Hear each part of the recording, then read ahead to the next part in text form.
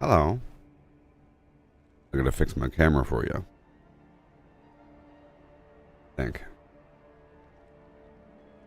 Bada boom. Hello, everybody. Hey, yo. Well, I made some changes back and forth. Things got kind of worse. Things got kind of better. So, hard as things are. As hard as things are. Okay, what are we doing? Where are we going? Pushka. And hail. And hail. Alright. Do I start off with a Helltide? I think I do. Let's just review my build for a second. Alright, I'm sure you're curious about that before I begin. Oh, things are weird. I swapped out my damage resistance from nearby bleeding enemies with having an 8% increased chance to dodge, and dodges restore 30% of my life. I tried swapping out the helmet and amulet for that, but then that became too much. Here, I'll swap this back over. It was cool and all, but you know. I'll swap this back over. Or the main issue here is that this costs money. It's pretty funny. I keep running out of money. A fine addition to my Money. Gonna have that damage reduction on it from enemies bleeding. Or I could do the whole iron skin grants unstoppable and damage reduction thing. Let's go with that.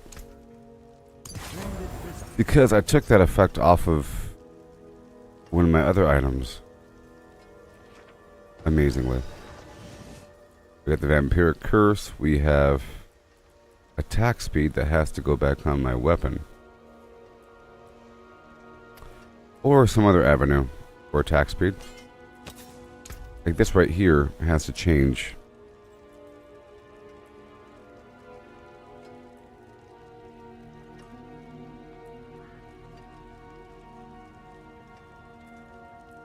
%30 more damage between fire, lightning, physical, cold, poison, shadow. Uh-huh.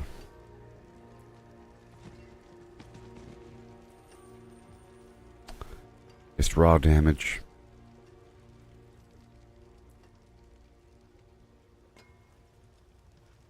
I did try to use a couple other effects yesterday, but I don't know. Whirlwind's critical strike chance is increased for every second it's cast. So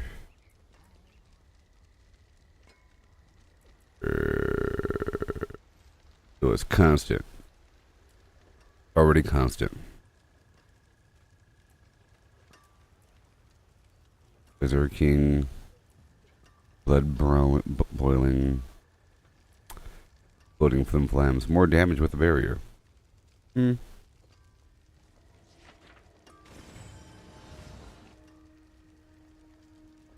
think about it. It costs 800,000 though. 800,000.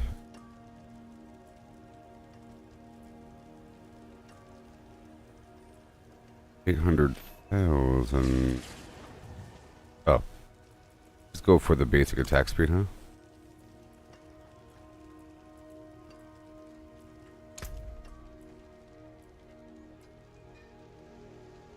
Yeah, I swapped out my jewelry. Alright, and I could find something else to sell. Just a few things. Maybe. Or am I that desperate? I need like 200,000. Hey, there's 200,000.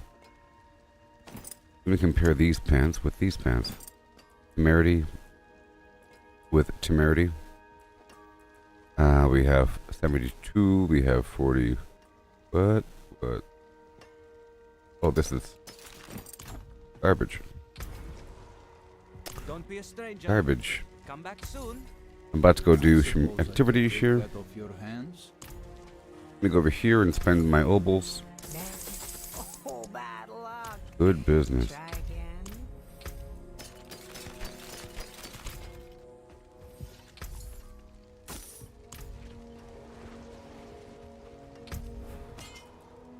I think my attack speed's already really fast.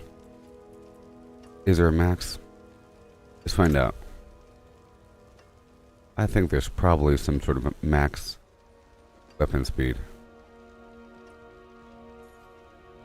Attack speed bonus. My total attack speed. This is my basic attack speed, right? Let's just do that. These numbers don't change. They're secrets. Let's get out here to the Helltide. Somebody else just used incense. And let's get out there to the Helltide and do some Helltide action till the Helltide's over. It just started though, so that's pretty cool.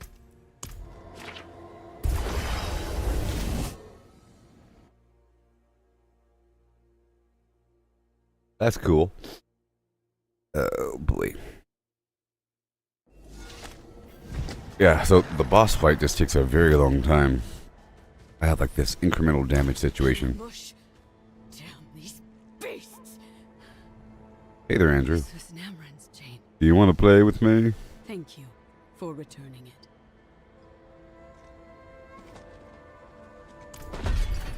Need to get stronger. The Helltide just began. You want to play with me? Or is it too late for you?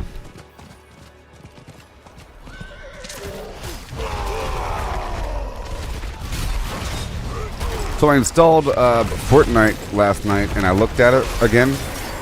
And there was some update with Lego Fortnite a little while ago featuring Star Wars. Looks pretty interesting. It even had like a cinematic. So it's like a whole Star Wars set of stuff. I don't know if there's Star Wars enemies on the map, but the video sort of implied that. But it seems like there's a battle pass you can buy just for Lego Fortnite that costs 1,400 V-Bucks. I have 1,370, so I can get that easily with Fortnite Save the World. I also looked at the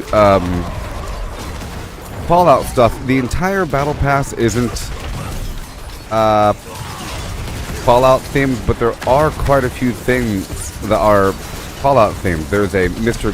Codsworth little animated emote thing that flies next to you and sweeps your shoulders. There's a Vault Boy or Pip Boy back bling and a bunch of stuff. Nuka-Cola armor.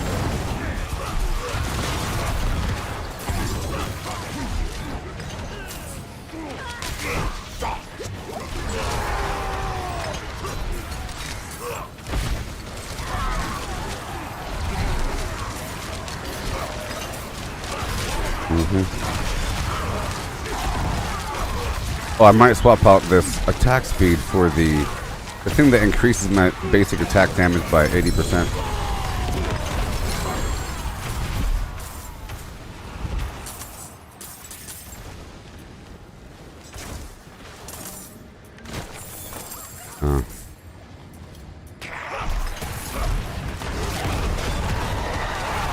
Hey, Mike. How's it going there, buddy old pal? Yeah. I was talking about all the Fallout features that they added to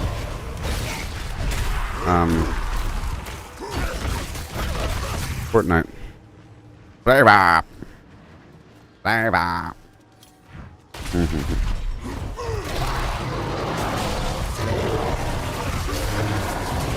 Yeah. So, I know that you tried playing this game a while ago, but this season is pretty awesome. It's called the season of Loot Reborn because they reworked a lot of stuff. They reworked a lot of stuff. Kind of funny.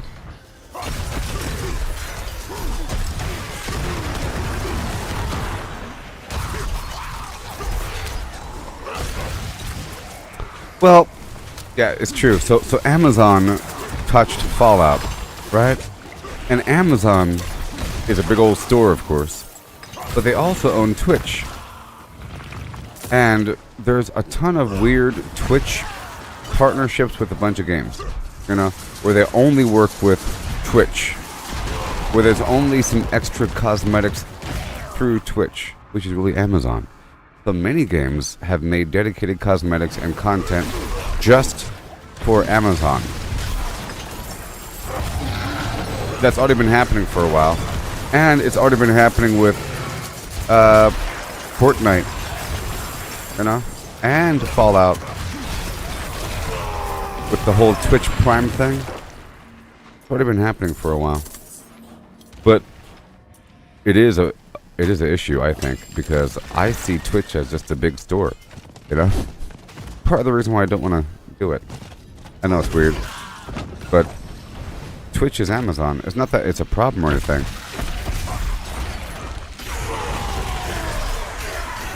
Plus, it's like a weird environment for a bunch of weirdos.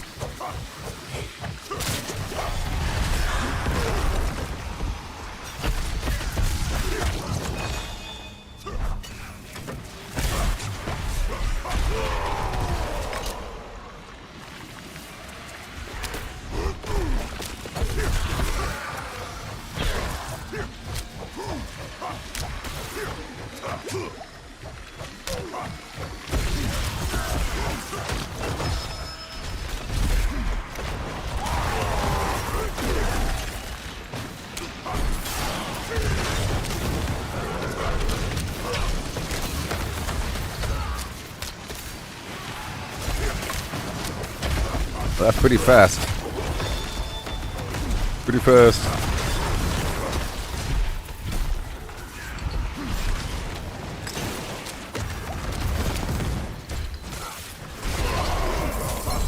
And heal.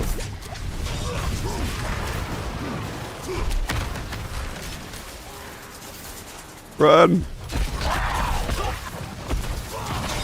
Run!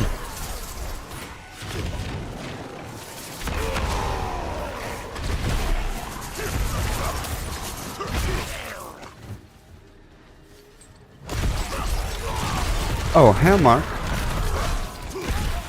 Hallmark.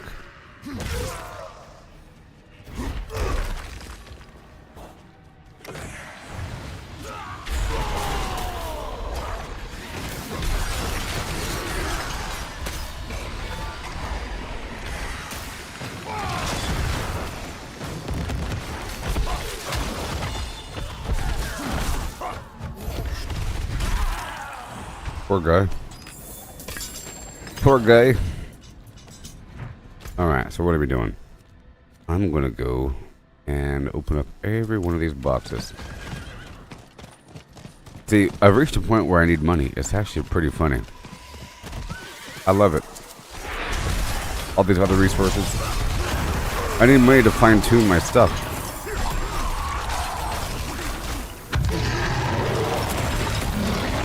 Jeez.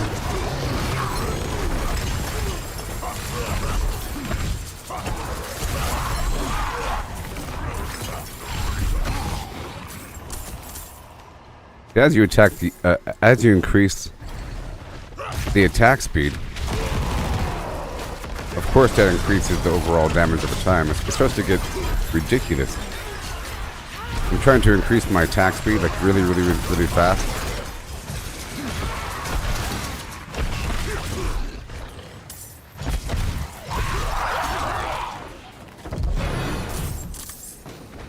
Here we go.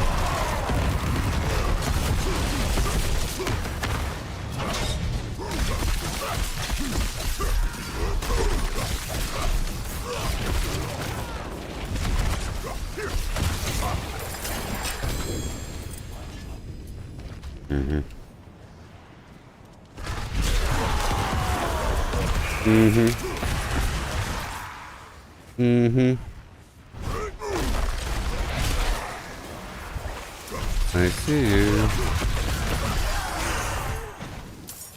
This is the Helltide, of course, you know. You know what's up with that. It lasts for a little bit of time, and these enemies are dropping these special cinders.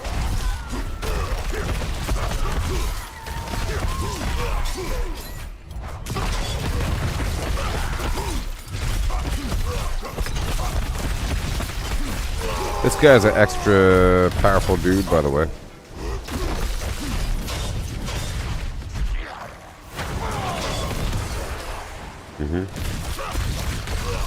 Looking at them cooldowns.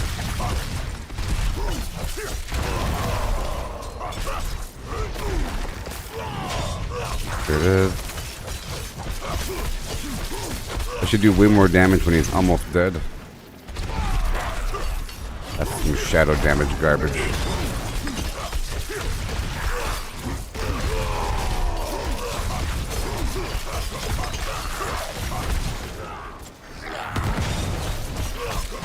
Yep, whenever I cast that, I'm unstoppable and I can attack. Otherwise, whenever I can't attack while standing in that horrible red stuff.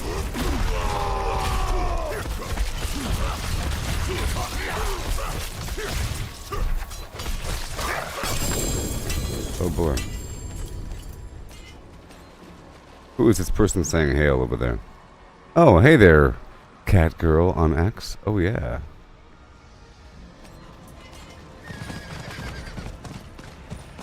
You're looking at my eyeball. It's kind of a shame that on X, only people that have the blue check mark can write things. You know?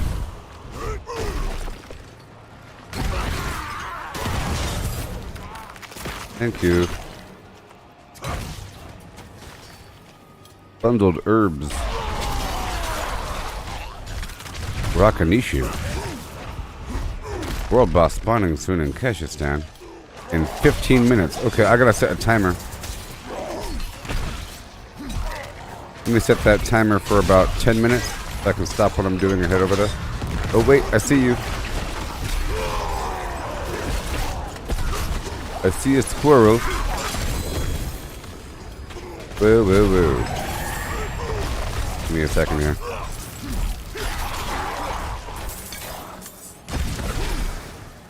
I have a lot of healing. Solo healing.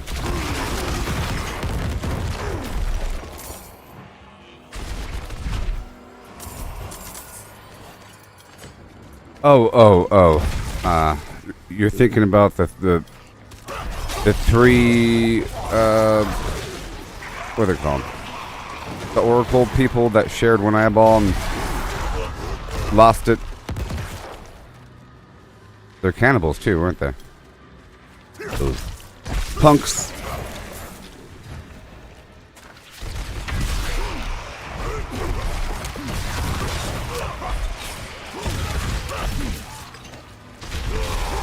Have you seen Cannibal the Musical? Yeah, there you go, the Fates. Yes, that's right.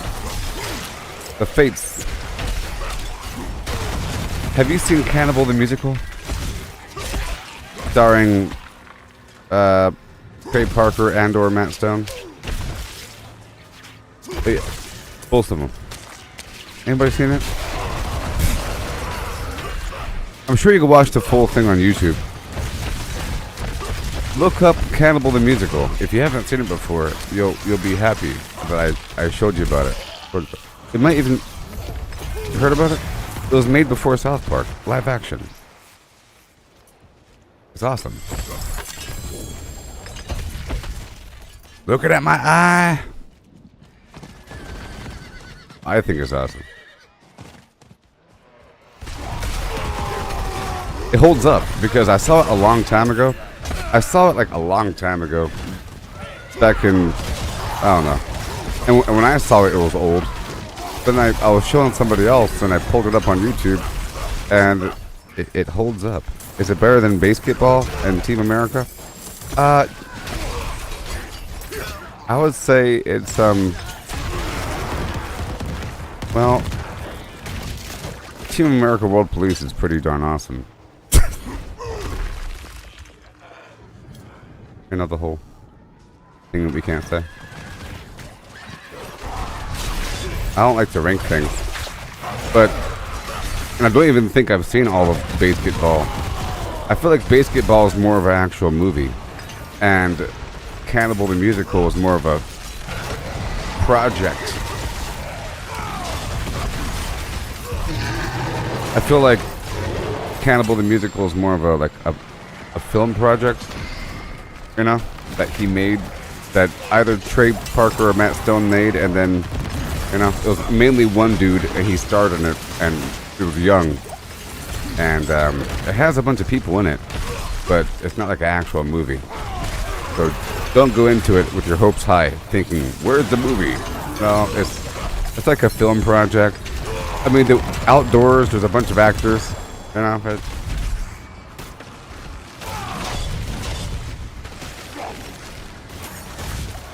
America!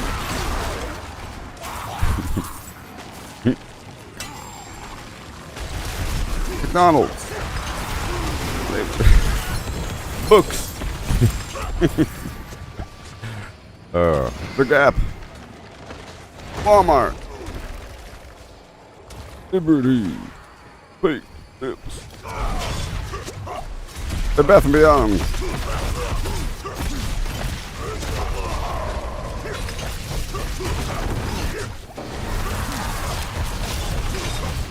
You will laugh.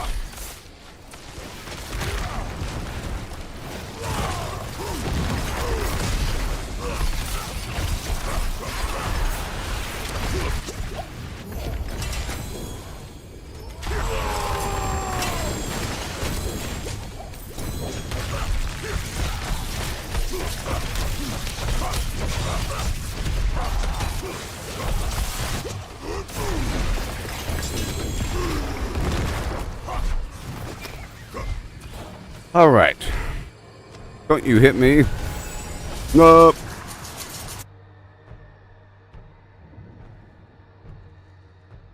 Yeah.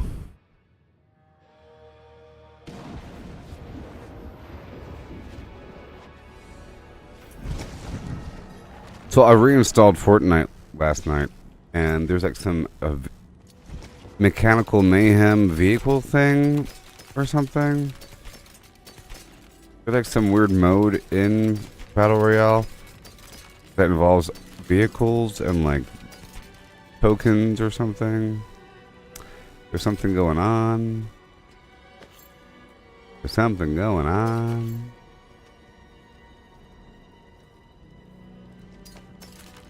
Anybody know about that?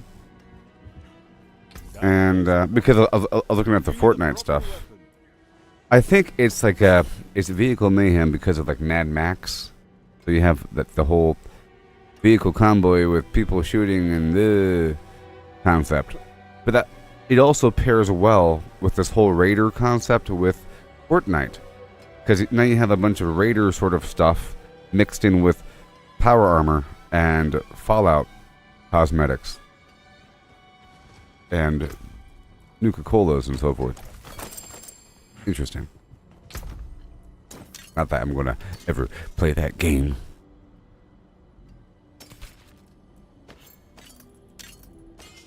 Let me get back out there. Let me get back out there. Dark days upon us. Durka durka.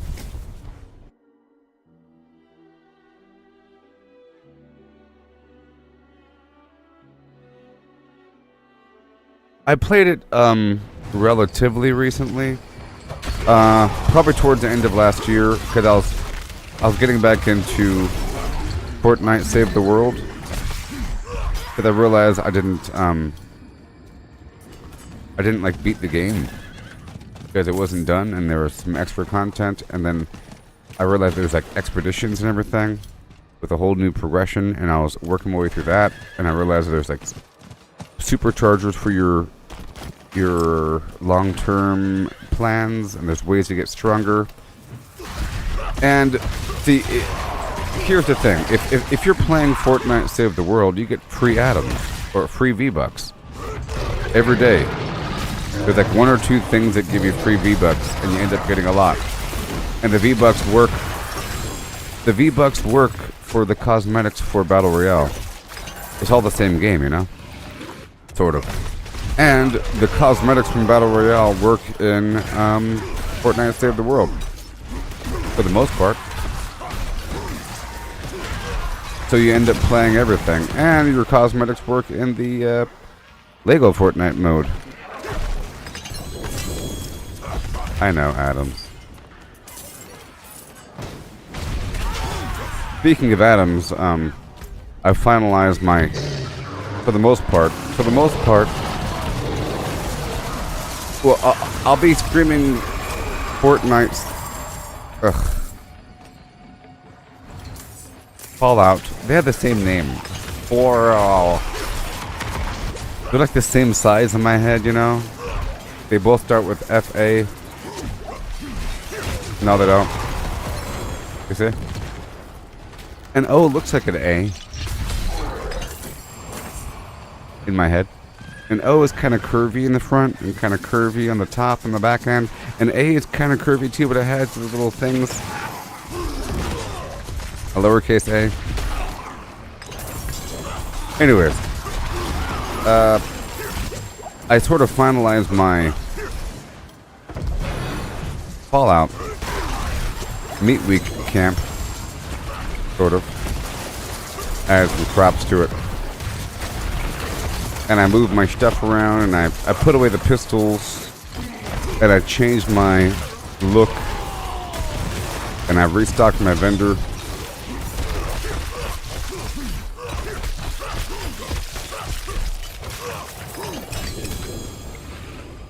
Yeah. And A has that little hat on top and a little back leg.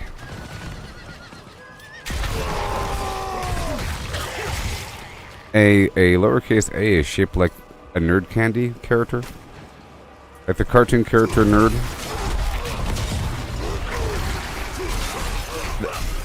The animated nerd character that's on the candy package. Kind of has like this weird curvy head with a big old back leg. I don't even think nerds have front legs, do they? Do nerds have front arms? Front legs.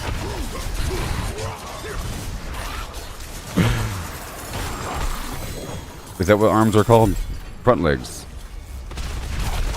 I don't think nerds have arms. I think it's just weird stumpy legs and a head.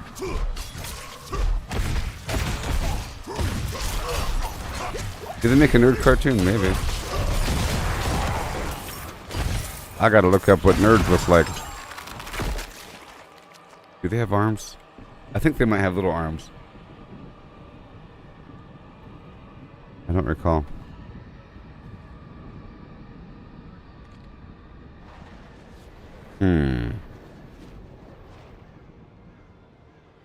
They don't have arms. They're freaks. Oh my god.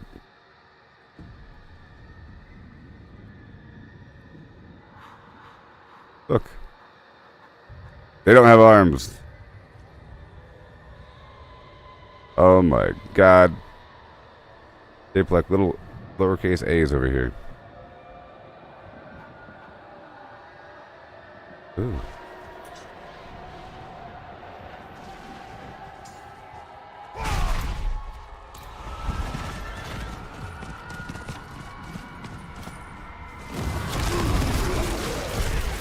Now, the human giants in Fraggle Rock did kind of have that nerd nose to them. They kind of had nerd faces. The human giants that lived, or were they normal people and not giants? I think they're normal people, but they're kind of shaped like giants. It could just be a perception thing.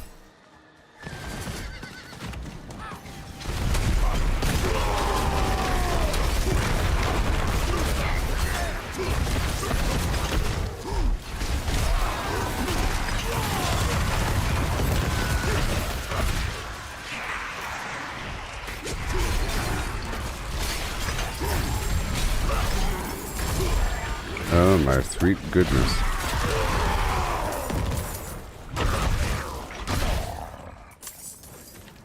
When your room looks kinda weird and you wish that you weren't there, just close your eyes and make believe. You can be anywhere. You know what that's from?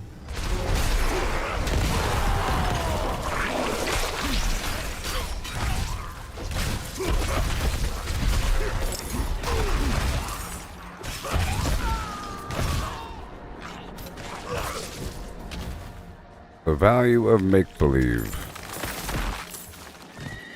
You know, yes, that's what it is. Exactly, Muppet Babies. I don't think that show would be able to exist in its same context. I guess it would. There probably is a remake, I don't know. There's probably been several remakes and they probably all suck. They probably are all garbage. I'm saying that back in my day, didn't really have a bunch of video games. We sort of did, but you know, there's no mobile devices and little phones and tablets and everything. And I'm pretty sure everybody has phones and tablets and little devices, and you don't have time or the need to make believe and act like you're a bunch of... I guess you can. Do people still do that? Make believe? When you have a bunch of video games?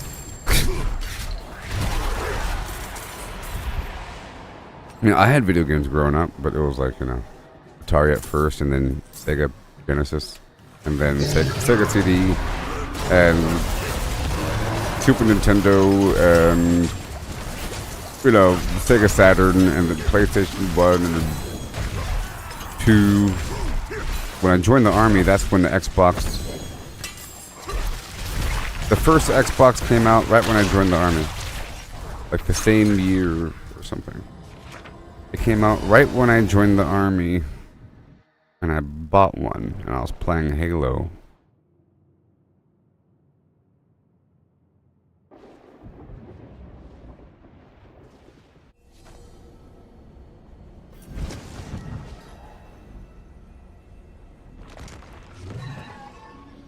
Some tappy tap game.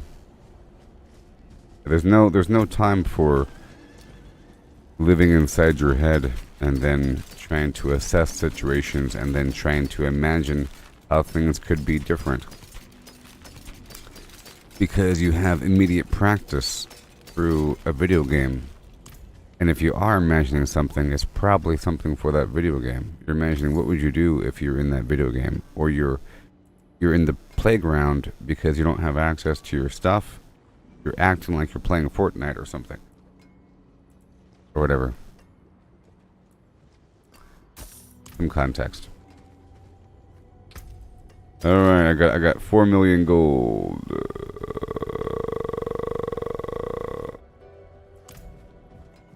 Can I help you?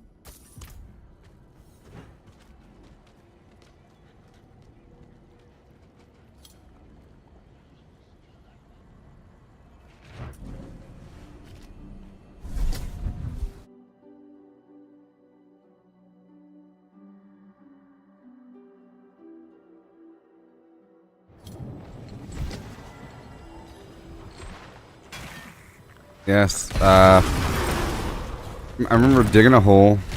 The whole idea of digging a hole is pretty cool. I don't think people dig holes anymore. You know?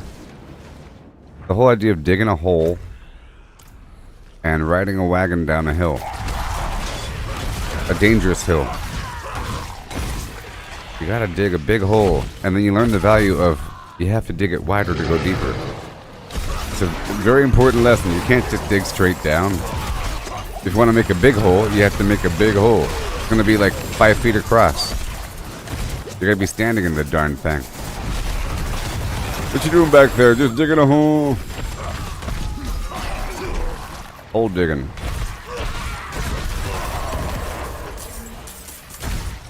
There's so many lessons in hole digging, like getting dirty and stuff.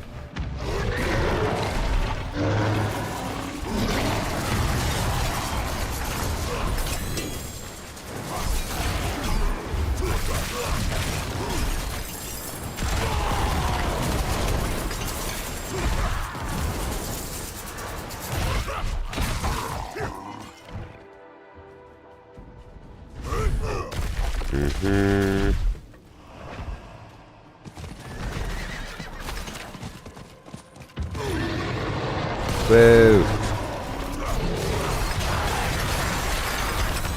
So, if you're watching here in Diablo, you can tell that there's a bit more of a commotion going on here in the Helltide. There's a bit more of a commotion going on. It's almost like the blood harvest of previous Diablo seasons. The blood harvest or the weird construction zones. There's a lot of... See, all these enemies keep showing up. There's this aggro meter that builds up as you do stuff out here. And when it builds up all the way, this is what happens.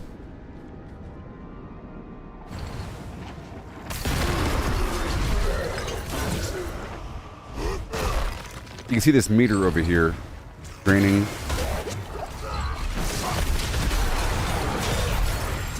Hey, thank you so much. Mike, you lived in a creek? That sounds awesome.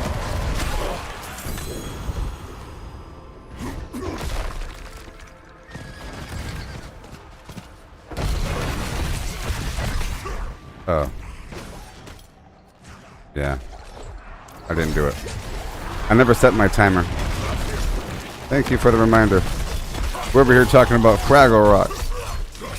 See, I was about to set my timer, and then I saw a treasure goblin is the problem.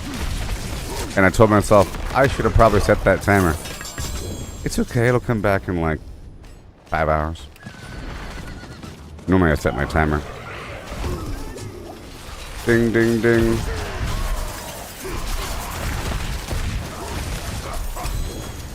Yeah, it probably happened 4 minutes ago.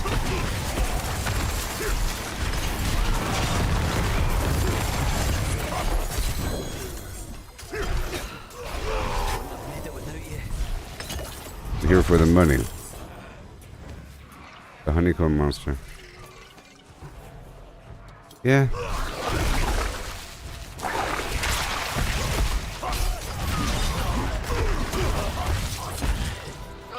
Oh, I was wondering if nerds had arms. Yeah. Well, and they don't. Still there.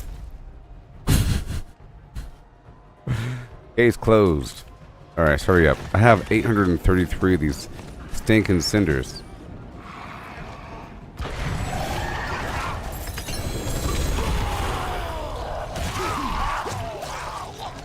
Supposed to eat them.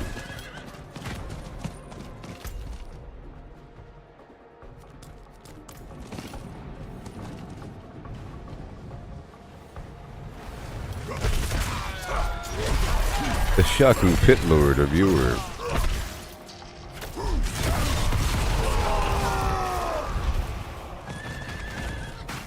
Hey nerds. Compliment.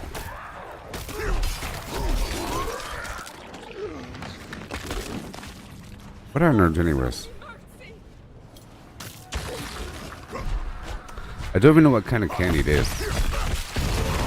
Because it's a candy coating, and I'm pretty sure that candy coating is on everything else. I'm pretty sure that's the same candy coating that you find anywhere else. Like on a spree, for example.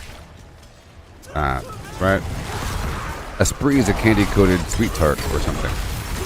So you got the candy coating. On the inside you have like this weird crystal thing. Right? It's like a weird right? It's like a weird crystal. Pure citric acid. Sprees are the bomb. Chewy sprees are the best thing ever made. Chewy sprees are one of the best candies ever invented by man.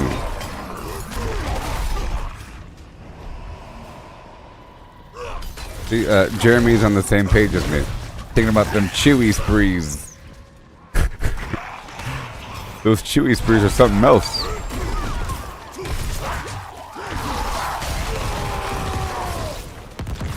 Yes, all these Wonka candies.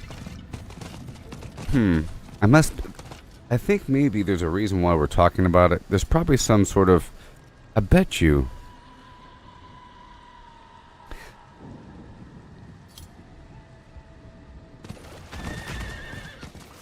Think about it. Shock tarts. Oh yeah, shock tarts. Yeah, shock tarts are like chewy sprees, but they're hyper sour. Those are awesome. And that oil tube. So we're over here giving this free commercial for Wonka candies, right? And there's a reason. Well, it's because I was saying that Fortnite and Fallout are the same thing in my head because the O looks like an A, and an O is an A is just a little O with a little hat and a leg, and it looks like a nerd.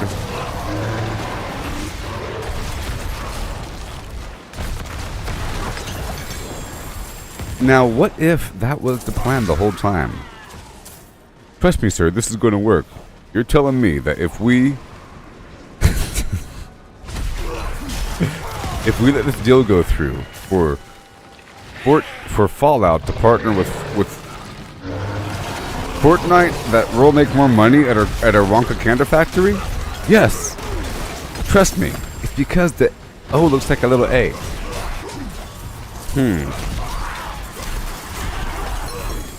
We're in $5 million. Like, you know, the AI says we have to do a partnership in order to increase candy sales. It's either candy sales or it's some other plot because things are linked together, and you know what I mean? Because then if all of a sudden there's a big Wonka ad, you can say that, oh, the things are listening to me. We were just talking about Wonka all day long, and now there's a Wonka ad. What's happening? Oh, there's a Wonka Part 2 movie trailer? You know? You could either say that it was listening and that's giving contextual ads, or you can say that it was planned the whole time. That whatever reason that you chose to say Wonka was already planted in your head. You know? Like, you think that it was organic, but it's not organic. Because everything is linked together. Think about it. We were just talking about Porsches. About red Porsches, exactly. And now there's a new Cars 3 movie with Kachow and... I don't know. Well, why were you talking about red Porsches? Think it backwards. And it's probably related.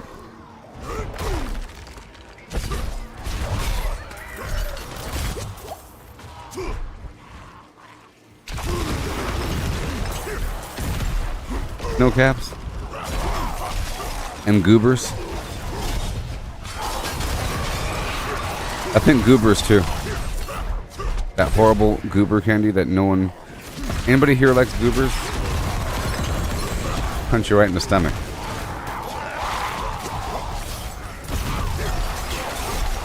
Well, all they had were goobers and... What? Wait a minute. Are those chocolate covered raisins?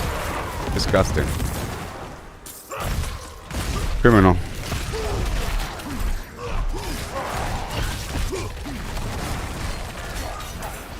Criminal.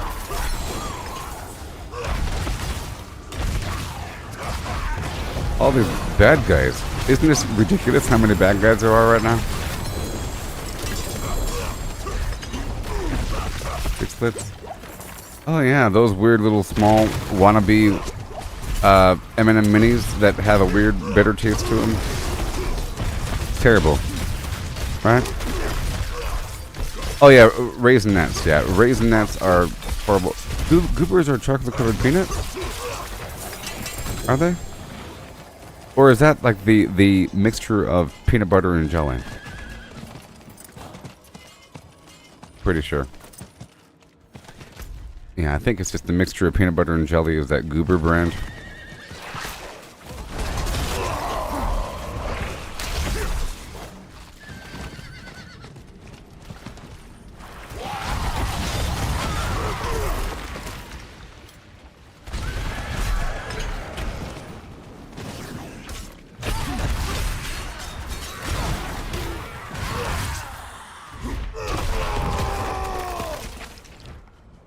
I have 12 minutes to spend 1,000 Cinderin.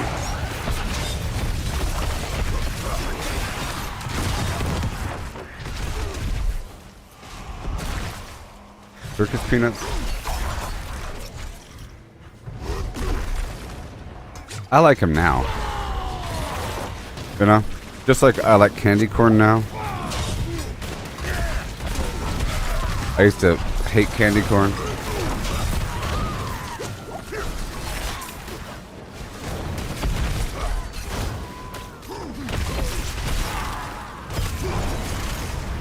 Oh, the gigantic pixie stick. Those are always awesome. Delicious. Now, isn't like a sweet tart a compressed pixie stick? You know? You put a pixie stick powder in one of those hydraulic presses and you get a, right? And then you get a sweet tart. I think it's just a compressed pixie stick powder. Like 5 tons of pressure and you get yourself candy.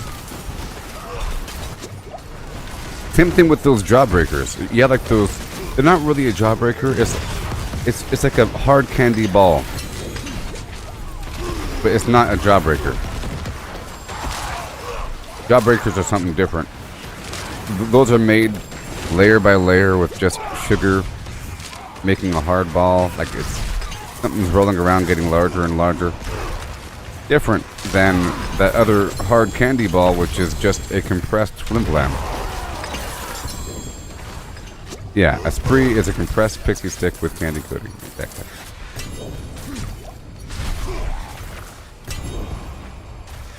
Otherwise known as a candy corn pump. Yeah, yeah, that candy corn pumpkin is just.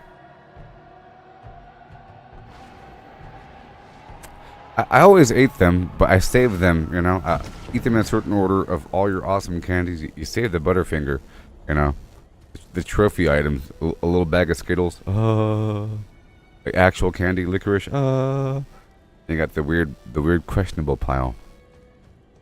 And then you got the pile of stuff that might have been opened.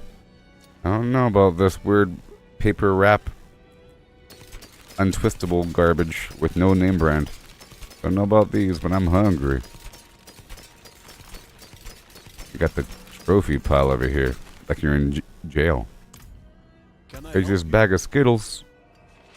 You got a full bag of Skittles? What the? What house? Giving out full bags of Skittles. Marty? Oh, candy corn by color, layer by layer. What about them Chico sticks? I used to get Chico sticks from the Depot store when I realized that Chico sticks are the same thing as a Butterfinger. You know? And they're really cheap. And I actually liked Chico sticks more than Butterfingers because there's a fine layer of little coconut on it, which pairs well.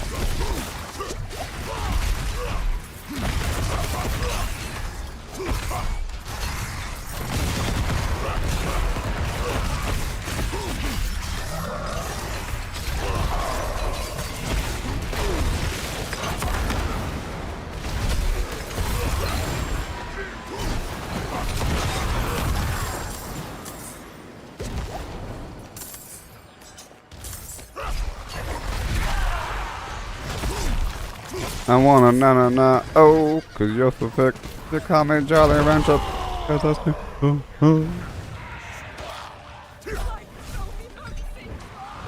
Awesome. Cause you're Max Goblin.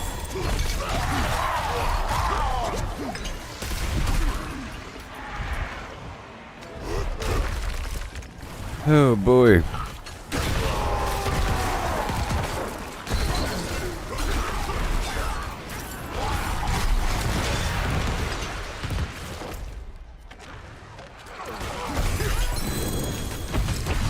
$1,000. I have to make another character eventually here.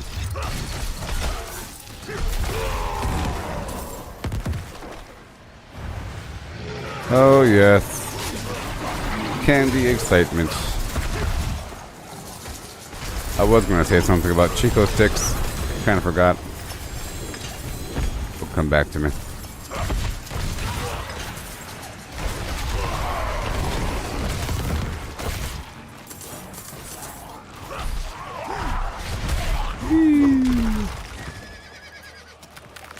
$1,000.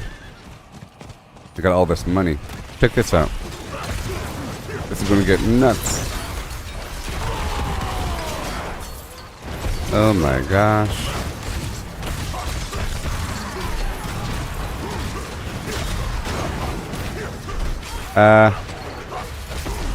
Hey there. Jeremy, you're asking me a question. You played Diablo 3 a lot. You're not familiar with this one. Is my character close to maxing out? Well, there's also Diablo Immortal that is out right now. It came out around the same time as this game, actually. It's kind of weird that they both exist at the same time, you know, with a slightly different development cycle, with different layers of attention being given to them by the developers. It's sort of weird, but one, Diablo Immortal is made for all platforms, including mobile. And this right here is made just for consoles and PC. And it has a whole different structure. I am trying to remember the nature of Diablo 3. I played it a lot. And they have seasons as well, you know, just like this. And they still have new seasons. This is a seasonal thing as well. You know, this is season 4. The season of Loot Reborn. I think in Diablo 3, you just keep on leveling up, leveling up, leveling up. In Diablo Immortal, you just keep on leveling up, level 2000 or something, you know what I mean? Sort of thing. And in, like, Diablo 3, your seasonal character would collapse into your eternal character, and then you would have a higher total level. And Paragon points were provided after you hit max level. That gave all of your characters bonuses.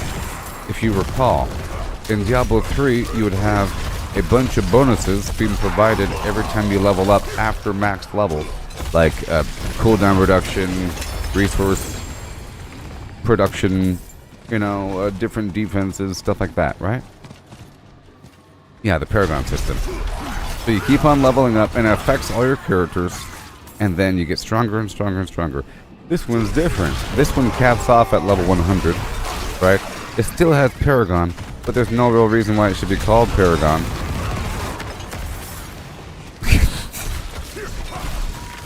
Because it only affects one character.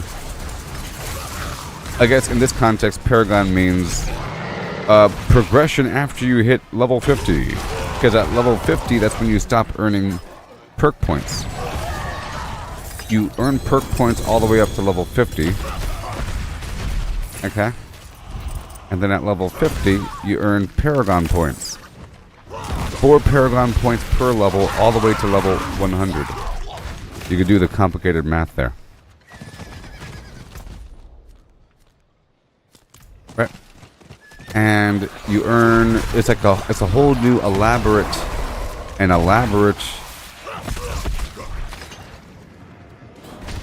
it's so elaborate,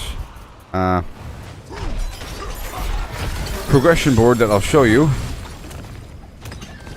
And that's it. Now in terms of progression, there's a ton of content. I'll show you in just a second, okay? If you want to hang out just for a bit longer. I know we had a big discussion about candy. But I gotta show you something. But I only have 2 minutes and 45 seconds to go across the map right now. To go spend all this stuff. Boom.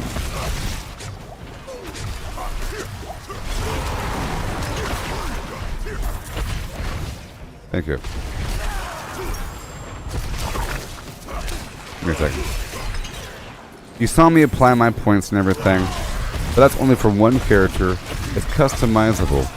You can move the points around. You get points from, but then there's a finite amount of points. There's a finite amount of points, and then it stops, okay? I'm already level 100. I stopped getting new points. Now, let me do something really quick, because we're going to run out of time. on those Paragon boards, you unlock these glyph sockets, and those glyphs you find in the field. Once you find them, it's done. But then you level them up to level 21.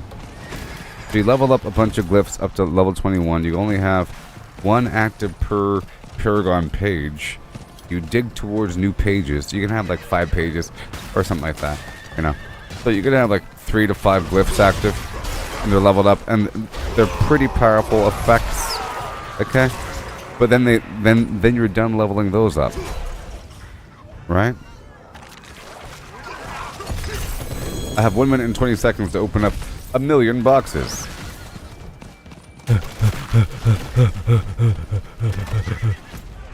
Oh no! Ride, beast.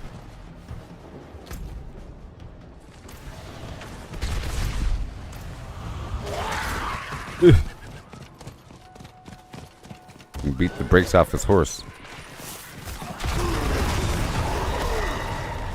No.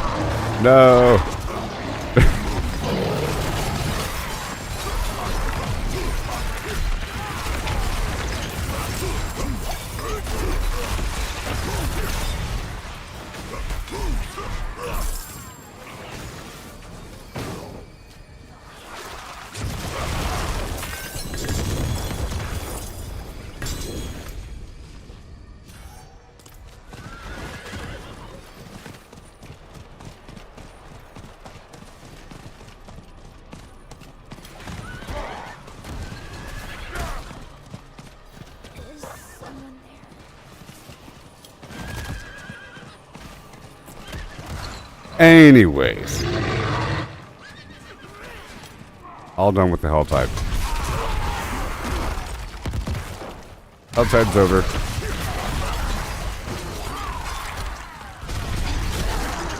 Helltide's over. Okay, so now I can properly explain. Okay, so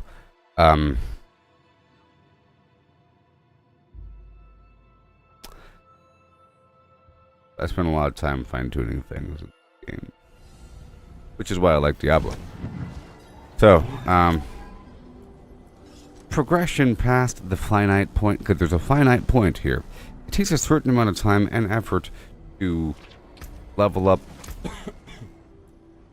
these glyphs, and then you might want to level up all of them. A certain amount of progression in leveling up all these glyphs, but you only have so many active at any one time. You have to dig toward these glyph sockets. You know, it costs more points to dig to here, so if I wanted to dig to here, I'd have to remove something else. And everything's pretty important. Yesterday, I was all the way over here to this glyph socket, and I removed it.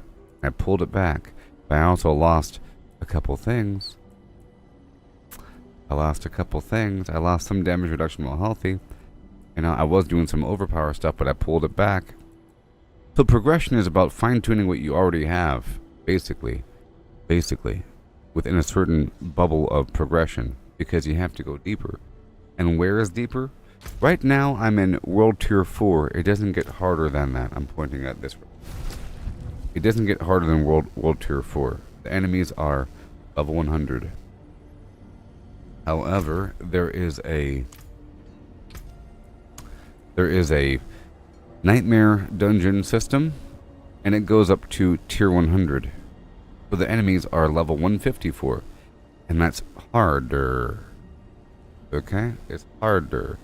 And they have really high elemental damage, and they're very fast. They have crowd control. There's lots of stuff going on, so you have to like fine-tune what you already have. Now you have your gear, and that's just about random drops. Sort of like in Fallout, you know? Part of your build is getting a whole set of gear, or even after you're done with your point distribution for your build, in theory, you still have to get a full set of unyielding Secret Service armor, and that takes time by doing activities, getting currency.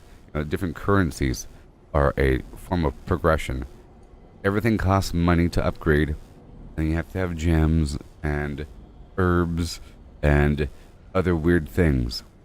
Certain items are available through spawning bosses. See, this is my resource tab. right here. And these are different body parts for spawning different bosses. You have to do different activities to get those bosses. And then those bosses can drop really good items that are unique items. Uniques, which are beyond legendary. Like this tab right here with this kind of this peach color. The different color, you see. Getting better versions of those. You also have this system where you're able to take a piece of gear and add, like for example, I can take this ring.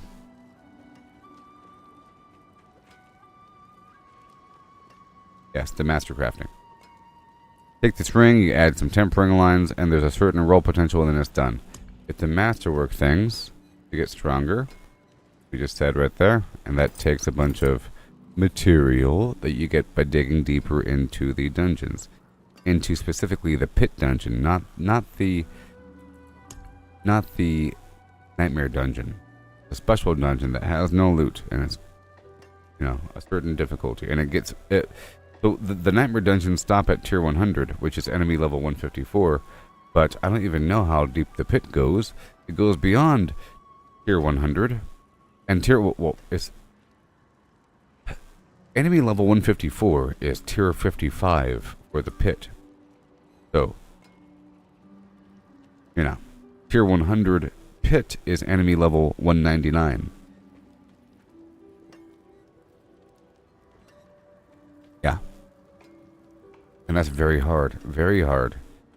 And that just requires exquisite fine-tuning of your build. There's many options with the aspects and everything. So you sort of like, you're not really getting stronger as opposed to, okay, I leveled up. There is no leveling up at this point. It's not just raw points. It's a finite amount. But certain items give you extra points, maybe.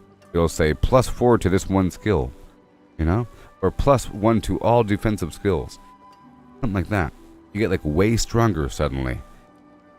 It goes from really hard to, a cakewalk, and then you push the difficulty deeper, and then you hit some other wall. Like right now, my wall is, it takes a while for me to kill bosses a little bit, but everything else wipes out. And I can reliably get through most content. Can you group up to do the harder dungeons? Yes. This game is very multiplayer friendly. The problem is, if your teammate isn't picking up the slack or fighting with you, it's harder. If they're fighting with you, it's easier. In theory, if they're equal power to you or stronger, it's easier. If they're less strong than you, it's harder because you're picking up the slack. The enemies have like twice as much health, so everyone becomes a bullet sponge unless you're working together.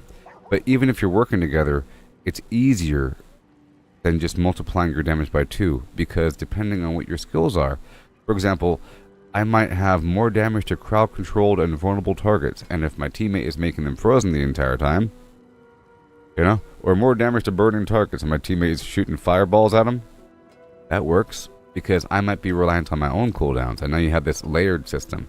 Plus, some of my effects work on a group, like my shouts work on a group, so it's even better as a group. Plus, there's this incense situation. This incense works on a group, so if you're, and this sort of compensates. It says right here, increases all stats by 40 and critical strike and overpower damage by 5% for every nearby player. You see? It stacks. Increases all stats by 15 for every nearby player. So if I use this alone, I have +40 all stats. The second another player walks within perimeter, I have 40 more. If you're on a team of 4, then your build can be based if you're playing with other people, and you could, in theory, have some synergistic stuff. For example, I know that my shout does help out other people, and this challenging shout, that's sort of why I'm using it. There's a lot of people around, but it also helps me quite a bit because it gives me damage reduction, But while it's active, I'm taunting everything. And that's a team thing, I'm acting as a tank and I'm taunting everything. There's another one that makes everyone faster and all that. But let's just say that a proper build already takes into account extra damage from different sources, and a good build is able to apply those different damage debuff modifiers against the enemy in layers. And if you're with other people, those layers just automatically sync up. You don't have to worry about it. You don't have to, like, try. You know what I mean?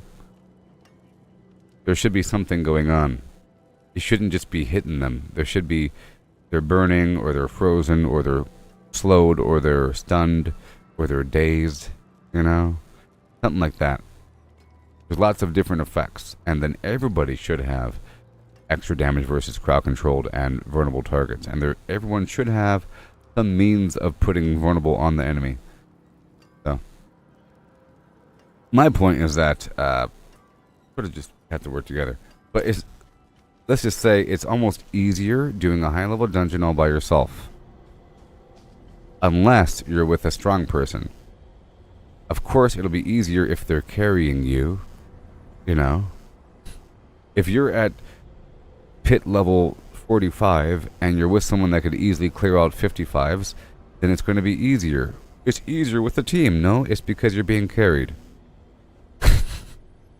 If they were weaker than you, it would be much harder.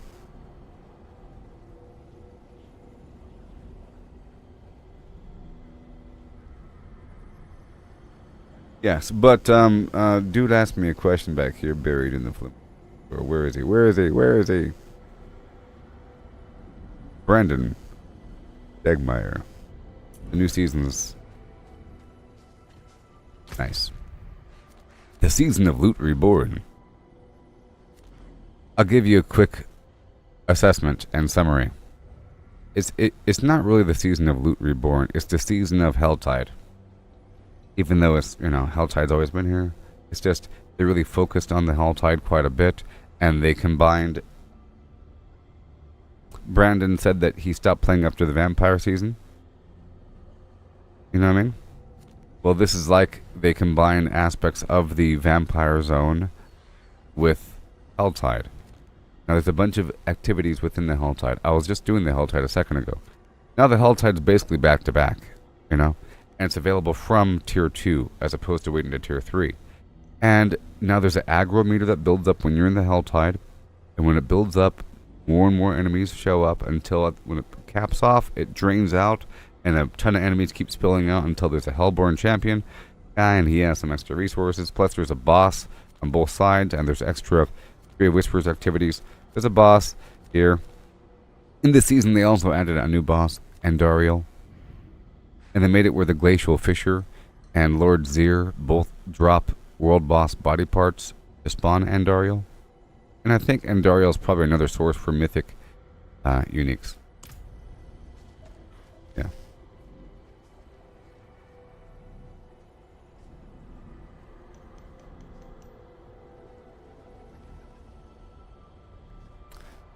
Yeah.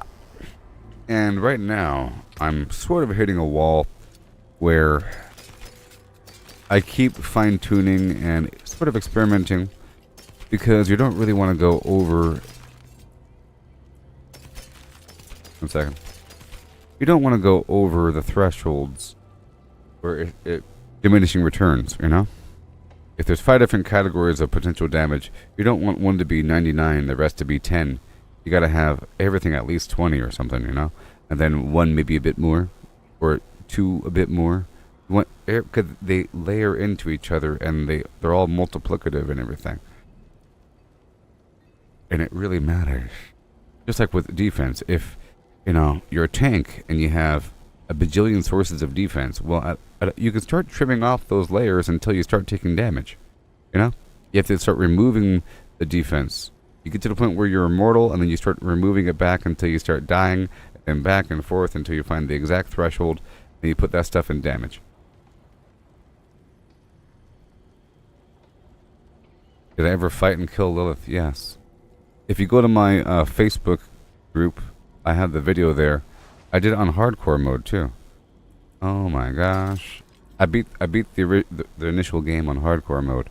That was stressful. All right. Yes, you do beat Lilith. I don't know if she's actually dead, though. Might be dead. Eat all that stuff. I don't know if she's really dead, though. Really? Pretty sure she's not really dead. And she's a big piece of garbage. And that's why my current dungeons are so hard. It's just terrible.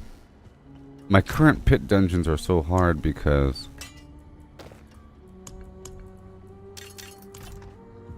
Can I help you? Many fun ways. It's because when I go to fight the boss, there's a bunch of extra weird shadow bosses along with it. And those guys are terrible. It's all the other bosses. They show up, and I can't kill them, and they do their little effect, and they disappear. So you'll have Lilith doing her weird kill everything on the board maneuver, or a vacuum effect, or there's whirlwinds, or some fire nova, or some other horrible field where you have to keep moving around really quick to avoid dying. It's everywhere. Okay, so I got my money. I have money. Everything's fine, I think. Iron skin grants unstoppable. Cure and damage reduction. A big chunk because I put it on my jewelry. Smart move, Bosco. Charge. Critical strikes with core skills increase my attack speed by 25%. Basic skills grant attack speed.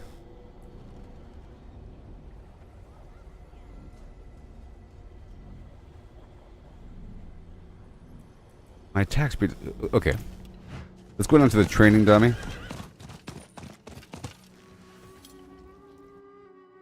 This is what I'm talking about. Too much attack speed is too much attack speed. Yesterday I moved my Paragon board over to unlock this weird effect. While berserking, critical strikes increase my attack speed by 2% up to 16%.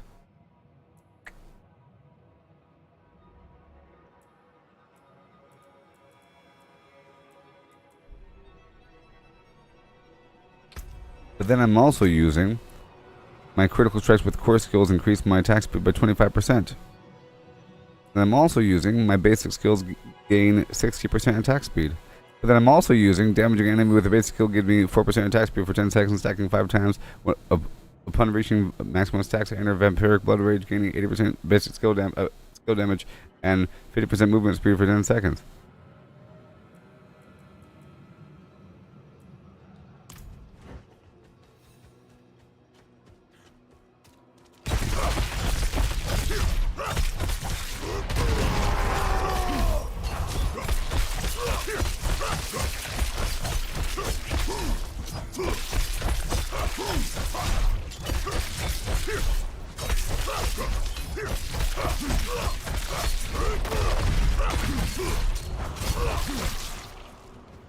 Okay, boss.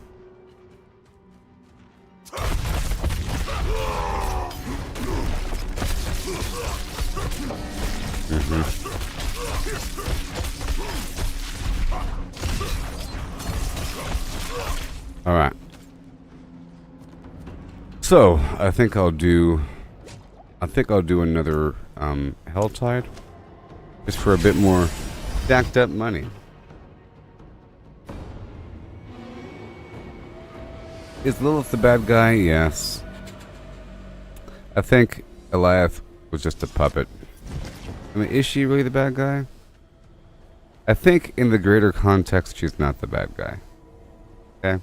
I think she's doing what everybody else is doing. In this context of Diablo 4, all these... It seems like there's many humans that have been convinced that hell is coming, and it's going to be really, really bad. It's not even bad yet. I think they're implying the Helltide. If the Helltide's coming, in general, so we have to get ready. And there's a big narrative across the map of getting ready for it. And many people have gotten ready by becoming cultists and summoning demons to act as servants, or doing rituals and killing people, or carving blood runes into their flesh, or becoming demons themselves.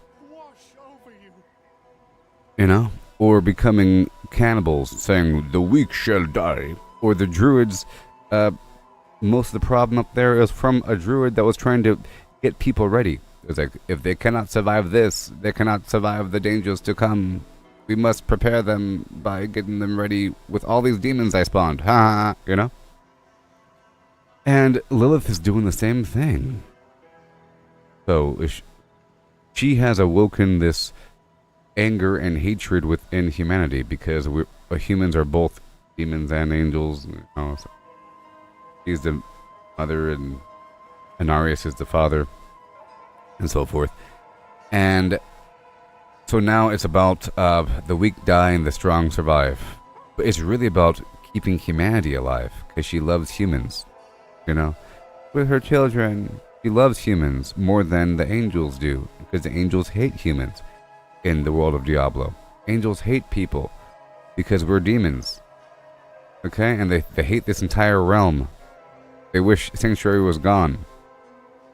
You know, it's Sanctuary is called a sanctuary from the eternal conflict, which is what it's really called, between the angels and demons, the high heavens and the burning hells. So why would the angels want there to be sanctuary? Yes, I'm guessing Diablo, the Lord of Terror, and other notable prime evils for some reason are going to come back, because I feel like there's going to be an actual return. Right now we have hints and hints and hints and things, and the world's getting all nasty because demonic flim-flams are being woken up in preparation for something in the future. You know? Something deep in the future that they're preparing for. Alright.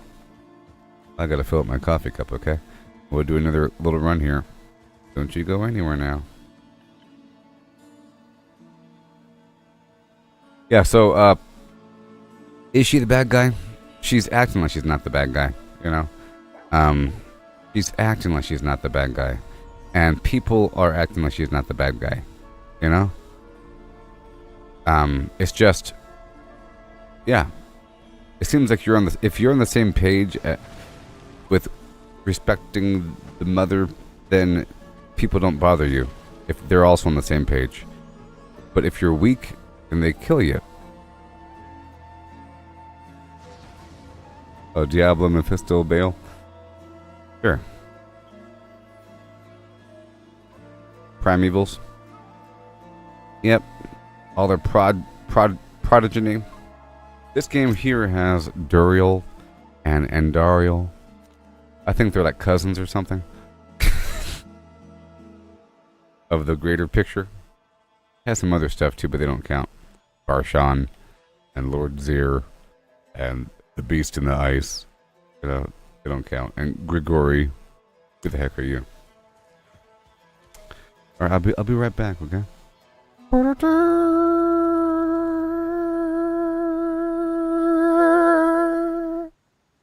Enjoy the conversation, everybody. The ones that stay past this break are the real ones. The real ones. I don't have any deep fake voice clone Diablo songs. This doesn't feel right.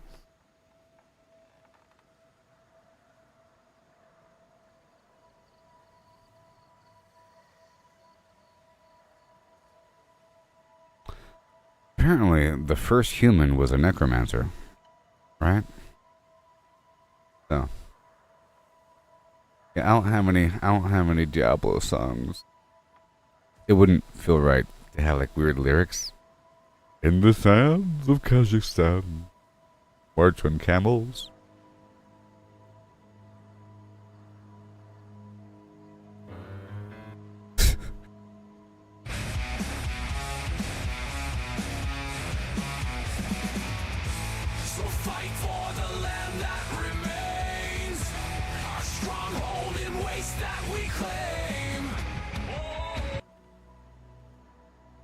Hilarious. I'll be right back.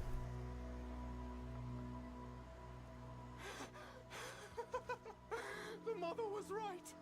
Bleeding sky, shocking sands. Listen for the screams. You see, he said mother was right. Right? You see? Like she was warning people. Is she really the bad guy in this context?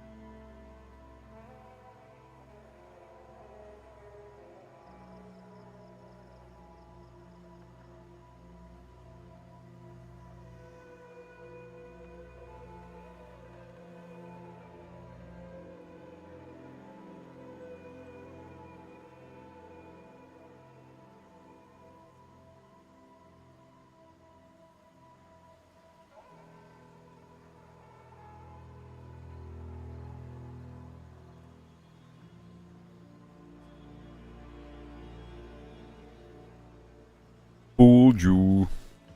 Alright, well. Okay, let's go do this tier 100 nightmare dungeon.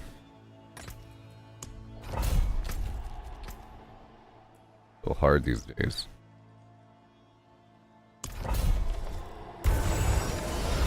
I keep reporting these players are selling gold.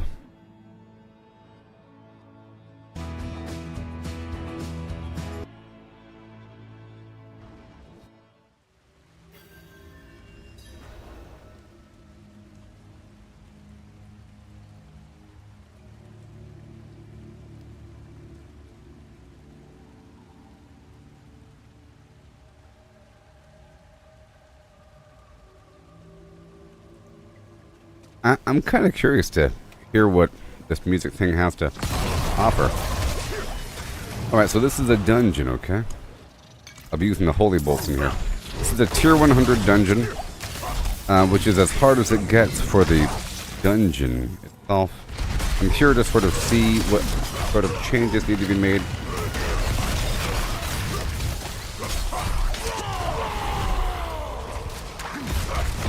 See, it's good to come here after doing that Helltide stuff. The Helltide's sort of easy now.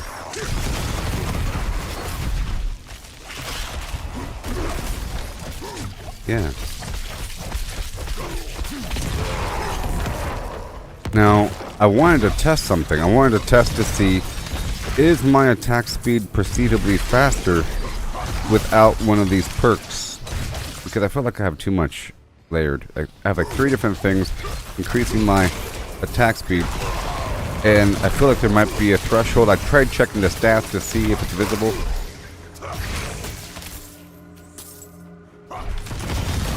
Normally it states if there's a cutoff.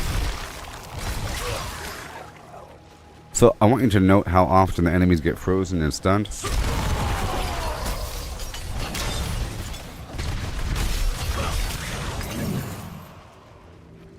I do a lot of damage to him.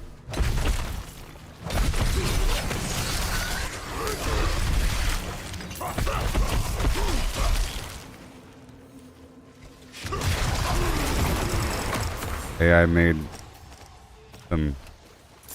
I'm sure I can see what you're writing.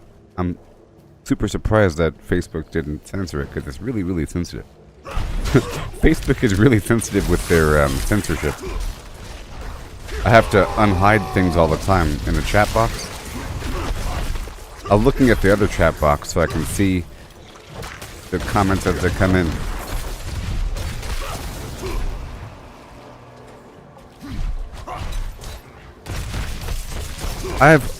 There's an AI company that got canceled because they're using humans to run the AI. I heard that that's a controversy with several different companies right now. Or at least it's misleading. That there's been misleading advertisements in general featuring AI where it's... Let's review. I think it was Google or something where they showed a video of them showing something to the AI and, what is this? You know, and then it would answer the question, and they'll do something. It was testing out, so that might be what we're talking about here. So it was all, those were curated examples, recreated. Another example is that Rabbit Pocket AI device. They were acting like you could do anything with this thing. Order me pizza and so forth, and go on the internet and check for stuff. But in reality, it was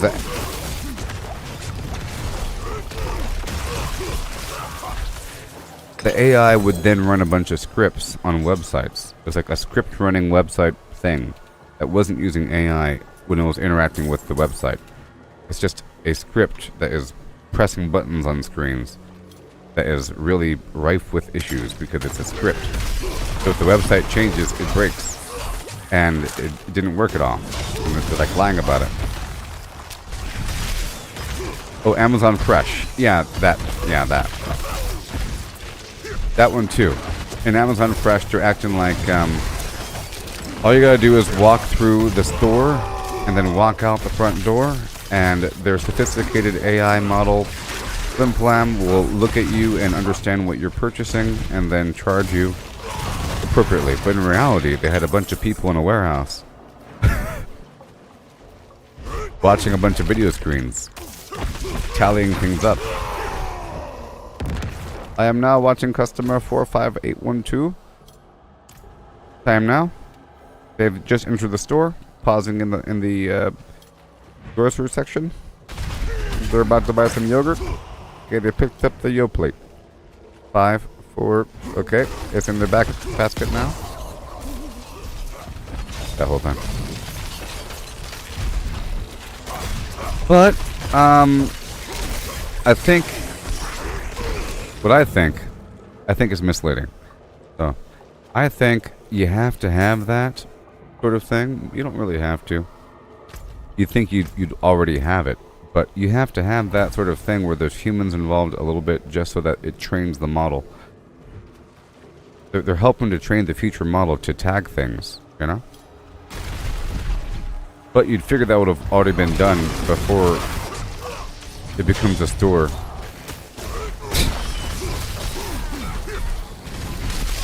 Not to have, like, most of the interactions be done by people. That's like a weird privacy thing.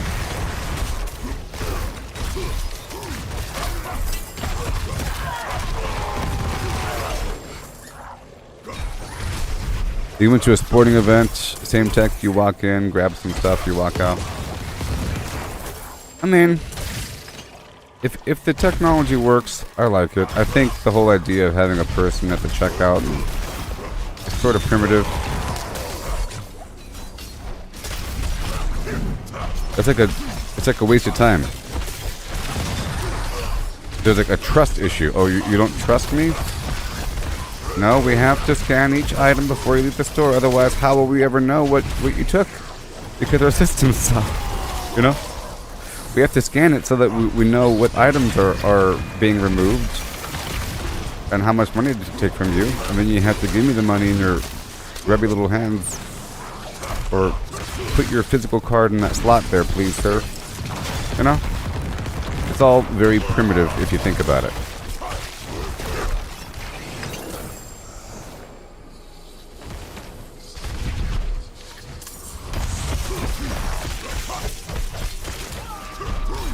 So this boss fight's going to be really hard. You see me getting through this dungeon at a decent rate, but I figure this is as hard as it gets, okay? It better be a little hard. Maybe. Well, this isn't as hard as it gets, because there's the pit. But in terms of a dungeon that drops loot, this is the hardest dungeon.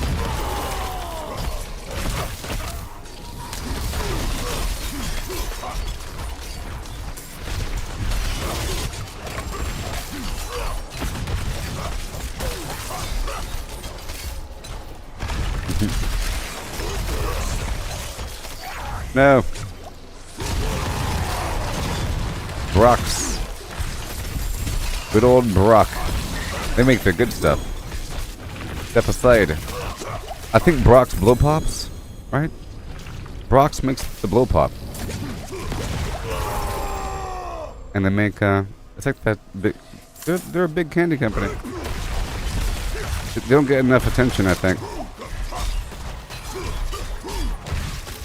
They make all the, like, they make everything. Probably most of the candy. Little butterscotches and peppermints and little bag full of garbage, you know. Gummy bears. Right?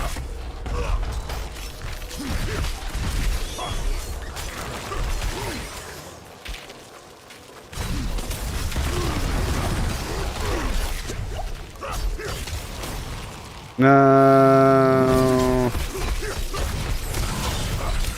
Use cash a lot. Yeah, I know. I'm just saying it's inevitable. Maybe. I don't know. Is it?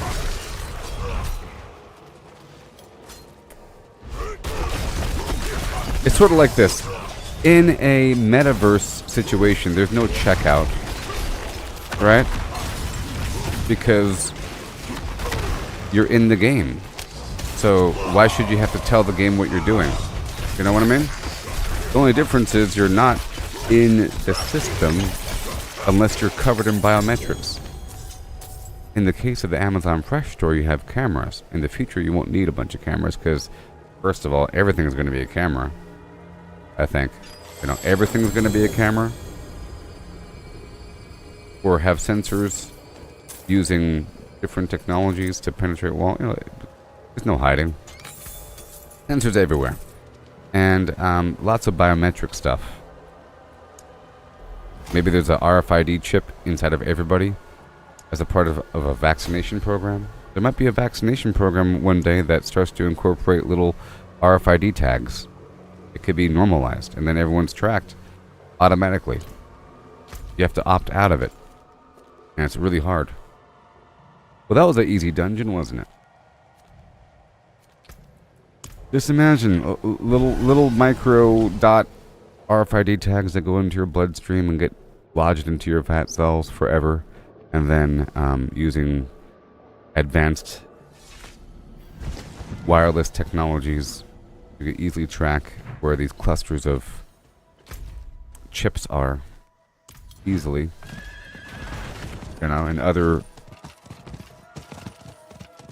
information, and it'll be pitched as it's going to happen. It's like you shouldn't have to call 911. You know what I mean? Help me! I'm bleeding out. The hospital should already know that you're bleeding out before you tell them. Right? In a video game, it knows you're bleeding out. Should I have to tell Blizzard, hi there, I'm taking damage? No. Right? Think of it like that.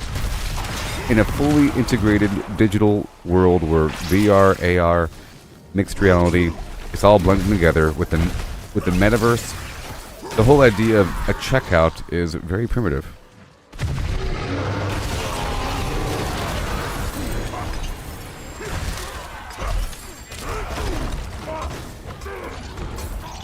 RFID access to the building.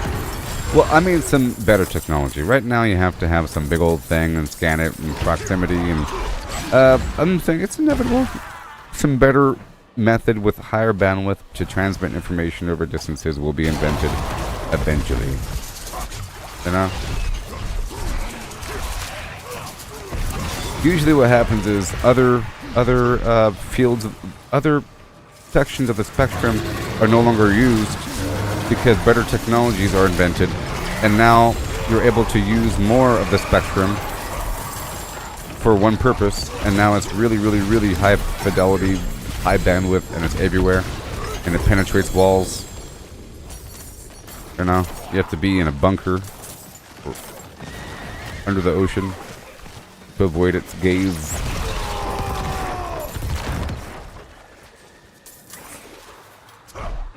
You'd rather bleed out?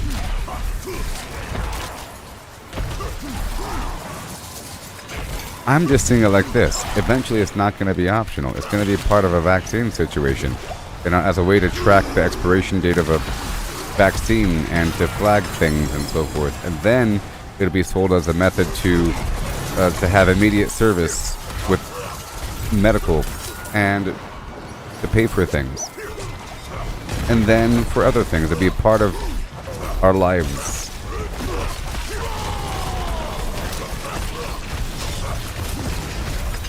Who knows? Whichever our lives are.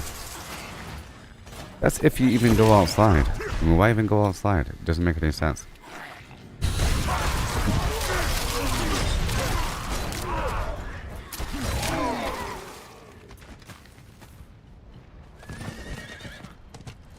Every time, huh?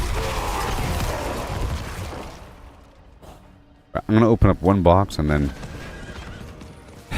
let's do some pit action, hence the title of the stream. Oh, I want to test one thing.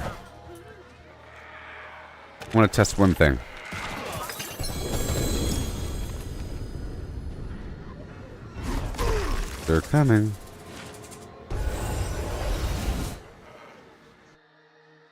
That's where the your fields and cows are.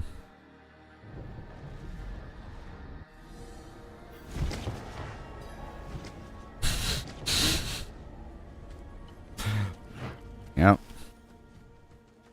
Think you're gonna have fields and cows on an asteroid? No. Maybe you might have fields and cows. Maybe. The big picture here. When we're living in a settlement in some asteroid belt, it's not gonna be fields of grain.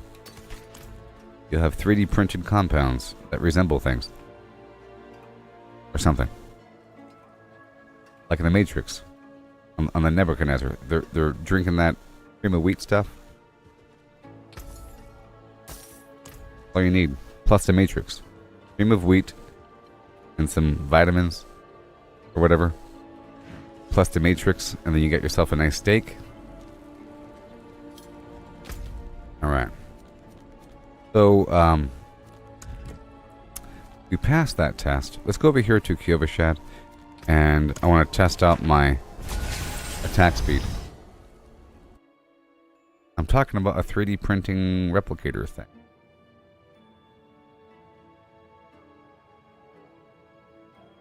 I feel that many humans are in the process of this overall machine that creates reality.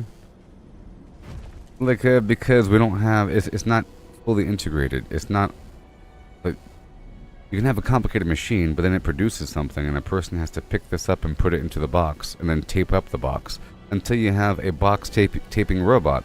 Then a person just picks up the thing and puts it into the box and says, go ahead and assemble the box, please. But then you have a conveyor belt that goes straight from the robot to the box, wraps it up, and that goes on another conveyor belt into another layer, into a truck, and then that self-drives to a location and unloads, you know? I don't know. Usually like one person moving something big, and then opening something, and then pressing a button. You can replace that. Eventually, I think many jobs are going to be like pity jobs. But what about the people? What about the people? What about human progress? What about that one person that needs their job? What about that one person? You know? Is the end result more efficient? Do we care about fast and delicious hamburgers, or do we care about people with summer jobs? You know what I mean? Do we care about fast and delicious hamburgers? You know? That are just like the picture, that made quick with the accurate order. You drive up, you have this chatbot GPT as the drive-through cashier. Hi, picking up order for Plum. I mean, why wouldn't... Think about this. The whole idea of driving up to a Burger King and then you wait in line and then you give your order to a human that takes your order, and then you're waiting in line in this car thing, and then you get your order by a person, you give them the money, and they give you the bag and the straw, and you drive away. Isn't that weird? What if you like drove and now you're within 500, you're within 800 meters of a Burger King. It goes, blooping. Hi there, would you like to place an order today? Hey there, Burger King, can I get a milkshake and a shibbity and a large burger and a combo platter? Thank you very much. And then you drive in and there it is, and you drive out. Like, it's already ready with the green light. You drive through and you get the thing, they throw it at you. You know? Why do you have to go to the drive-thru to place the order with a single person? When you place an order on DoorDash, you know, you're placing an order, it gets sent to the place, it's all electronic, it's already paid for. You know, there's no person that you have to... What if you have to call them? Hi there, I'd like to place an order for a hamburger. No, you do it through the computer. It's more accurate, it's better, you can review your order before it's done. There's a lot of pressure dealing with a person, and they have personalities. You know? There's robots collecting dust at your job.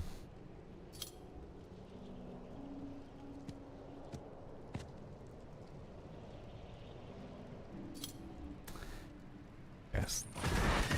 There's a bunch of robots that are working all the time in these jobs. Like in an automobile factory. They're making the big thing that goes... Puts the whole door wall on. It's custom built robots for very specific jobs. And it's all working together. A human might like do like a thing.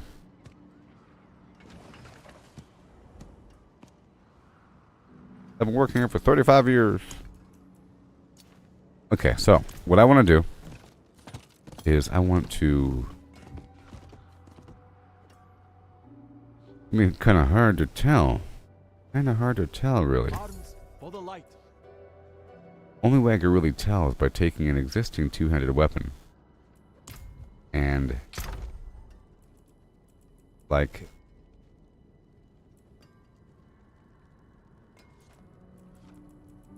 I need an existing two-handed weapon like this, and then I have to put this effect on it.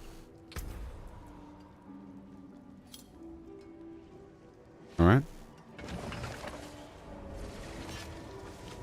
And... Oh,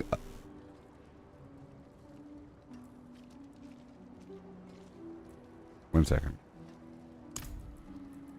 Could put it on the ring.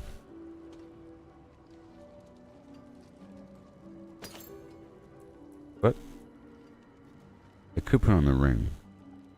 Critical strikes with core skills increase my attack speed by 25%. Or... Here. Let's move back for a second. And I can determine the speed if I take off the ring or if I take off the weapon. Without having to go so permanent here.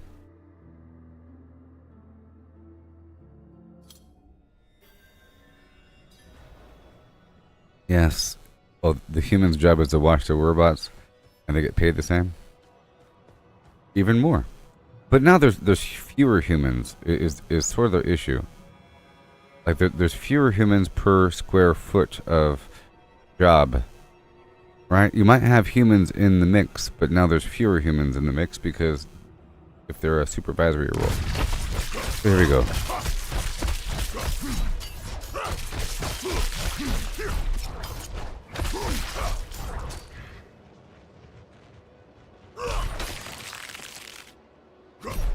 It's a really high... this is a really, really... I'm trying to determine my overall crit chance here.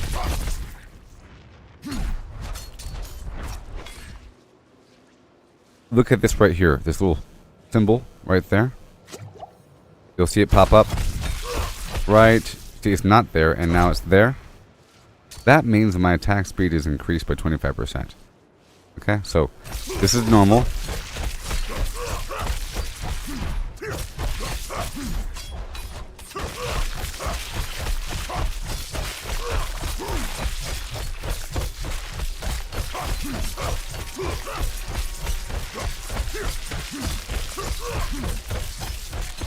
So I'm gonna just hold the button down. Right now, it's not 25% faster, okay? It seems pretty fast. I can't imagine it any faster. So I think this is fine. It doesn't feel slow. And now this right here is not This is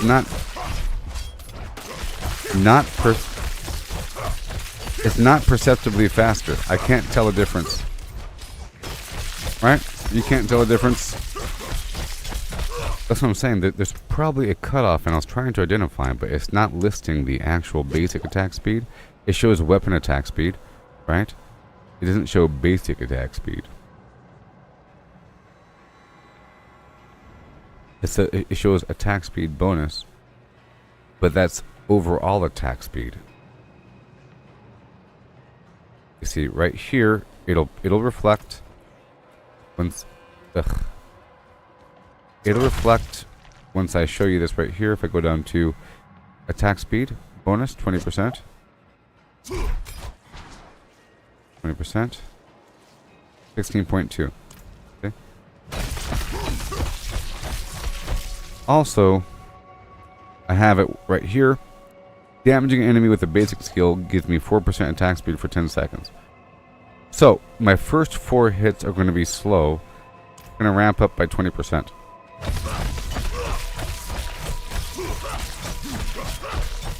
And it gets faster. I'll let it die off. It's one of, right there, that symbol with the 5.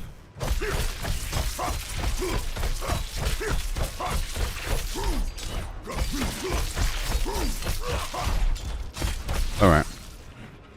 Case closed. I'm going to swap out the aspects from my ring and give myself an effect where I increase my basic attack up to 80%. Yeah. Did you watch the recent Joe Rogan podcast? He had a couple people on there. Don't know who they were, but they were talking about sort of what we're talking about right now. The dangers of AI. I guess they wrote something or something. They had meetings with people about the different tiers of danger, you know, what to look out for, the current state of things. We're reaching general intelligence, and there's a threat to humanity. That whole thing. That it's not obvious, it's a gradual thing, and that as we move towards the danger zone, it's going to get really good. And they were talking about general income, like universal basic income, because robots have all the jobs and everything. But then you have to decide, well, the robot's going to be just deciding this, and how's that going to be distributed and everything. That's kind of weird. And what if it decides that certain things are better for humans based upon our own examples, and the fact that it can't tell jokes? Recently, there's been an issue with them. There's been an issue with Google having a top answer at the top based upon some Reddit post where they're completely trolling. Like there's something about adding non-toxic glue to your spaghetti sauce to increase its thickening, you know? But that was just a troll post. So we want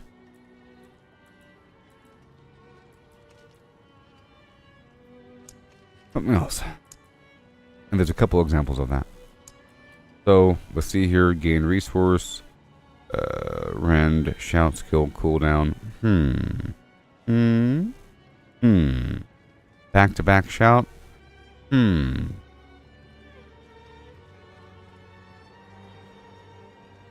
Oh, the German that tells jokes? Or the German robot that tells jokes? I don't know. Killing an enemy while berserking has a big old chance to reduce the cooldown of your brawling skills.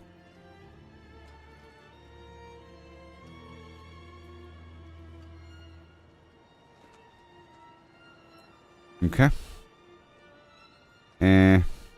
My shout skills do stuff. Crowd control.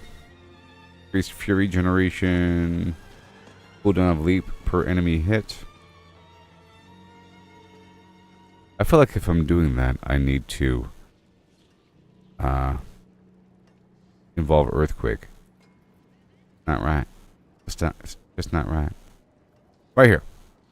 When cast at or above 50% fury, my basic skills deal 80% increased damage. Yes, please. I only cast 387,000 gold. Done. Because I was testing out the attack speed and it was imperceivable. And now we have some basic stuff here. I re-rolled this item the other day. And now I have many sources of healing received. In fact, I could probably re-roll this item again. Right now it says 17.6 out of 18.2. Let's find the lowest one. This right here is 18.2. I don't need 3 different items with the same effect. Okay? Because I have that gem in there too. I was trying to max out my healing received because I have big health. And I want either lucky hit chance or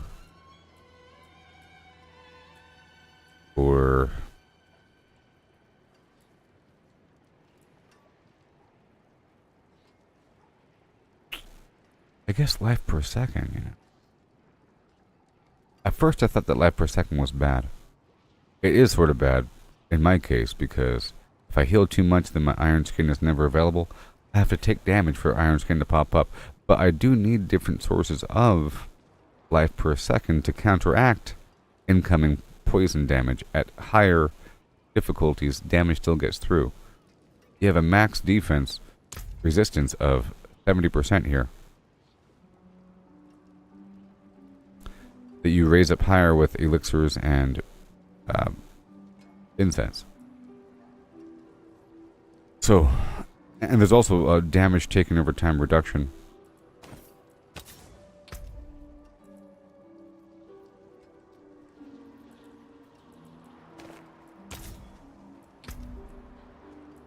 Okay, these gloves. 1 second. This is just pure strength. Strength.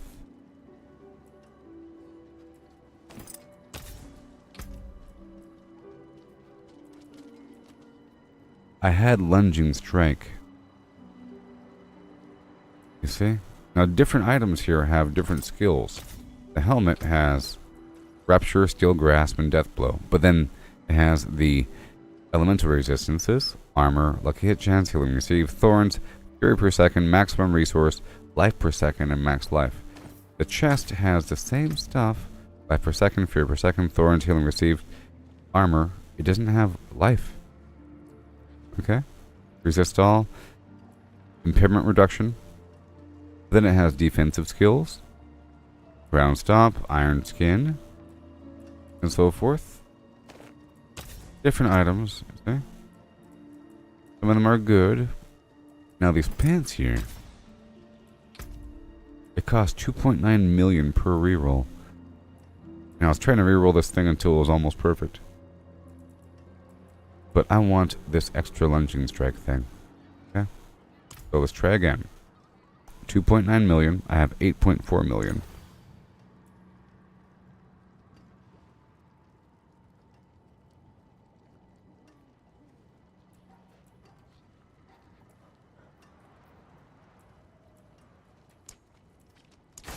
No change. 2.9 million.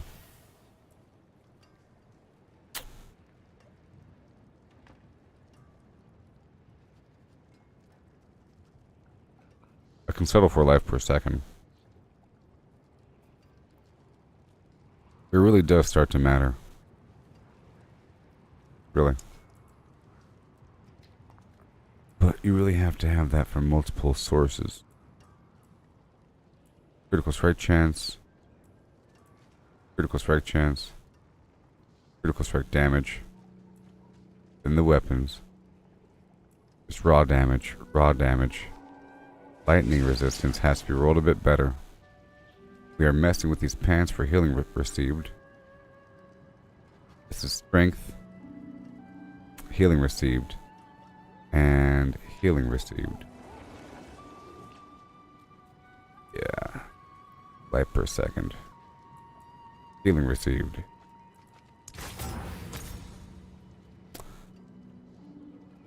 The low roll too. That's fine.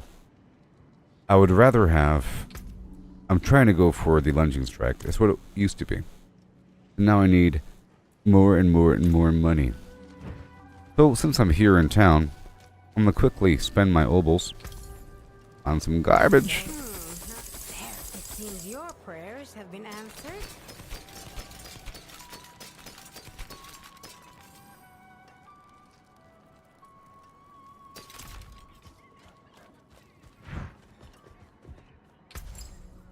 Oh come on, he hey oh, ho ho he ho ho.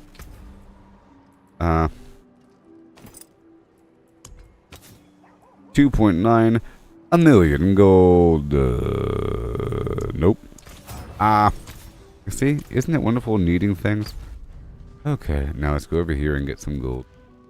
I love needing stuff.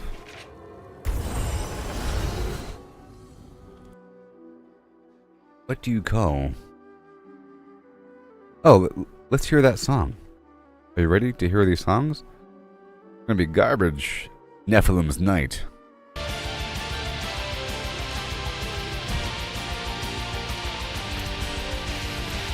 Rising from the darkened depths, the Nephilim's quest begins to find no rest.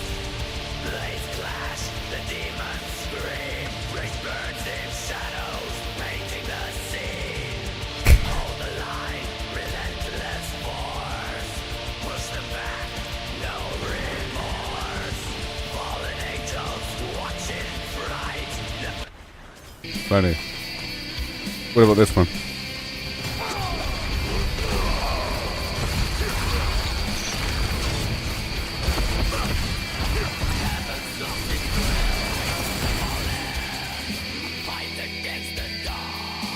I don't want that. I don't want that. Not what I want. Let's see here.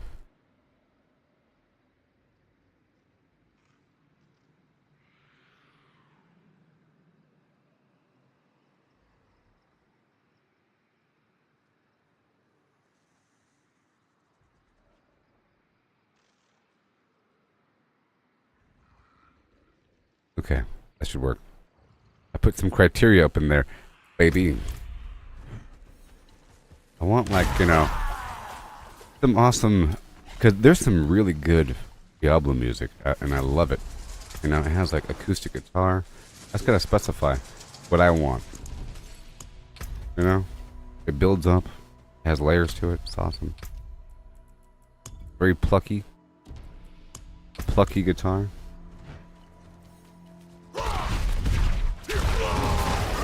Okay, so now I need millions and millions and millions of gold because I am... Oh, well, that's over now.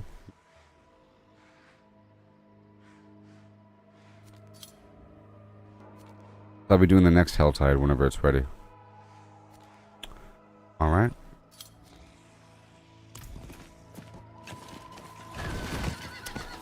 Yep. Right when it's time,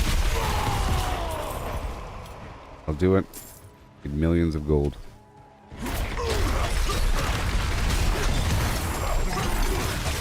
I guess I could kill... You know what? I know what to do. I'll just kill Gregory a bunch of times. Yeah. Let's go kill Gregory a ton of times. Wait.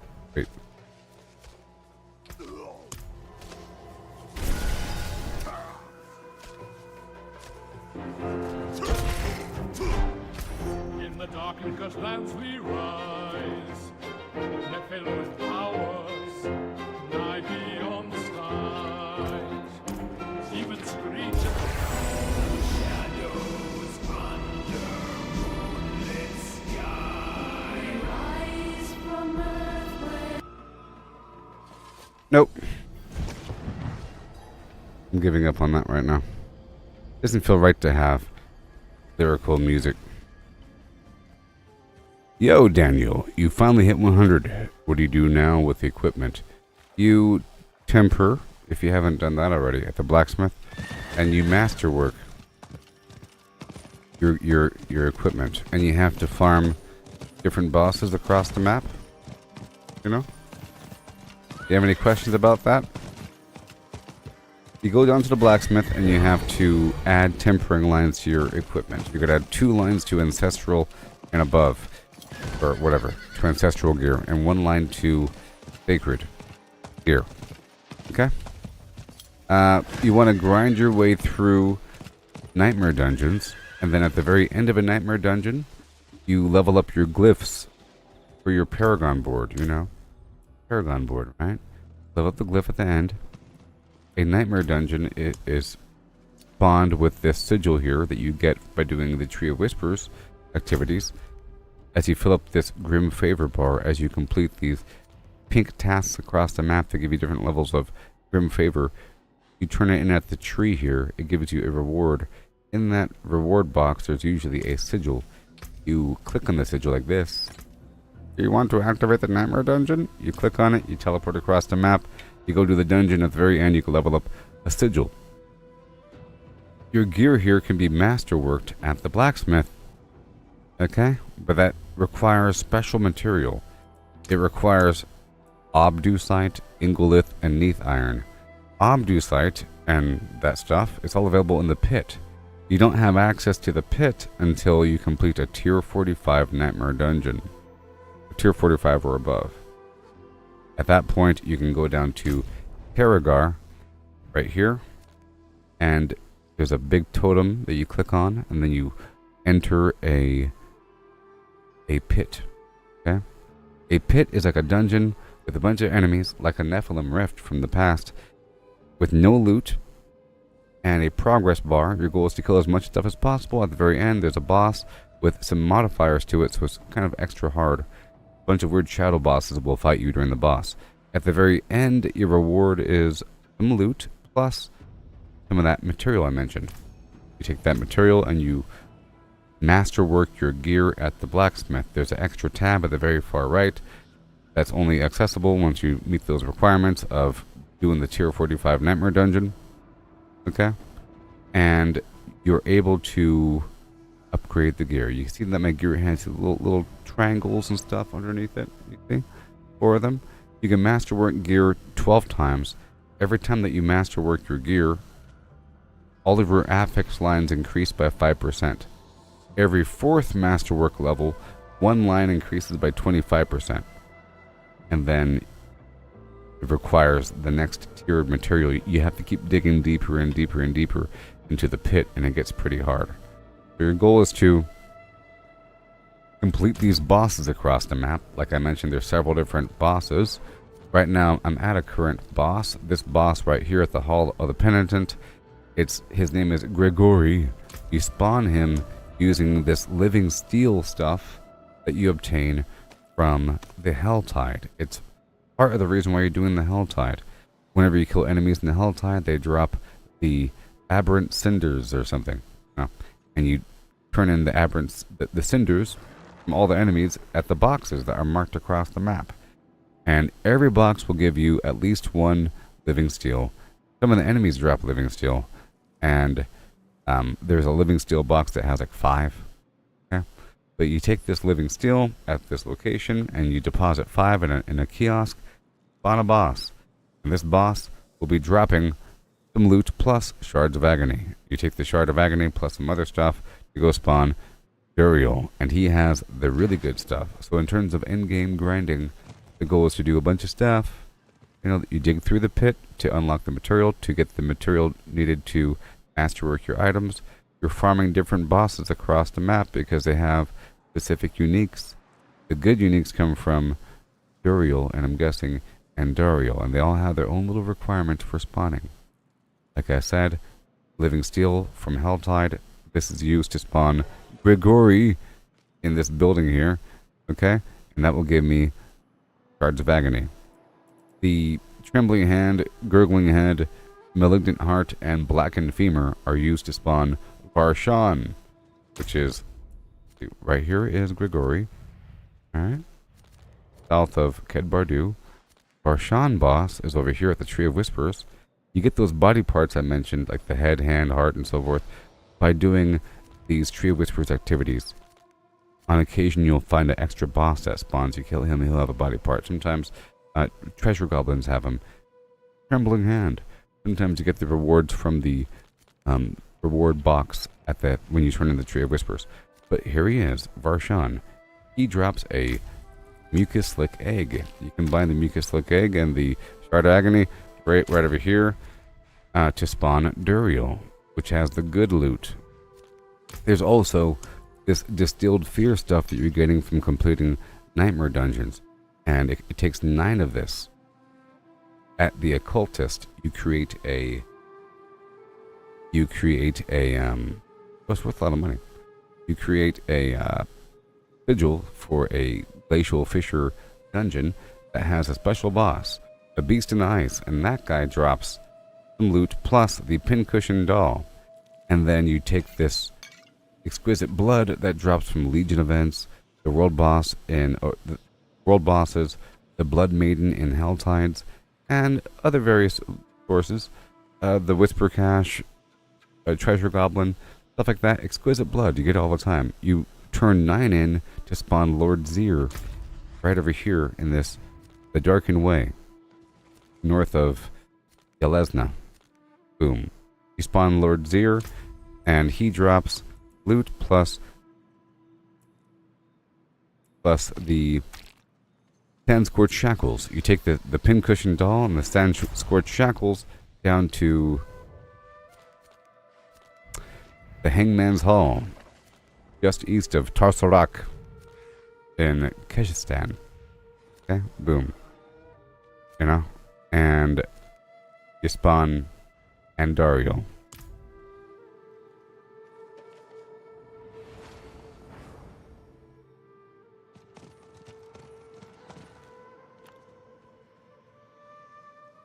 Yeah. So, and that's where you get those uniques from those bosses. Some of them are good, and you could incorporate them into your overall build. There's ways to, but now that we have the master working system and the tempering system, gear is really good. It's sort of hard to replace a fully upgraded legendary item with, well, I guess a fully upgraded unique item, because those huge stats, so it's kind of hard to replace that. Like right now I'm not using any uniques. Sometimes I am. I'm sort of preparing for that. I have this other item that I started to masterwork. It's called the Overkill Hammer, and I'm starting to work with that, but then I lose some other, like when I do that my attack power drops down to 70,000, but my overall effectiveness increases. See, this hammer has amazing stats on it. It's just ridiculous. You know, I end up losing life and a bunch of other stuff. And then whatever aspect I had on the weapon is lost as well, you know? It's really up to you to incorporate. It's important to farm for the unique items. And I think it'd be really cool to incorporate 1 or 2 pieces into the overall build. But I think you're stronger without them, sort of. But I think that's just training wheels until you figure out how to use them. That's what I figure. This is almost like my safety net build, while I prepare and get stronger and go deeper. And I figure if my core gear... So, here's the answer that you might be looking for. I had to explain everything because I don't know how much you know. And this is for everyone that's watching. Okay? I had to explain everything. The way I figure is, you have some gear here, right? And you keep leveling it up. And some of this gear has maybe armor on it, like total armor percentage, for example, or resistances, for example. I've already done it a couple times where I was able to re-roll something because I have enough resistance overall, because one category is really, really strong. End up being able to move things around, or even removing them all altogether as the stats get better. Because my goal is to have at least 10,000 armor, but if all of a sudden I have 14,000 armor, that means I can remove something until the armor drops down to 10,000, because 85% damage resistance. You know?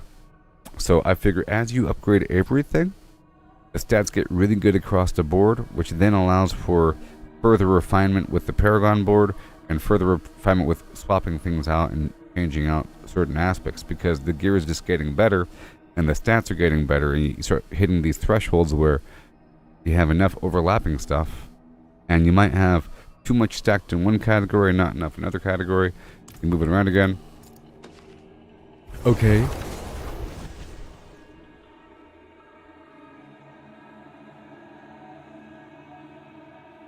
I'm just going to do this boss for a little bit. I figure it's constructive, plus it's a good source for some quick money, because I get, like, 4 rotations. I end up with a full inventory anyways, and it's going to be all legendaries. Even though the Helltide is the best environment for money. Just the Helltide wasn't active 5 seconds ago. It's most likely active right now. If you can't tamper it, or don't waste time on it, well, if you're talking about unique items, because you can't temper them, right? But some unique items with the right build makes or breaks everything. For example, if I were using an ultimate ability, I would want to use Flicker Step. I'd feel like I'm forced to use it, because Flicker Step resets the cooldown of your ultimate per enemy that you go through, so now your ultimate is hitting back to back to back to back, and it's amazing. And if you already have a build where you're dashing through things that overlap, then it's really good. At that point, you sort of want to masterwork those unique boots. But I figure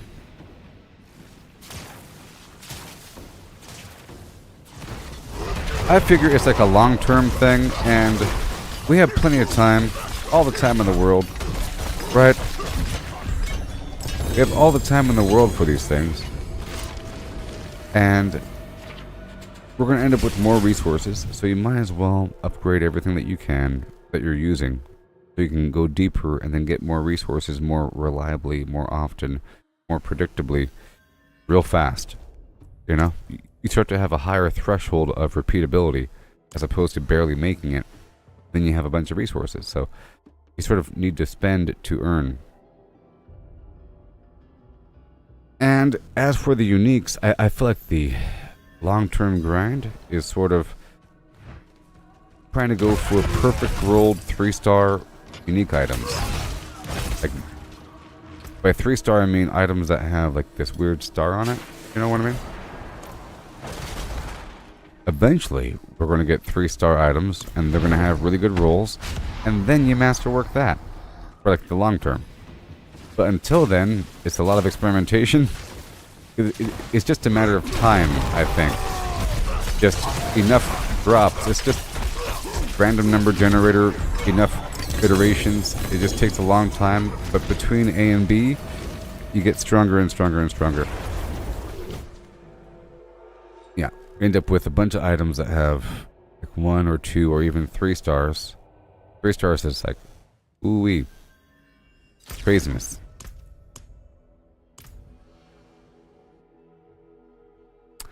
I look at the uniques that drop, and I'm looking for near perfect stats, and I keep replacing it. That's sort of a long-term thing. There's uniques here, and 1 second.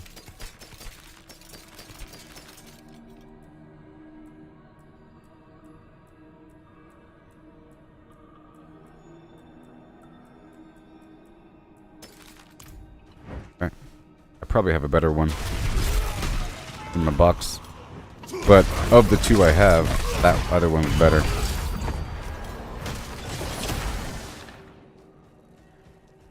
Yeah, I feel like it's sort of a waste, spending something on a temporary item.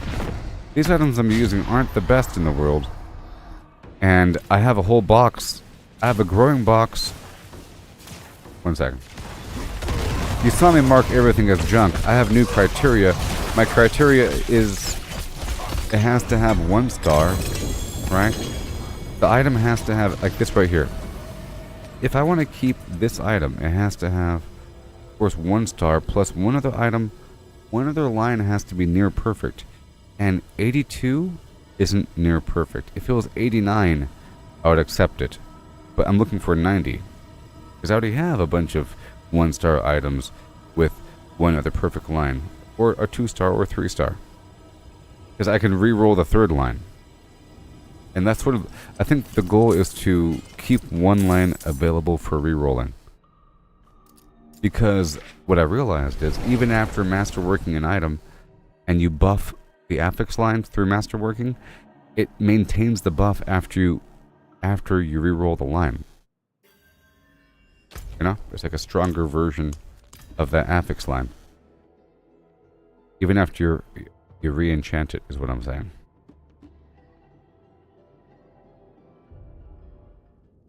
It's still strong. So these items right here, this is a 3-star, you know? But I can't re-roll it. Come on. Ridiculous. Big chunk of life, vulnerable damage and strength. I can't re-roll this item. I'm pretty sure I've already tested it. If you re-roll a star, it loses the buff. It loses the star effect. This item right here I can't really re-roll because it's gigantic chunk of strength, vulnerable damage, and life. I can probably re-roll that lifeline actually, and I will because I'm at. I try to go over, and I will. I realize.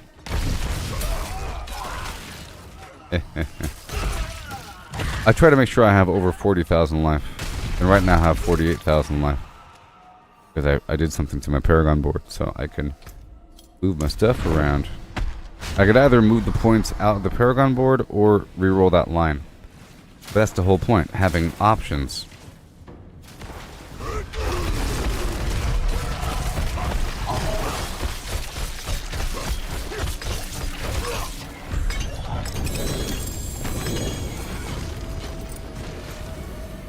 Alright.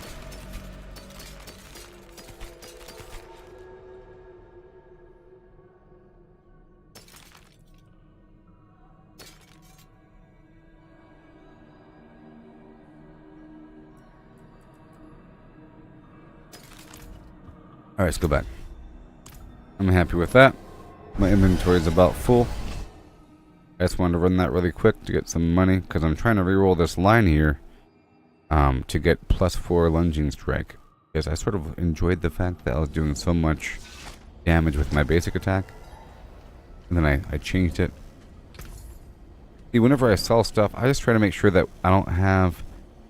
There's like a symbol, you know? A little cross sword symbol. I try to make sure that I don't have that symbol on these items. It's only visible when you go to the vendor or the blacksmith. If you have an item that has an aspect that isn't maxed out, it'll show you. And you don't want to sell that item, you want to break that down.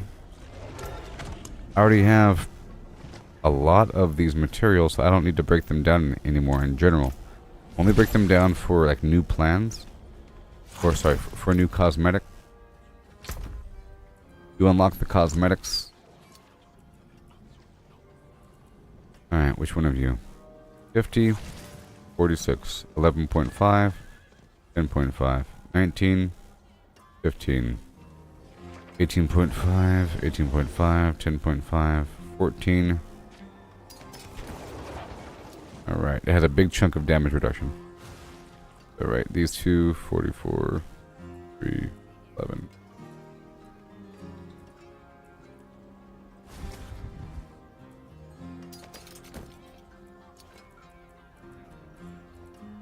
Two hammers. I think they're both very good or something.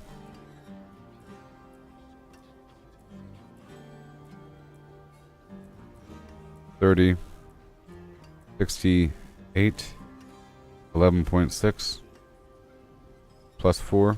Well, this one's way better. It's like almost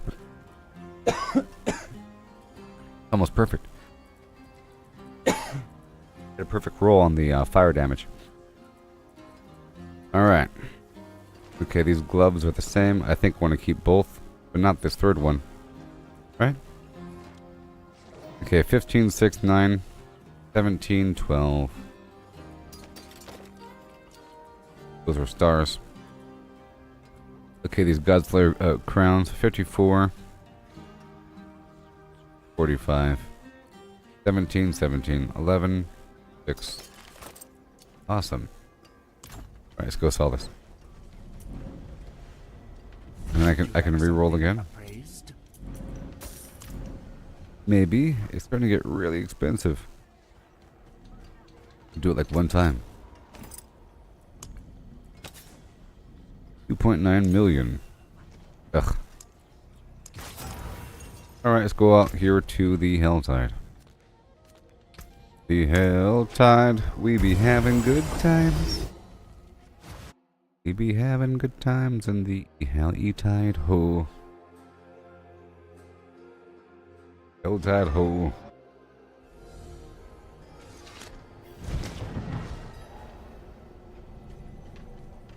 Okay, so movement speed.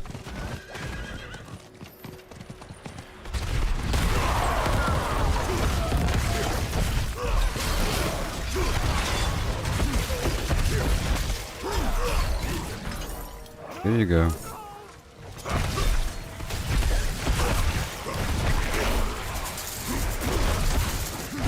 Not today.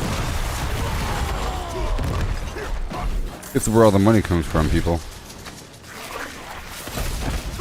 think I can get like 20 million in a Helltide.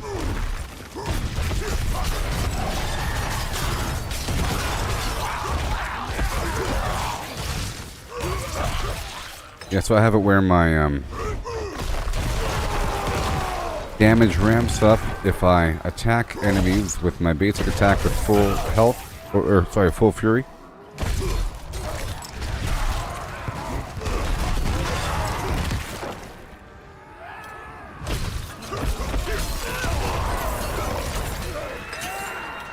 Awesome.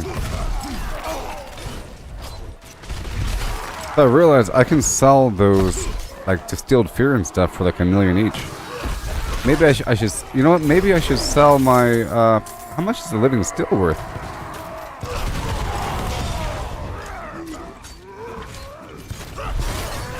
I think the living still is worth 100,000 a piece. I sort of have this pile.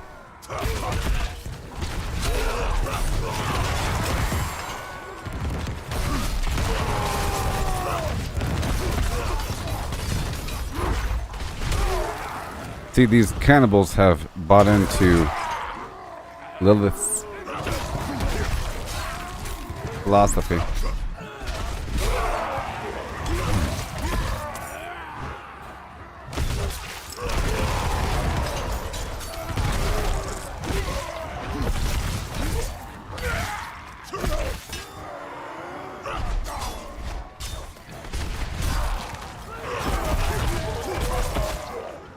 Oh, yes.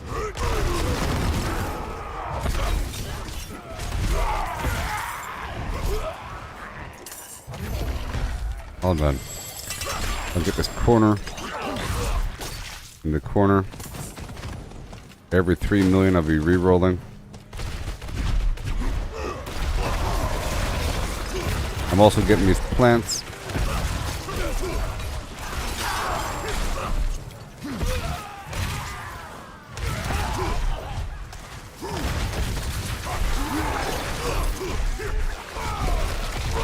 Yeah. I was using Death Blow for a little bit after replacing my shop, but then I was dying all the time, which is just a shame. At least this build is sort of consistent, smooth-ish.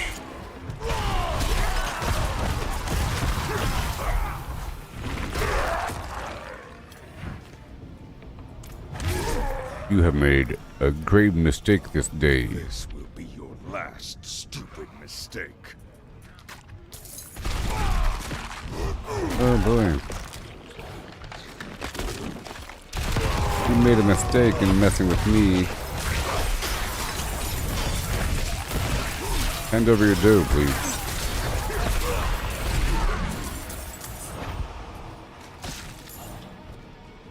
Come on now.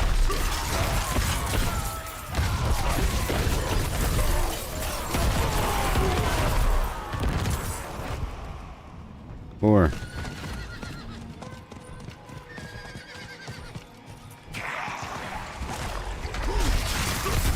There's my gold. Oh yeah. You sort of have to kill something at the end of it. At the end of the shrine there. Because it gives you a big bundle at the very end.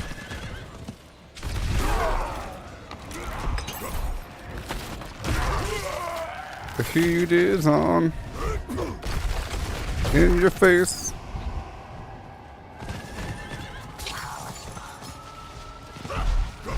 Yeah. If you approach a treasure goblin on your mount, then you cannot kill them. You have to go there on foot.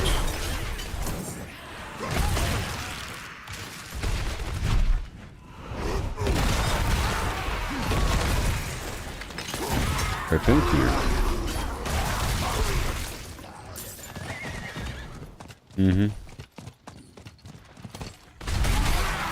I'll go this way.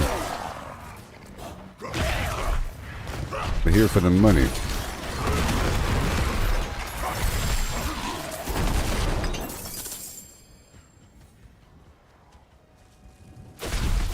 Yeah.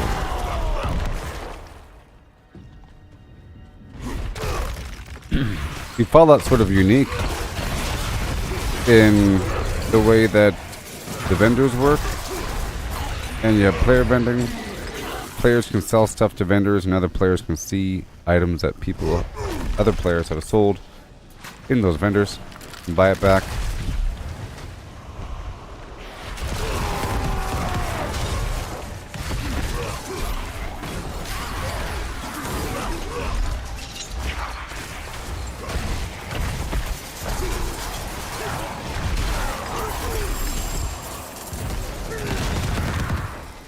Yeah. Back on issue.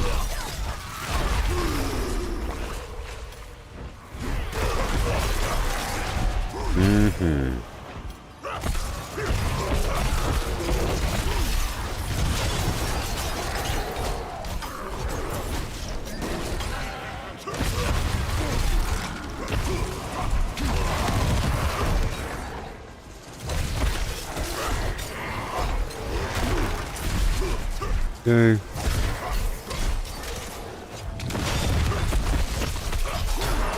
And we're done.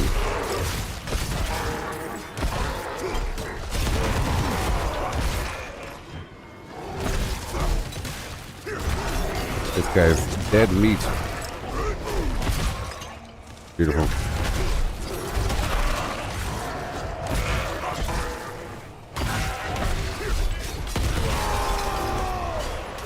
I want that +4 lunge.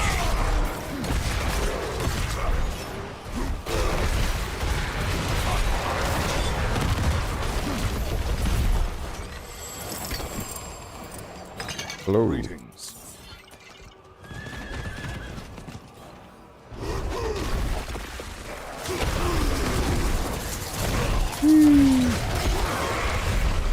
Yeah.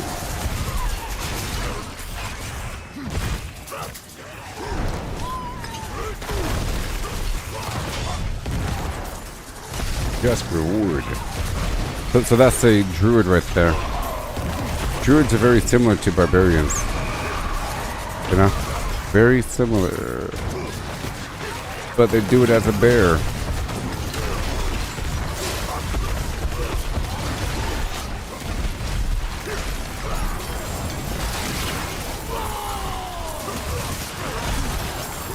Yay from the shout.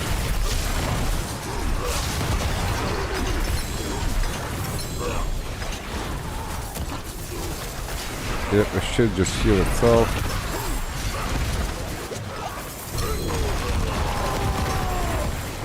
Awesome.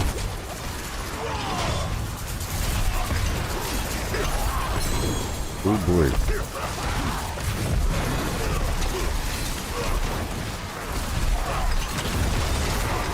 Oh yeah. Pretty nuts.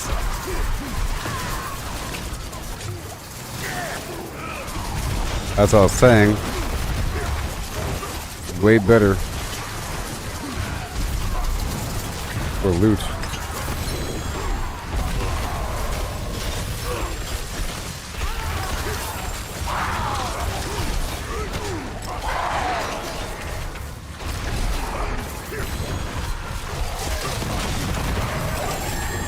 Well done. Brutal. I like it. Money, money, money, money. Money.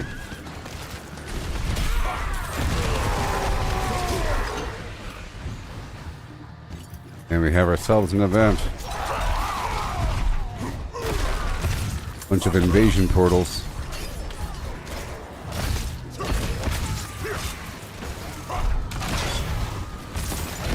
Vampiric blood rage.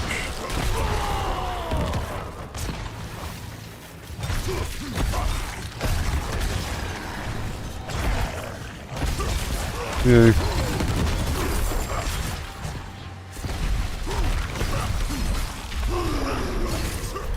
As we have to do. Go over here.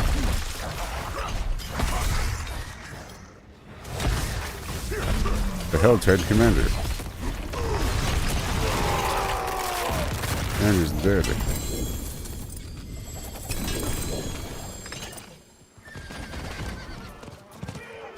Oh. The gaping maw.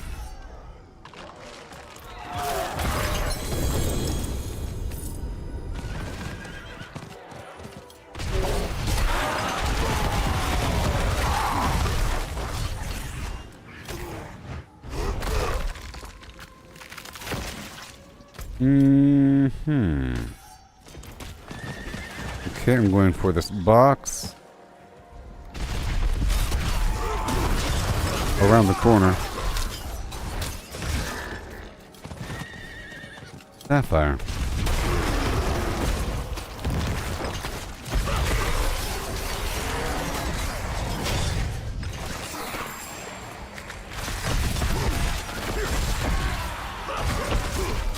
Awesome.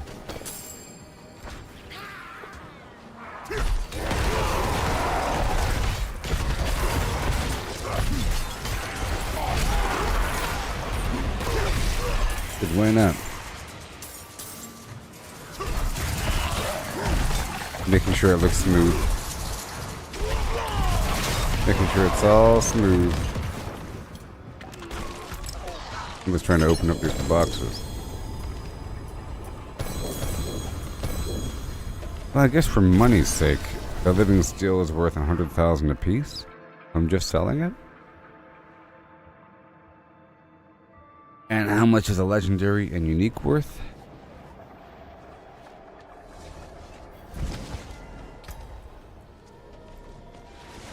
Same value. Oh. Between 50, I think a 200 weapon's worth more. 100,000, 76, 32. It's unique item. 200.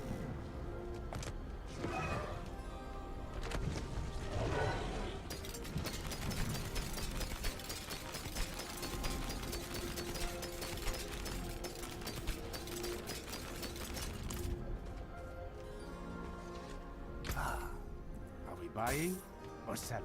2.5 million. And while I'm here, maybe I can sell all these. Is that possible? Ooh, 2.1 million for those shards. It's accounting for the whole stack.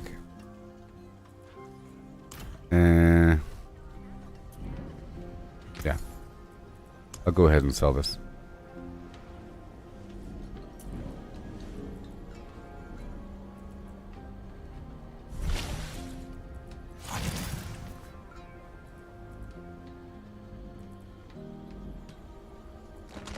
Maybe. I don't want to. I don't want to sell it, okay? I don't want to sell it. Alright, so hurry up. Goodbye.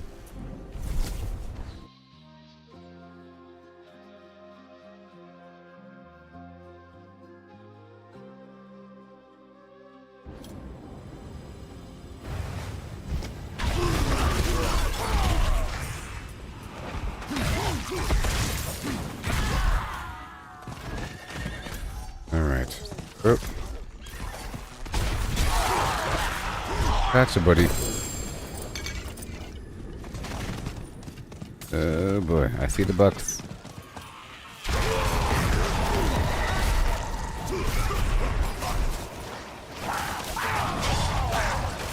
That works.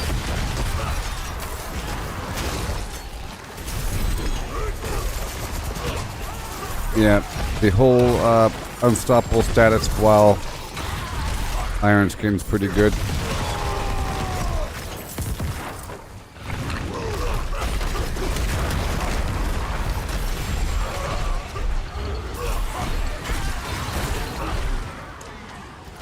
Hello. Hello.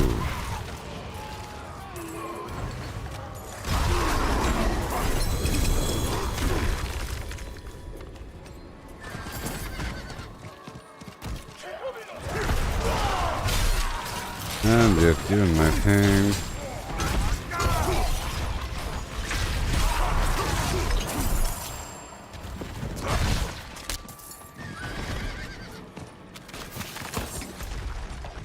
All right.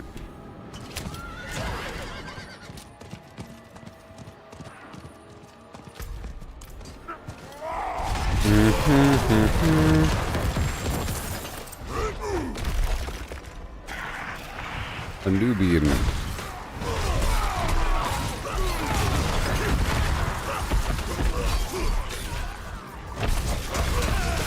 I tried taking off that vampiric effect, it just wasn't the same.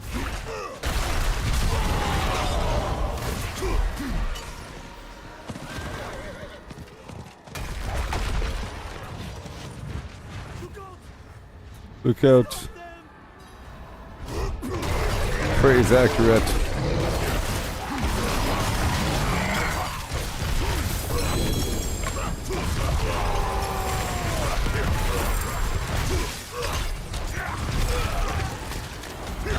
Thing.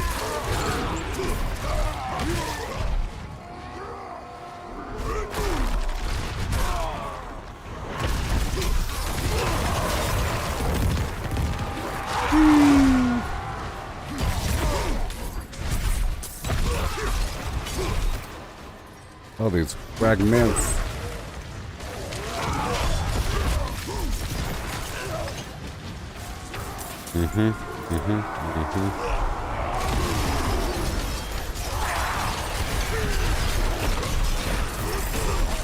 Oh yeah.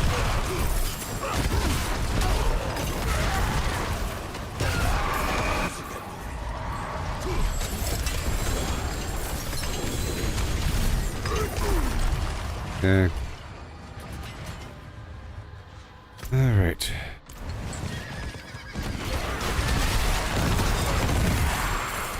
Okay. My Hellborn's coming.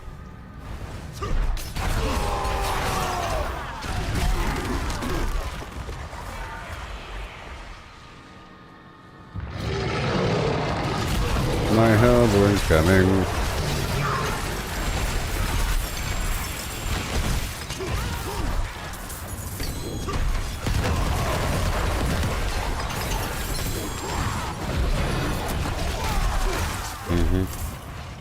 It's in blood.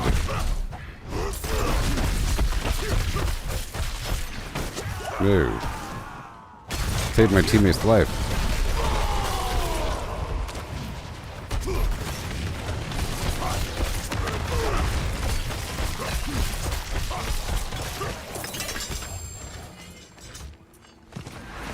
Mm-hmm.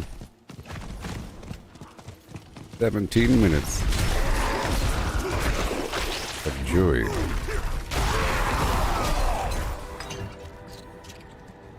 $17.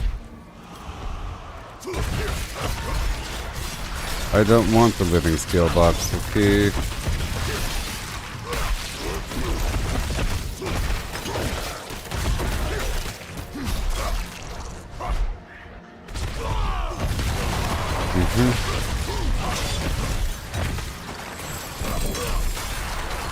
Okay.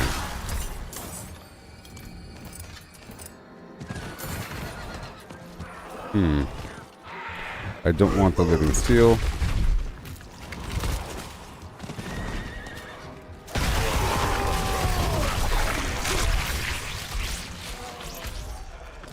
Everybody. All of the money at the same time.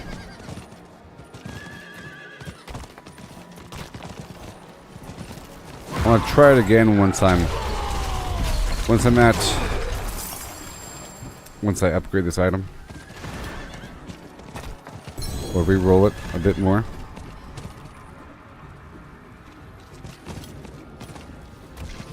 I mean,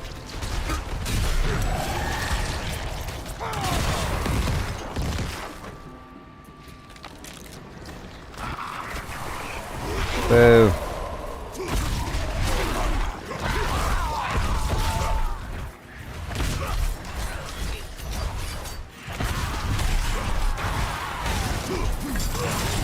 yay.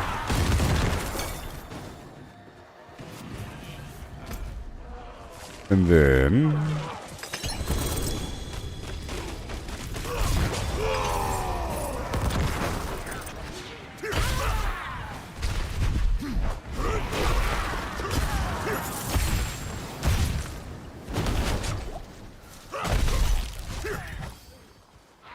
ooh-wee.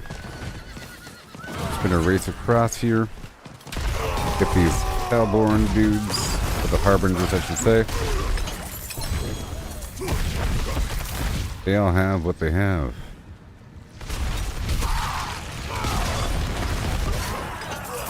Probably gives me a bunch of aggro as well.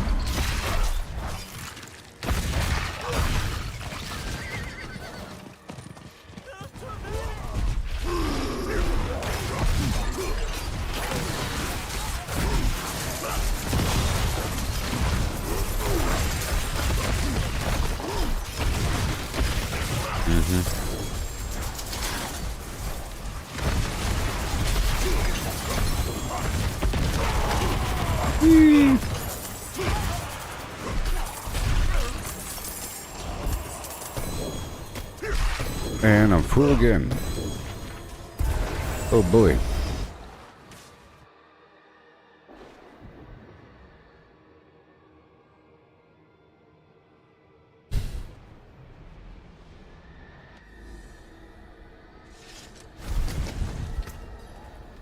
And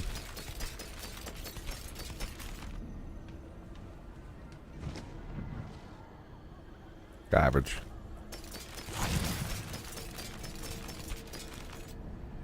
Garbage.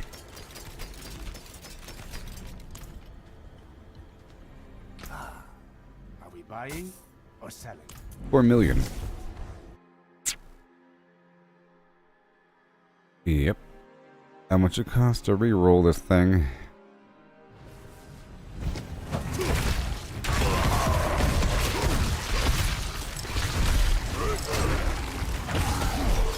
Save the Iron Wolf.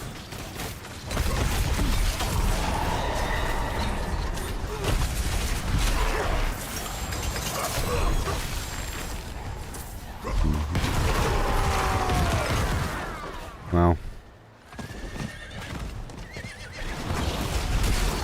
And this guy over here.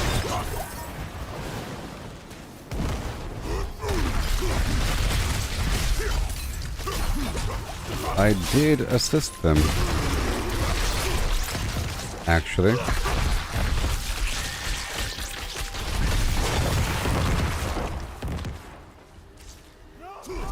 The Doomsayer. Are you still here with me, people? Are the people still here with me?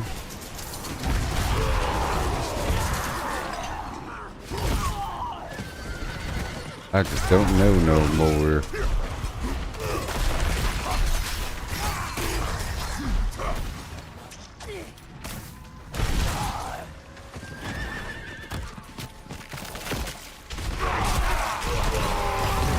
Yep, just making my way downtown. We have 11 minutes. I might want to go to the other side. Oopsie.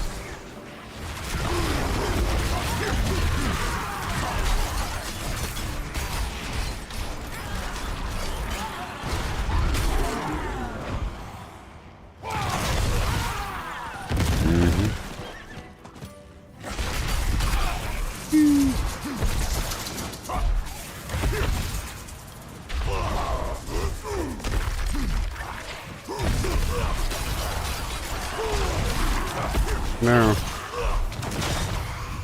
There you go.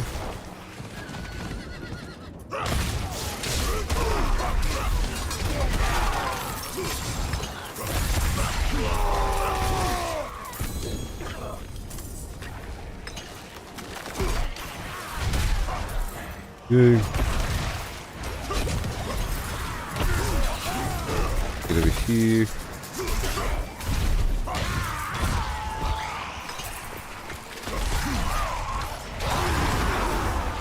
A little over 10 minutes.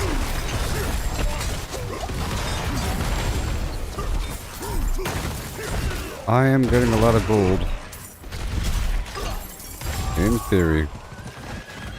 But things cost so much these days, it's hard to even tell.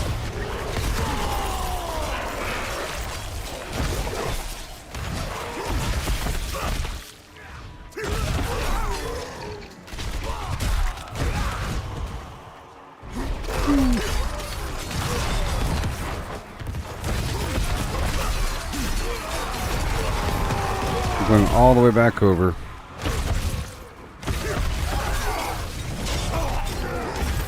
To that corner I was just at.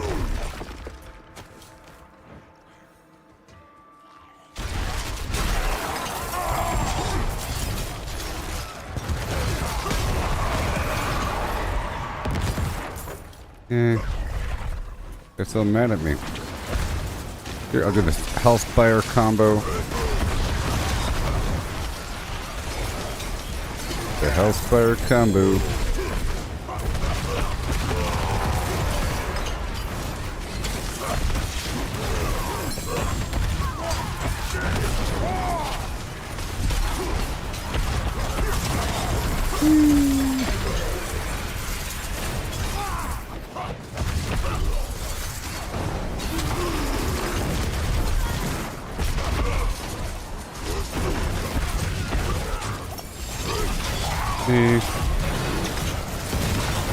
There's my barrier. Looking real nice.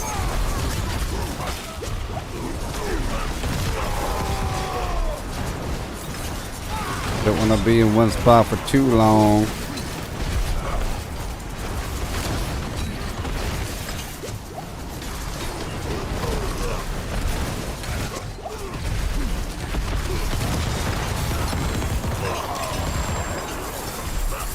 Ew.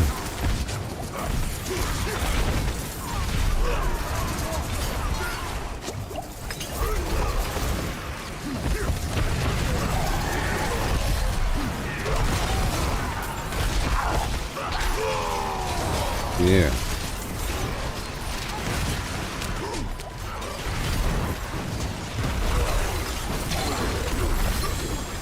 Awesome.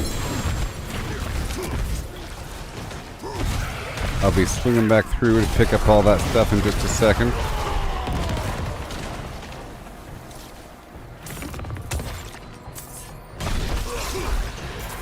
All the money in the universe.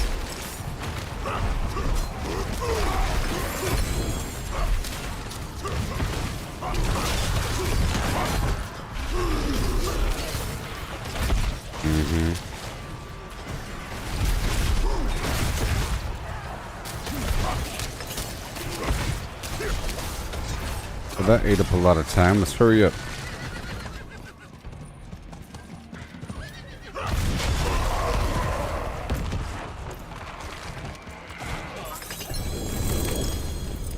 Ate up a lot of time.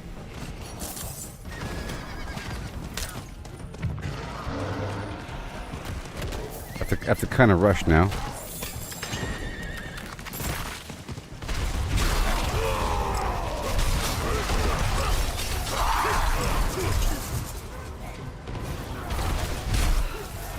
Wouldn't have made it without you.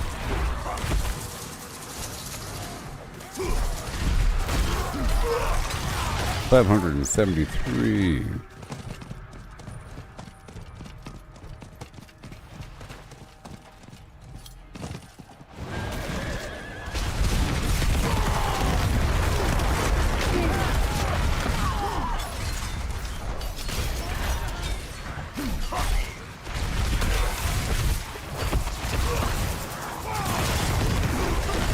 here.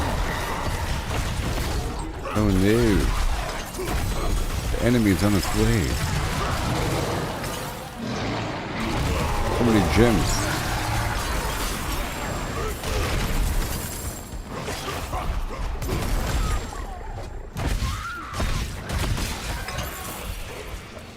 Hurry up.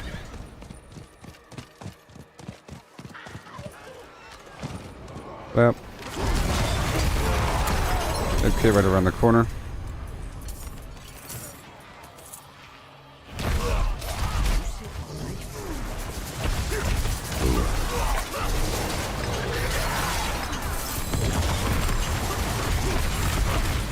Whoa.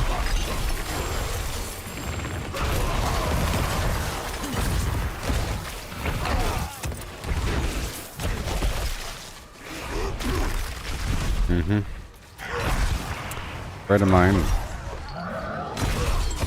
Got 5 minutes remaining in this Helltide.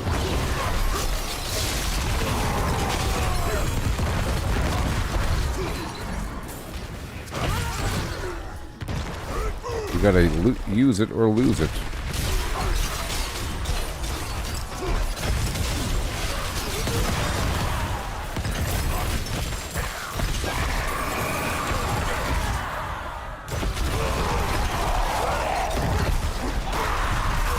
Okay, so now I have to go all the way across.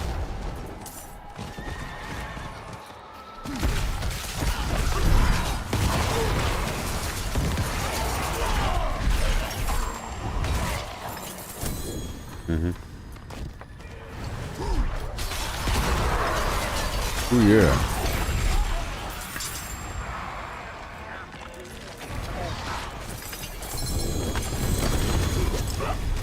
You can do these things if you want to. But now I have to go all the way across the map to this other side to open up another box. In the nick of time.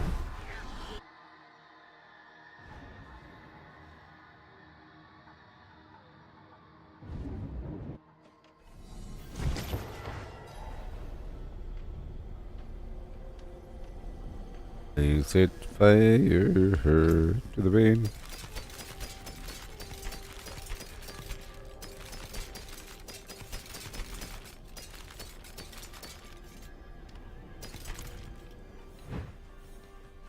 And here we are. I have no time. What the heck was that about? I was disconnected from my character for a second.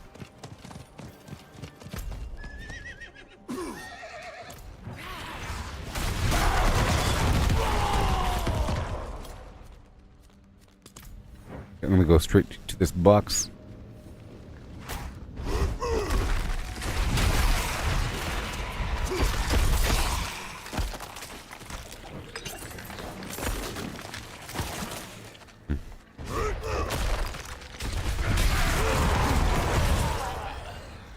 Right over here. I don't want to do the event.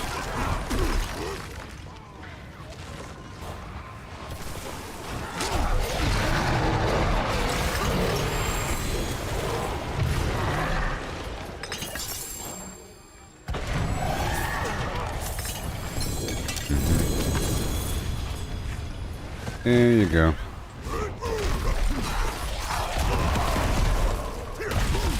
I got 2 minutes to open another box.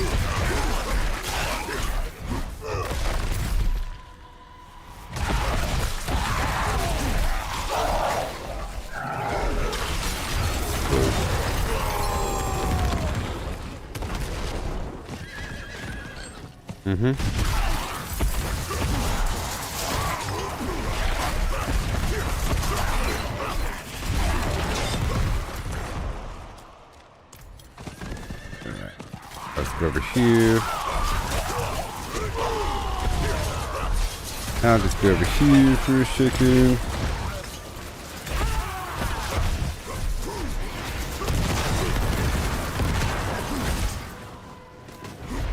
Now, if I could, I like to spawn the boss right before the Helltide's over.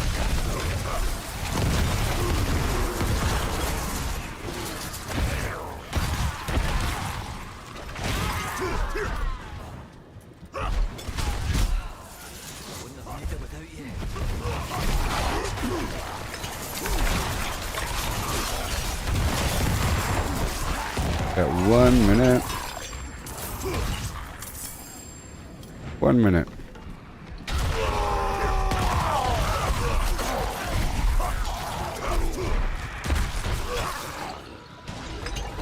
That works.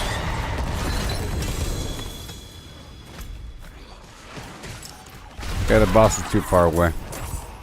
But that was a good little run.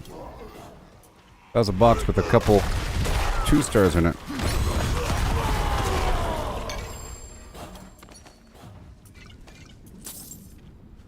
Alright, let's go back. Go back right now. Who are they supposed to be? Just a couple of sorcerers hanging out.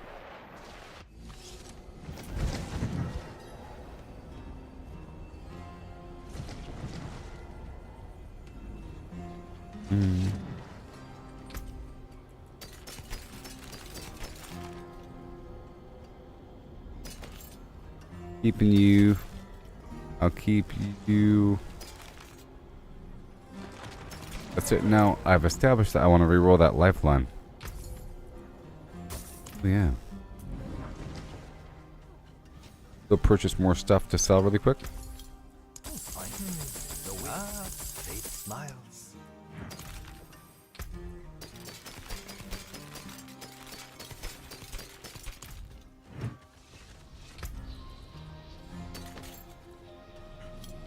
Go check it out. This I can sell. Alright. What else we got? Bung boom bung bung bung bung bung bung bung bung. Go reroll this line. Woohoo!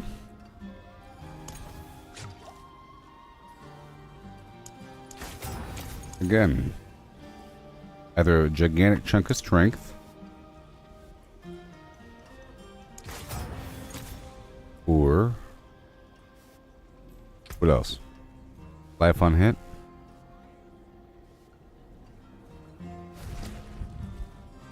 Do life on hit.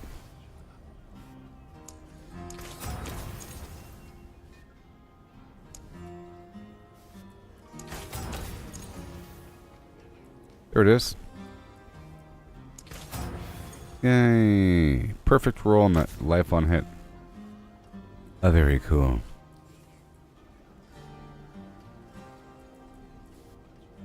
And I was trying to reroll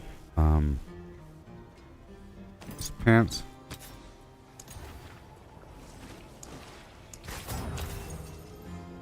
That's it for now. Alright.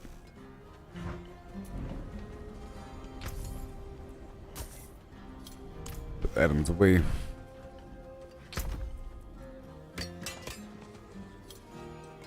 $1 million.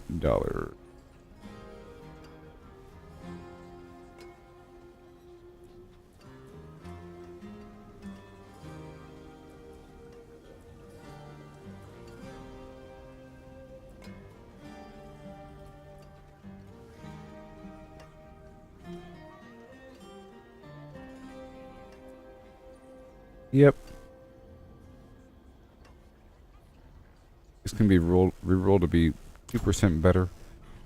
I don't think I could though. Ah, yes. You seek power. Power in the stones. Perfect rolls. I think it's time to go try out this dungeon again. This good old dungeon again. Dungeon again. They call me Peter Dungeonigan. And I have 30 neath iron, so just one more and I could level up something again. Be really cool.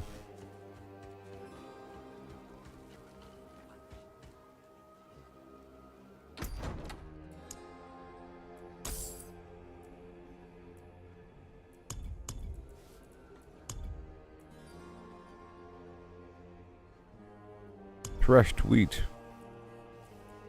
Sure.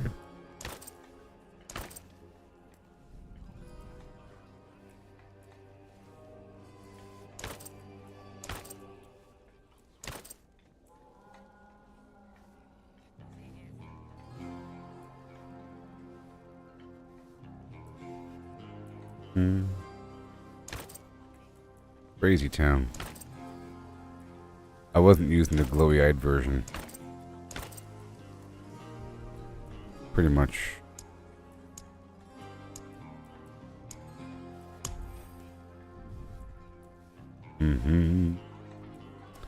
And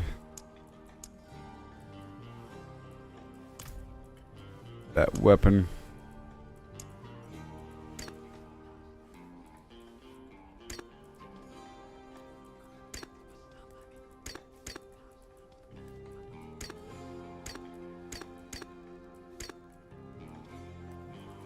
More of a druid situation.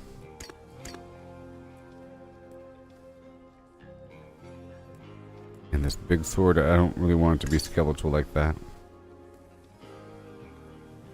There you go. That is sort of what I'm doing. Because there is some ice effect in there. That's sort of what I'm doing.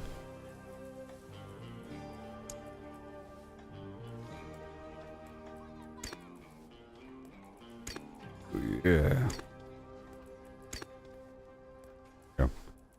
Confirm. And yeah. So now we do another one. Something. World boss an hour. Not miss that one. Got plenty of time. So I'm going to try 61 again. I'll be using my elixirs and maybe some incense. Yep.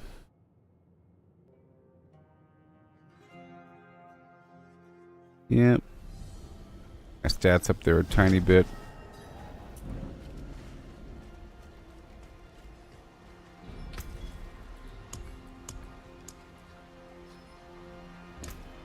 I'll make 2 more of these. 2 more of these, and then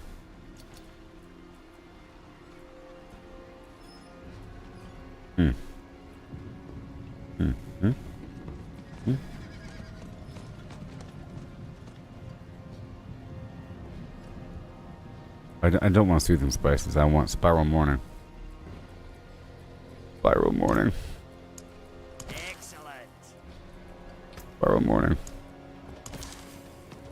And I want this thing. From the wilds. And I'll put this other stuff away. Because I'm barely lacking lightning resistance.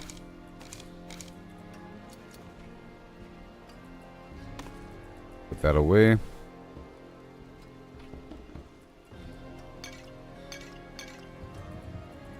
Big old stacks of these amazing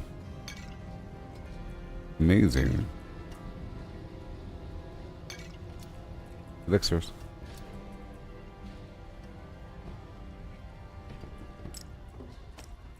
Big stack, 50 for now. I'll cut the stack in half.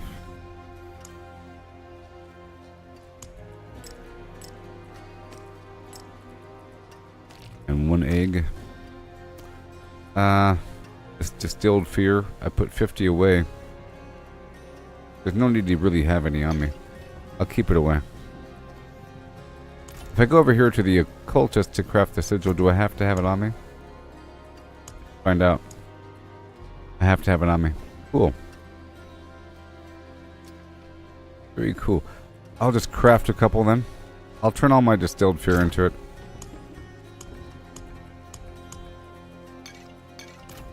And I'll keep the sigils in here.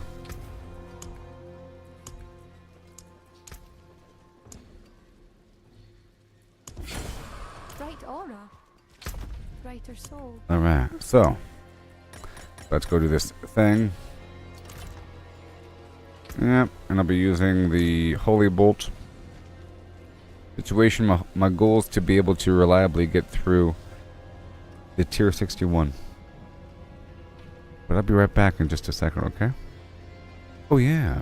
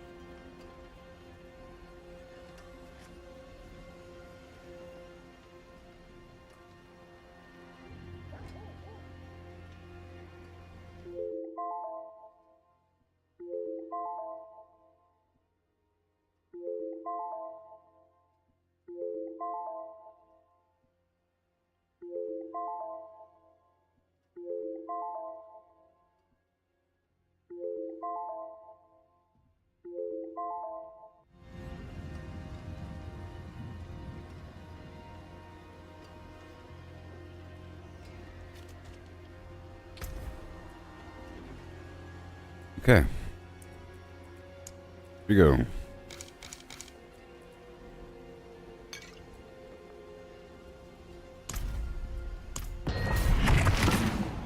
Push forward, go. Right now.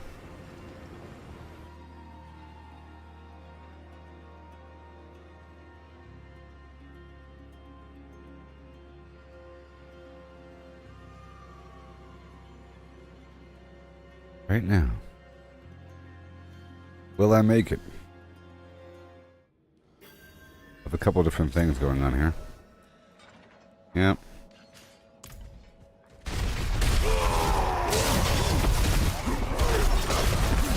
Okay, watch out.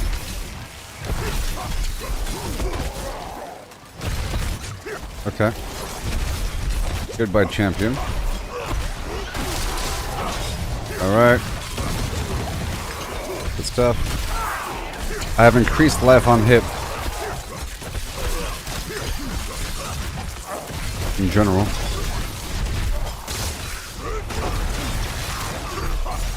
It's almost what I was missing. I took off one of the skulls. I might want to put one back on.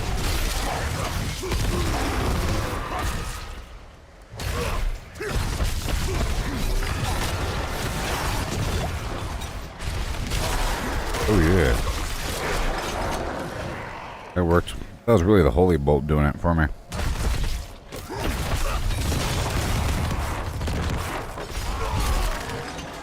Oh yeah. My skill damage is increased by strength for a barbarian.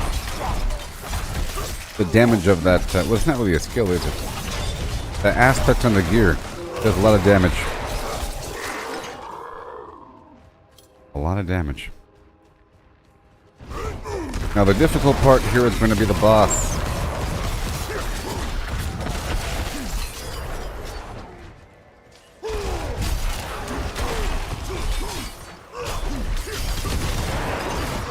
Oh boy.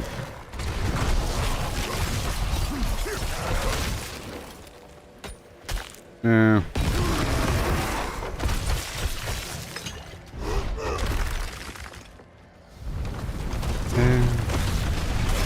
Can't get me, buddy.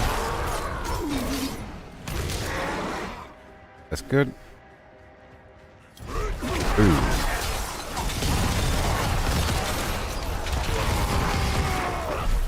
I realized I had a bit too much health, so I brought it down and replaced that line with life on hit.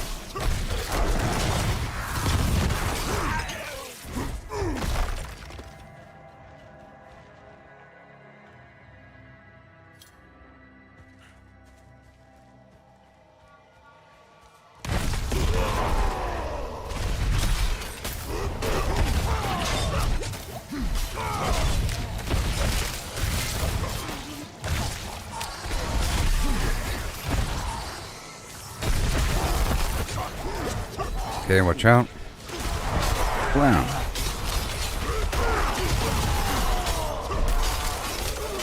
Gotta ditch that champion.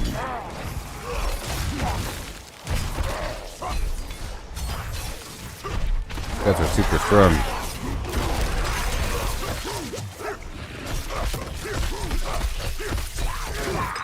So strong.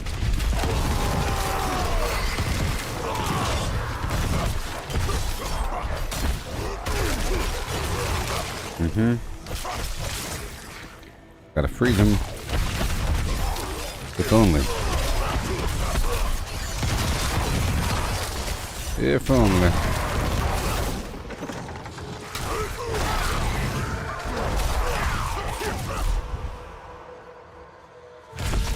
If I can do it, be happy.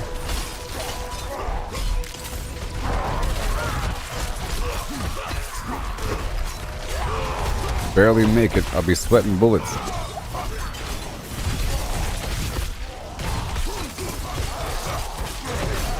Make sure that they're all still bleeding.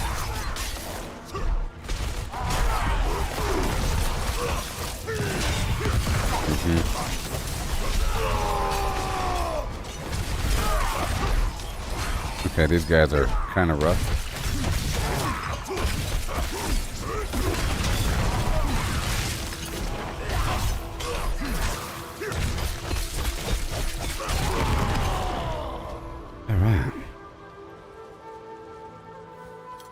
Get deep.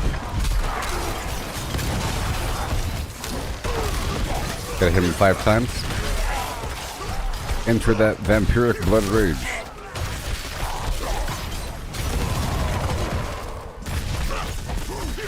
Make sure I have full health potions before going into the boss.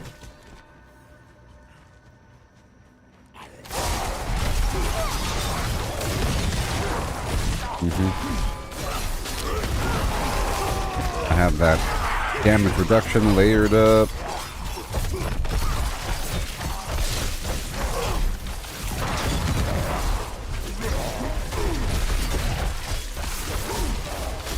Yeah, I think I'm using the damage reduction per nearby bleeding enemy thing. Pretty sure. No, I'm not. Nope. But I do have the damage reduction with my basic skill.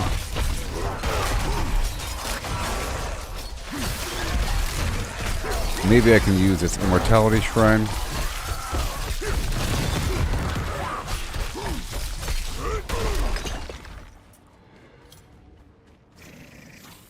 Let me go past.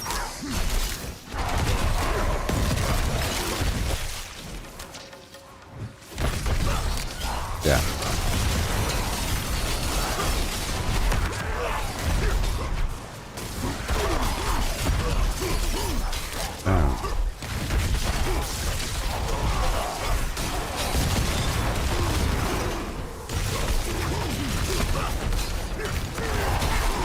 Oh my gosh. Okay, now.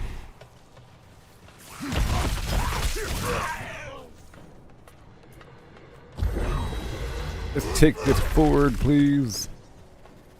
Before it wears off.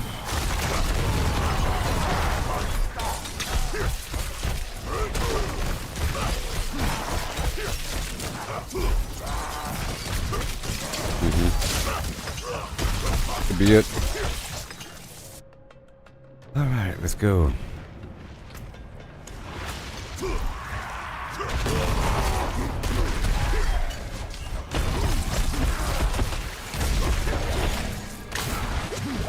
Come on. Let's go.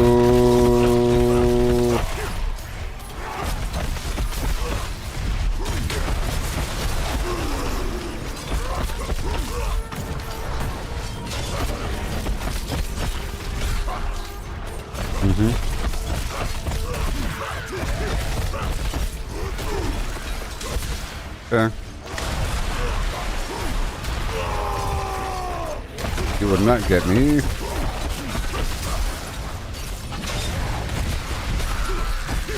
Come on.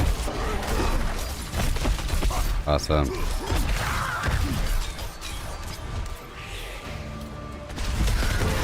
Got the defense going for a second.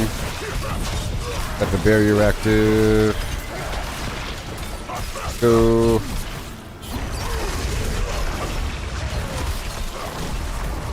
No. Barrier. Damage reduction. Make sure he's still bleeding.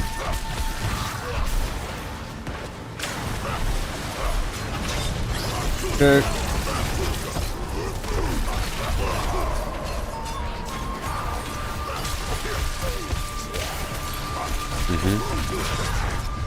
Good climb.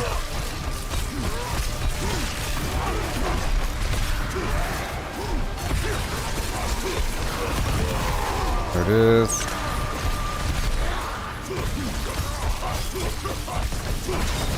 Got that barrier active. Oh boy.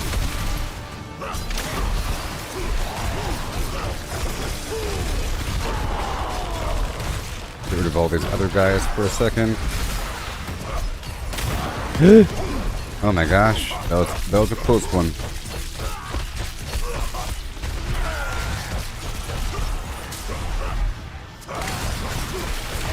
There's the barrier. Right there. Back and forth forever.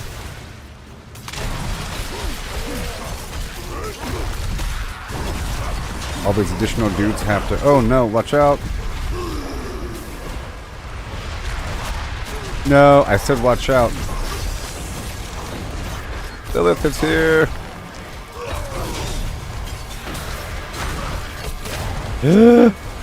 No. Oh my gosh. Okay, watch out for a second, please.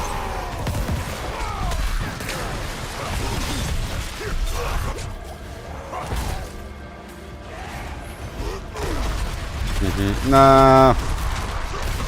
Oh no.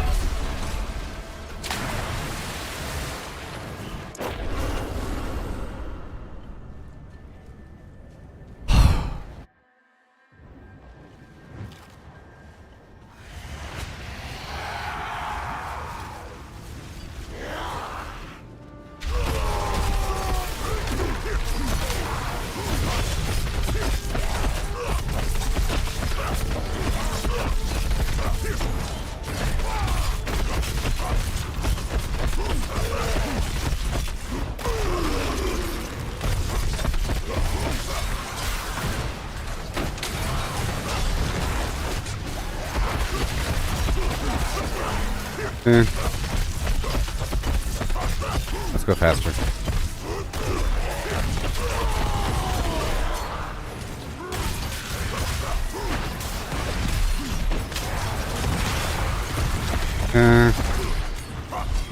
Very nice. All these ads.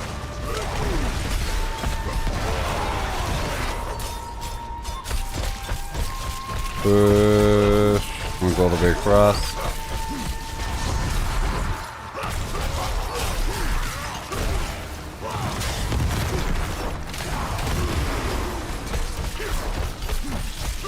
Once Cheek's about halfway through, that's when it gets way harder.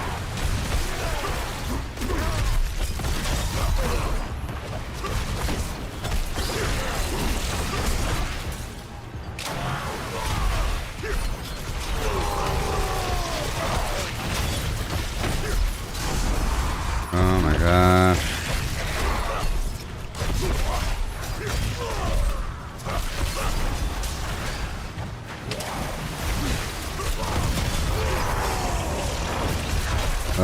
We gotta go ham.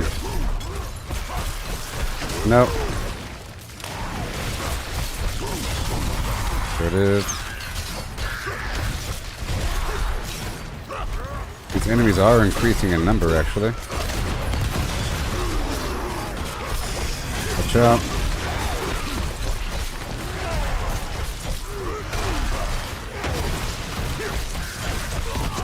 No.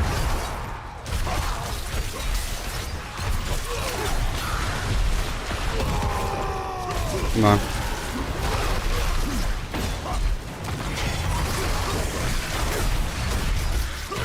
Okay, now it's time to go.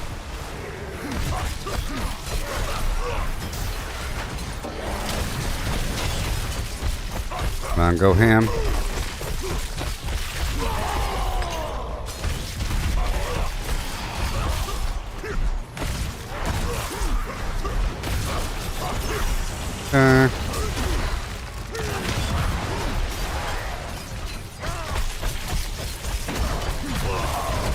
This.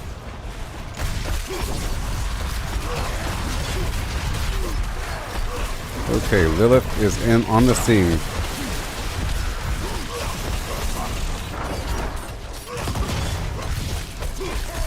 Good.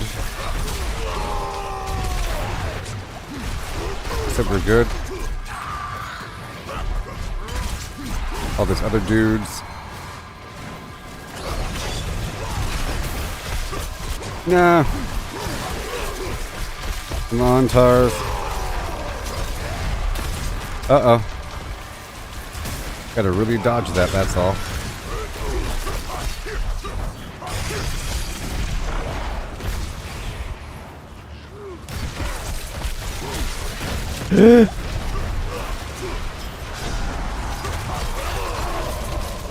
He's just surrounded by water.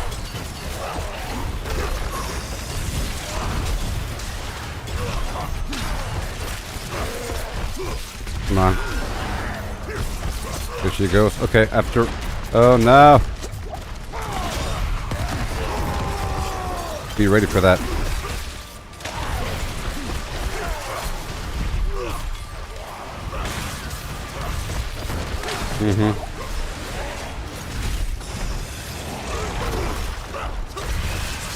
Nah.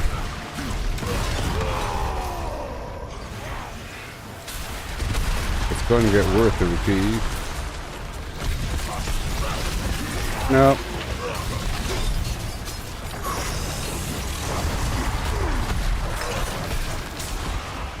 Well.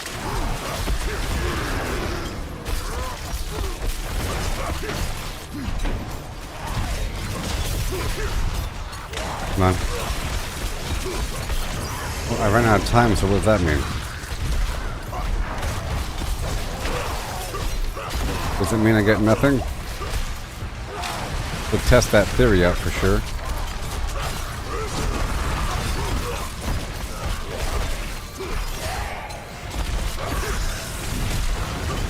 Okay. Come on. I'll accept not unlocking something, but I need the material.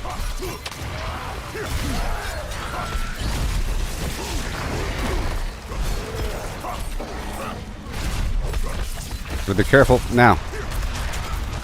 Okay. Oh my gosh. Okay, do I get anything new? Terrible.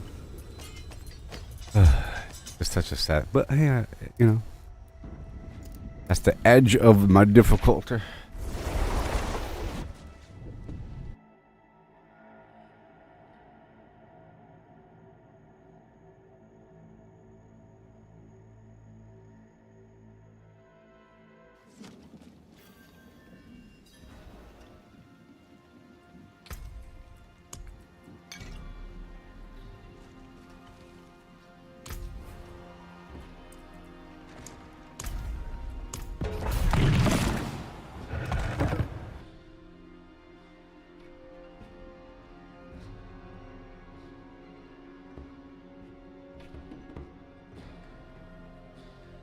Essentially a skill issue. It's doable. It's doable.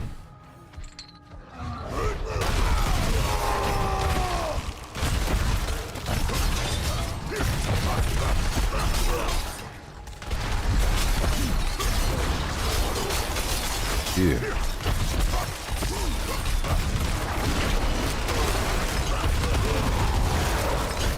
Full stack of bed gates.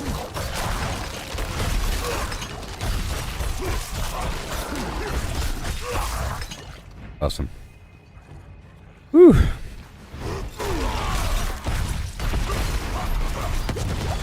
Oh boy, I took some damage there. For a second. Want to fight them on the champion?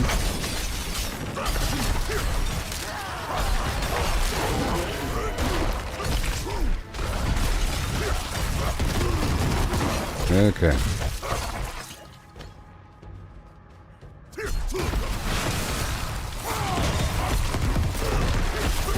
I could go back through my Paragon board, you know. What I could do.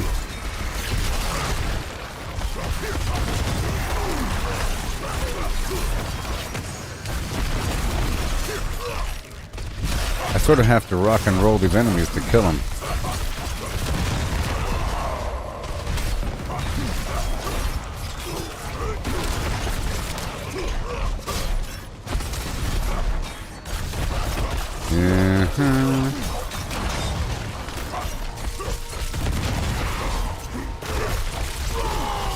Now I can dig toward more damage reduction. Again on that Paragon board. I'll pull back my health until we're at 40,000 again.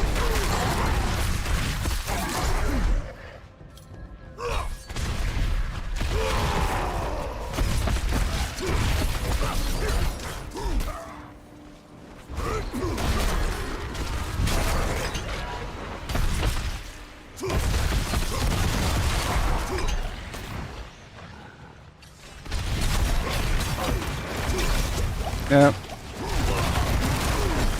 So dangerous for a second. Just for a second. I could use a tiny bit more. Damage reduction. Okay, what's happening here? Oh, it's because the incense wore off and I'm taking a bit more lightning resistance, or lightning damage. Yeah, there's some lightning. The incense just wore off. It's a problem.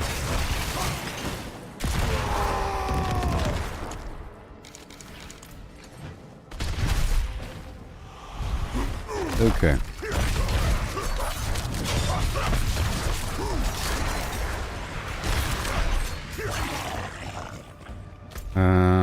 That's a waste of time. I run around that loop for no reason. Hell. Tell you what.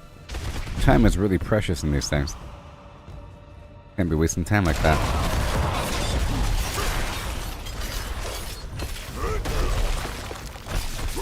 Yeah.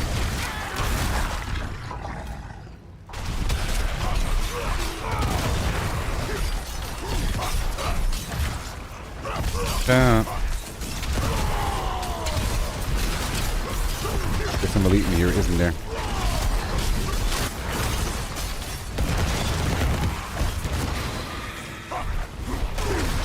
Shazam. All those enemies.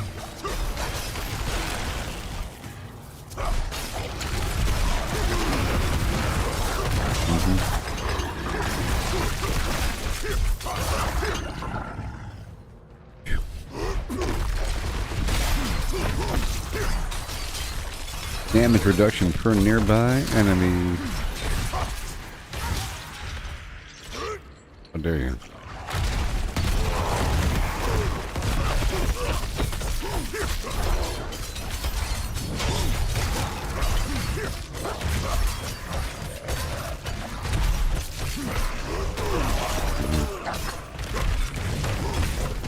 I need... I don't know. It's just, to dig this deep, I need this extra layer of shout. For easier content, I don't need that extra... I don't need anything, really. But it's nice to have this extra layer of defense. Have damage reduction while the shout's active. And it lasts for a little bit.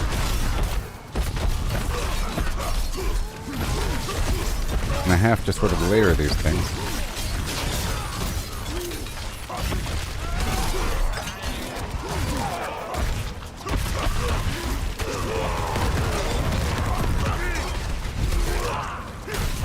We gotta sort of layer them.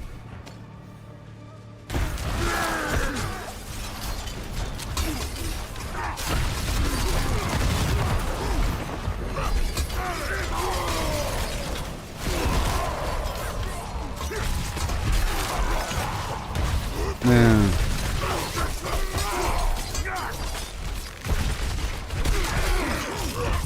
Destruction.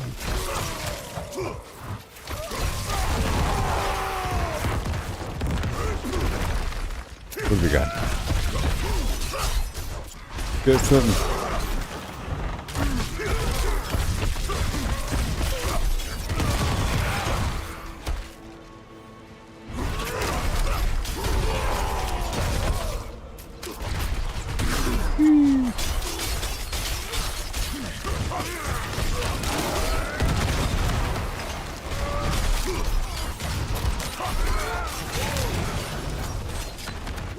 Got going on?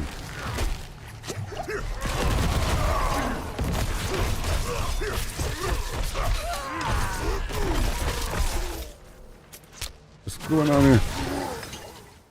Okay. Well, is there going to be another shrine nearby? I don't know. I'm going to push all the way through here for a second.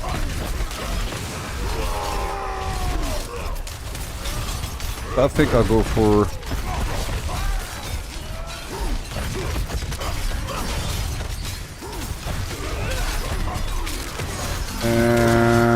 the crit chance and damage thing. Nope.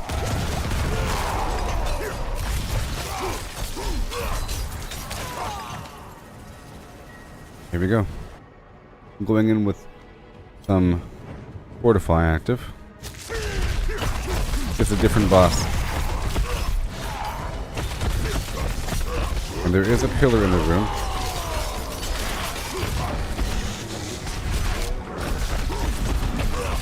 Gotta go, go, go, go, go.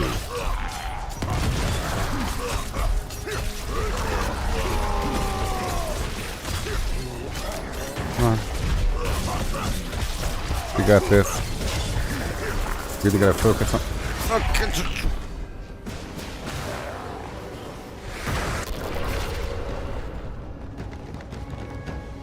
Basic.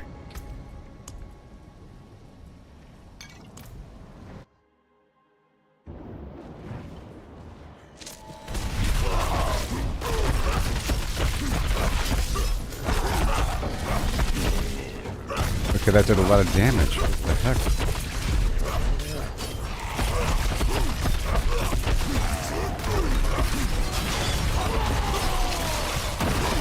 Something bad happened.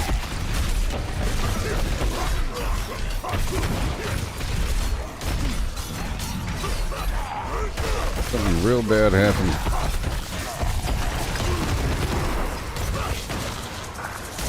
Oh my gosh. Okay, those things do explode.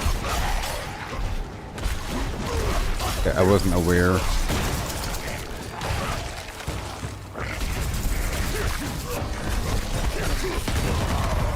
Actually,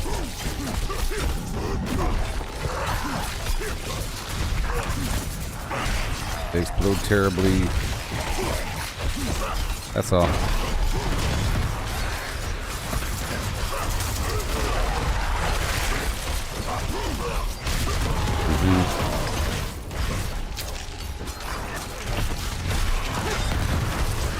Actually,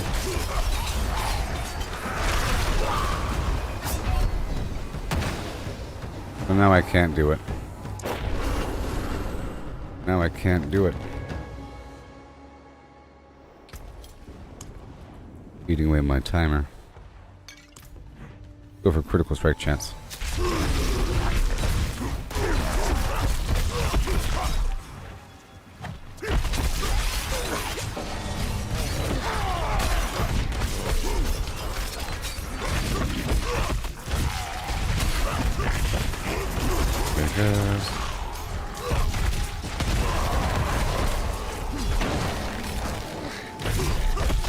Come on.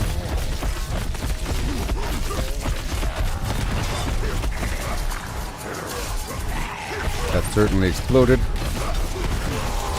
I was killed by the that ghost charge from the skeleton man.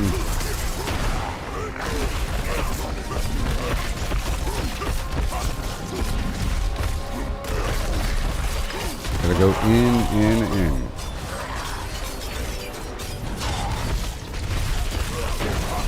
Oh my gosh.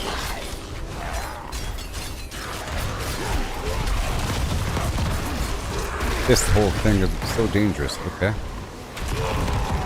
But we do have that pillar, so I think we're okay.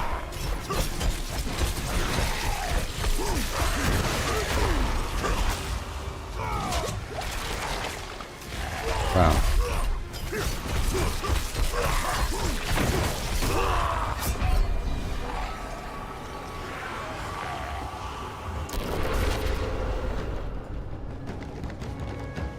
Right.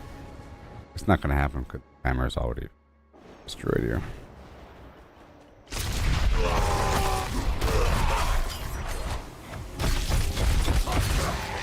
I shouldn't be getting a one shot like that.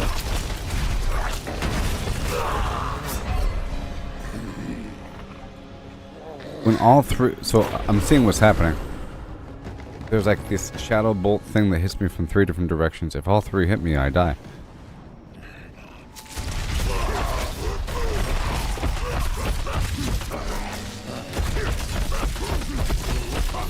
So get ready for it. It's really bad. That whole thing. That. If those 3 things hit me at the same time, it kills me. If I don't have the barrier active.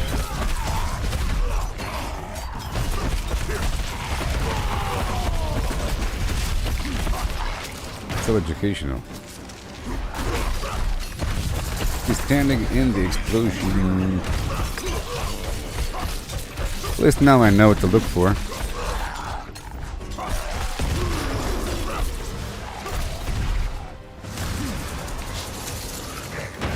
There it goes. Boom thing. I think it only shoots out perpendicular. Those ice things are going to explode, I think. And there's some reaction time. It flies around and then it does its thing. I'm sort of practicing.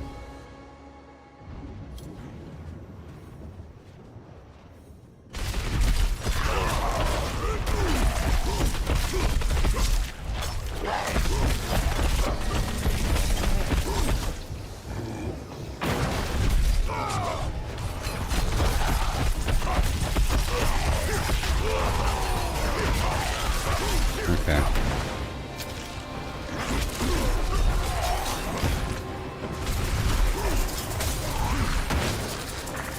Wow.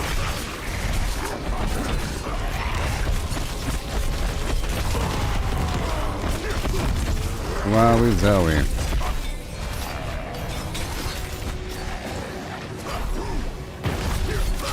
Oh no. Gonna make sure to have that barrier active whenever possible.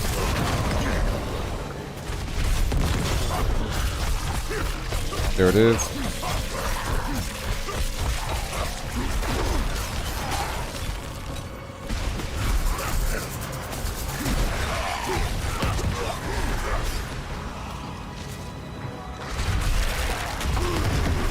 Okay. Watch out. Got the barrier active.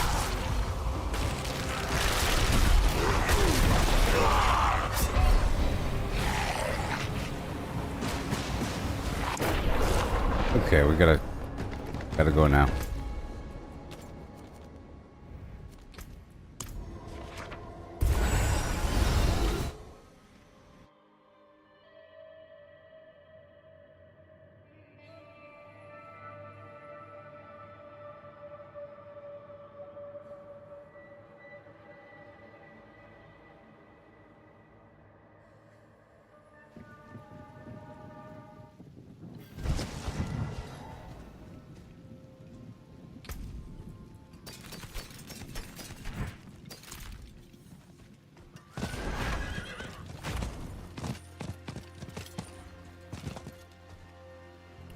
There's power in the stones. Come have a look. Much thanks, friend. Tell you what. I forged Rough more stuff. than horseshoes and nails. What do you need? Iron Warrior. Sure.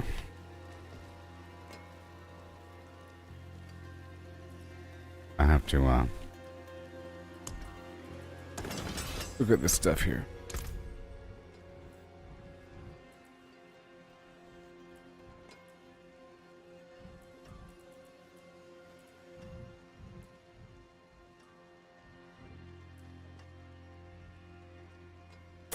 If I lower my life over here a lot, I can then push back toward the health reduction.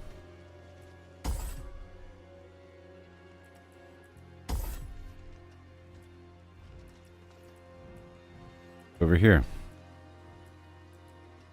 All the way over there.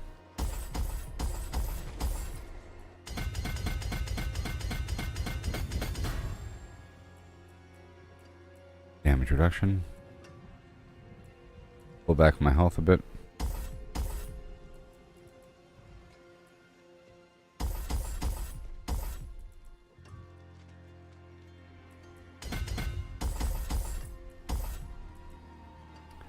Pull back my health a little bit. And right there, activate this damage reduction because we need it. And I can activate anything else. I want something that boosts the nearby nodes. There it is. Okay. After I use a shout, active cooldowns reduce. We need strength. Or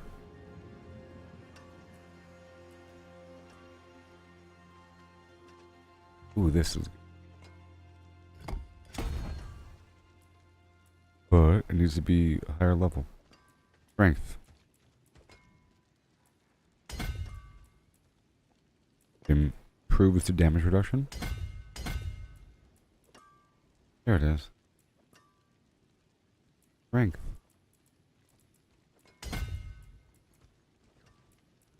We're not going to worry about overpower damage at this moment. Maybe.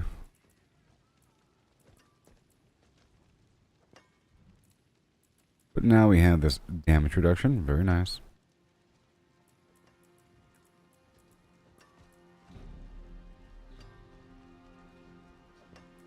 I have to level up that node too. So let's go do a tier 100 dungeon with my life 10,000 lower. That's terrible.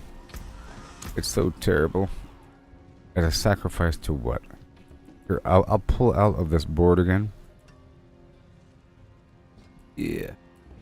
Extra damage to elites. It's a lot, but you know.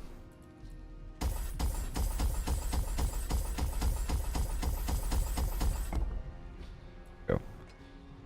Alright, so let's go push back down towards pockets of health. Look for life.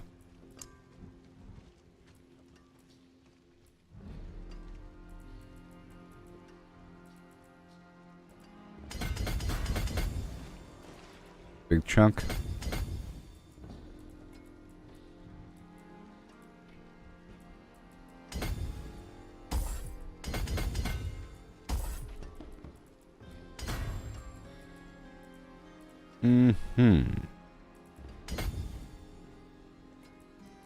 Yep, some good distribution there, I reckon. Okay, it's more like it. I gave myself some damage resistance, huh? And some shout cooldown business.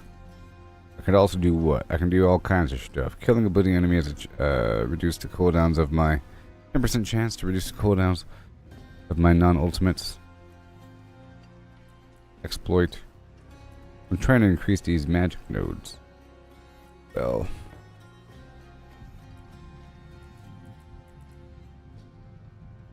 Increased damage while wielding one-handed weapons. Let's go do another tier 100 Nightmare Dungeon and level up this glyph. Shall we?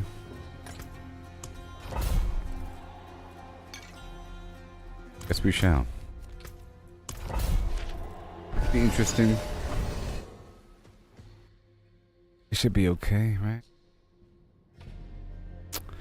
Bit more damage with the basic attack. But I have also reduced my attack speed.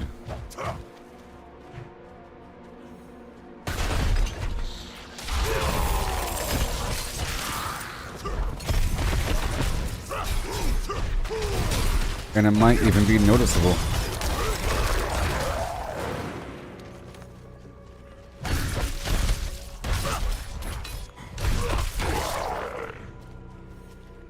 It might even be noticeable.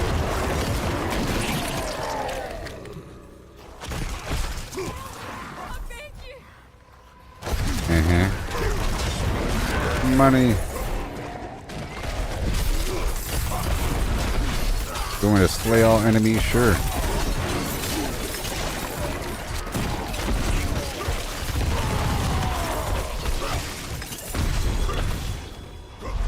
One-handed.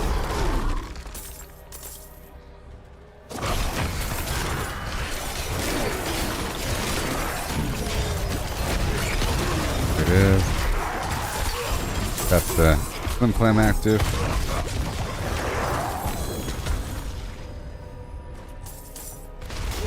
Now, do I want this one-handed damage situation or do I want the cooldown reduction? We'll see.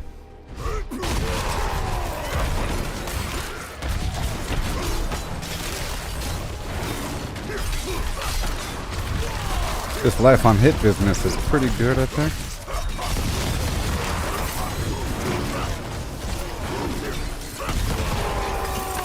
Maybe.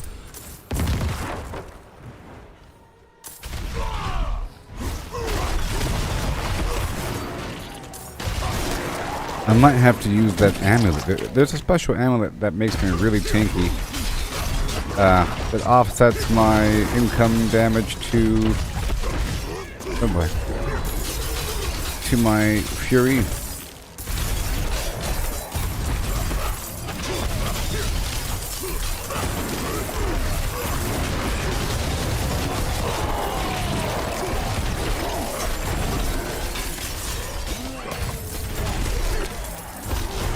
Alright. Now to the... I have increased damage resistance again.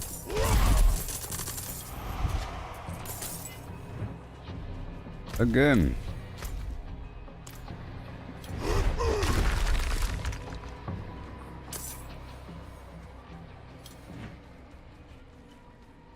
Incense have worn off. That's fine.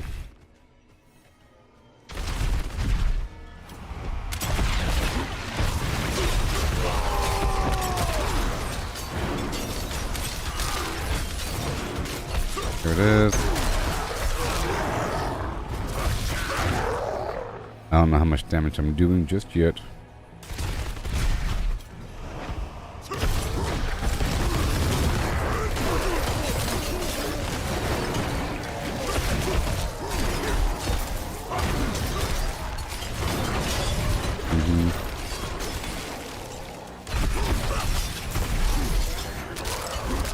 I'm really trying to put that barrier active. Really. I might go for that increased dodge chance situation. Maybe.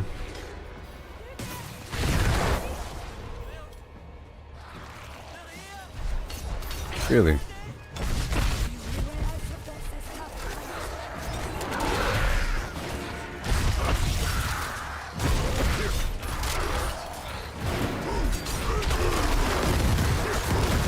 Okay, my basic attack has to hit him 5 times.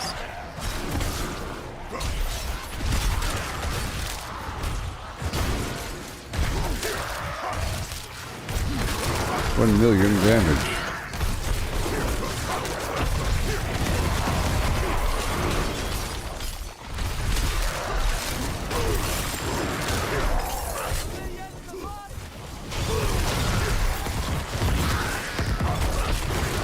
The holy bolts, I tell you.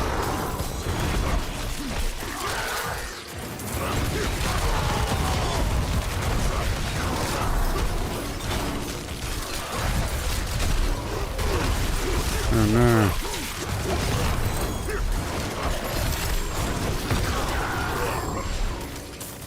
Are you okay? Are they all alive? I saved their lives. Thank you. They all had money.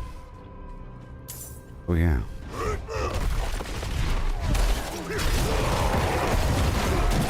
I still think I want that lunging strike. I'm still trying to roll for it. But I'll accept life per second.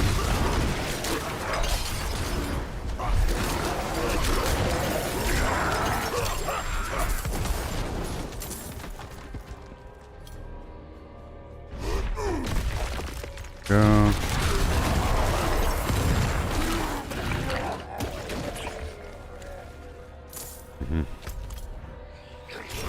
Okay, go through here and do our thing. Ooh, all these shrines, extra shrines, yeah. That's what the thing said. That's what it said, folks.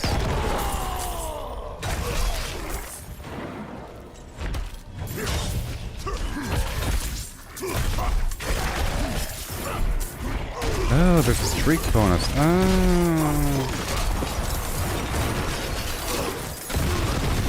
I didn't know how that worked. Oh. That big pile of gold at the end comes after you kill all the enemies. And it'll pop out either way. The goal is to kill as many enemies as possible for that extra pile of gold at the end.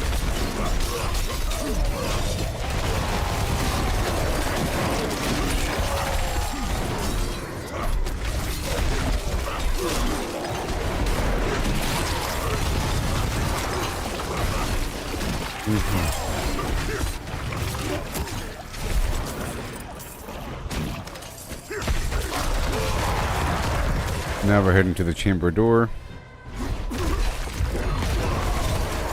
Yeah.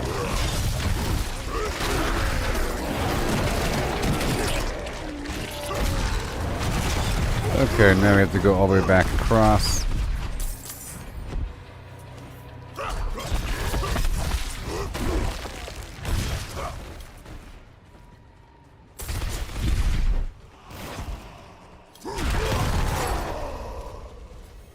Okay, all my damage was coming from that stupid elixir. Sort of is, though.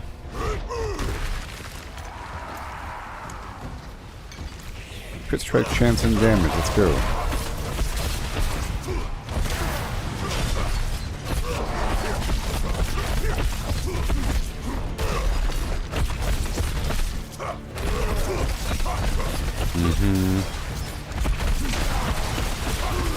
My attack speed is a bit lower.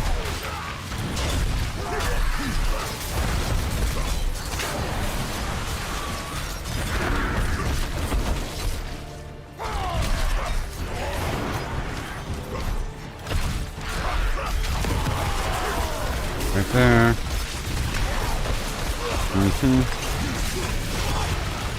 Life on hit.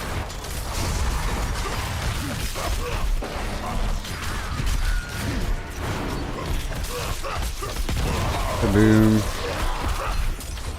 Make sure you're bleeding.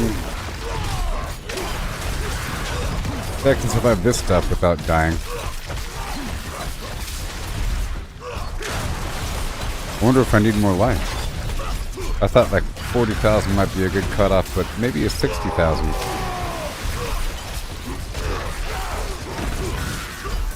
It might be.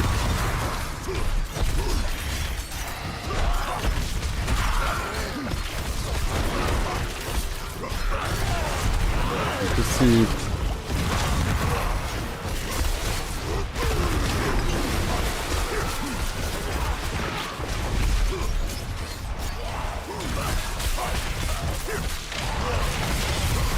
This is not enough damage.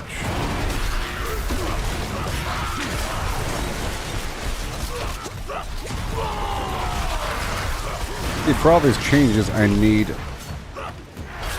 a lot of gold. Fine tune.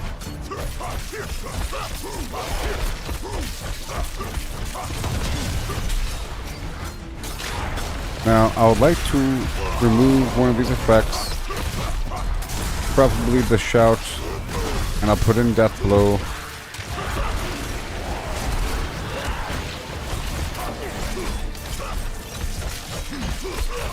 Maybe.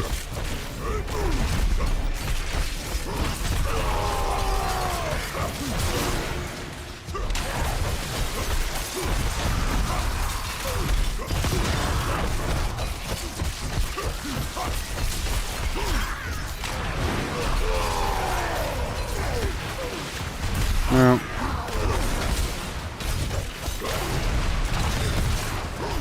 He's not doing that much damage.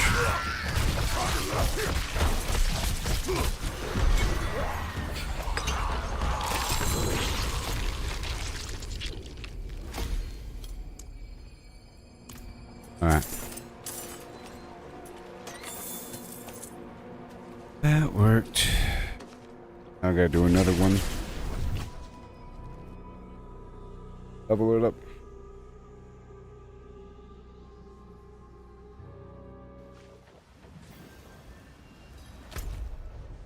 Oh, world boss.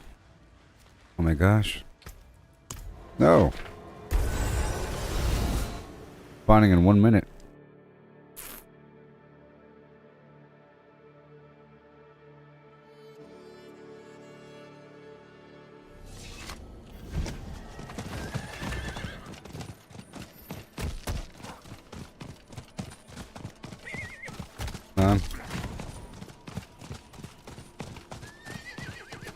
These guys are going to kill this boss in like 2 seconds.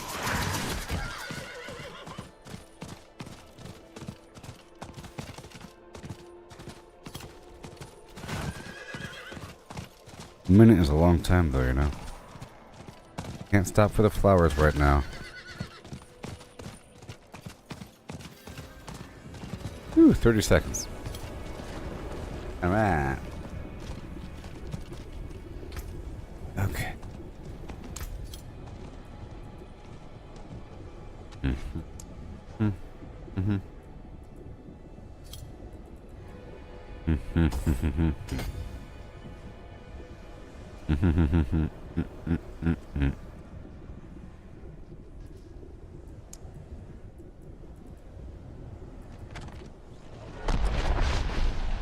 What?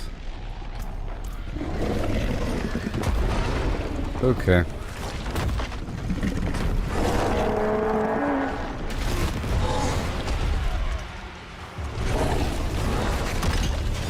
I have to adjust a couple things.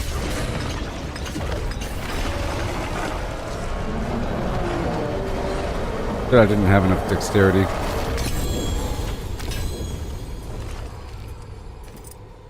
Stygian stones. It's about time.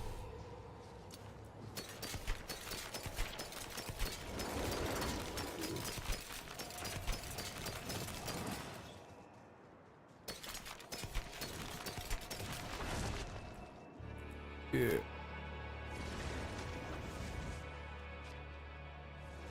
Healing received.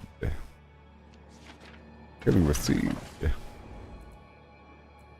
Okay, let's go back into town, and I'm gonna replace this skull with a ruby in my chest for a bit more health, or health, maybe a dexterity. I don't know. Cats are weird.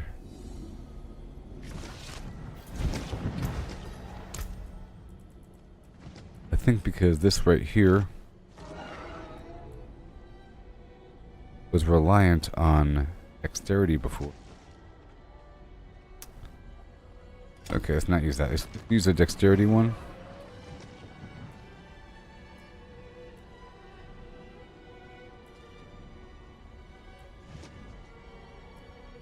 Where are you? Good morning, Leaf. Oh. Come on.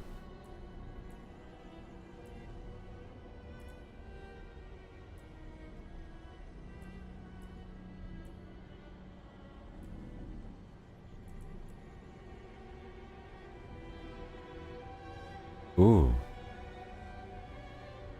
I found it. Hidden with a weapon mastery skill reduces the active cooldown of another random weapon mastery skill. I'm gonna use 2? You crazy? Are you crazy? Brawling skills have increased damage. Let me check this out. Damage reduction.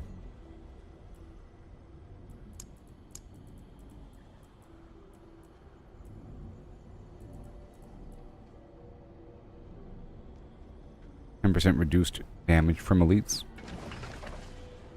A big deal. A big deal. Increased potion healing.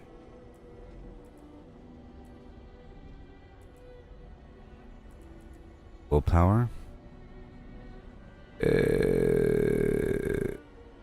We have willpower. Anything else? Undaunted.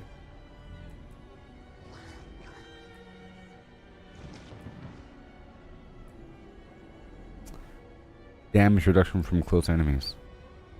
Right, let's swap out this node. And it's going to drop my visible damage, but I'll be doing more damage to close enemies, so it's fine. So this one,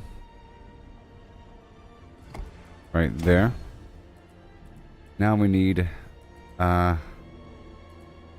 dexterity.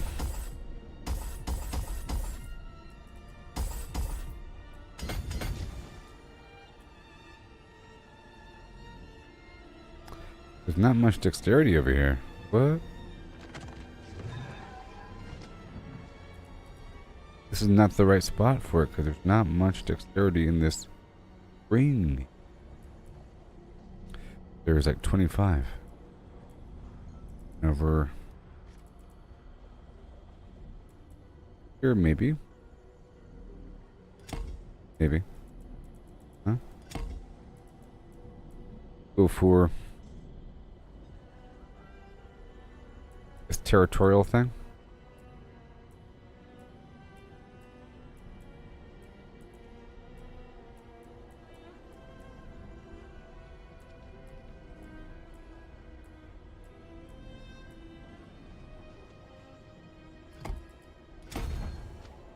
And over here, well, that's willpower.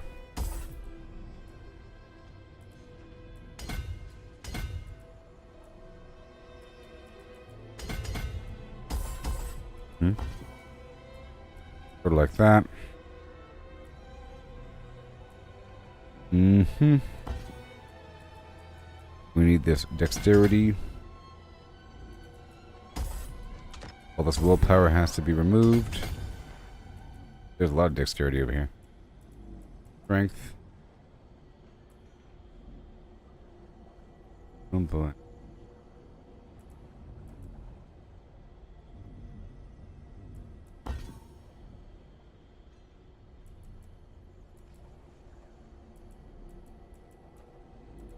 Remove this.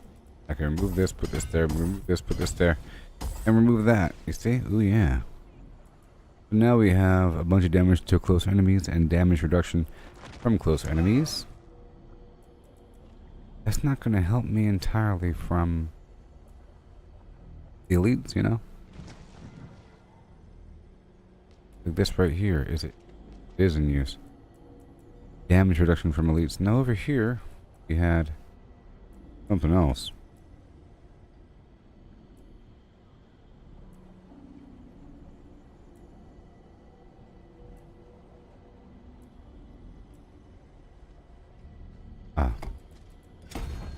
More damage while healthy in general.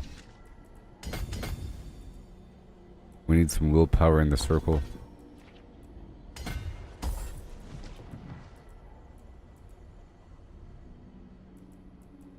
The willpower in the circle.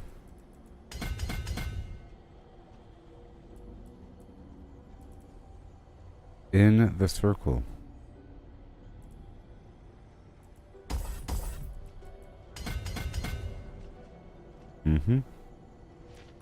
So that's good. 87%.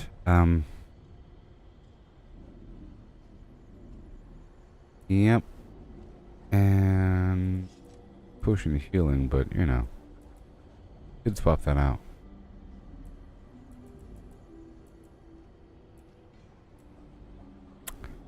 This one's not in you. Ah, yes. Different one. There it is. Damage reduction with Fortify. Based upon willpower. Go back over here, make sure it's ready. 486 out of 520. So over here we have to have something that increases the effectiveness of neighboring flimflams.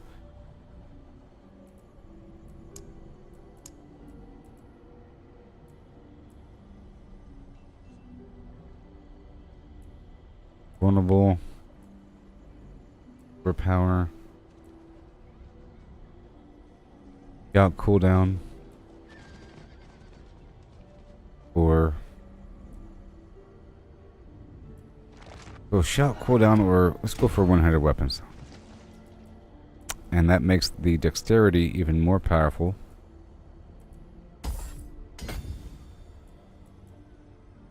And now we're at 509 out of 520.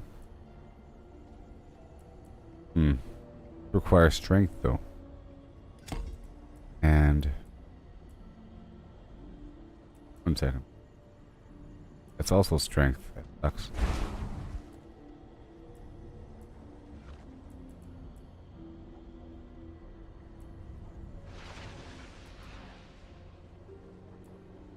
Looking for dexterity flims. You have a reason to enhance dexterity. Like this one, but this one requires weapon mastery.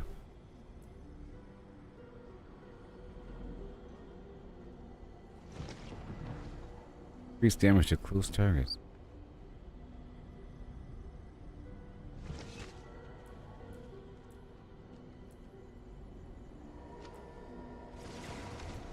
I'm not going to meet my requirements. So, go for one-handed damage.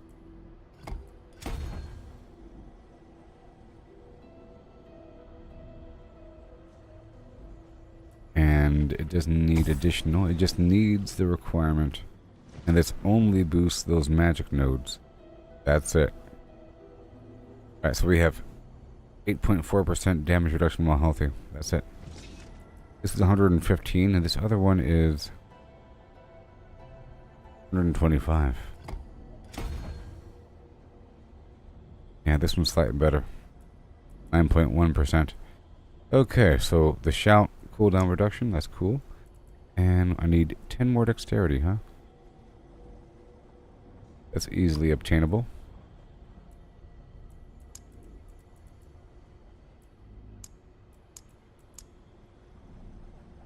Easily obtainable, especially in the blue range. One there, this is willpower.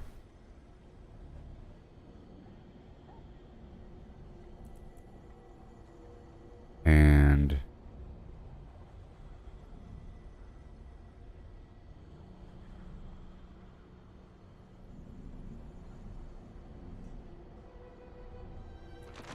there. 5%. This is strength. Yeah, strength. Increase damage while berserking. So I don't want to drop my life right now. Okay, I can remove my 5% damage with two-handed weapons. That's sort of a luxury. And boom. Now we should have enough stats for that. 524 in this one. Bunch of strength in this one. Uh-oh.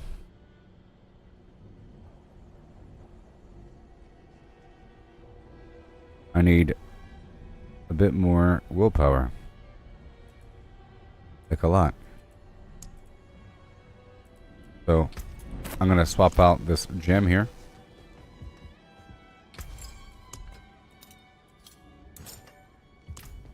With a willpower gem.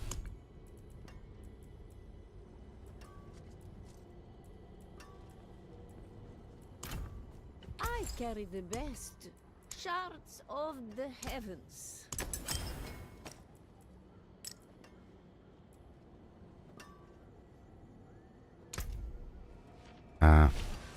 Come back and see us.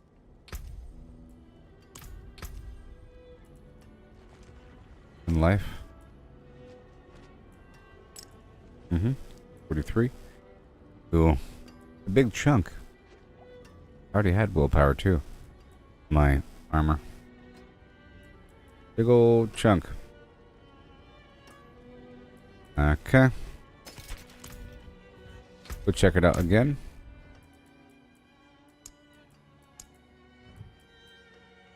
Make sure these nodes are active. Yep, willpower. Okay, so now I have more damage reduction. 10%. Oh yeah, perfect. 10%, 15%. Good, and I have some cooldown reduction on my all my skills. And I'm using a bunch of damage reduction. 4 glyphs. Okay, back over here.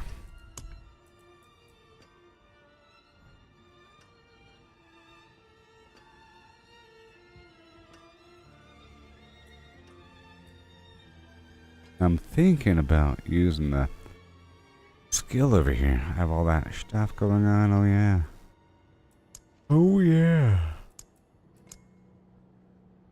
I'm using everything I could use.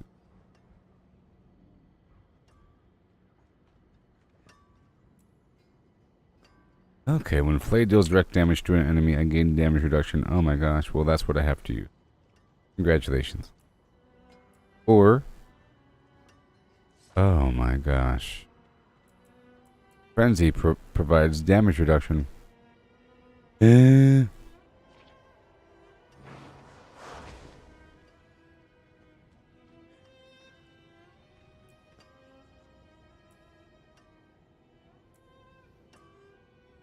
31 to 38 damage. Alright, let's go try Frenzy for a second.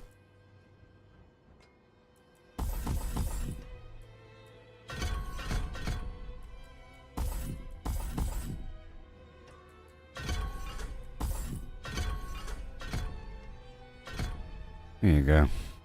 Okay, well that's cool. Go check out Fortify. Right there in the middle, huh?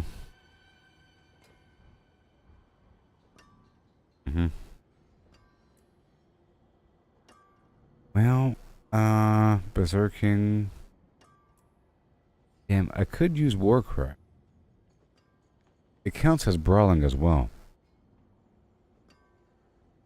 As opposed to Challenging Shout.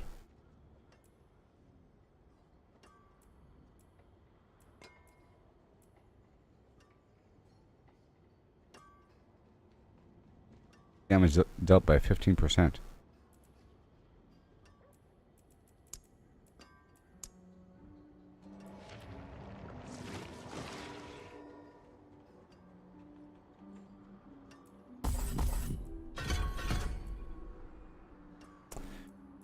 Even though I was enjoying that big chunk of damage, this is made up over here.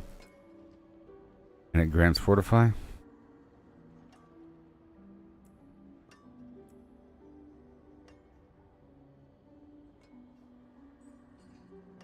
And increased damage bonus.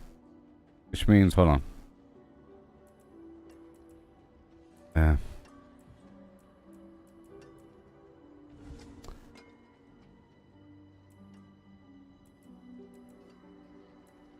I'm going to reduce the leap effect from my, or the slow effect from the leap, because they're already slowed from other means. And extra damage. But my raw damage is down to 94 for reasons. So I stand outside or something. Fair trade.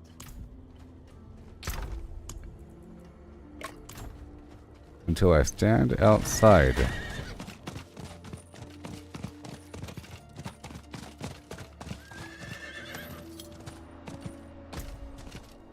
Really based upon the weapon I'm holding. See this weapon here? Hey there, James. What level? Pit? Oh, I'm trying to farm tier 61 pit. You know, that's with the Neath Iron. But I'm having problems, so I'm making some fine-tuned changes. I beat it before. I've unlocked up to 64. And just trying. Oh, I'm just trying.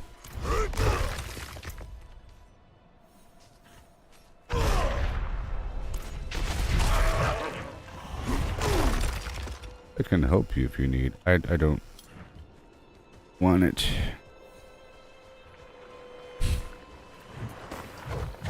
I have to earn it myself, you know? Okay, well this is a problem too. Alright, so wait a minute. Oh, wait. Wait. Oh. Oh. Wait a minute. There you go. That should help a little bit. Because I feel like, you know, I'd rather carry somebody else than get carried. And if I can't do it myself, then I don't deserve it. And I do things with other people once I'm confident that I can pick up the slack. But I don't want the slack picked up from me. And if I'm barely making it, then it's going to be even harder. Unless my teammate is more powerful than me. And then I don't deserve it.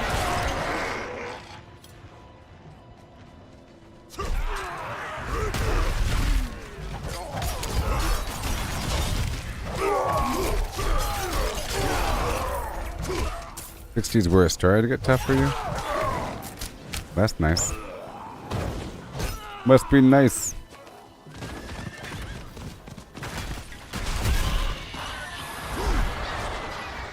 Must be real nice.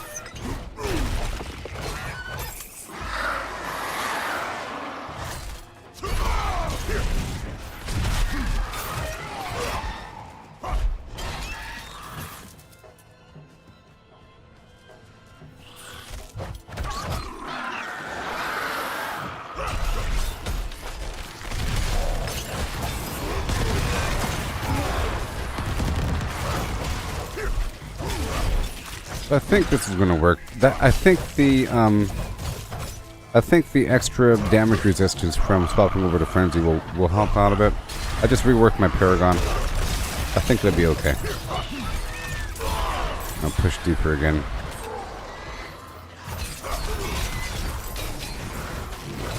I'm still thinking about swapping over to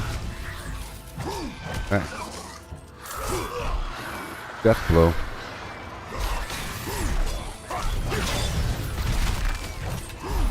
I no longer have a lunge, and that's sort of unfortunate. I enjoyed lunge.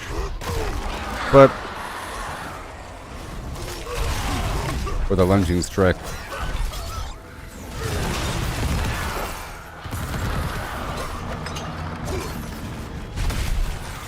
In theory, I should be nice and tanky.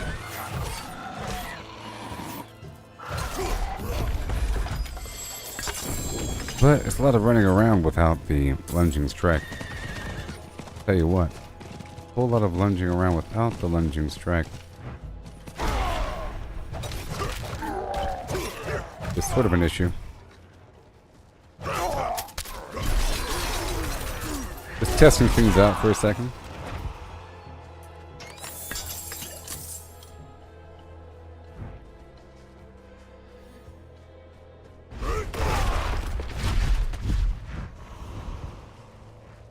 Well, the armor is capped off at 8,500. You know. Oh, sorry, not 8,500. At 85%. I've been trying to keep, which I thought was 10,000. You're saying it's 9,300? Yeah. I've been stacking damage resistance from different directions. I've been trying to make sure that my armor doesn't go above 10,000.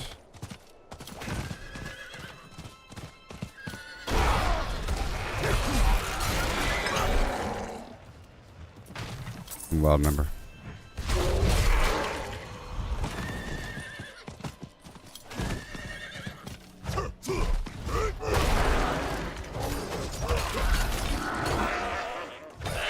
Okay, I think I'll try another situation. I don't know if I like it. I don't know if I like it. I would love if there was like a build swap button. I could swap between two different builds. One for farming wild enemies and one for killing bosses, because I need the boost. I don't know if that's going to be... Because...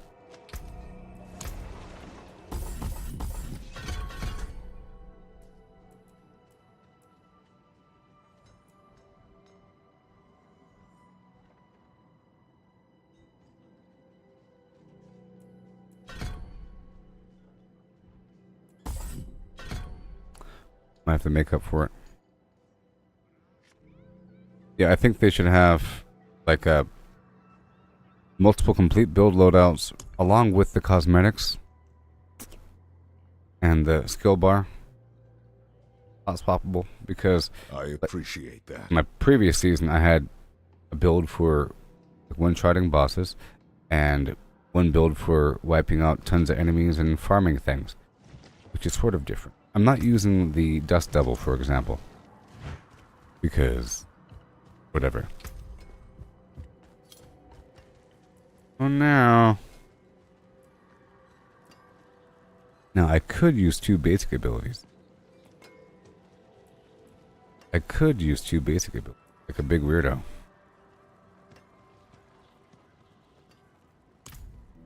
That's always fun. It's fun using like two basic abilities or two, then I won't,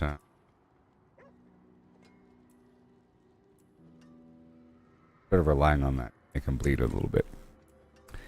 Alright, I'll try it again. Did I make any changes? Yes, I did. I made some changes. I just moved some stuff around and made sure I had all my point cut off. Yeah. I like the plunging strike. You shouldn't call something Frenzy Barb just because something's using one skill. Okay? Like calling something a Whirlwind Barb just because you have Whirlwind. You know, it implies that there's only one meta combination for things, but there's many, many, many combinations for things. Only 5 basic attacks, or 4. Silly. But I just want to see how the flow operates. I have enough jumpy jumps. Basically, I was trying to increase my lucky hit chance. Hit him a bunch of times, you know. Activates faster. For all these other effects. And then the vampiric curse kills everything down the hallway. And it works out just fine. Not that. I have nothing.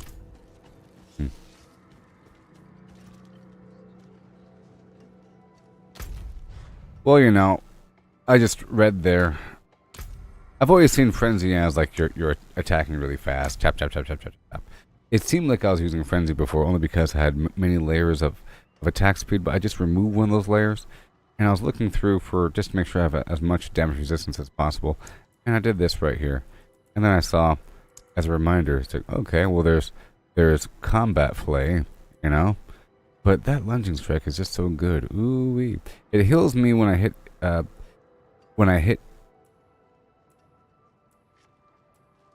it heals me whenever I hit a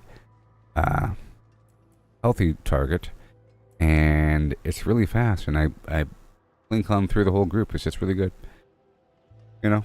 But that doesn't really help me as much during a boss fight. It's like one dude there. I'm not stitching through an entire dungeon. It is nice. It's like a quick free teleport, you know. But versus a single boss, it's not really helping me as much.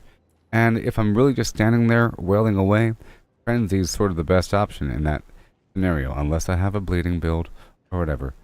This right here, I have Fortify from other sources if my Iron Skin actually pops up. You know, if my Iron Skin actually pops up and everything.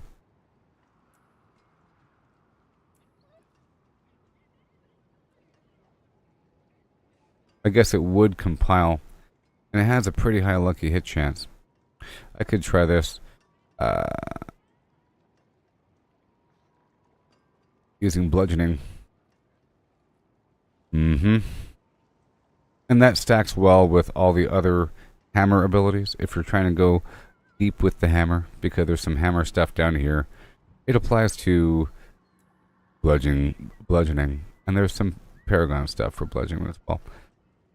I sort of want to run through for a second and try the overall flow of this right here, because it has, you know, it'll probably stun the boss pretty fast. Because I've been stunning the boss pretty fast with all my lucky hit chance. I'm using the Walking Arsenal key passive with an extra boost. I mean, very nice. Very nice. Very nice.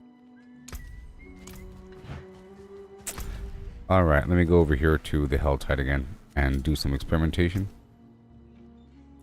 Because I'm also running out of money as I fine-tune things.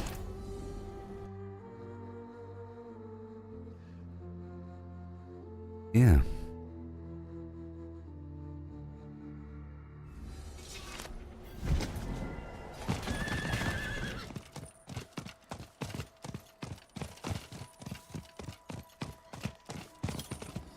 Hit him in the head with a hammer.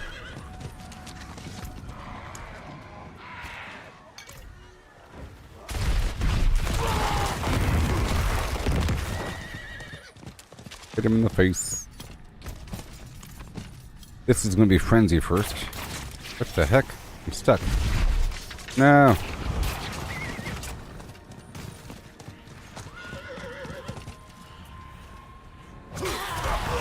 Yeah, gold's pretty awesome. It's costing me like 3.6 million to re-roll items.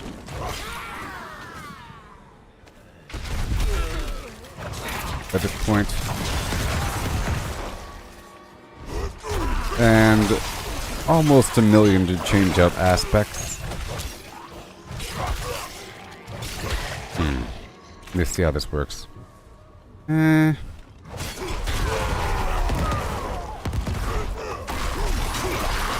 Let's see here.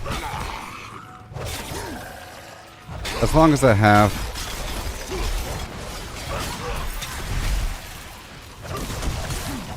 I can pair it with, you know, attacks,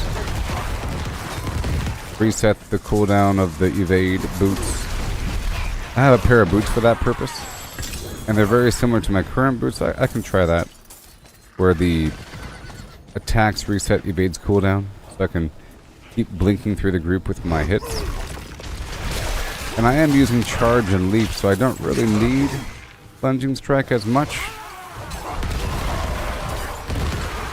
But overall, I mean, if I'm trying to go for attack speed, then I was trying to test it out as well to see if there's some sort of limit. And I felt like I hit the limit, even though it's not really listed. It shows overall attack speed, but it doesn't show attack speed with basic.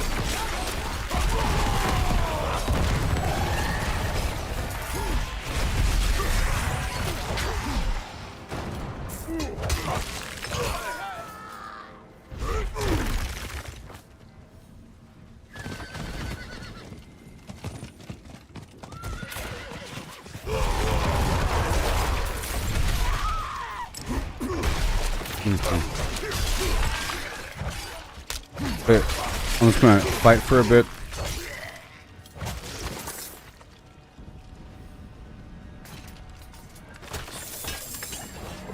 I'm wondering about and just so you know, as I speculate, I don't really want the answers. I like to, you know, do trial and error. And if I already know the answers, then that's trial and error is kind of pointless. You know, I don't look up builds or anything. Okay. I don't look up builds or anything like that. But I was talking about this right here. Right where it says attack speed bonus. You have overall attack speed bonus, but then you have like basic attack speed because you have, I have this, you know, the rapid aspect to increase basic attack speed. And there's also something else. This Moonrise increases all attack speed. You know? But the basic attack speed on top of the boom, it's not listed. It lists overall attack, weapon speed, and attack speed bonus. And this shows all of the different sources of attacks. Oh, you know, but it doesn't show basic attack speed. And I was experimenting because I had I was using, I don't know the name, but there is a legendary glyph, or not glyph, but node that increases attack speed based upon their enemies while berserk. And there's another effect that makes your crits with your core ability increase your attack speed. And I felt like I couldn't tell the difference at a certain threshold. And if I can't tell the difference, then there's something better that could be in that roll. It didn't feel slow, but then I started pulling it back a bit, and it started to feel a bit slower. You know, like 1%, you can't tell. 2%, you can't tell. Once you start to get you start to see a difference, starts to add up.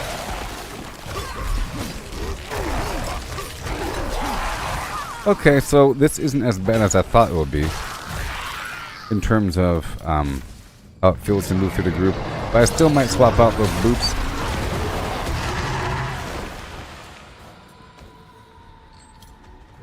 I still might swap out the boots.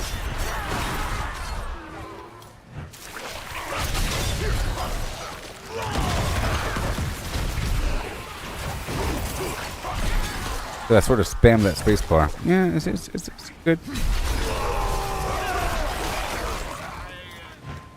Let me check one thing.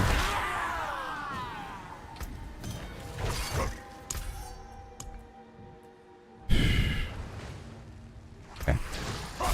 Had to make sure. And alright. I do have the cooldown thing, which is good. Like having a really fast attack speed. I have, you know, every 5 basic attacks you have a cooldown reduction. Only so many sources of this stuff.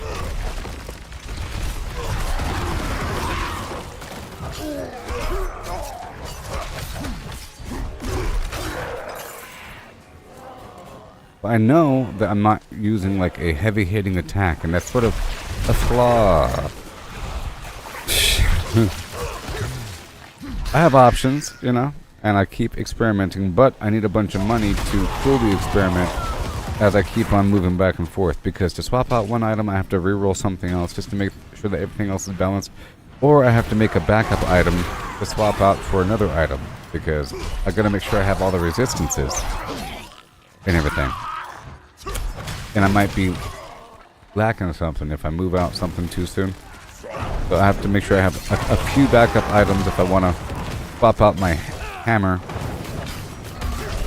You know, but there's the whole Banished Lord's Talisman mixed with the Ring of Red Fury combo. And then I'll be using Upheaval and some other stuff. But then I'll be losing all the effects on my rings and... you know, it's not going to work out all that well. With this season in particular, with the quality of the standard legendary gear with masterworking and tempering. And there's the overkill hammer with death blow. I was messing with that and it was clearly good, but it's kind of hard to tell in this environment. But then doing that, right now I'm using the challenging shout for a nice chunk of damage resistance that lasts for a while. And then Iron Skin with the aspect, it makes it where I'm unstoppable with Iron Skin with a big chunk of damage resistance. And they sort of overlap. And I try to increase my healing from all sources, along with life on a hit and a drop of life per second. And yeah.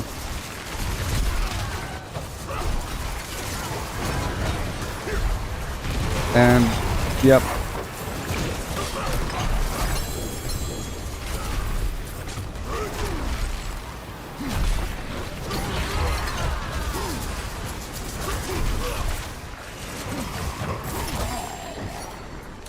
And because most of my attacks are sort of coming from my basic here, I'm trying to increase that as well.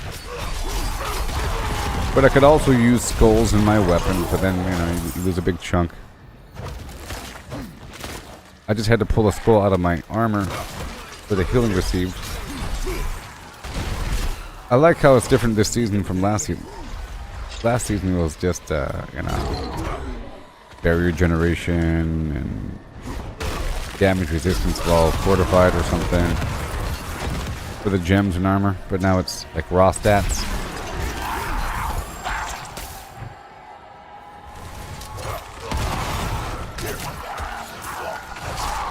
Well, this is sort of working out, and I like the whole idea of the damage resistance. I wasn't even tracking that it did that, or at least I forgot that it has another layer. Does it last? How long does it last?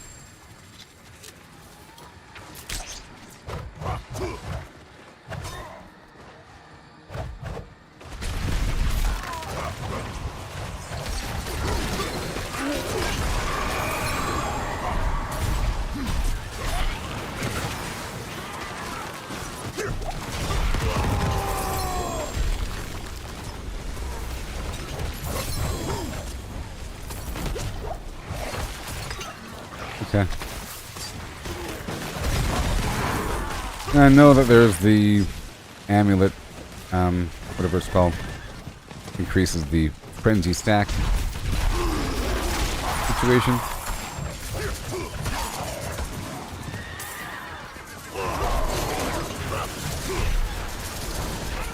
So I'm gonna try out that bash thing now. I know what this feels like.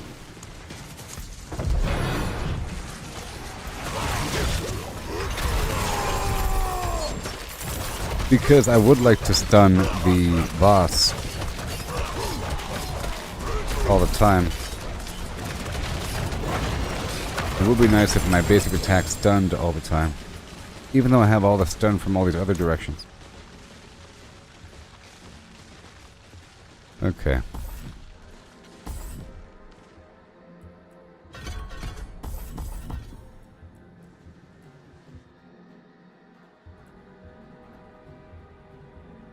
After critically striking 4 times with Bash, using a two-handed weapon, my next core or weapon skill will, well that's awesome. Will overpower.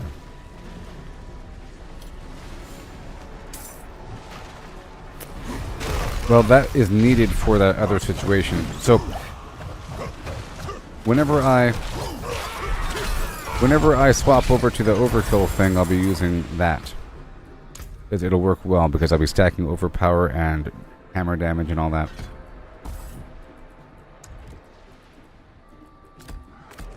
See how this feels. And it needs a hammer? That's crazy. That's crazy. It wants me to use a two-handed bludgeoning attack for that? That's just insane.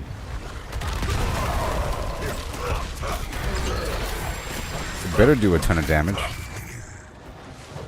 Kind of funny.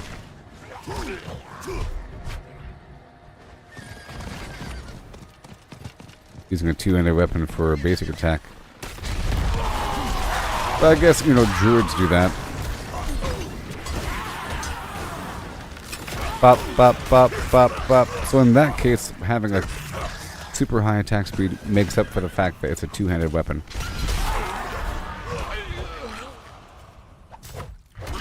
It kind of feels good too.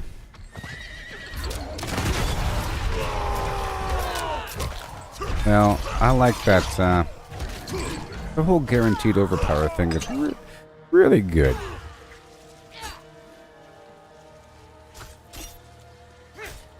Damaging a stunned enemy with Bash grants me Fortify. Double the amount when I use a two-handed weapon, which means I no longer need to have this give me Fortify. I'd rather have the Iron Skin heal me. Okay.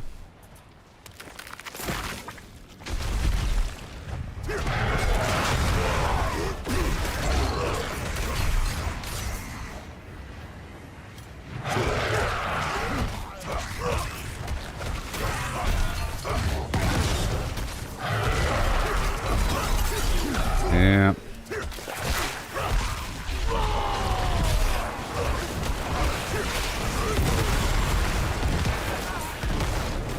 In that case, I might want to go back for that attack speed situation. Okay, and I have constant Fortify. That's it. The best source of Fortify around is this ability here. The best source of Fortify these parts. I want to read what it says again.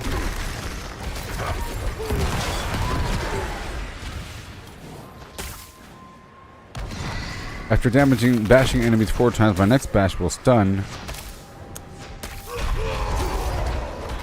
And 1, 2, 3, 4. And stun.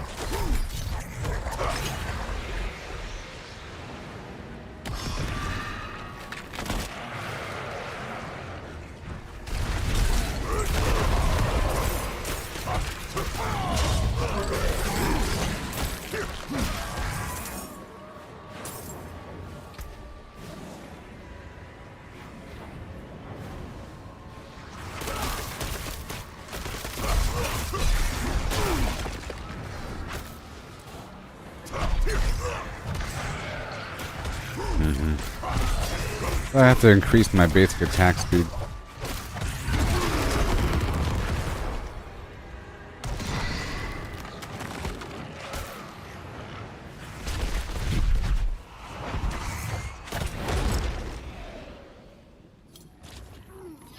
The question is, how fast does it stun a boss?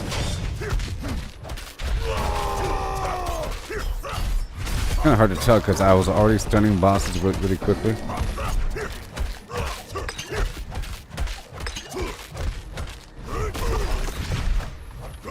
I think Frenzy might be better, actually.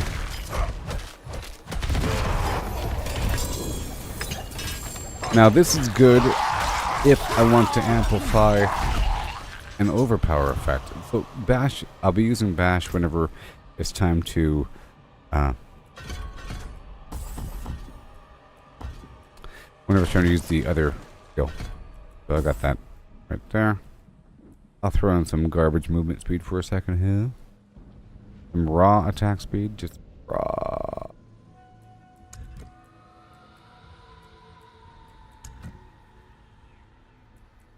So let's put this back on, the fortify. I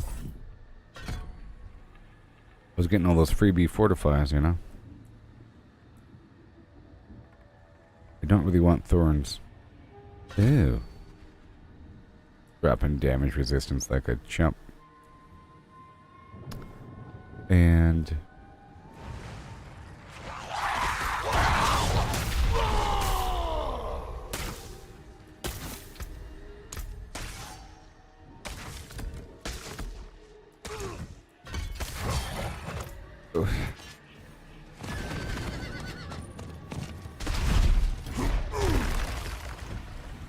see about it. Get the movement speed situation back on.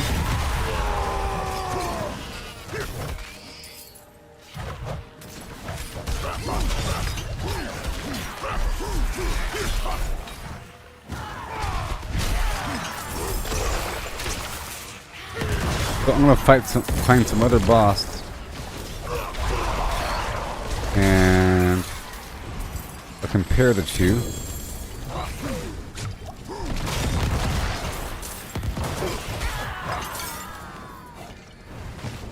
Yep. Let's go over and spend this stuff, huh?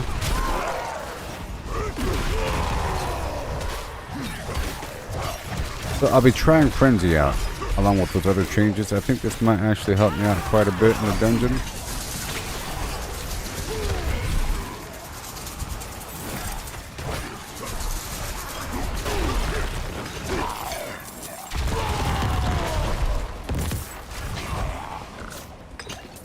Oh boy.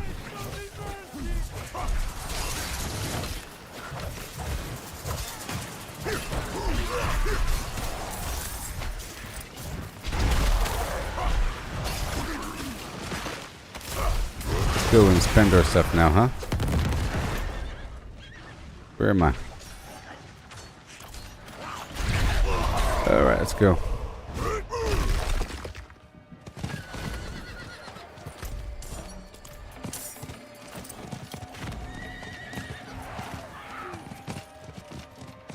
Time's a wasting.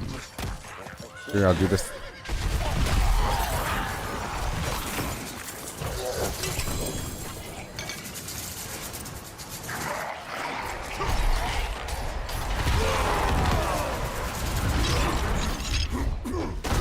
Oh yeah. Yeah.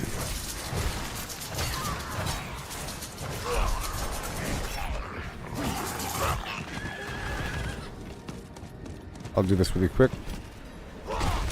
Nah. Nah. I was hoping for a different event with the big old boss.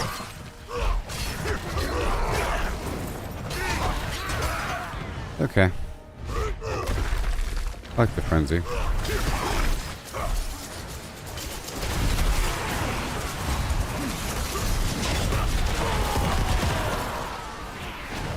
And I have it where my shout is reducing cooldowns, right?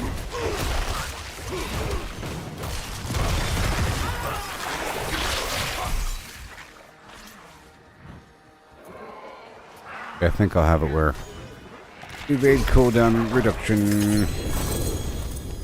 Right now I have incredible amount of movement speed. Ton evading.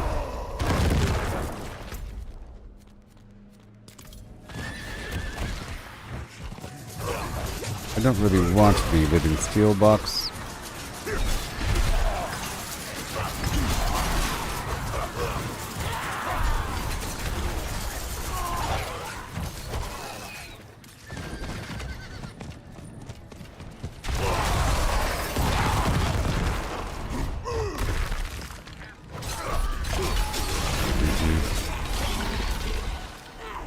It's okay.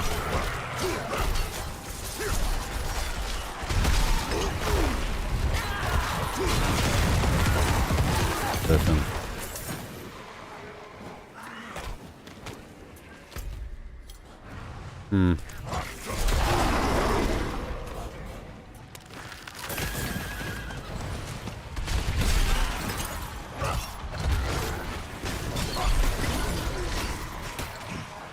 That charge is pretty good. It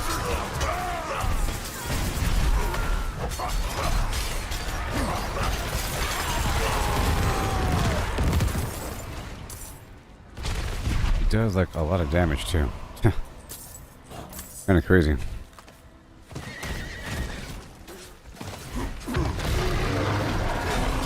Alright, here we go.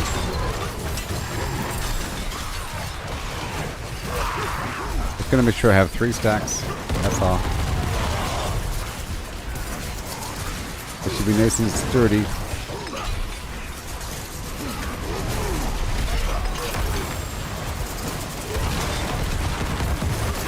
Gotta make sure we maintain.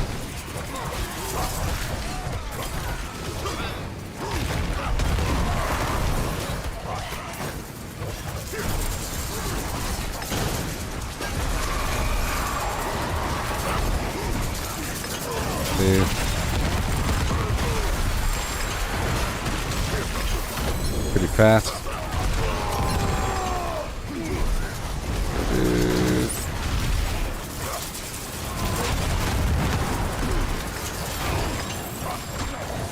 Those guys are getting melted down.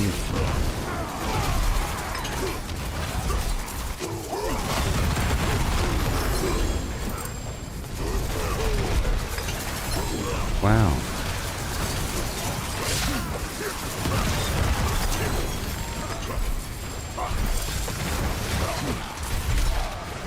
I don't want to step outside the circle.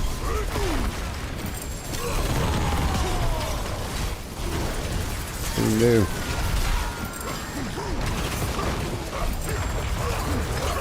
There it is. It just feels a bit better because it's so fast.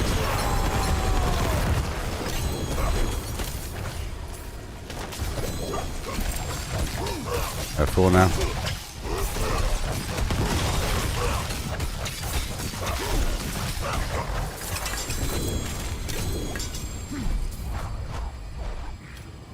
Alright, hurry up. Gotta hurry up.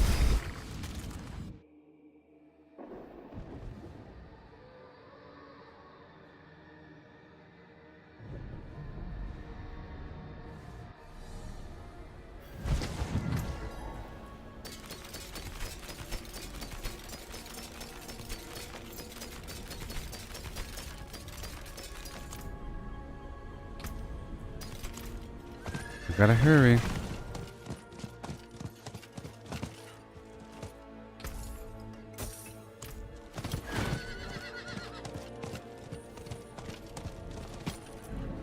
Woohoo!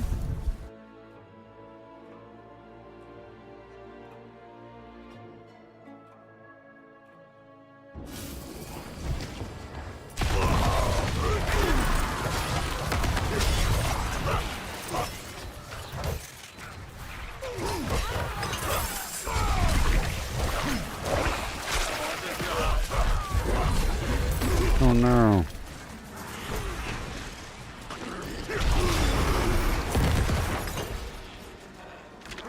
Got 2 minutes.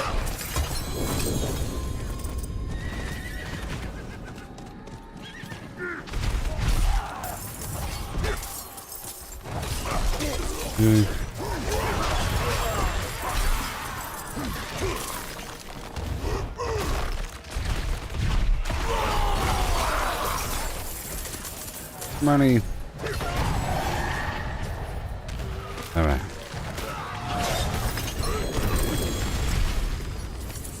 Thunder Strike was okay. It was healing me, but then once the enemy is no longer healthy, it no longer heals me. Let me go over here. I can't get those plants right now. I'm sorry. I have 1 minute.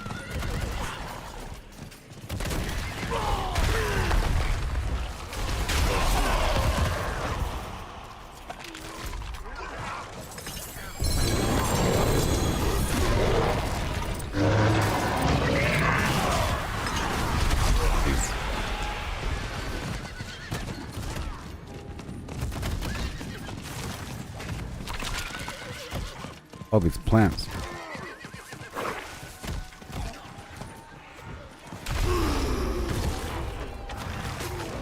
Uh-huh. Well, that's it.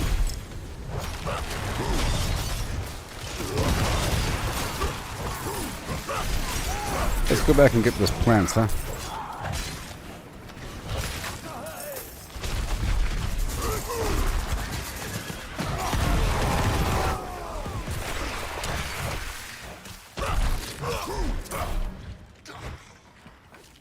And over the plants.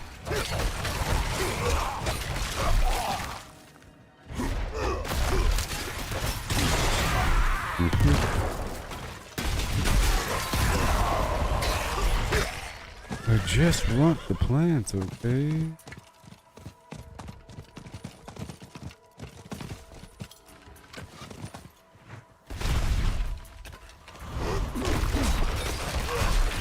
And we have another live swim.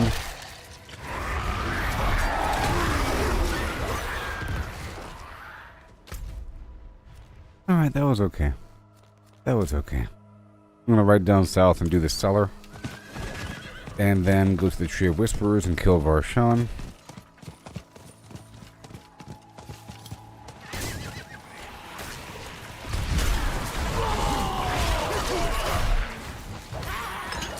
Yeah. Gotta swap out the boots now. Even though my current boots are masterwork.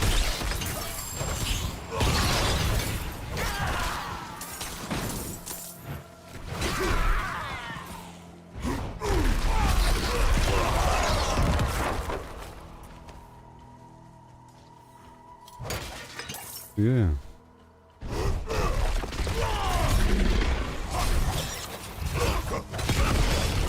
Mm-hmm.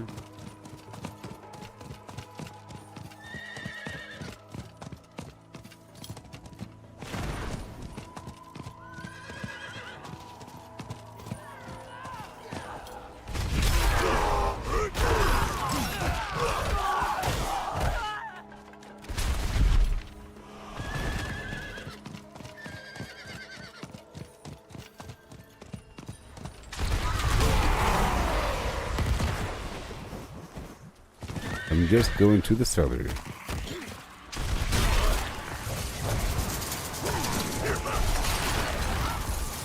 What's other business? I guess damage resistance is pretty similar to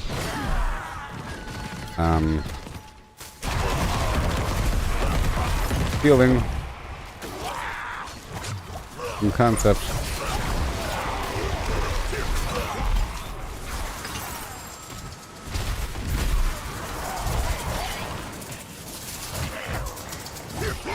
Have to be.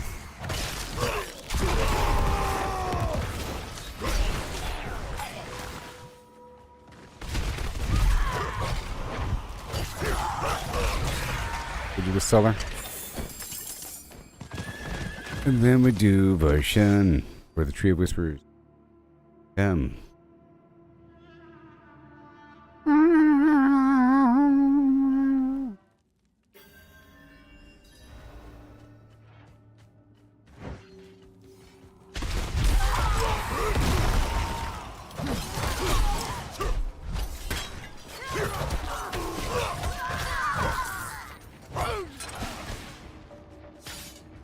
Mm-hmm.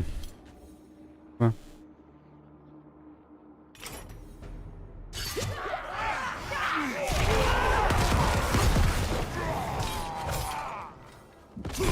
Yeah, it's definitely slower having to run over to the enemy.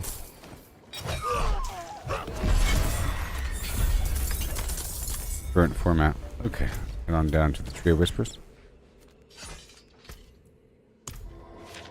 I have to look at these other boots.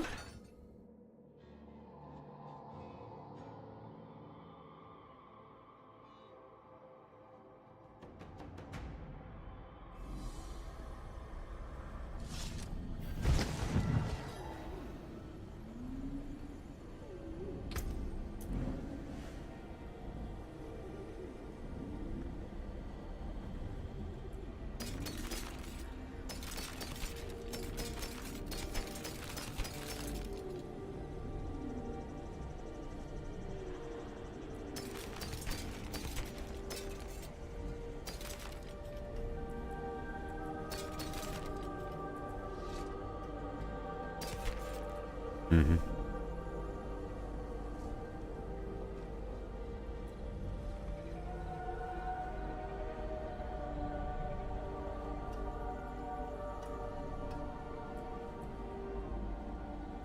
All right.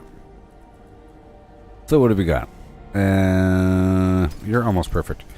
Okay, we're here. I sell everything again. Very good. Thank you. Go in the box. It's a fate. A fine deal. The sheaf has wares. What the f... What happened? What happened?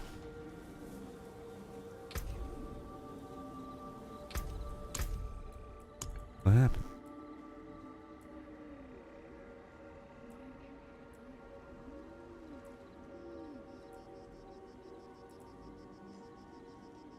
Because I'm not using Imbiber. Okay, I have increased damage resistance.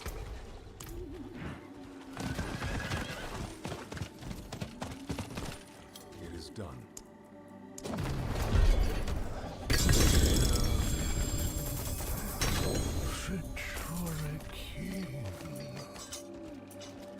The Doomblade.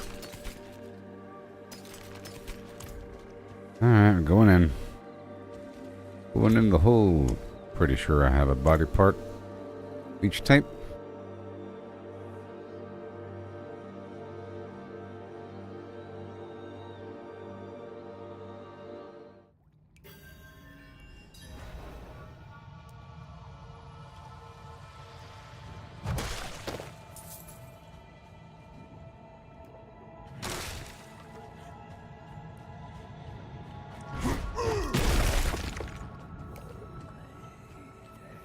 Mm-hmm.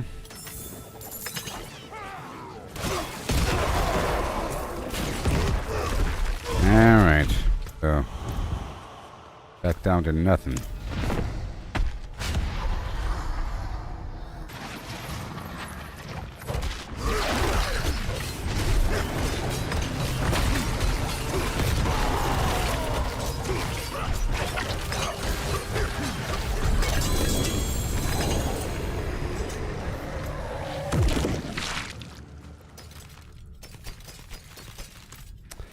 Okay. So I'll try these. Try it again. Changes. I should have a bit more defense, you know. I should have a bit more defense. Less damage. Really.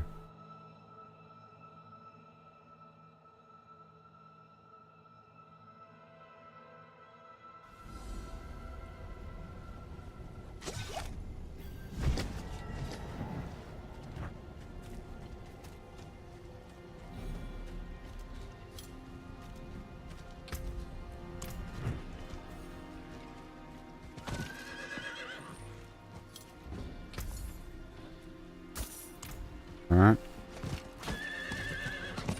And we go again. Oh boy. Fun times in Richmond Avenue. I just have to be able to beat it. If I can beat it, then I can slowly creep forward.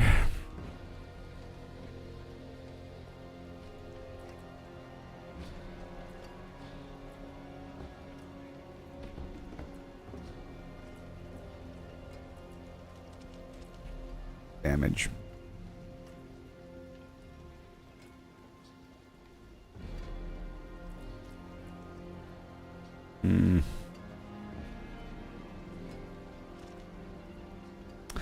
So I can swap out this weapon effect because I already have increased 60% attack speed. If I swap that out, then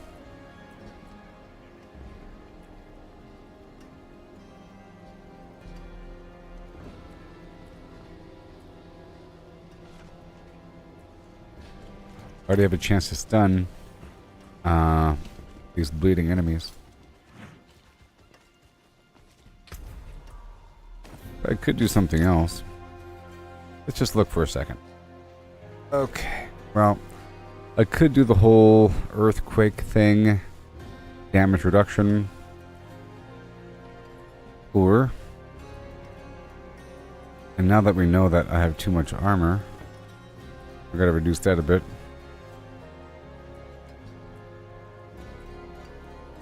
But I can't really from where I am. Okay, fortify. Dodge chance equals life. Or dodge equals life. Barrier.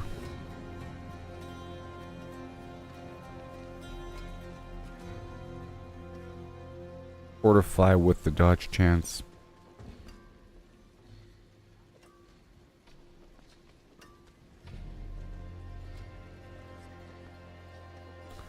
Maybe. Damage reduction per nearby enemy that is bleeding. Do that. And for the weapon, core skills increase my attack speed, whatever.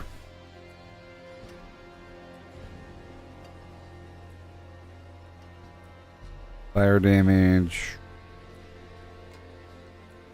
My shout creates dust devils. Do I really want them? Because you kind of have to go all the way in.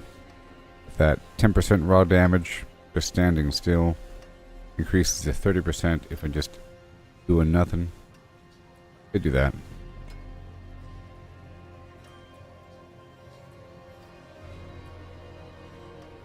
I could do that. I could.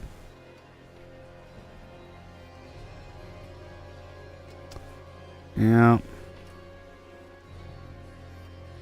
25% damage with the barrier. I can do that too.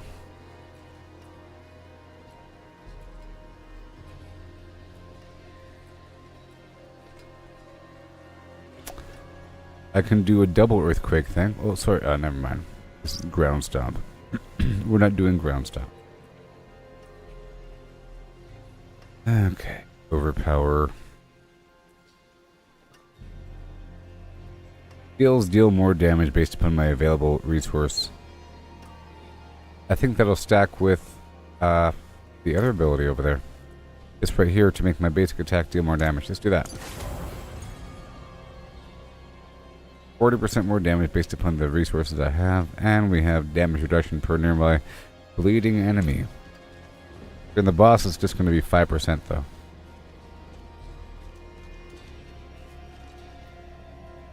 Okay, well, I'll be right back and we'll do this series of T61s and cry about it.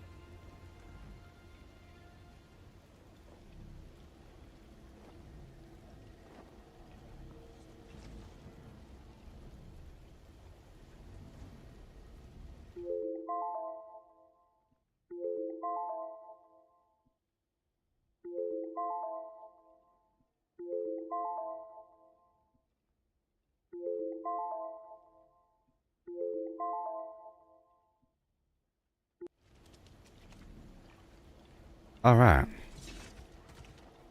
So let's begin the dungeon excursion of your... Oh no. I don't know.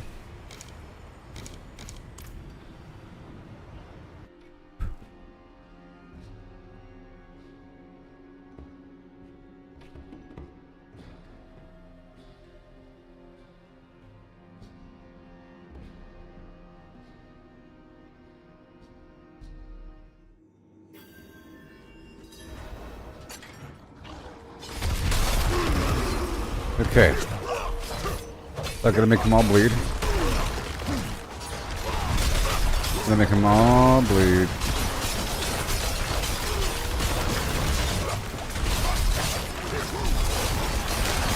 Get the stacking buff here. That's important.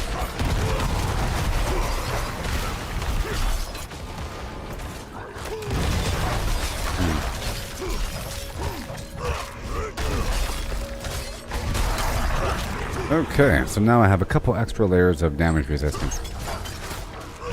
From the bleeding enemies from the frenzy. And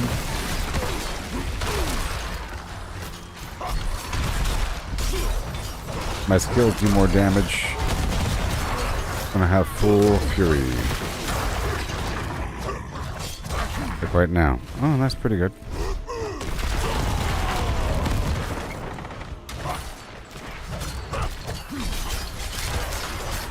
Bleeding. It's very important that I slide through all these enemies.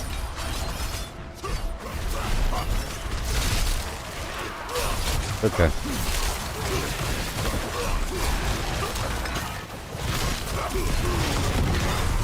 Good stuff.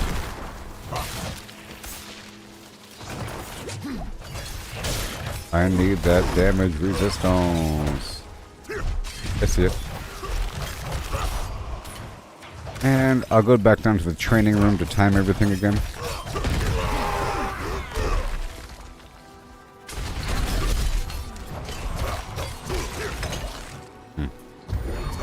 No, I did lower my attack speed by 60%, because I thought it would be okay.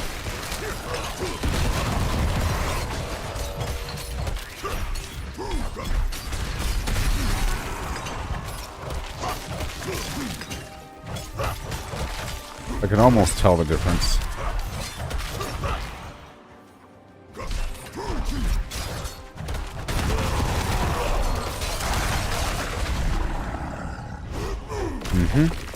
There's other options, though. Keep testing.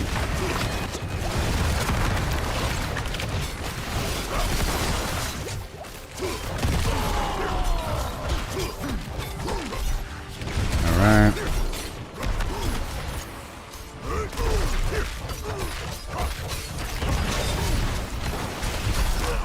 It sure is good.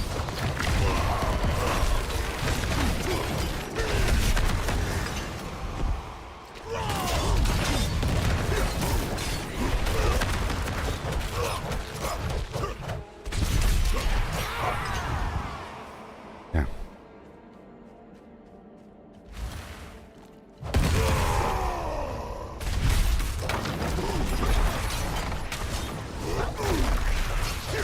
No. I sort of can tell the difference in attack speed.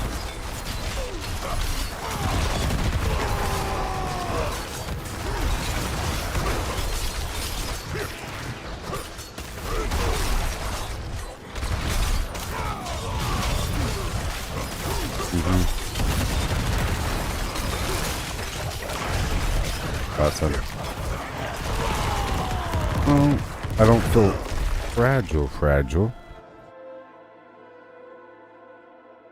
Maybe I can compensate with the frenzy because I have the extra damage resistance. And then use the killing blow. Even though that shout is lasting long enough to use back to back. But I do have like this constant, well, not really. I just picked up the shrine. I was looking at my cooldowns.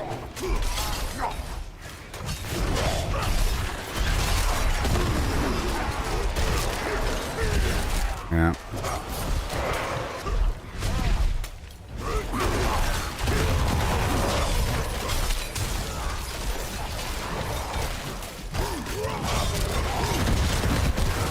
All right.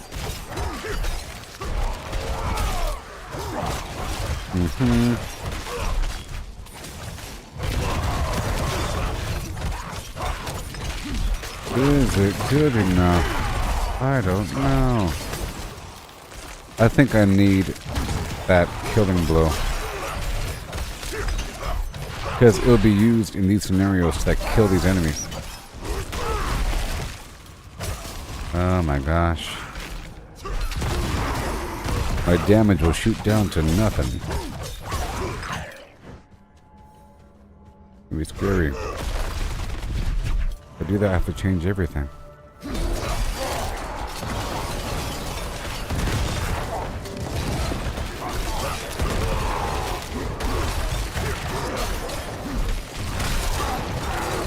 Yeah. You must heal.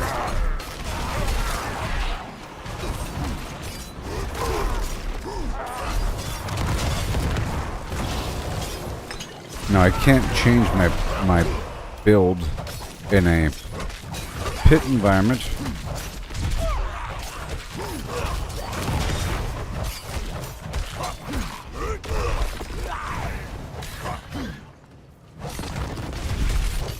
Oh my gosh.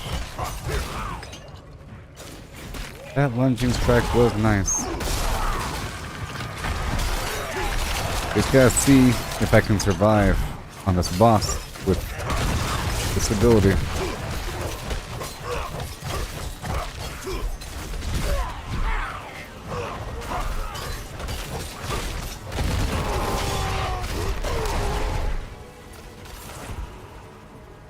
Okay, the boss is about to spawn. I have full fortify.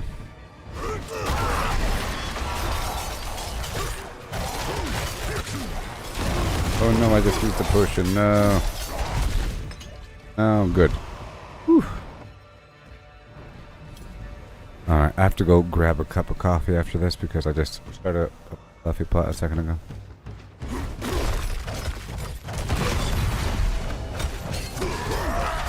Come on.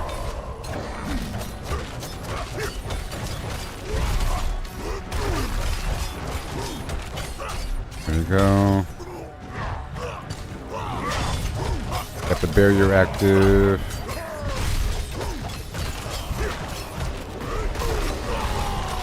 Damage resistance.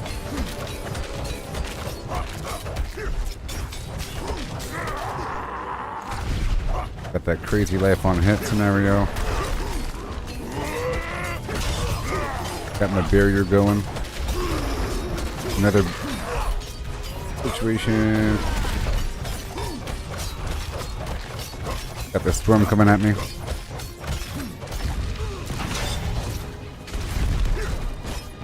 There it is. A couple seconds. Come on. And there's my shout. Damage resistance. Good stuff. There's a barrier.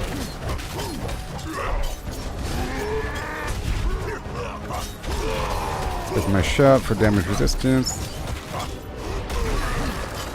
And here comes the barrier. Right there.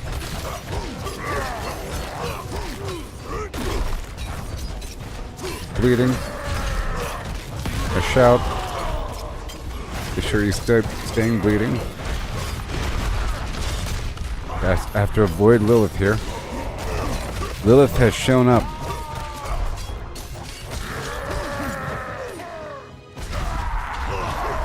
With my shout. There's the barrier. It should get better as dude's about to die.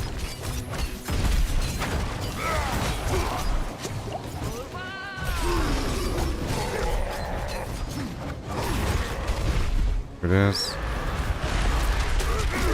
Oh my gosh, that was crazy. Come on. There's a shout. Slam. With my barrier.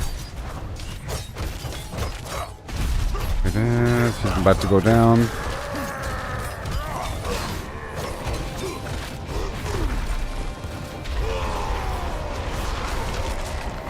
Saw that?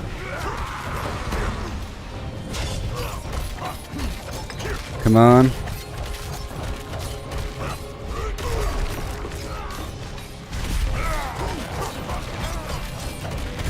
My shout.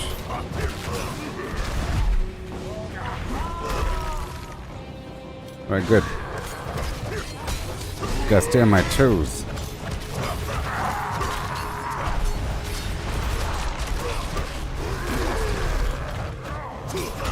Come on. Uh-oh. Good stuff. Come on.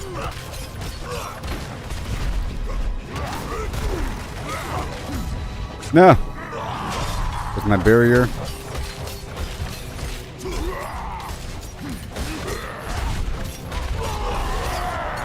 I think it's gonna work out. Jinx!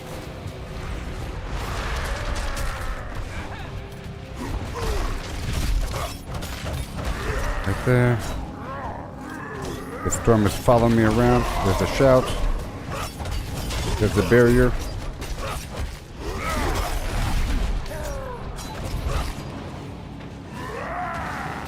No.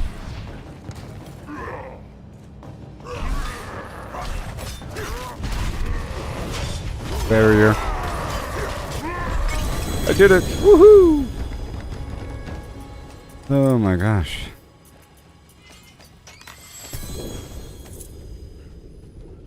Phew.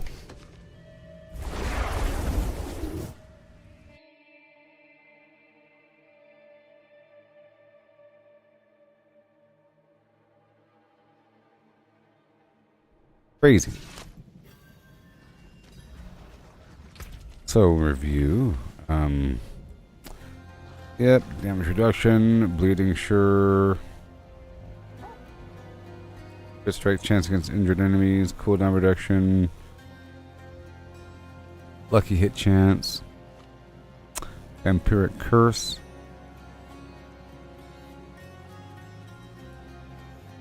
Attack speed, basic skill damage.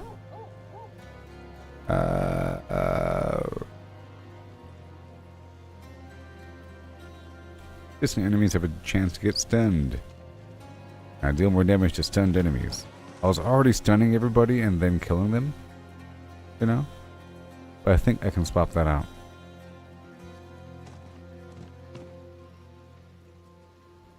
Yeah.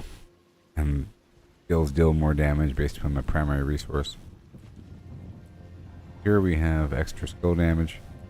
Charge. Alright, let's go swap something out. There is magic in all things. Let me show you.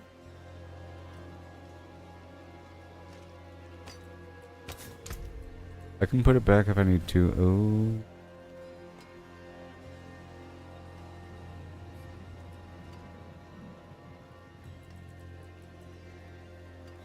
Oh. Okay, Dust Devil, Rupture, Core Skill. Stunning a bleeding enemy does something. Basic skills grant attack speed. Twice as much on another weapon.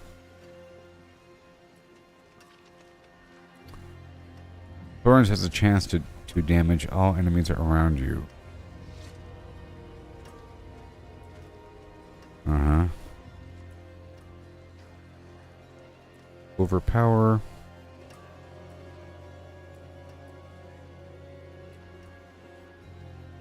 I'm really trying to avoid using Dust Devil.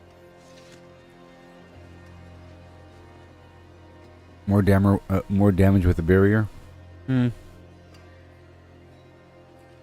Maybe.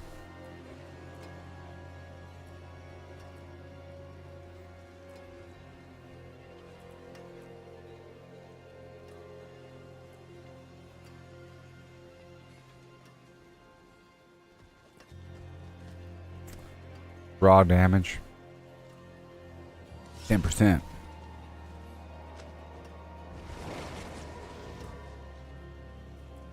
Let's see if I stand still, but do I want to stand still? No. Fair damage.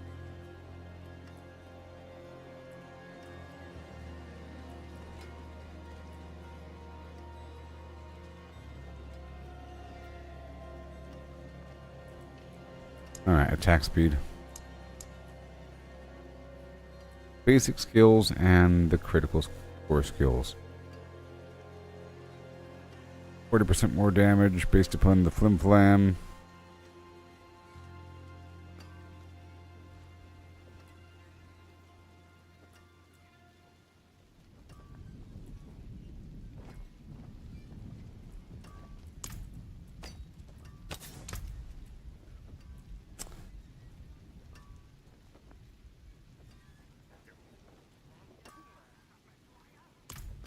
Maybe it stacks.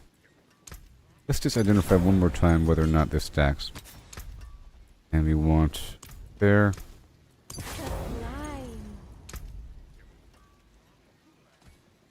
The raw attack speed is 16. Plus 20. Plus 25. 60. 60% raw.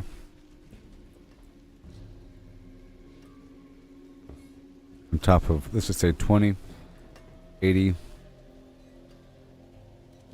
and every so often it goes up to 100%. Well, of course this is frenzy, so its basic attack speed's pretty high. So let's just walk outside for a second.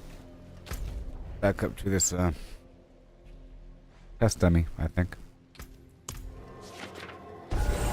I still have to upgrade my gear, of course.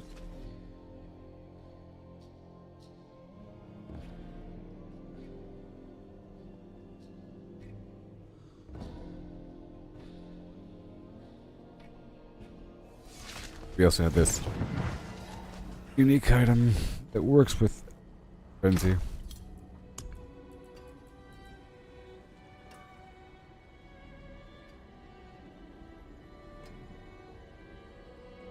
%, damage reduction from close enemies.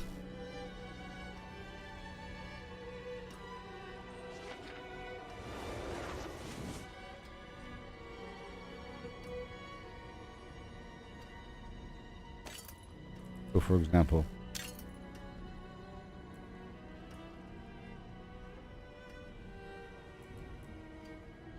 I'll be losing a big chunk of battle resistance. Means I can re-roll one of these other lines to make it shadow resistance. Increase frenzy stacks by 2. Okay. All other skills gain increased attack speed.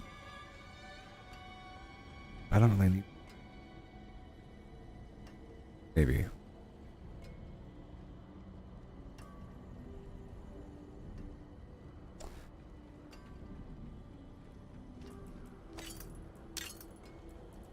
We have this hammer over here.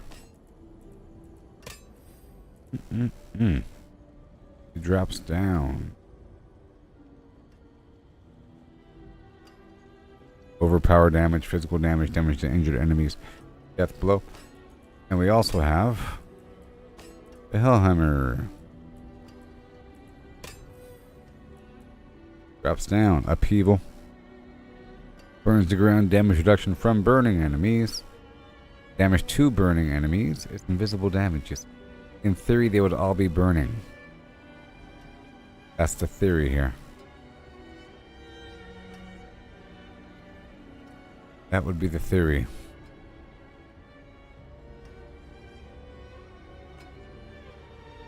Maybe. I could experiment. That raw attack power dropped. Of course it did. And with both, even worse. Oh my gosh, right?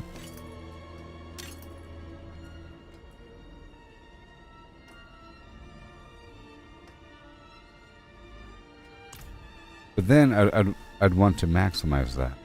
Now, it doesn't say anything about... Well, it does. It says overpower damage right there. Ugh. I'd have to lean all the way in. Otherwise, it's not good enough. Not good enough. Not good enough. If I,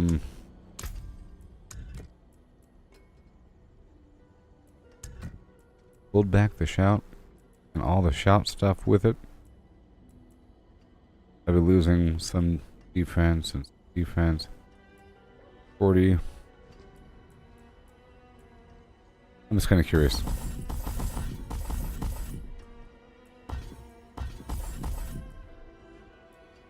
And upheaval.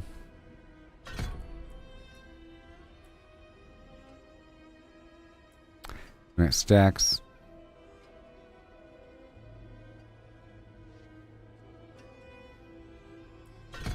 There. And I could lift that up where it belongs. Yep. Yep, let's just try that. Just for a second, okay? And I'll put an emerald in it. Or a ruby. And I'm kind of curious. Without any upgrades on it, you know? I only have 85 obdusite. I can level it up a little bit.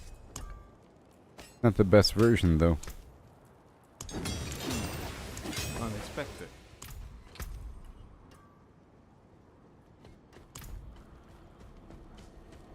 Alright. Kind of curious for a second. Go over here to the training room. I'll have to swap over a bunch of other stuff to really amplify that, by the way.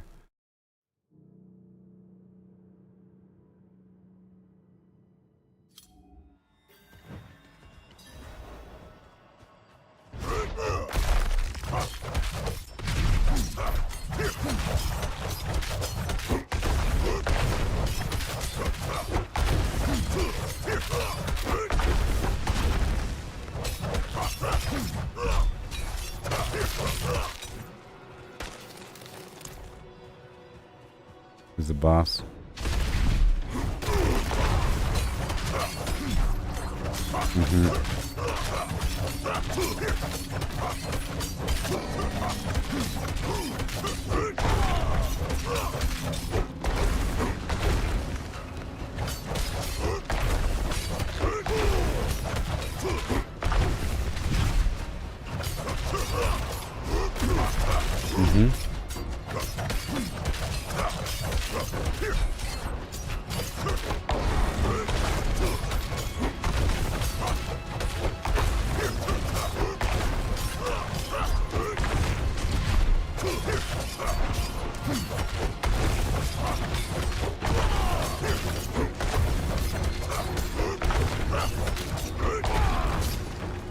Okay, got that over.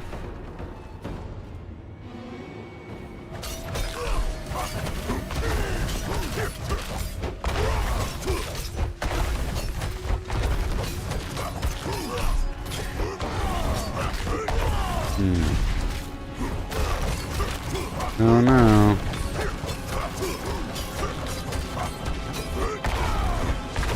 There is a lot of stunning effect in there.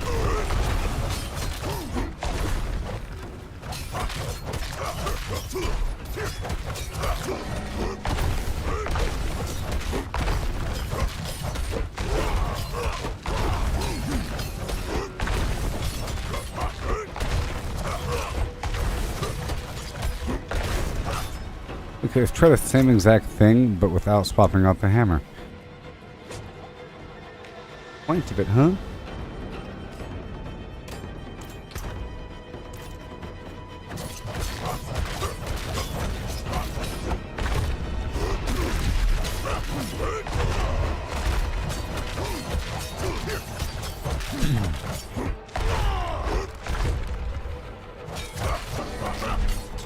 Get that going.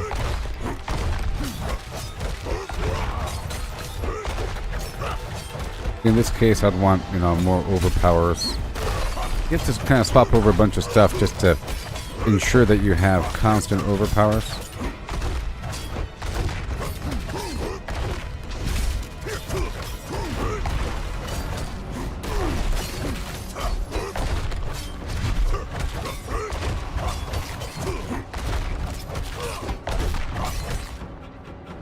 Mm-hmm.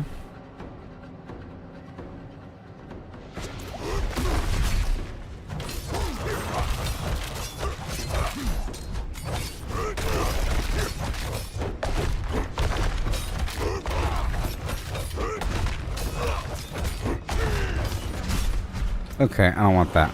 I'll just drag it out for a second, okay? I'll just drag it out for a second, alright? 5 points.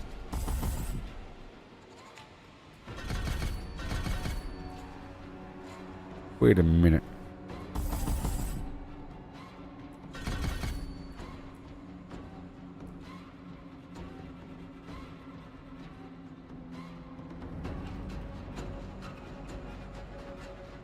I don't need this to heal for a second, to be honest. I need that to be a bit stronger.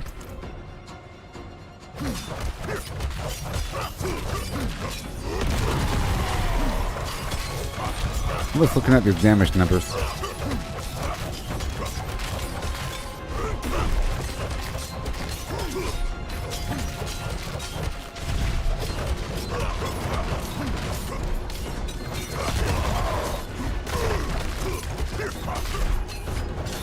I was stunning the boss quite a bit.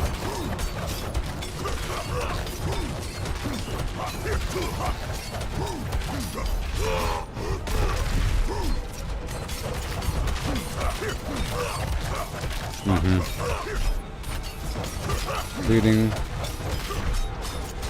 It is bleeding.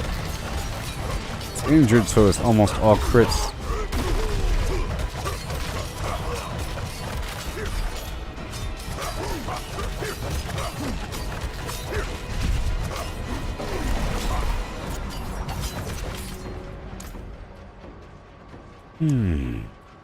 Okay, so I was trying to amplify my damage resistance with this node over here. It's not very offensive. That's the important thing.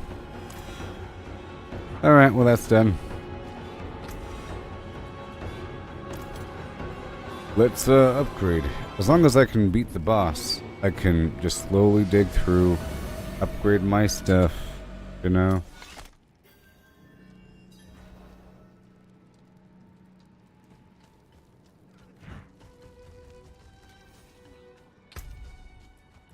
Slowly. Assuredly. I'm telling you the truth. Patiently. My neighbor reading a book Let's go get my coffee. The Horadrim Magics. Sure. Horadrim. Start off with my jewelry.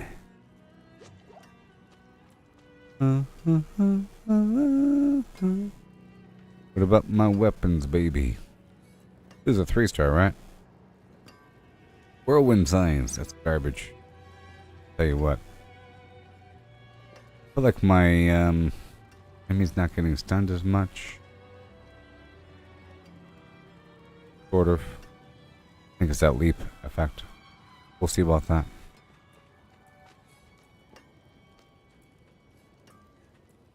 Let's do this weapon right here.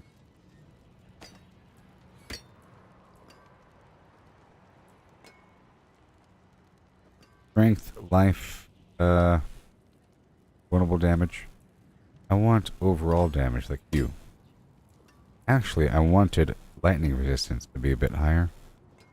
So I wanted to raise up one of these things. You.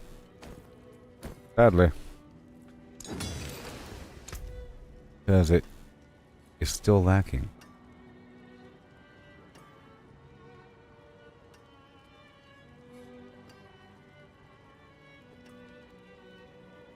Yep, just a little bit more. Not even a good boot, to be honest. Alright, well, let's go do it again.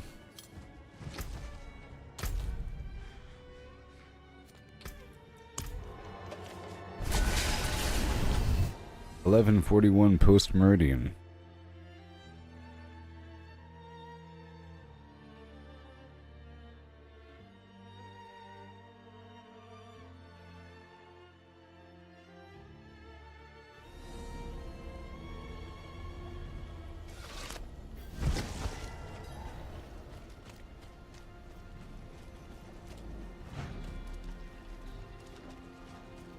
Okay, here we go again. Here we go again on our own. I'll be right back in about 2 minutes. We'll push deeper.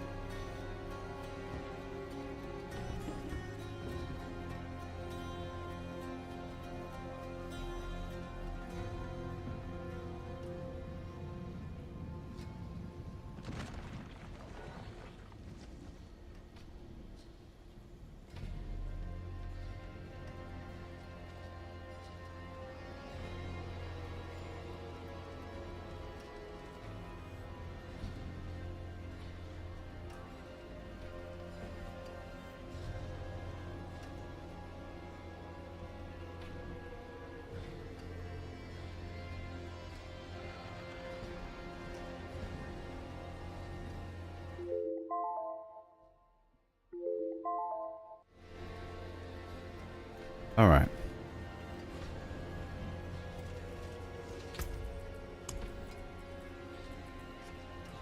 Here we go. Pretty much the same thing, but I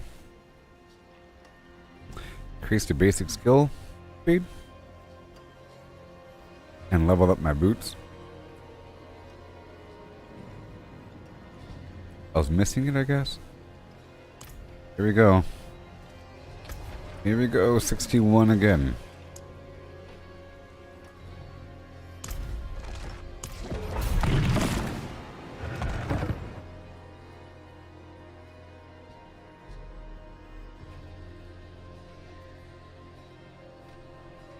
Maybe I should make a new character. You know? Keep pushing all of them forward. Might want to.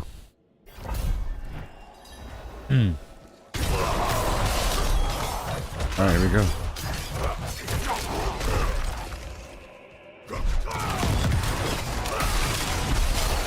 Alright. I think I reduced the stun damage. You know? They're still getting stunned all the time. That's fine.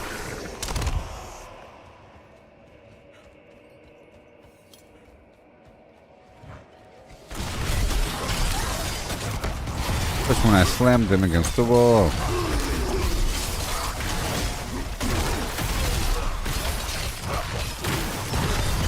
No.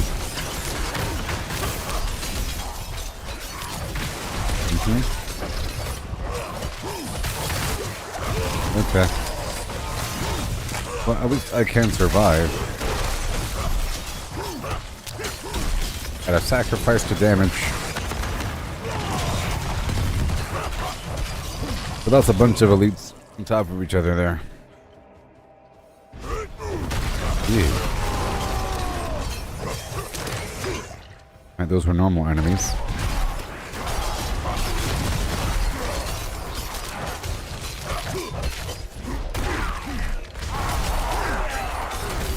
Awesome.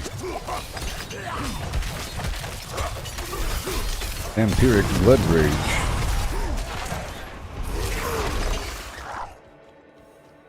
And I think I still have a life on hit.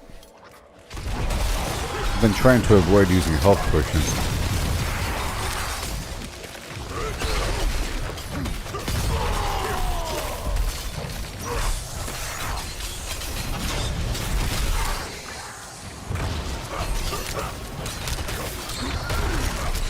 Oh.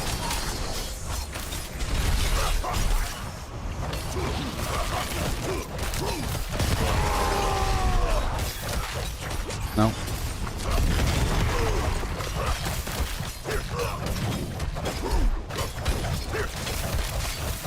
There's a big chunk there. A big chunk of damage. As I'm observing. Probably the overpower situation. Now, I did put a ruby into the other weapon. To that hellhammer thing.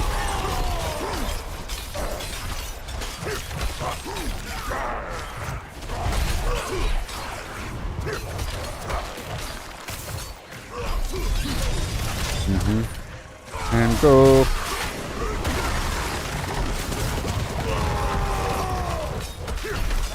Put a tam on him.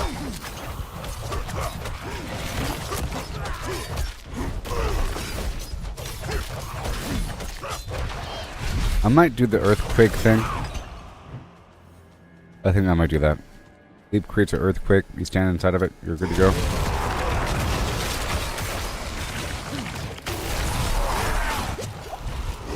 Right now we have a super high attack speed as an experiment,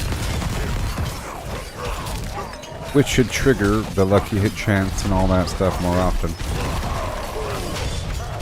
Yeah, it's pretty fast.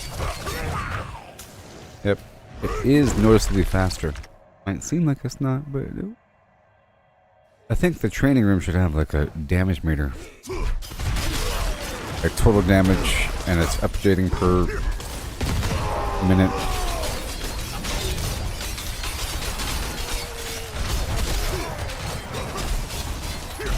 Besides the health bar. Okay, I have to swap this out. I had it where the leap slows them. That's good though. I think I increased my attack of my frenzy by putting some points into it.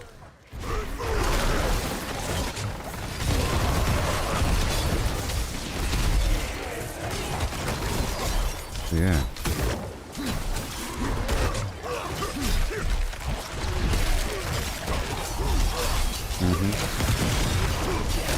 Awesome.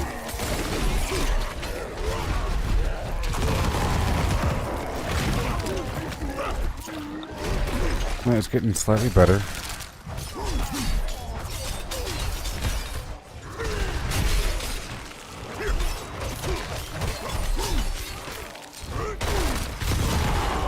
Alright. Go for this guy right here. That champion was keeping them all alive. I have damage reduction per nearby bleeding enemy as well.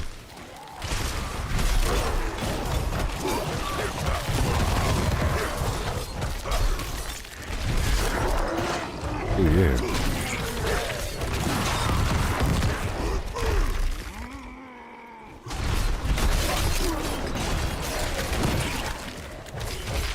Oh, yeah.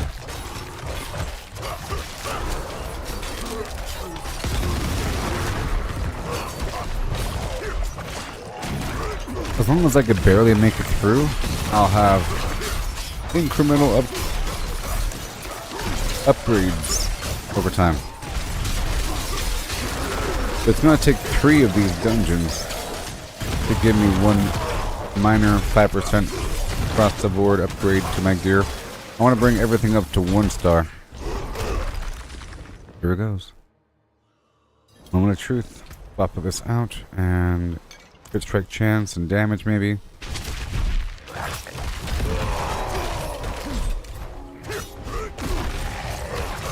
This is gonna be dangerous. Remember all that damage from before.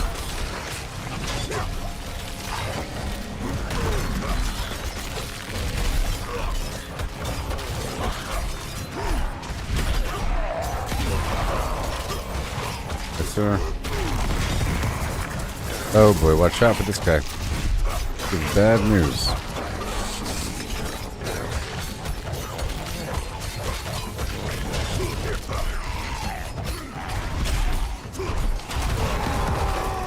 Alright.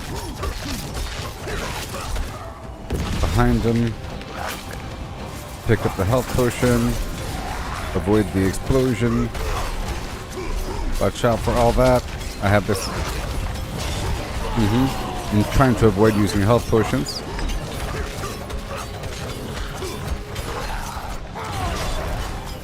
There's a defense.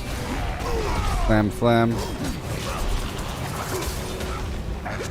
Okay, I used one. Okay, I have enough health, obviously. Because I was all the way down there. Oh, my fortify's down.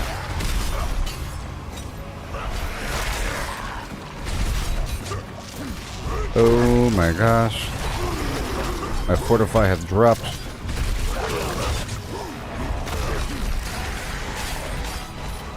All these enemies count as... They all count as enemies. Okay.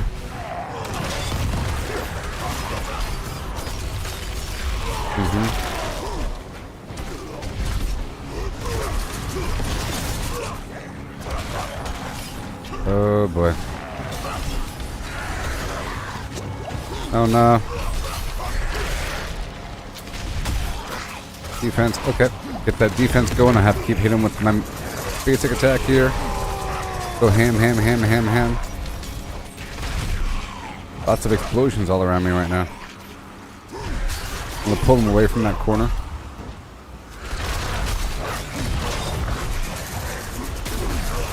No. I need to move away from that spot.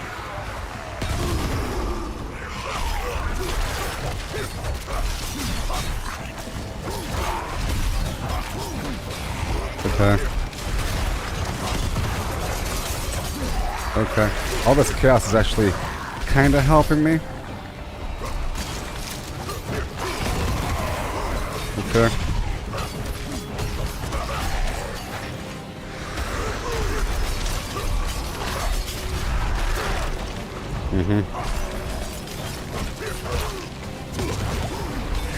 Come on.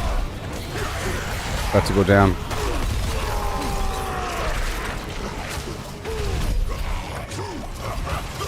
Oh my gosh. Okay, the barrier did work.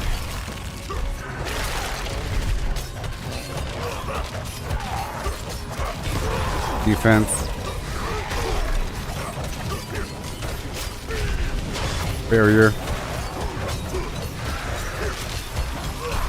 Please. Oh no. Oh.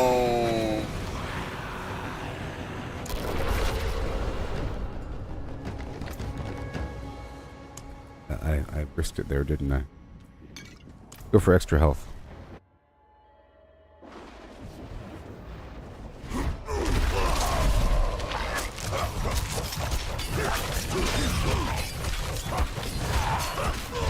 And I gotta get that fortify up in there.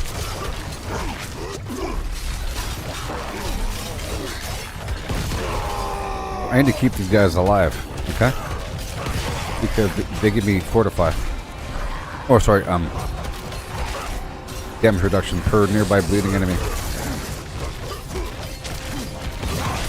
There's a slight sound effect right before bad stuff happens. Awesome.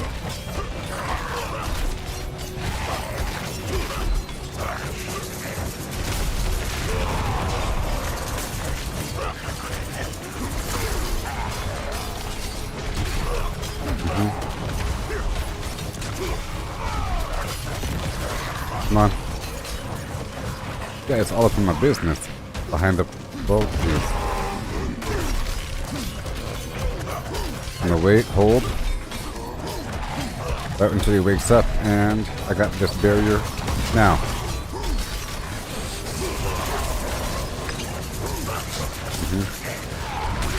Watch out.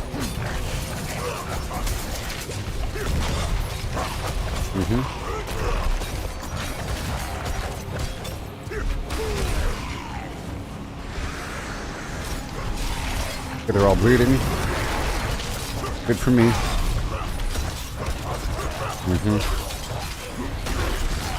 Crowd controlled. Make sure they're still bleeding. Watch out. Hater leaf. Pretty hard stuff. Get it with here. There it is. Alright.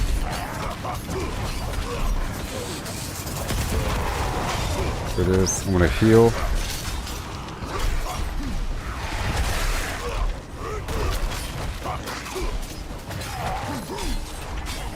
He's standing right in this bad stuff.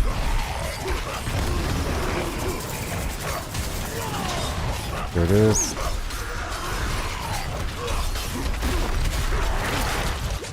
Oh, there's so much damage.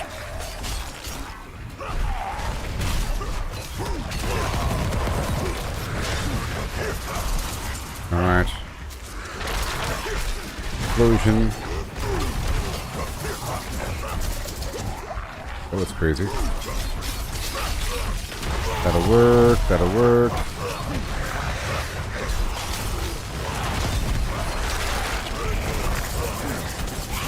About to go down.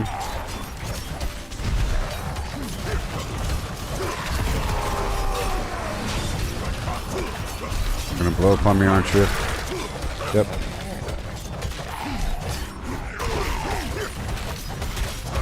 Come on. There it is. All this ice explosion action mixed with everything else in the world. I'm spamming the shield. Oh no! Bad news bears. Lilith is here. Oh my gosh, it's not gonna work out. I gotta try again.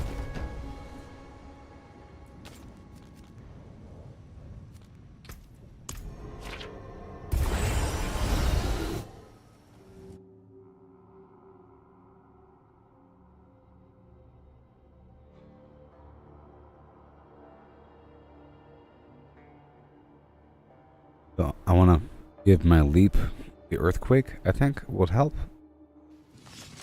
And let's see what I can do over here.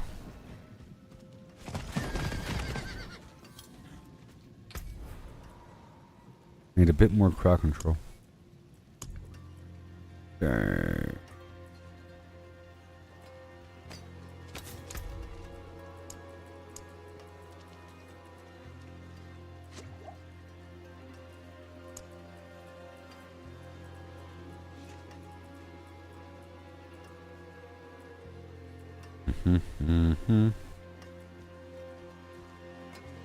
Approaching Wrath, Intercom. Raw damage. I could have, you know, the raw one pull the enemies toward me.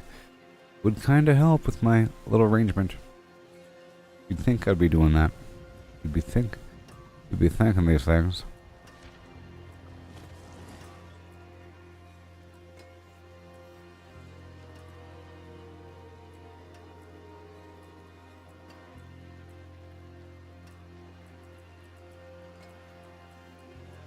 I think it might be on gear, though. I think that might be a gear situation.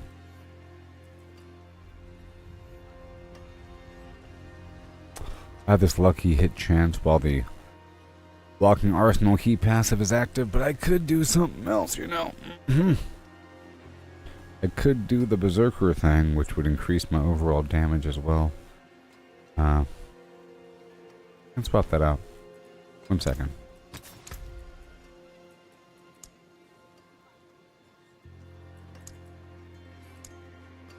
Streaming live is wonderful, I tell you what, I can't stand it. Grasping. I don't even know where to look. Is it armor? It might be a weapon.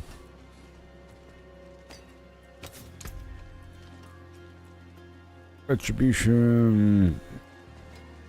Stunned and knocked down enemy situation. Distant enemies have a chance to get stunned. Yeah, I swapped out 2 things there. I swapped out lucky hit chance to stun enemies or something like that, you know? A couple things. No, I still have it. There it is. It's on the boot. Different sort of line. It does add up. It does add up. Let's see here.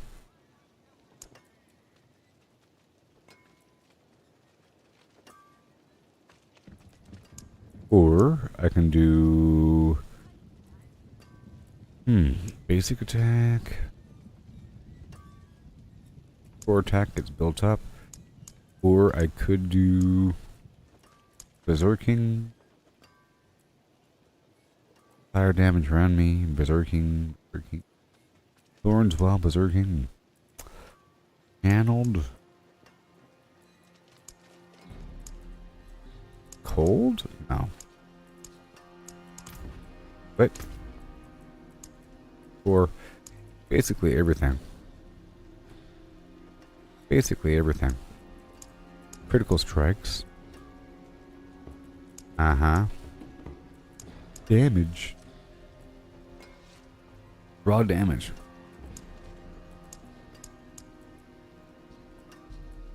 Whirlwinds. Dust devils. I don't want to use earthquakes. Whatever. Dust devils. Elite monsters.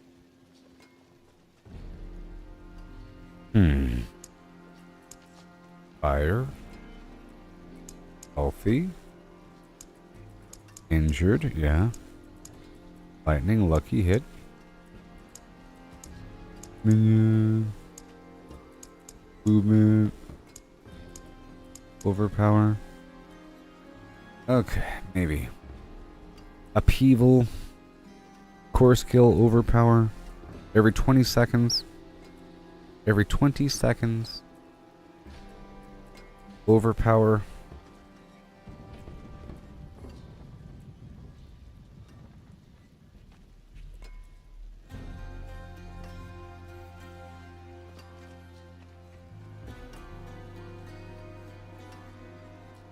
Okay. So I'm going to take this ring and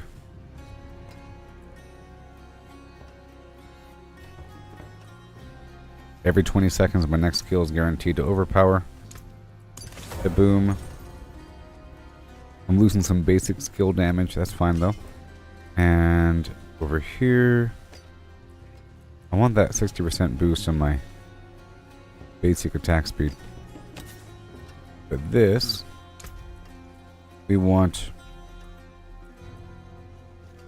after swapping weapons 8 times, my next non-basic skill will overpower. And the thing is,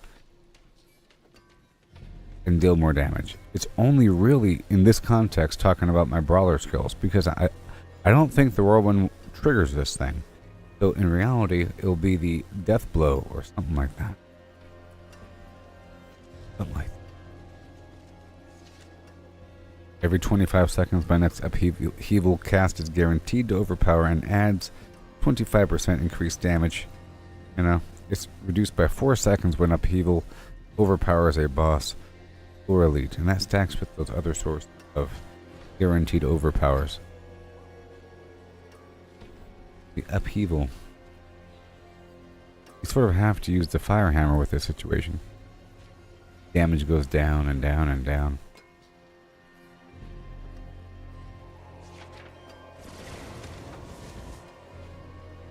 My life is a bit high. I'm at 52. We'll see what I can do. But I can't save this build and then come back to it after messing around.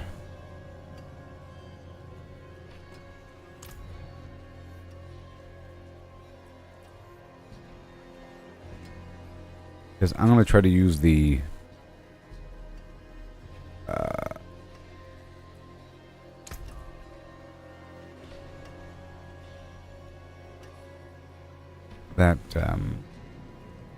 Hellhammer thing. I'll get damage reduction from it as well, so that's pretty good. From burning enemies.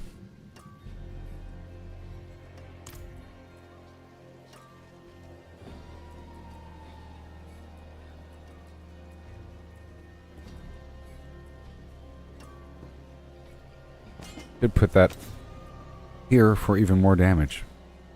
If you put something on a two-handed weapon, it deals it's twice as effective. See, 50% increased damage with the overpower. Evil, gross. And I'll be losing the vampiric curse with that weapon there.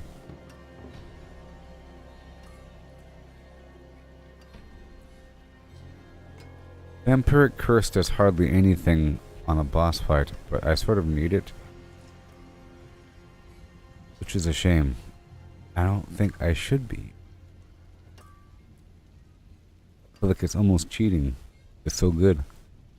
And it's not really a barbarian thing. It's dumping a bunch of souls on the enemies and they're exploding. It's like a necromancer situation.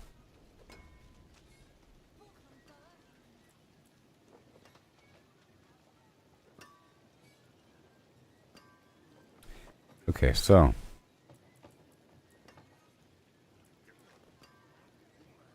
we're doing the overpower thing, okay? So what's gonna happen? It's gonna be weird. Yep, overpower. And I'll be losing my vampiric flimflam.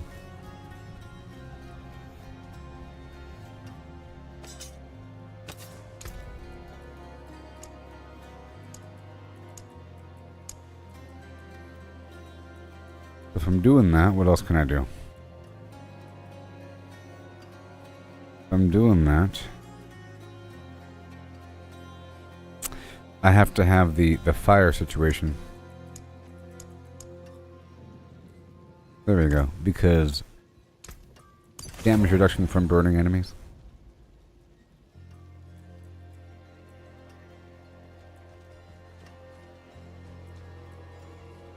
And then I walk over here and I grab the stupid hammer. And I go flip, flop to flipper. And we lose a lot of attack power. So I'm going to try something over here. Whoa, boy. And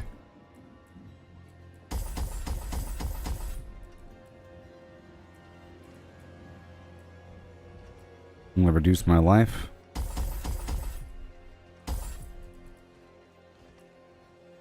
Alright. It's alright. It's alright.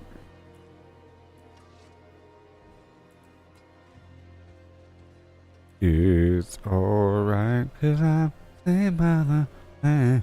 I'm not using two-handed slashing weapons in this equation. And this whole health node can go away. 1, 2, 3, 4.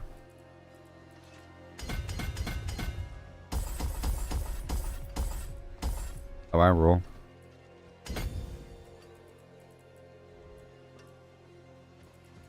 I'll pull this back for a second. me go down. Down, down, baby. Your street in a Range Rover. Damage reduction while fortified. But right over here in the corner, it's every 12 seconds my next skill is guaranteed to overpower. Fortified generation. Yeah. Damage reduction while fortified. And over here, damage with handed bludgeoning weapons. Overpower damage. And right over here, overpower damage. Cool. And now I'll get rid of this marshal. And we have a couple options here. We have, while wielding a mace, I deal increased overpower damage. Well,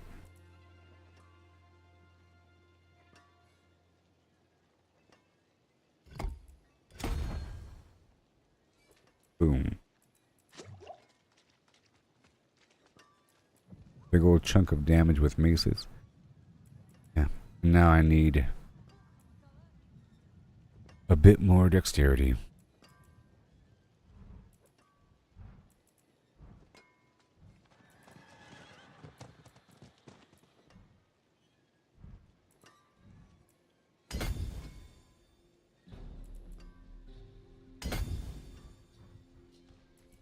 Yeah. Bit more. You're good now. Alright. Okay. So some minor changes there. Okay, you see? And then as for these other nodes, I don't want... Okay, damage to close enemies. I'm going to remove this damage to close enemies situation because I want more visible damage. And...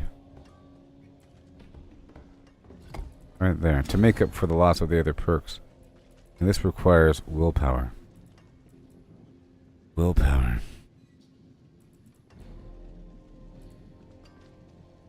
This was set up for strength.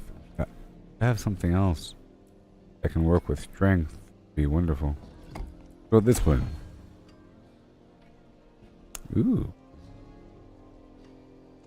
More vulnerable damage. Out garbage. What other strength nodes do I have? Sadly, nothing.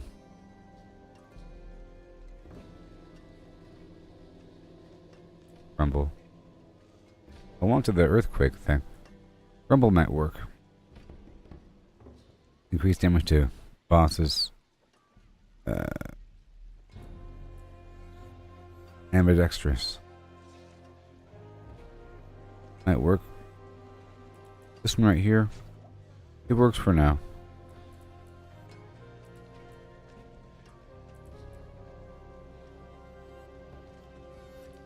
No, it doesn't. Because in that equation, I won't be using scouts. Okay, so now we're good, right?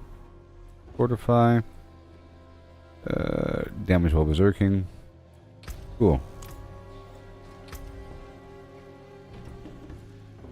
Number is so low. So disgustingly low. I'm gonna swap out gems in my... There is power in these stones. the fake number. Yep. Fake number. I wanted one green and one blue. This is sort of an experiment for a little bit. Alright, so we have...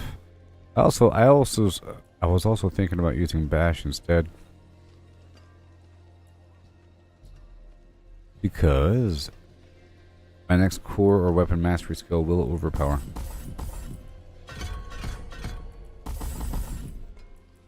It works. And there it is. Yep, fortify. Iron skin. You're not shouting. Awesome. Maybe increase movement speed just for a second. Whoa. Oh no. I want them to be slowed a bit.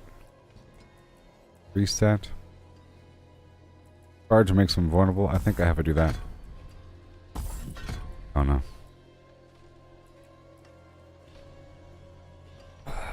Because they're not going to be as vulnerable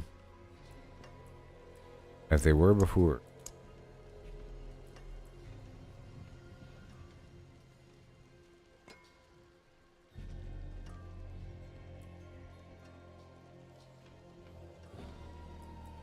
Nope.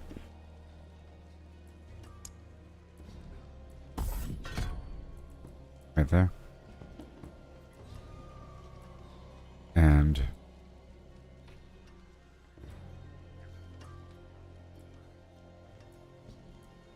I might have to use the exploit.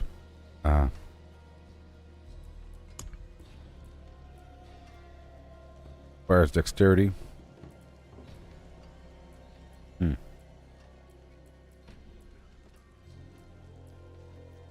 Huh.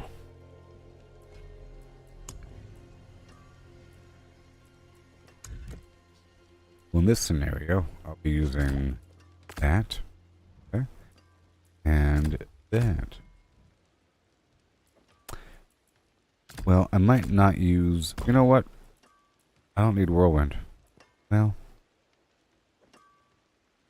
in this equation, I wouldn't be making them bleeding unless I popped out the weapon attunement, which I will. Which I will.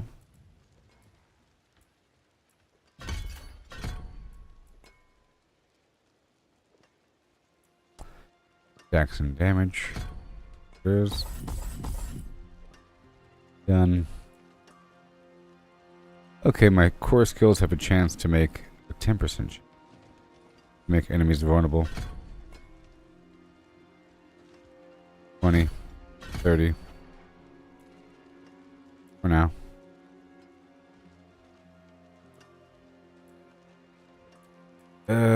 I'll be using a two-handed weapon, right?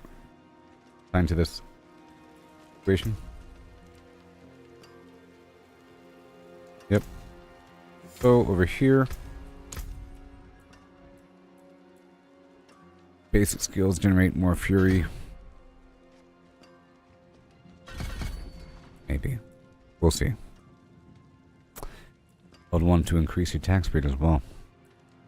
Could go for a drop in the bucket. Well, I have an open slot here, so maybe I can do thorns. I don't really have a drop in the bucket. I do. I have an open slot there. Now I could do not this, but I can do death blow and be cool. Maybe.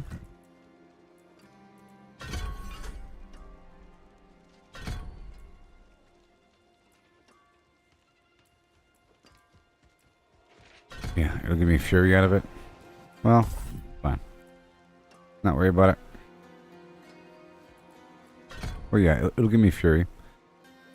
Alright, bleeding enemies are slowed. And I need these points over yonder. Let's not worry about healing via spending fury. I want this.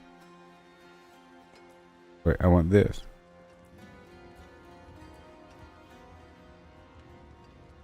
Skills using bludgeoning weapons have a chance to stun enemies. Right there. And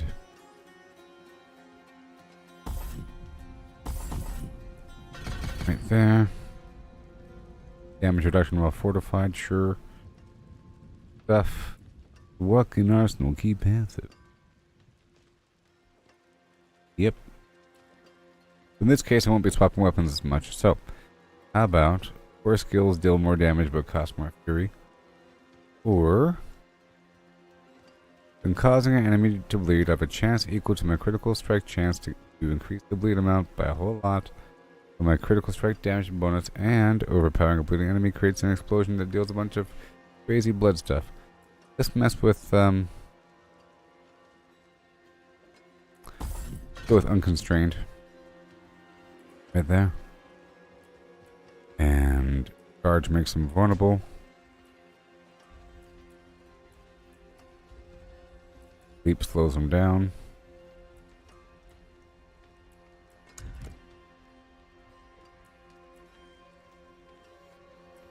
Got rid of whirlwind, but I might want reduce that life down a bit.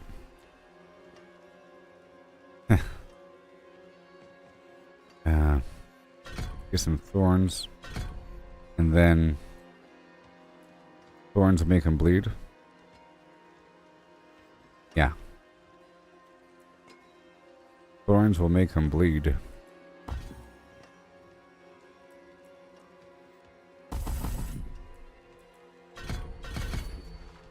Right there. A little bit. Let's not worry about that movement speed. Oh, I'm out of money. Hilarious. And now we have this shout situation.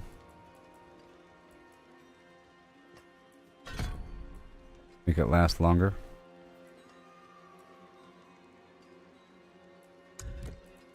Alright. Big hammer. That big hammer. Big hammer. Kind of funny. So I'm gonna swap these out. Make it funny. Let's change this assignment out for the slam.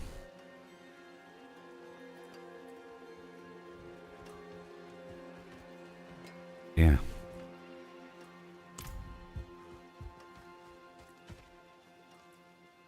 This is gonna be terrible.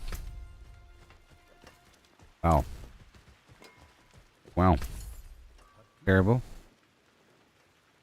That's gonna be terrible. My attack power is down to 57%, 57,000, so forth. My goodness. Follow the stars. But it's gonna be interesting. Oh, yes, I wanted to look at the upheaval. Because in this case, I sort of would need some attack speed.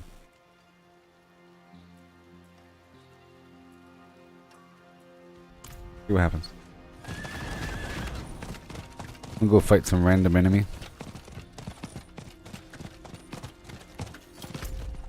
Maybe I should go do a quest.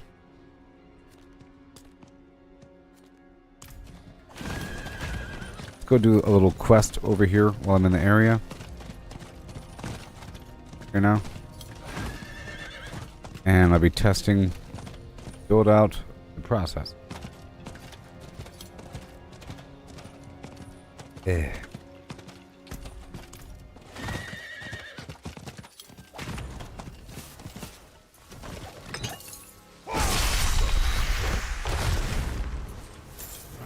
Okay.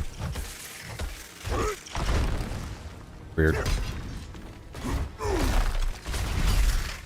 Maybe.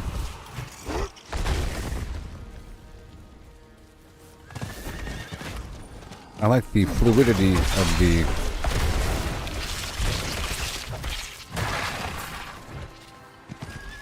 whirlwind. Oh, I know. I got some wasted points. Maybe I don't need both upheaval and death blow.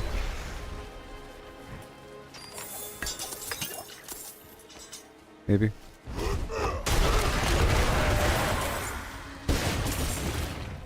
Okay.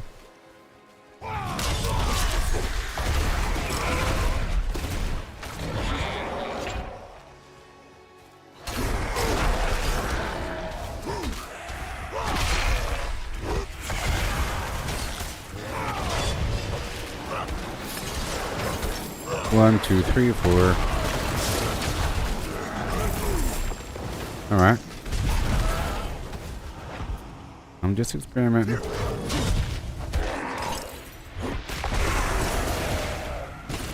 This isn't the best. Oh, yeah. Well, see, I swapped out one vampiric effect for another, huh? Those blood blisters are pretty good. I'm sure they'd be pretty good in a dungeon, too.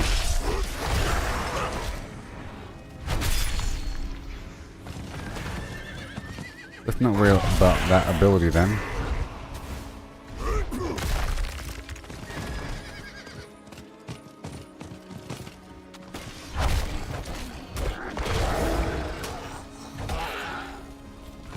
Mm-hmm.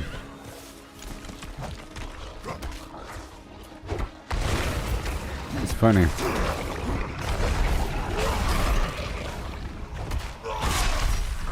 Alright, let's go to the Helltide then.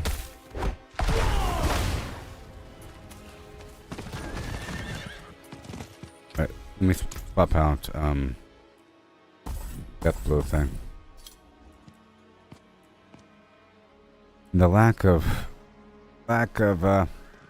vulnerability concerns me. Get the thorns.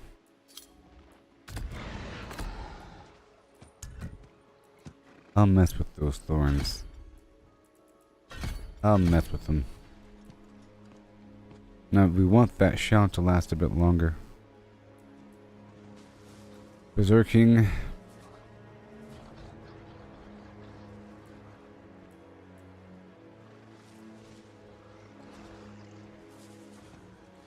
And there. I'm gonna swap this over here for the bleed. I have it where the thorns makes them bleed.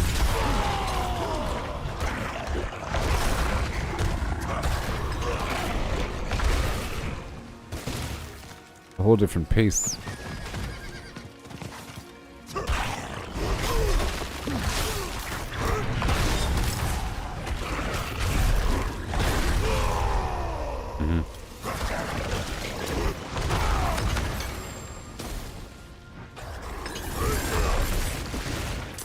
Yeah, so I'm not going to use that vampiric blood phlegm.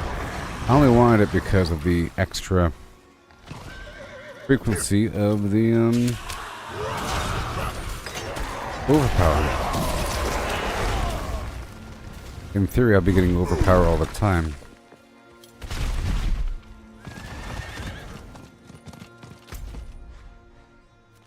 Okay, let's go here.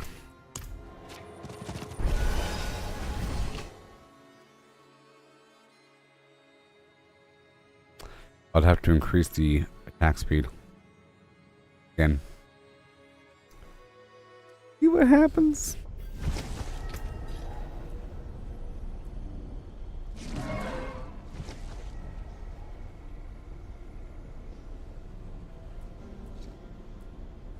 We don't have the vampiric effect. That's another factor here. Alright, I'll get rid of that burning ground effect and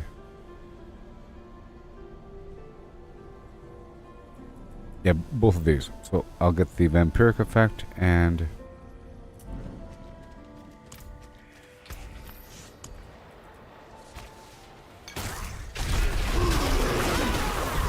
something else. Let's see what happens here.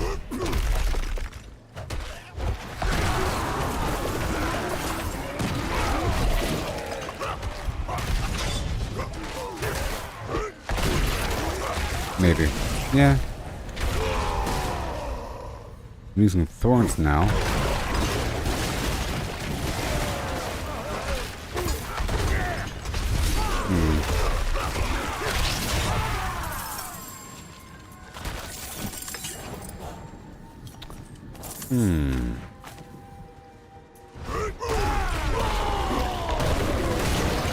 Just hang out here for a second.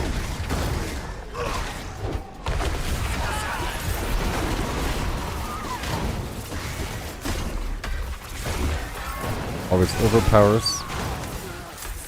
Is that from overpower? I don't know.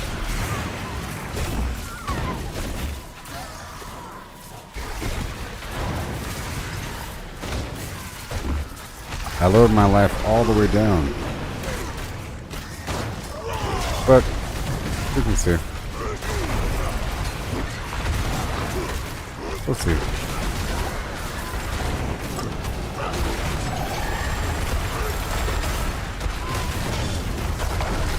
Too much?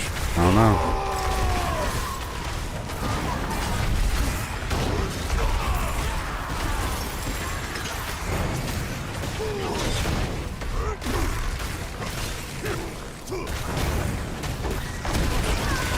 Is it too much? We'll find out.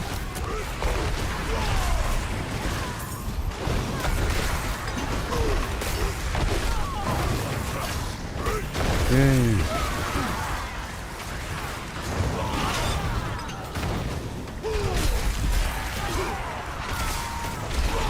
Yep, so now I just have to upgrade this hammer or get a better one. Combination thereof.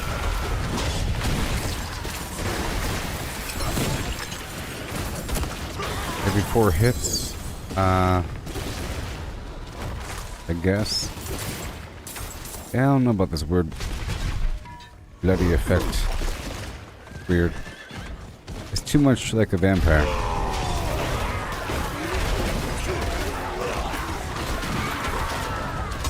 Yeah, so I'll go for one of those attack speed effects.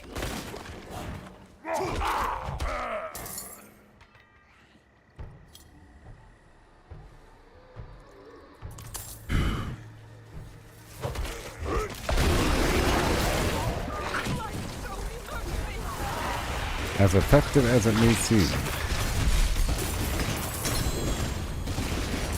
I mean, this might be very effective. But,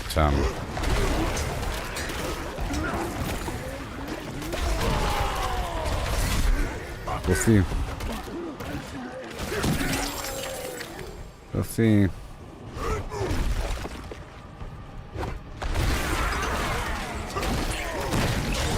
Gotta calculate the damage.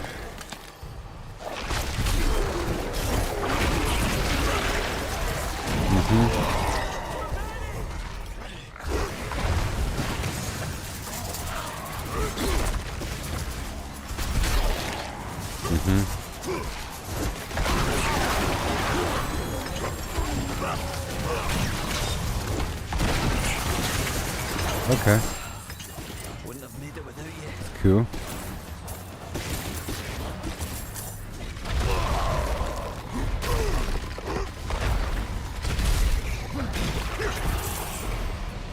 Not bad. You know, trying to get accustomed to the overall style here and make some money so I can swap my stuff back over.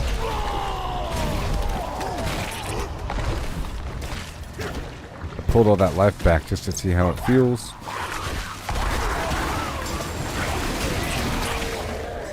That's just a weird blood effect. So weird.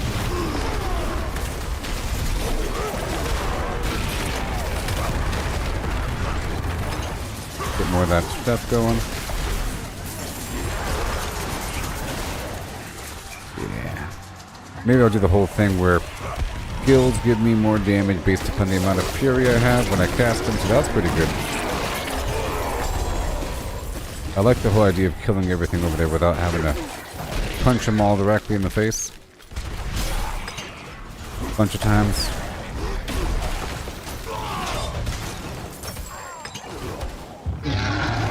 Okay.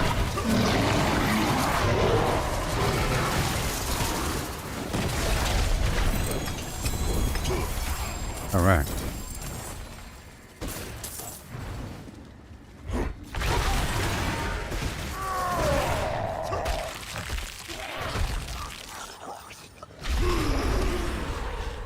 I hear you.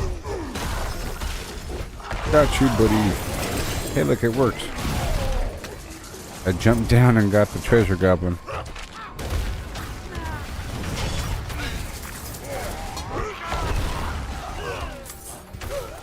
Nice.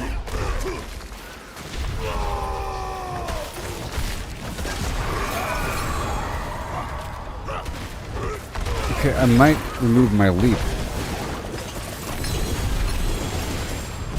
And keep the charge. Maybe.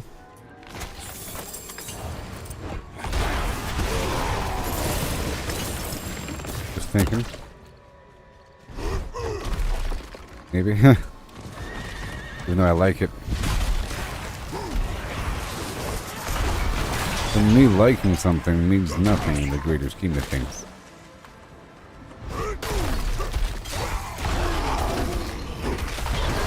This is about the eternal conflict.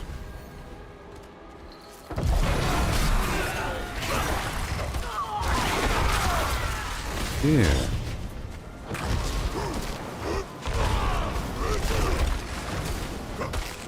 No.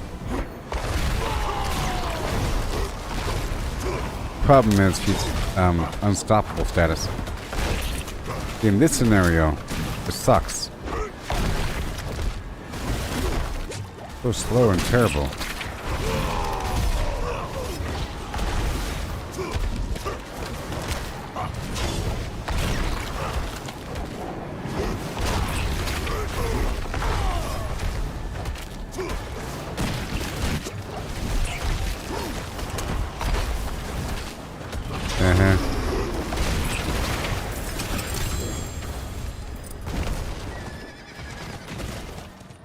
Alright.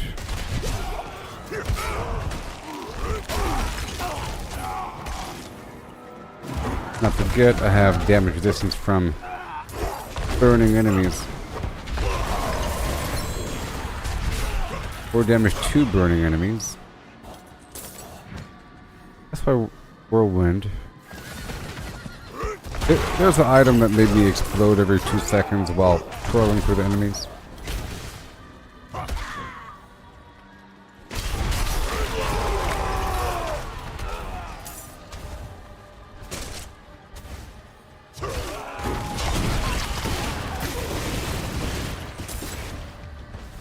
Ow.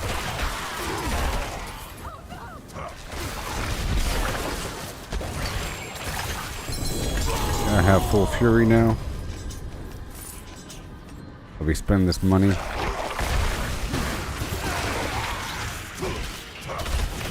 I'm looking.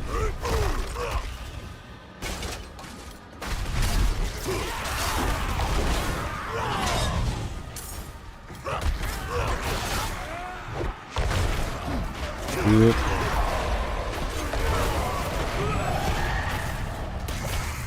Now, I have it where thorns makes them bleed. Yeah.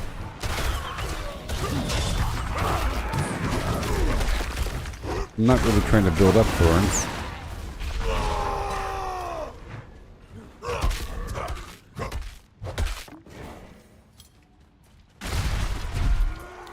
Oh boy.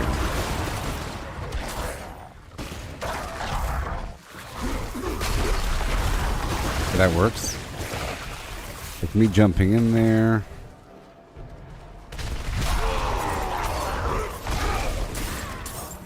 Maybe I don't need iron skin as much.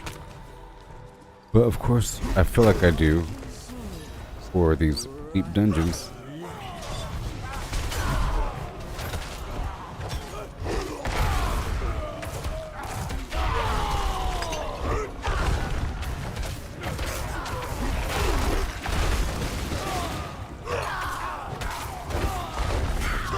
Now,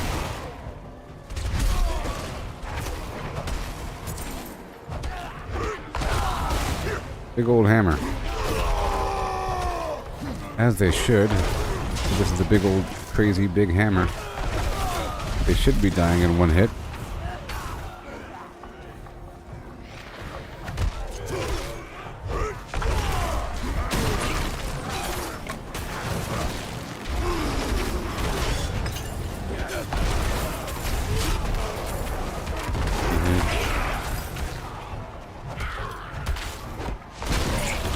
I said they should be.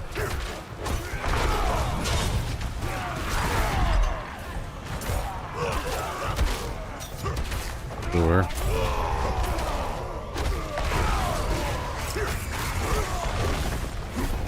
Who's him? You already dead?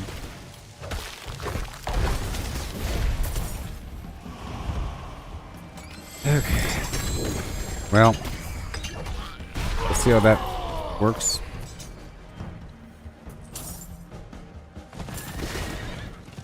Going down.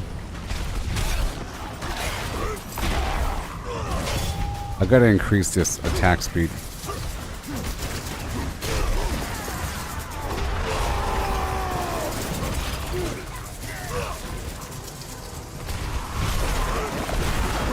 This stinking hammer's gonna ruin everything.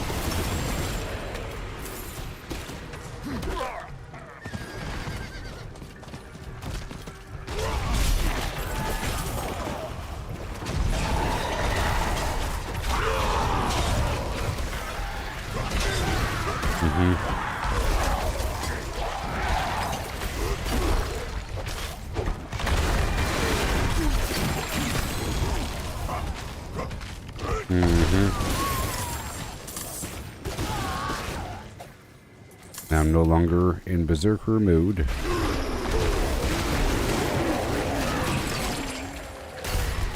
Big damage while berserking.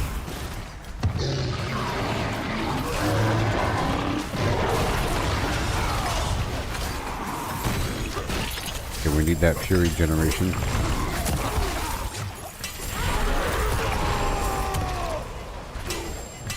I'm trying to get accustomed to the overall flow of this build.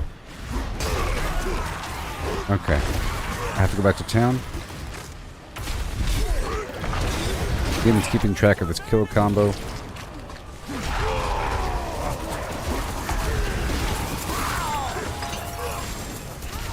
Attack me now. I could try to amplify some thorns.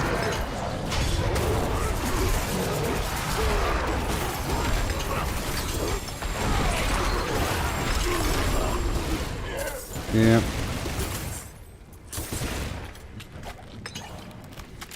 Yeah.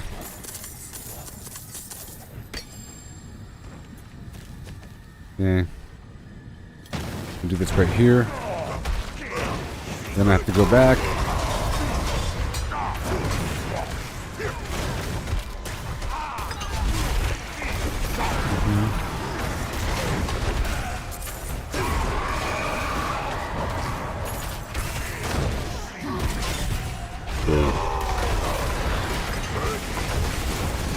I don't want to have to kill everything with my vampiric effects.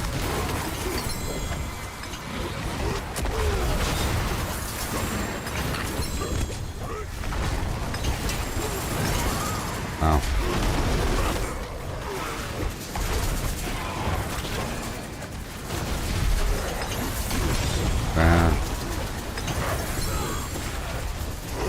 Are they burning?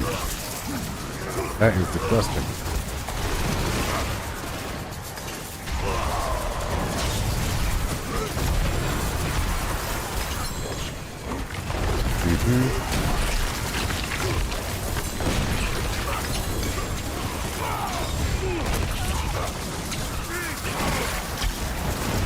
The Helltide champion.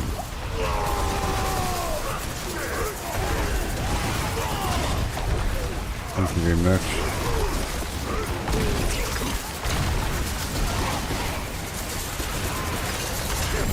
Magnificent. Now I can try to incorporate the amulet or something. We'll see. It would be unfortunate if none of the unique are good. So dump all the stuff, and then I'll come right back out and pick up everything again before making any adjustments.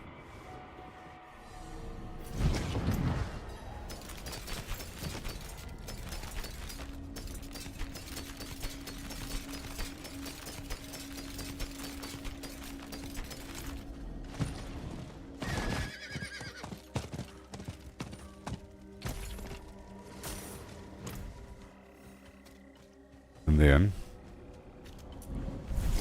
back out.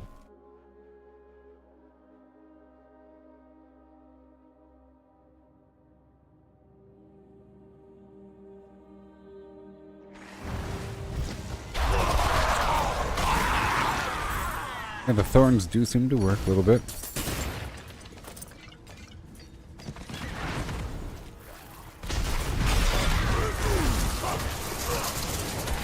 Dashy, dashy.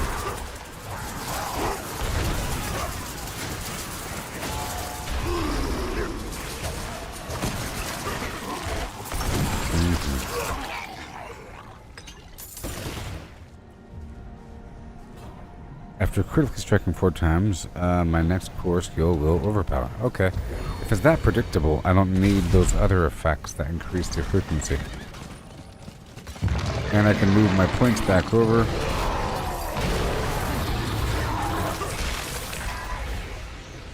Right.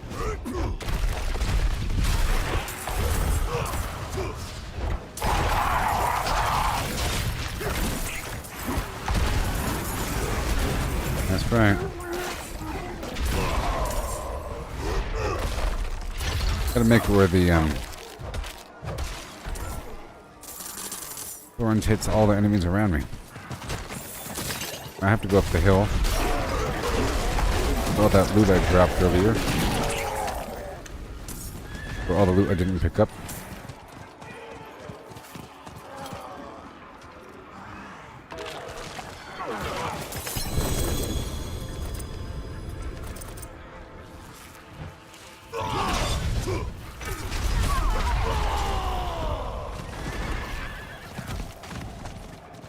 Well,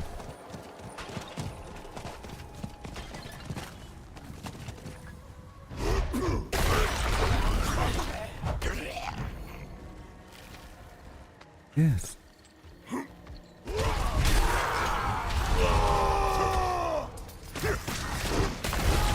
Beautiful.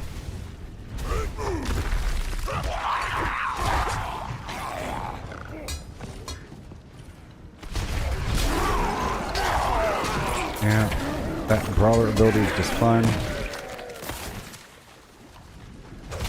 Hey, here's a chest here. Gonna take that out of me.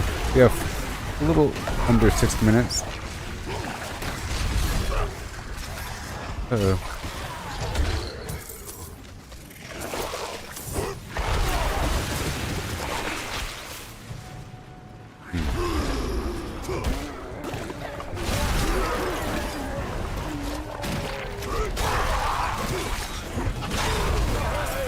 Awesome. Thinking about temporarily reducing my defense and increasing my offense.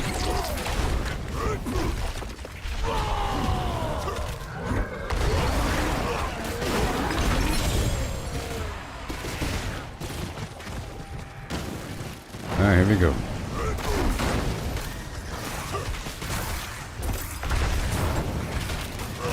Yeah, sure. This is with me not using the holy bolt either, so.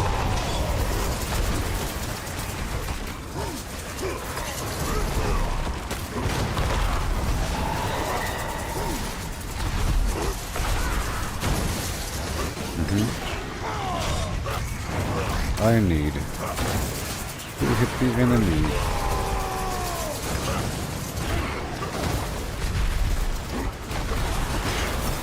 Alright.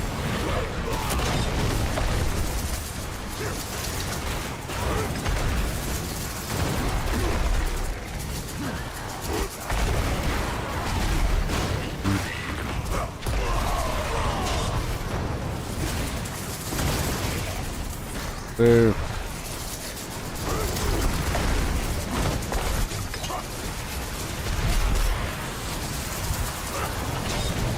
take care of business over here.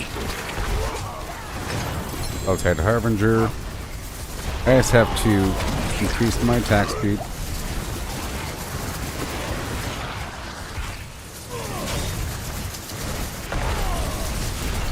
That'll happen again.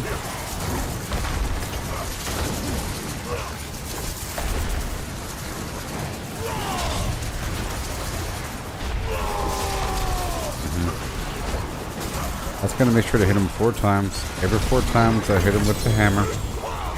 That's all I gotta do.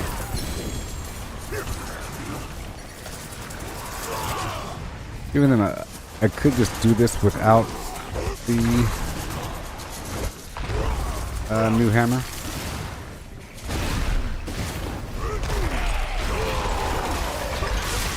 We got 3 minutes here.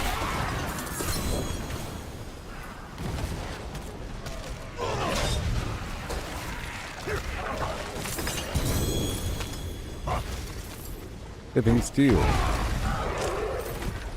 And rune shards.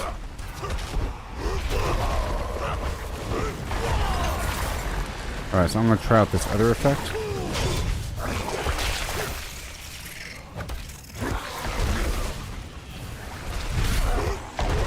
Could probably hurry up and spend these obols.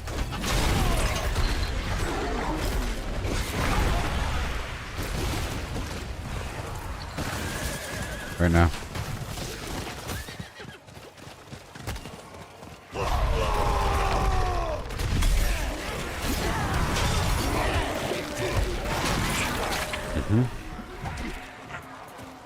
Every 5 hits, something will cool down. You sure?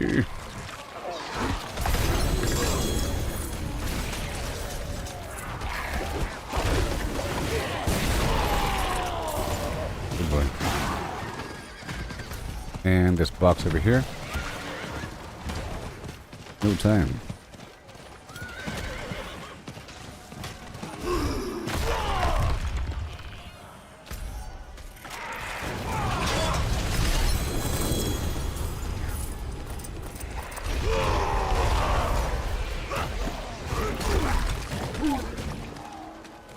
Not today. Oh. Never mind. Oh, this attack speed needs to speed up.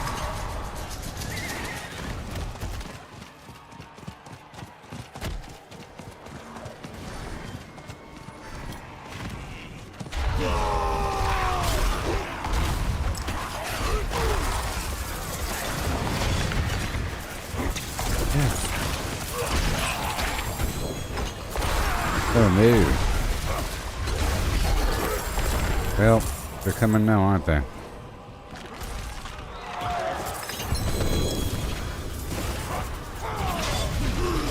Don't really have time.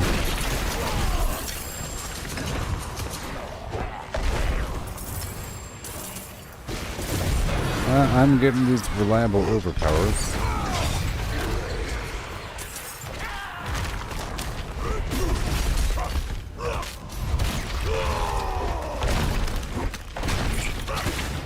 Two, three, four.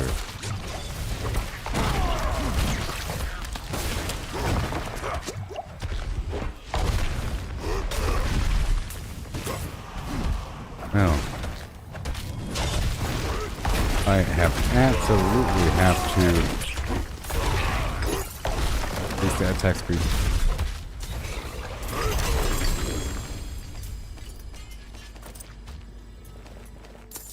Cool. Now I know what to do.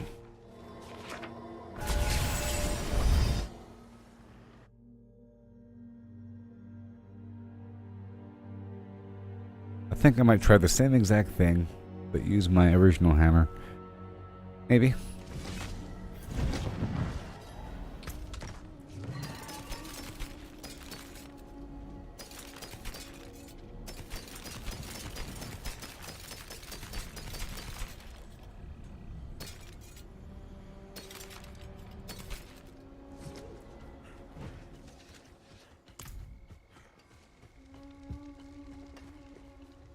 Sample my wares.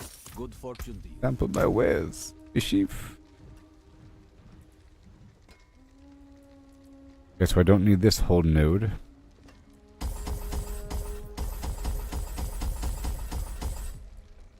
Okay. Go back up and get the health.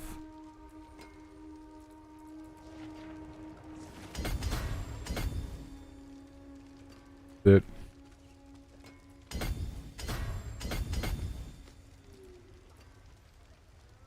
And just a little bit. Oh no.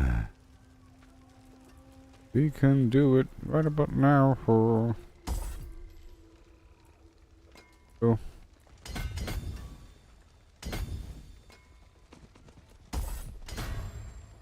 Right there. Go. Right.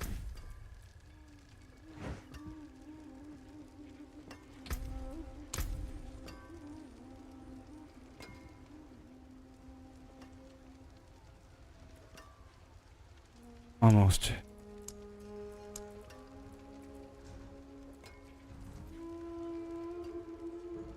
Based upon what we have here. I'm gonna pull back that dexterity and have this fine. Yes, we can. Boom. 37,000.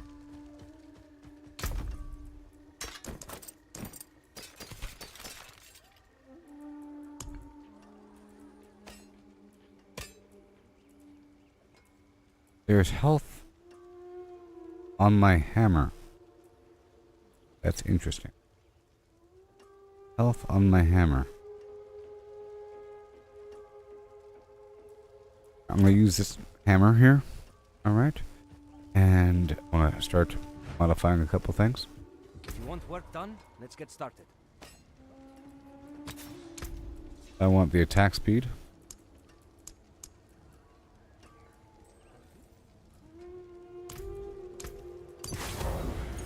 Yep, and I don't want weird blood blister situation.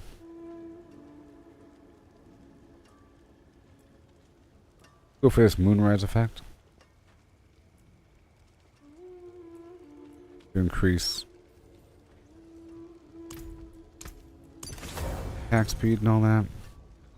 For 25 seconds, evil is guaranteed to overpower. Now, we want the attack speed maxed out here. And I don't care about that berserking effect. Let's go for the thorns effect.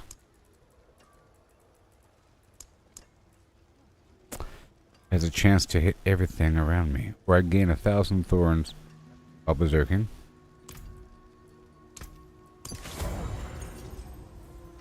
Okay. And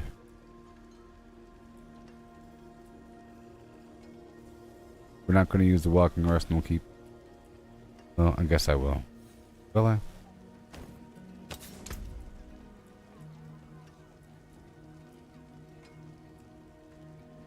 Chance to daze enemies.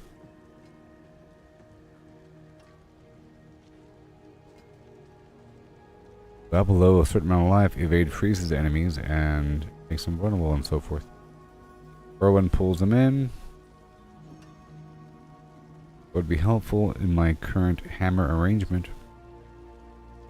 Oh, but I'm not using Whirlwind. No.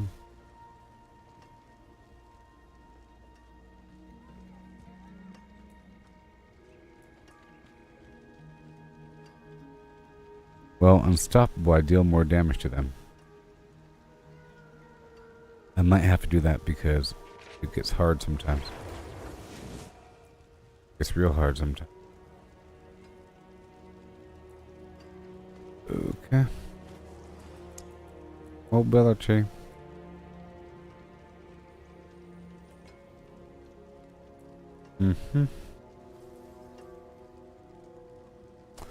Well, unstoppable, and for 4 seconds after, movement speed, and I can move through enemies.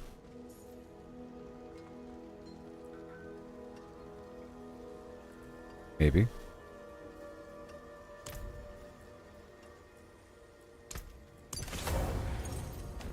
Said maybe.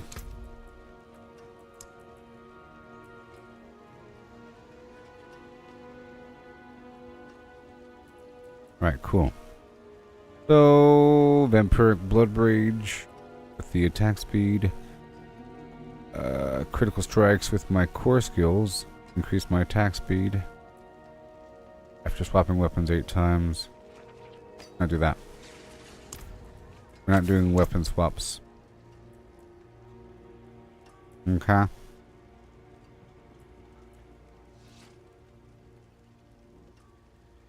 Okay, damage I deal while berserking will be dealt as a bleeding damage. Maybe. I'm thinking about working with the bleeding a bit more.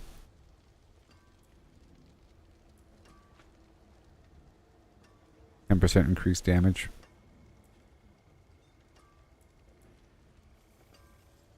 I deal more damage to stunned enemies.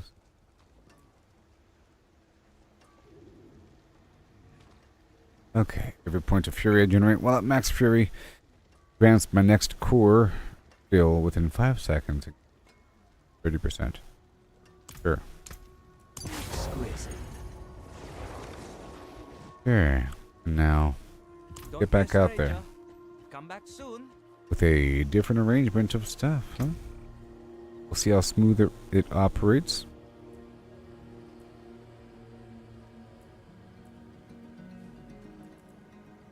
This hammer action is kind of funny. Kind of funny. All my attacks are with just a hammer. Yep, there's no need to swap out. Everything is with the hammer.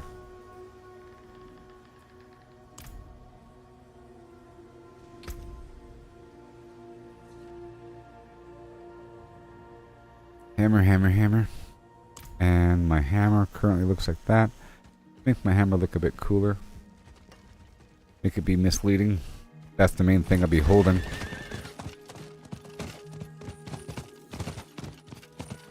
You can't be serious, Tomas. Tomatis. Holly is lost in ruins. Going back is... This isn't like before. This isn't for the fort, for Akarat. Surely you understand that.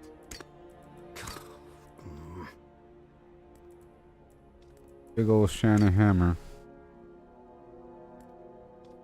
Old crazy hammer. Do it. Okay. Well, now I'll be trying out a tier 100 nightmare dungeon.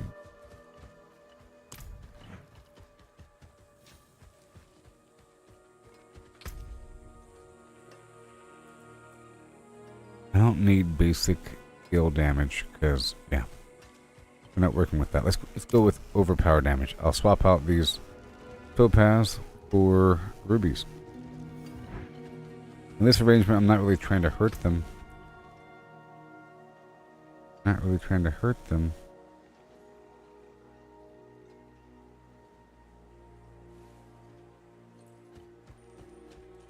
As much. Nope.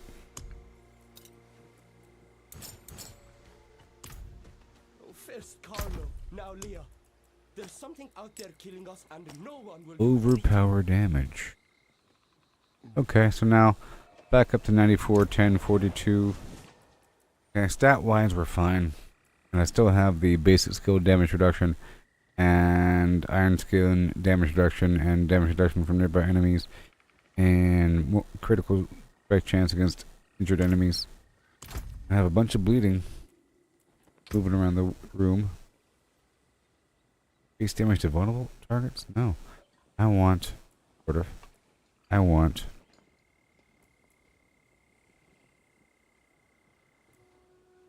ace.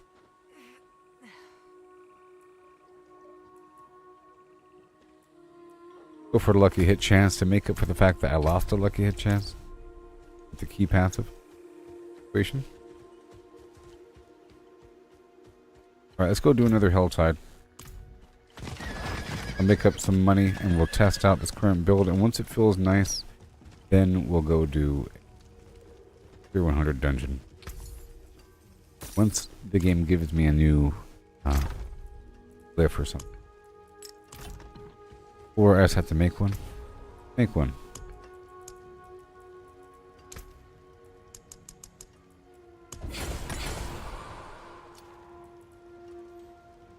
Okay, let's break down everything that's not 100.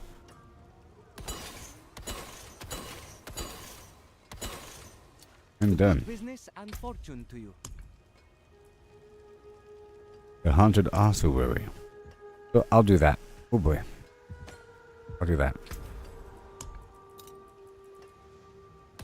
In just a second, okay? Try out our hand in the dungeon, this time without using the Holy Bolt elixir or using any vampiric effect. Okay? It'd be a more honest test. Oh yeah.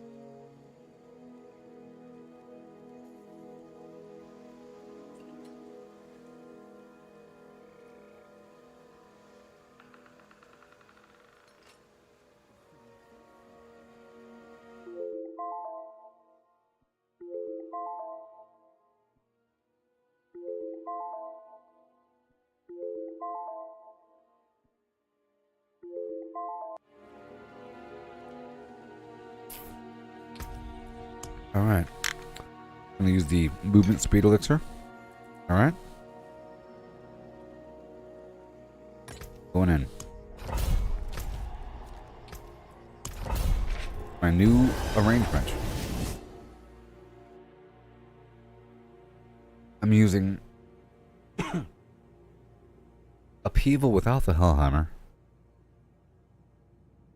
as opposed to Whirlwind, and the Bash as opposed to Lunging Strike, and emphasis in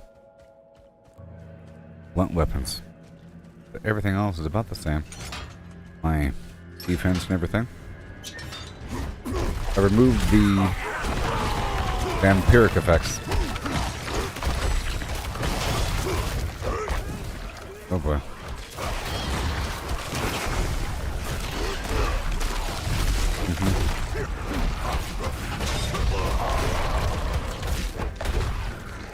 I don't know.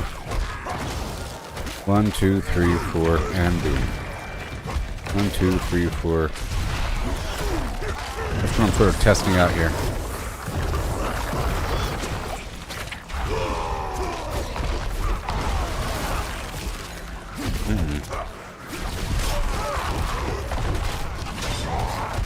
More damage.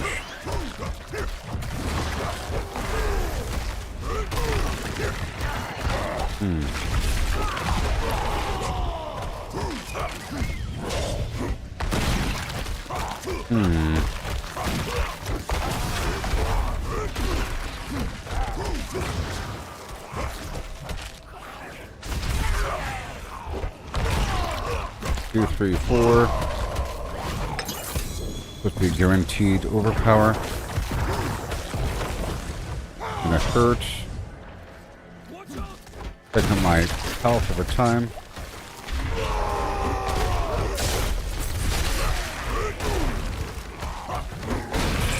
Okay.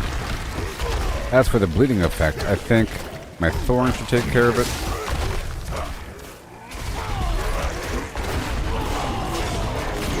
Now, I have it where I have a certain amount of thorns, especially while berserking.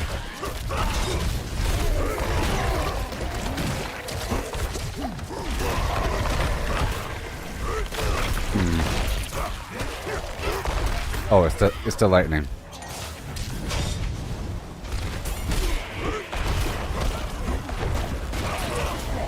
Well, this does not feel as good. Yeah.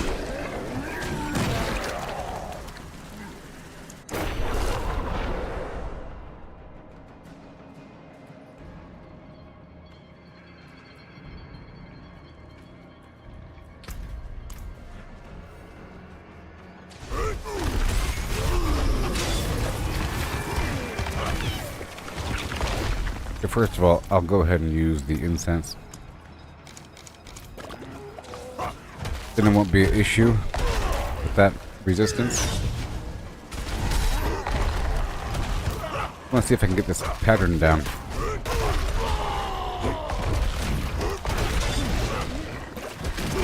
Oh boy.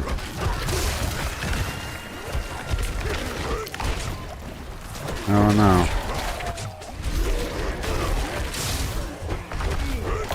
Kind of trash.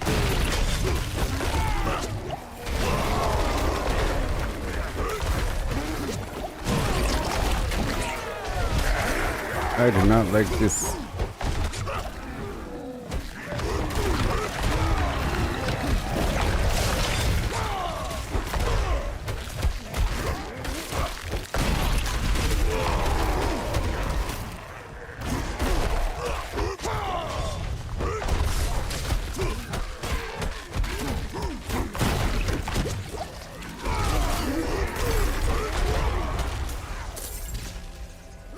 One, two, three, 4. Okay.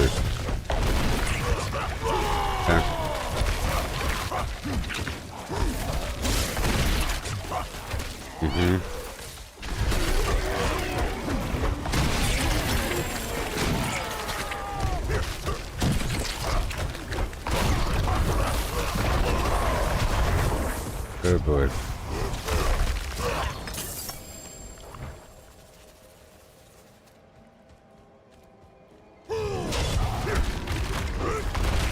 I have the movement speed elixir, but let's do the overpower elixir.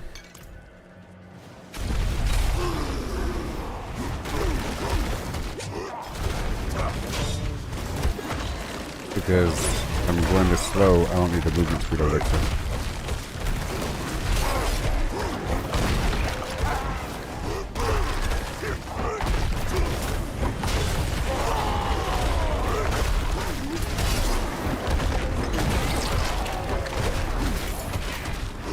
Okay, well that didn't work out.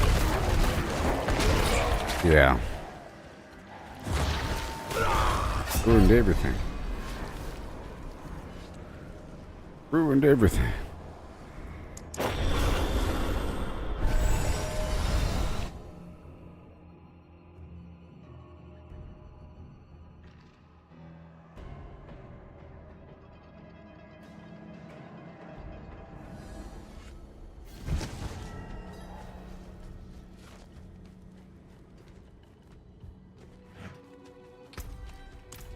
Ugh. Now I need a bunch of money. Bunch of money to reset it.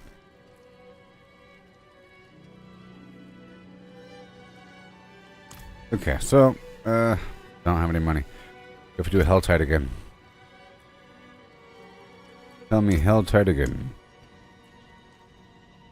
I would rather have Frenzy, I think.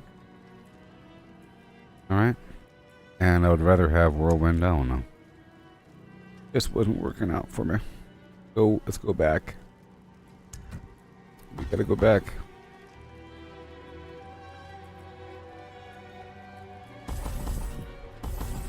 No thorns. No thorns, basically. Basically no thorns. Hmm.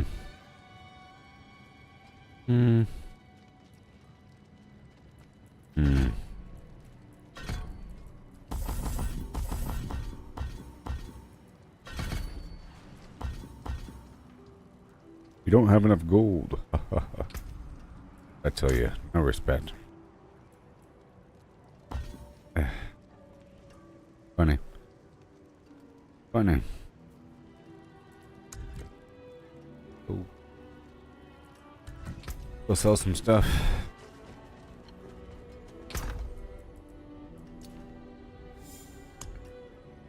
It could completely respec it.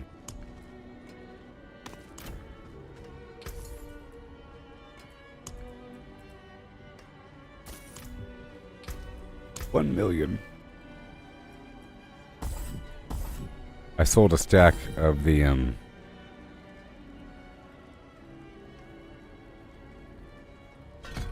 sold a stack of my living steel.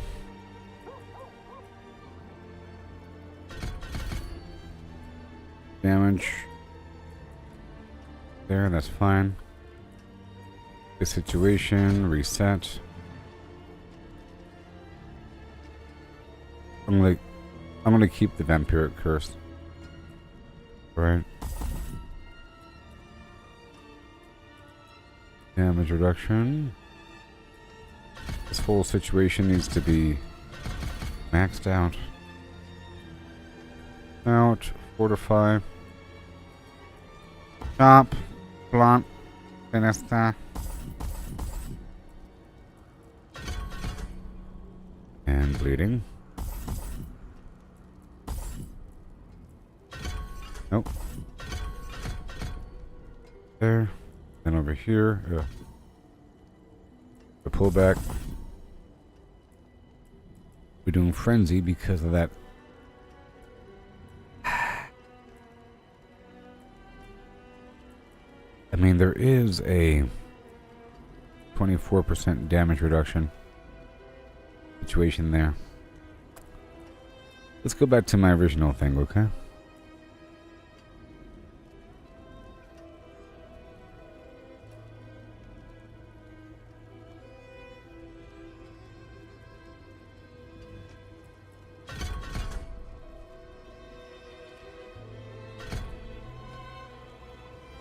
Could go with the bleeding version right there.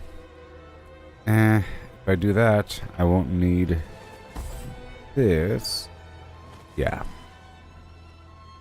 It's nice. And then the bleeding enemies are slowed. But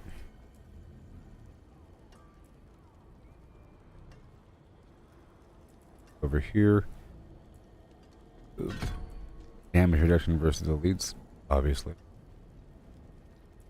So, there's something that we don't need over here somewhere. There. Very important.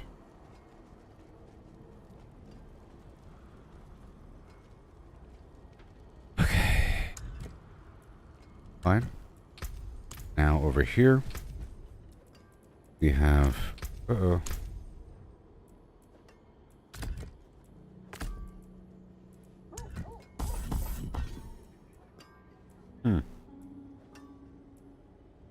I have some points to spend.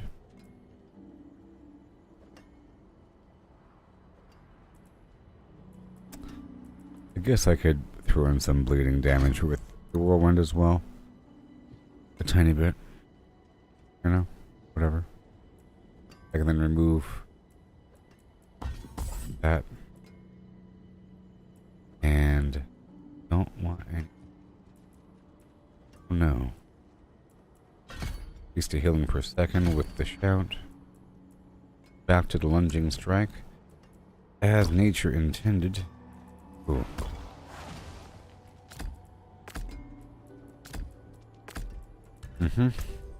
And back to our numbers. Back over here to the Paragon board. It'll cost some money.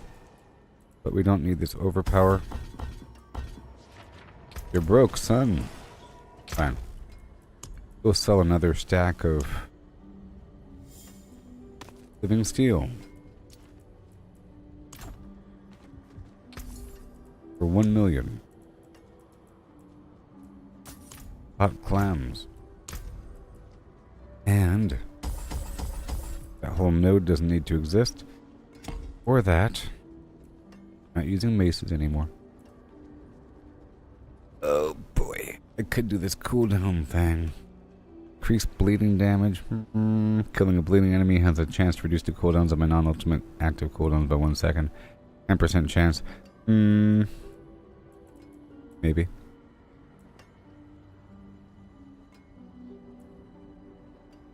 The Marshal. I'm using it. Not the right node to use it in. How about increased overall damage with Imbiber? Justin Imbiber. Over here we have this weird thing. Damage with 100 weapons. It's a weird thing. It really is. And I'll put that wherever it was.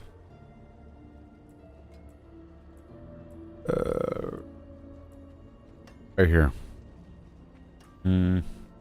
After cat, nope. Where are you? Where are you? Right here? Strength. Exactly on the nose. Just boosts everything around it, you see? We have this damage reduction while healthy. Increases the damage of my basic attack.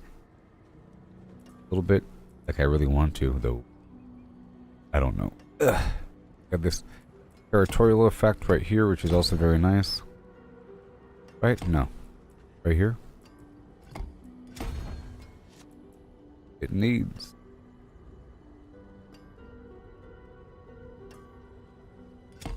Be someplace else. Willpower, strength. Go back over here.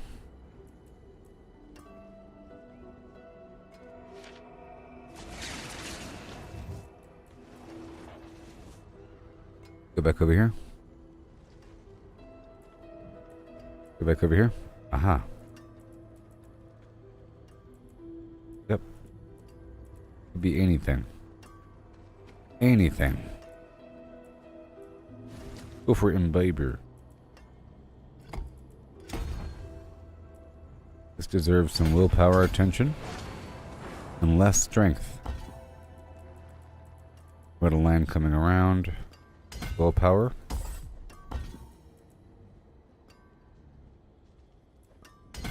Right there. That. Yeah. Power. Might need that dexterity though. We'll see. Good. Wait. That works for the dexterity loss, because I need to activate this node here.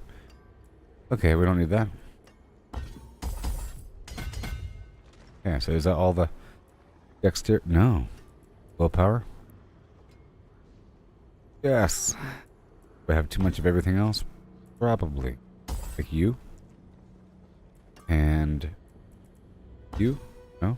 Hold on. Up. Up. It does not connect. Does not connect.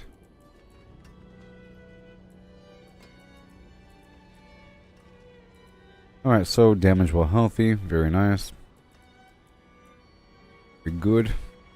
And over here we have the need to increase magic node. How about Marshall? For cooldown. Very nice. Marshall's good. So, damage while berserking. Damage from elites. Go for this extra health.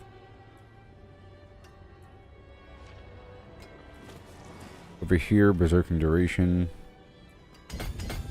Damage while berserking a little bit. Already over that mark there. And this should all be fine. I reduced that here, this whole node I got rid of. But I might want to edit again.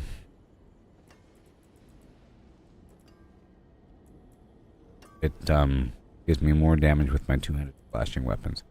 But it also gives me vulnerable damage. A nice like 20%.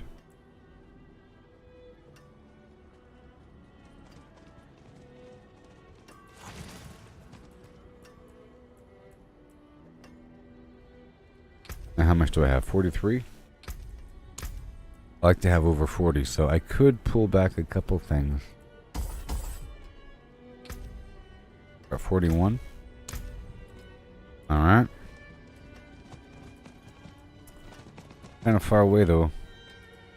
It's 1, 2, 3, 4, 5, 6.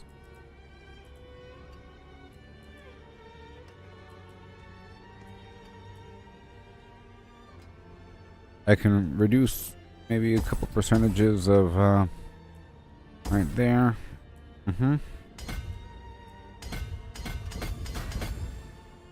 And we're at 40,000, yeah. 110, 10, 40. And now let's go move my stuff back over. I'm probably broke now. I am. Let's go sell. Go get some stuff from the Obel market. The Obel market. Father bless. Father bless. There. It seems you're full bad luck. Try again.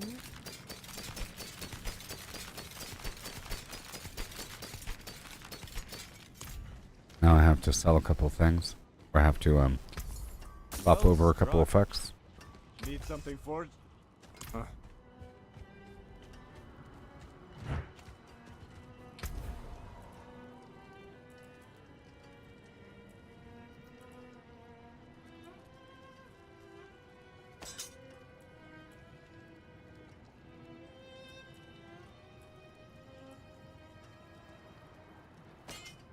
We want the vampiric soul effect.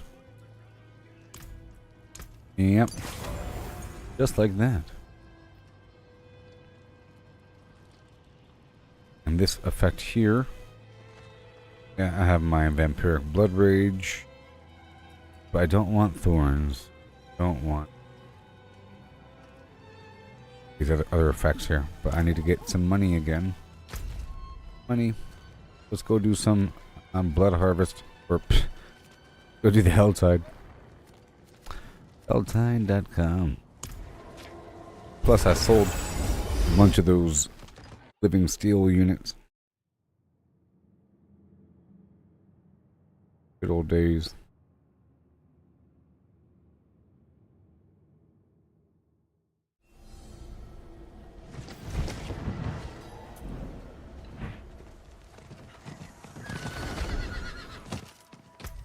mine cage going.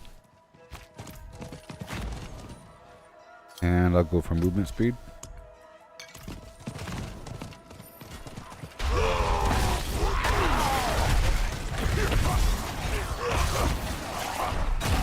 Just how I like it. I have to swap over a few aspects again. Let's just see how often they freeze and everything.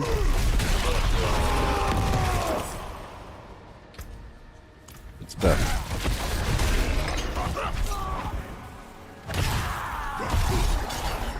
Need a bit more of that fortify. I just have to make sure to use the iron skin whenever possible. It requires me taking damage for it to be used.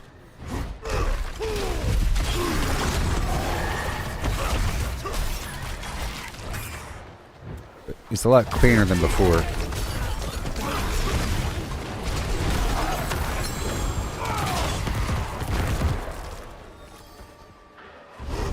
Alright.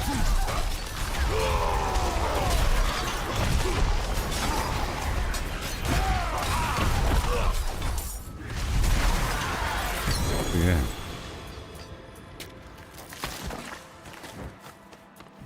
Hello, Brian.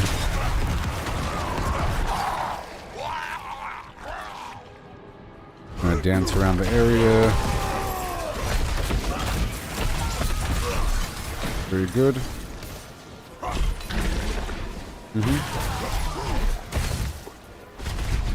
I dug up in there and got that increased slashing. Make sure that the weapons are assigned. Yep. All assigned.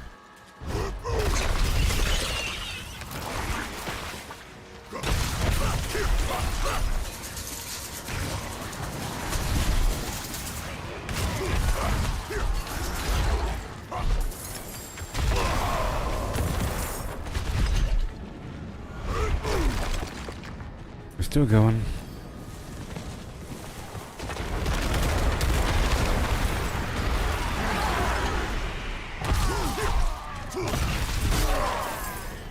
Nothing.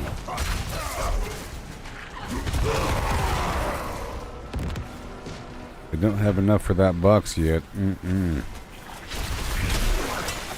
Very nice.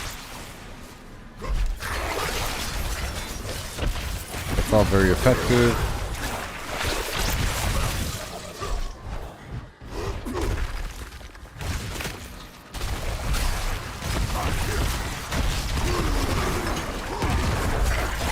Yeah, I really like the lunging strike.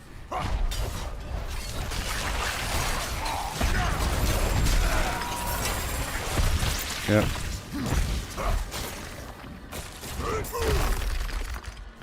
Now this is going to work out, I think. Good.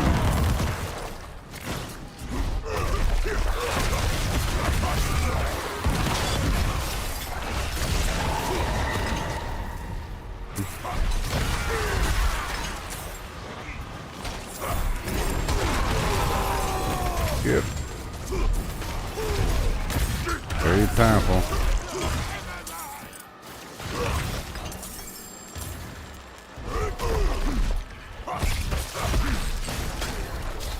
This event right around the corner.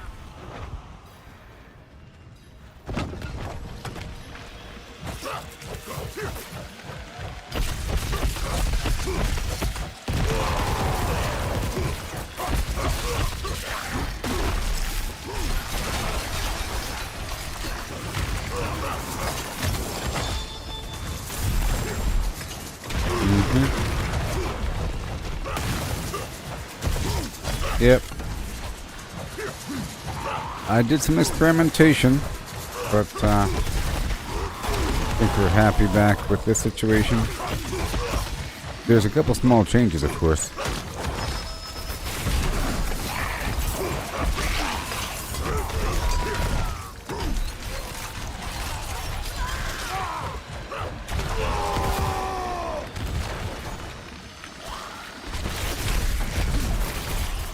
Over here for a bit.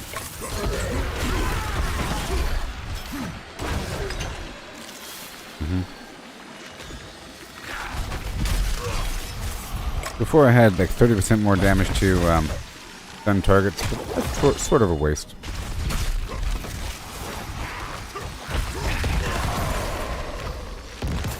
Sort of. Just a little bit. I'm doing this specifically for money.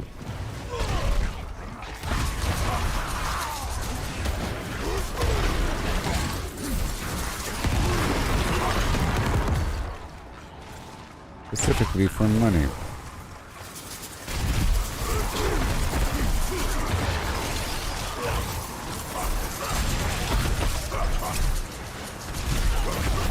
Specifically.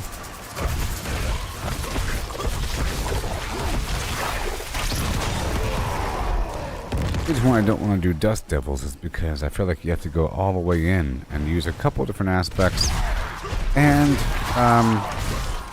tempering lines to enhance the effect and frequency of Dust Devils and Glyph. It's like a whole suite of things.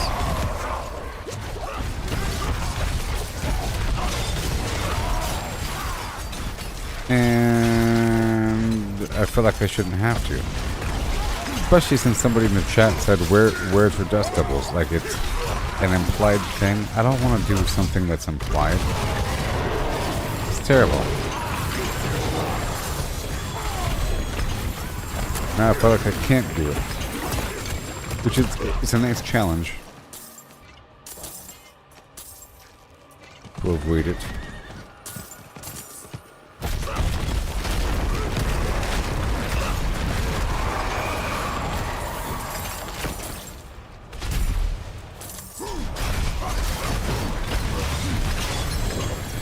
We have until July for that Fortnite current like Lego challenge. There's like a Lego Fortnite Star Wars situation going on. Available until July. Oh boy. I almost have enough V-Bucks to get it. I have like 1375 or something like that. Wow. Doing it.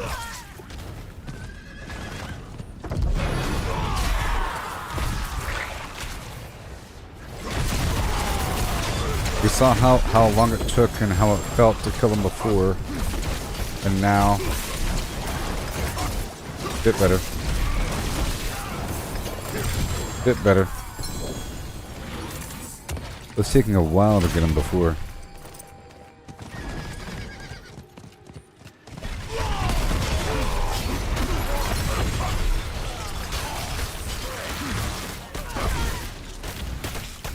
Yeah.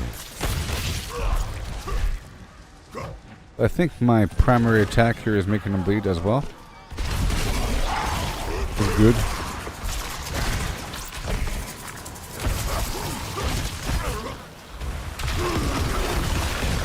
Which is something I wasn't doing. But I think it's a lot of bleeding damage. As far as I can tell. Especially if I bombard the enemy with my attacks.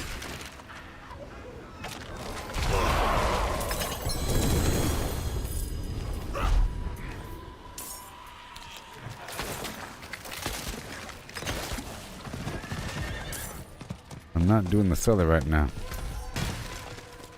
Go over here and open up these boxes. Giddy up.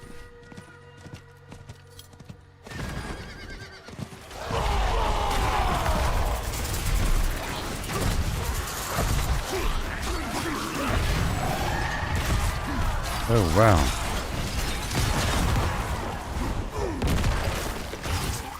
Woo-wee. Things are flashing on my screen.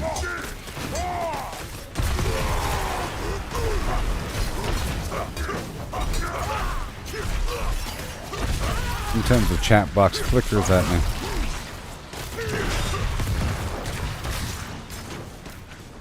This feels way smoother than all that experimentation.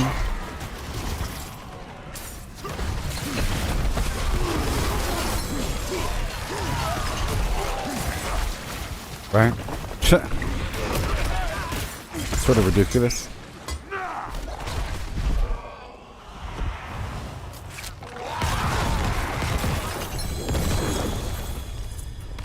Goes way smoother and faster than before.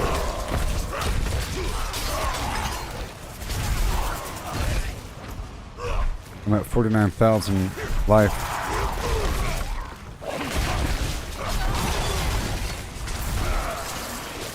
And my attack power is building up near 200,000. 222.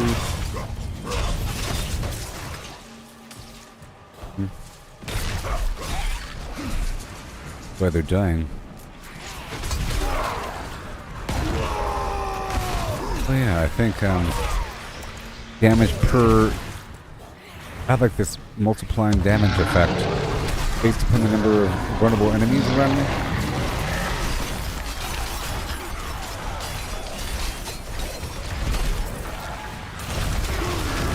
And they're becoming vulnerable based upon the vague lucky hit chance.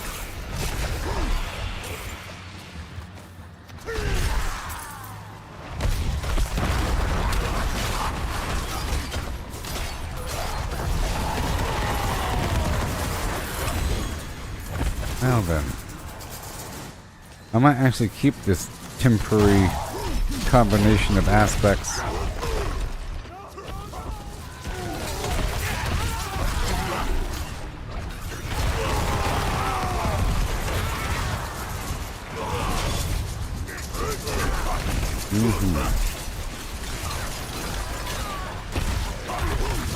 Yep.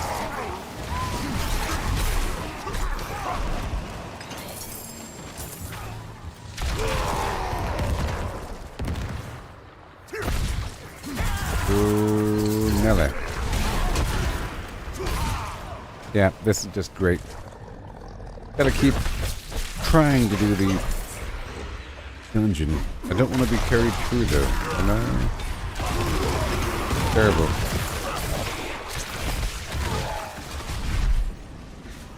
Here we go. Greetings.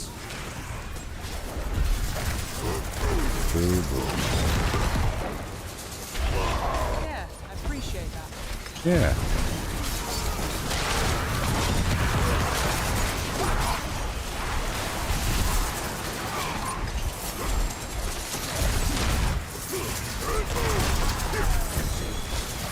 Yeah. They call me Twigsy Jones.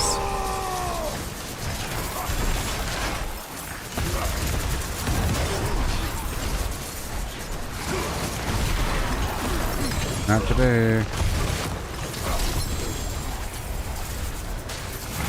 I'm glad I'm back up to my original standard. I had some temporary garbage.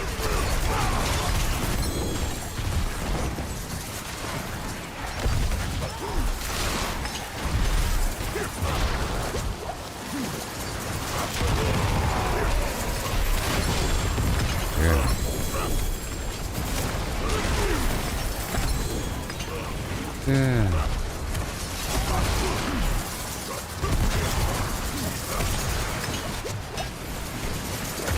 I cannot revive you. Oh boy. It gets pretty intense here.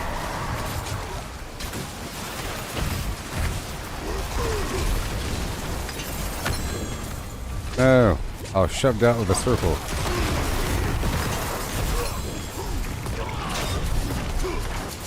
That was crazy.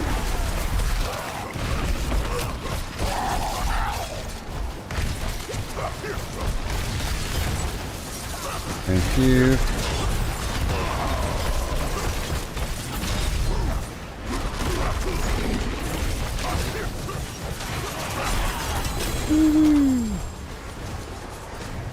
Brutal.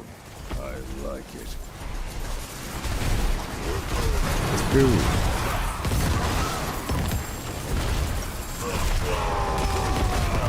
My Hellborn and your Hellborn is sitting by the fire.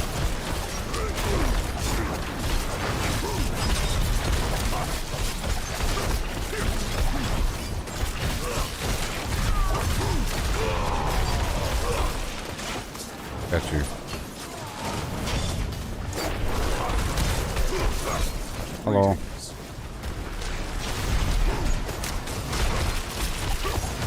What to do?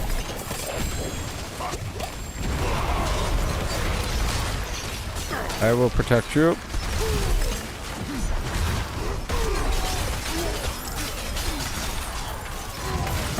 Yes, sir.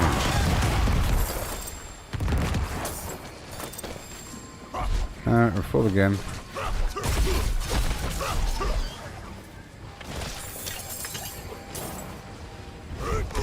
Wowzers. I mean it.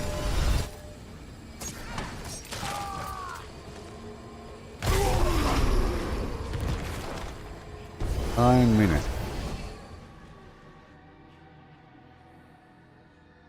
Ugh.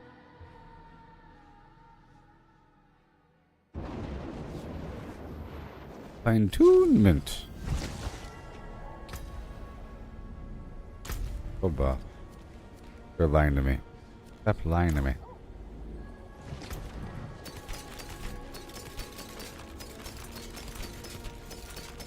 I can probably swap something out now. The sheaf has wares.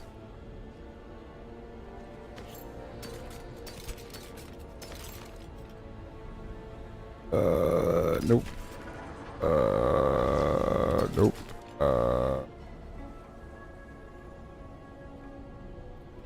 Nope. Alright.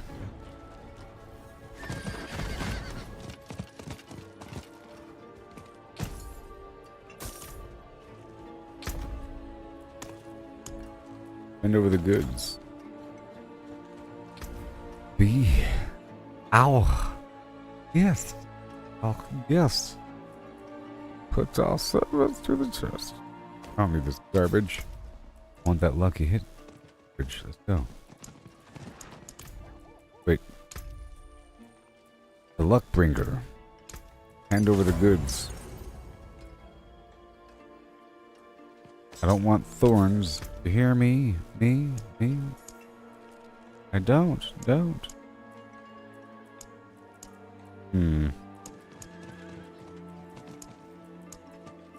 What did I want?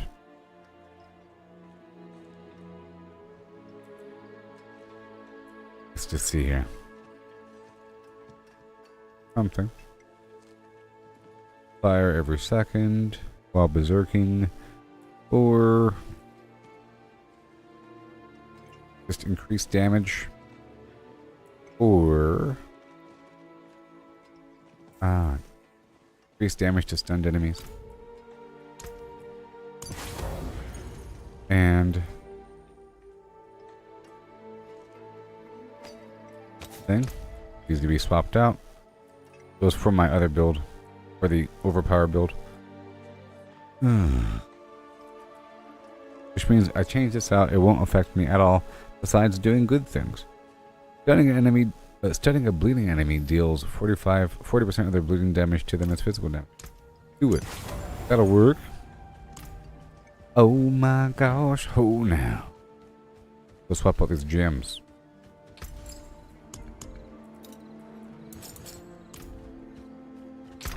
Jam. Can't take too much of this jam. Oh yeah. Movement speed, baby.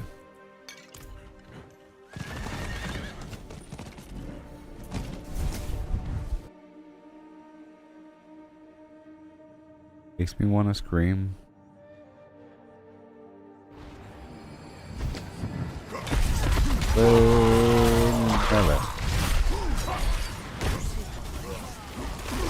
So now I have increased lucky hit chance. And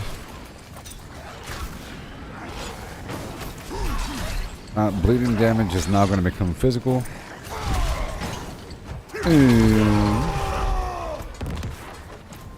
Increased damage to stunned enemies. And of course, the lucky hit chance is going to increase the overall stun rate of these fools. I have like 3 minutes to go open up these boxes.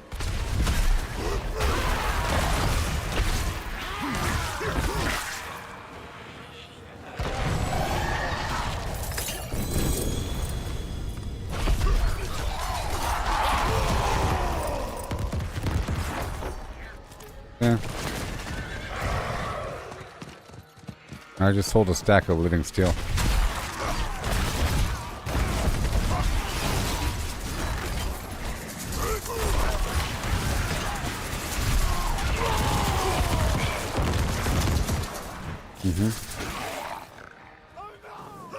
The Harbingers. That worked, huh? This meltdown.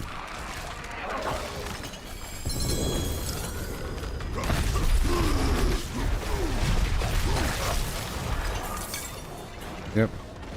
And I swapped out the gems from rubies to topaz, so I'm doing more basic damage.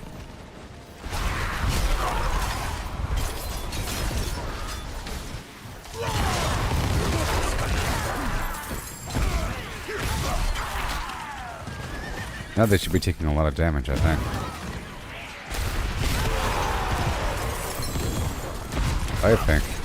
And I swapped out the modifier for the lunging strike so that it deals bleeding damage. Before I had it where it was providing more, or critical strikes with lunging strike was giving me berserk, but I have berserk all the time through my brawling abilities.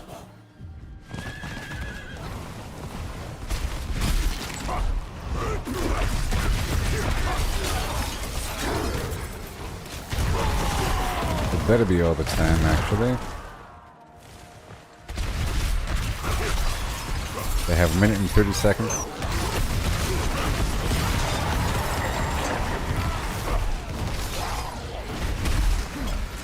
I think they're coming now.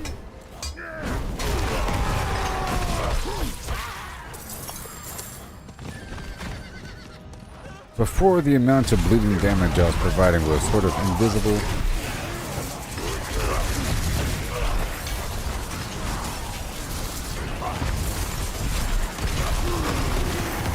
There you go. I got the box.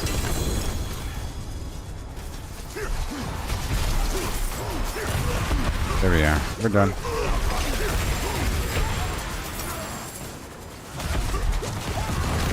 All done.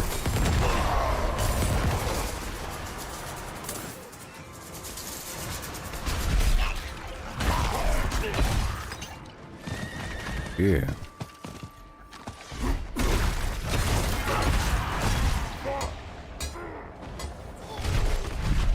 Oh, I hear you. I heard him.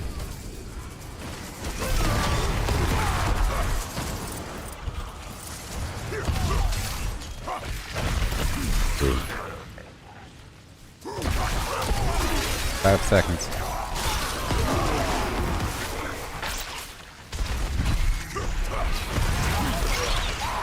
And the Helltide's over. Very neat.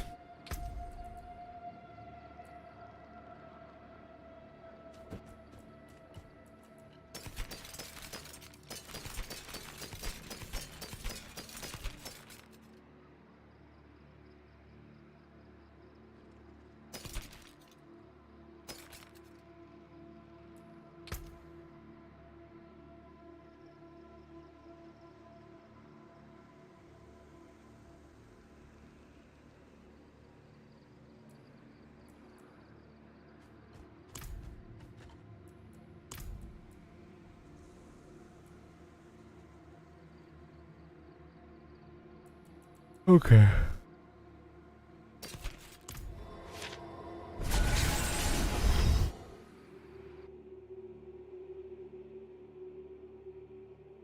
I think I'm all fine-tuned again.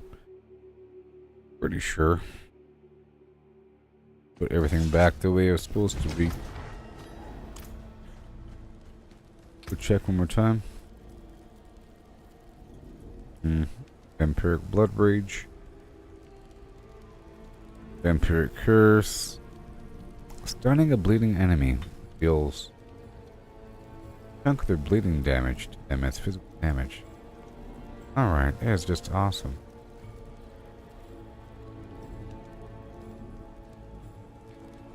Distant enemies have a chance to be stunned. Basic skills get increased. Attack speed. Increased lucky hit chance. Cooldown. Injured damage. Damage reduction, and damage reduction. Charge. Alright. Over here, I wanted to...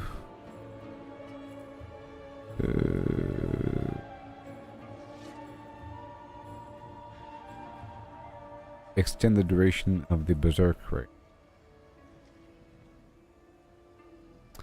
I'm going to reduce the healing from the shout and increase that duration for the berserk just so that it overlaps a bit more now that I no longer am getting berserk from my lunging strike.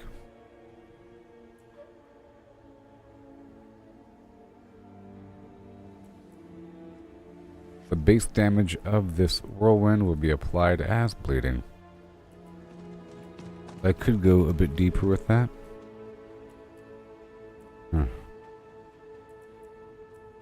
The duration is good.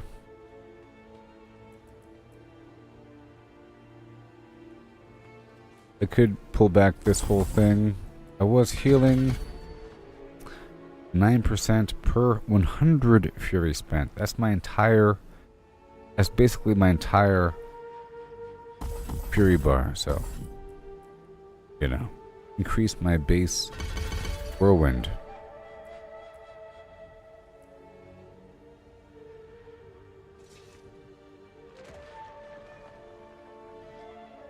And it's based upon the base damage of the whirlwind effect. Over here, I can do 3 more points. Oh boy. 4%. 6%. Pull back some health. 38%. Oh no, sorry, 38,000. Pull back something else then, huh? How about some of that?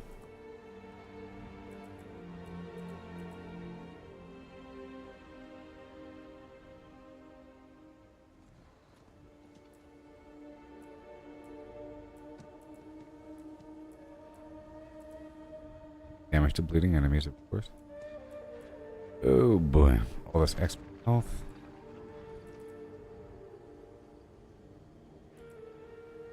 Don't have enough dexterity anymore. Oh no.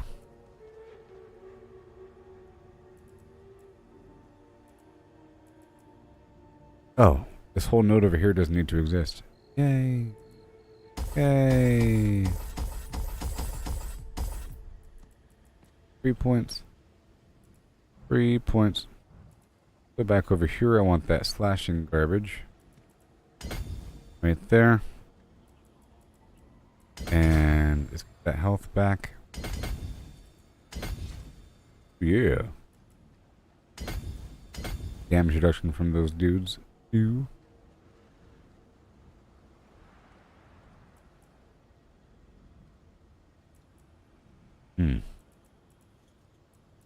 Yep.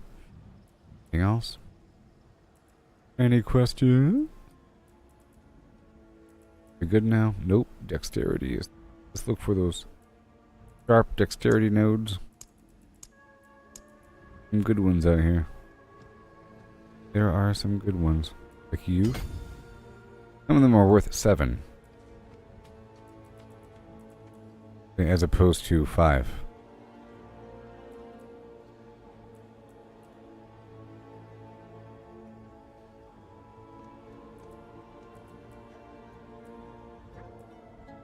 I want the 7.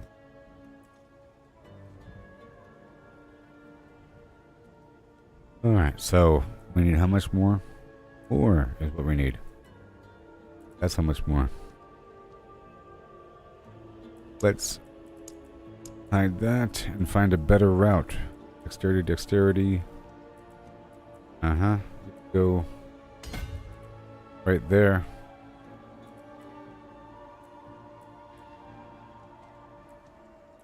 I have 13.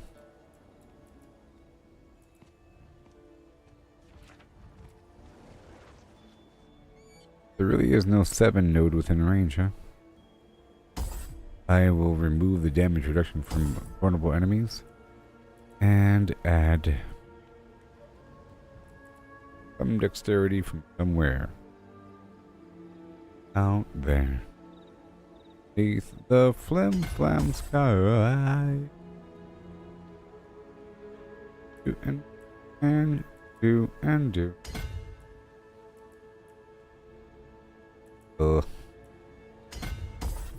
That. Oh yeah. Just like that. And then we are good to go. We're at 528 now. How about that, buddy?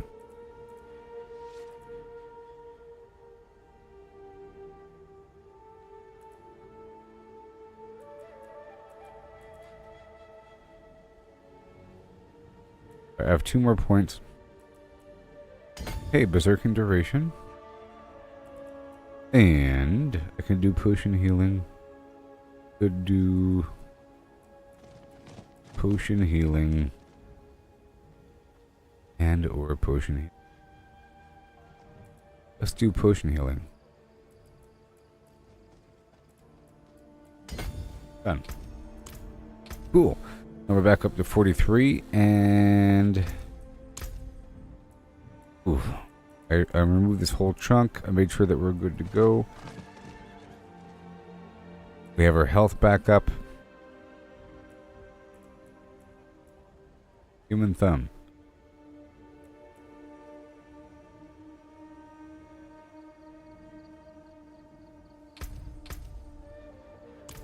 We'll bring the health back down a tiny bit. Because we need this.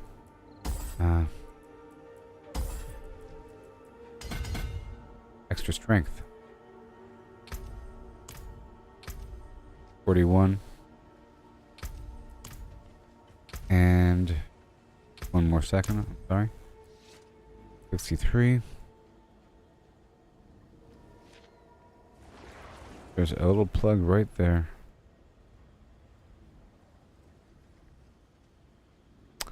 I have to re-roll some armor across the map. Be a waste right here. Big old waste. 2 points? No. We're fine. Okay, so that's that. I think. Go sell this stuff.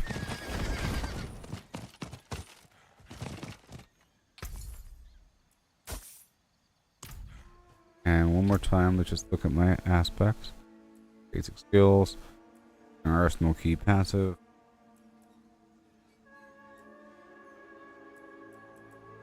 We're doing this bleeding thing.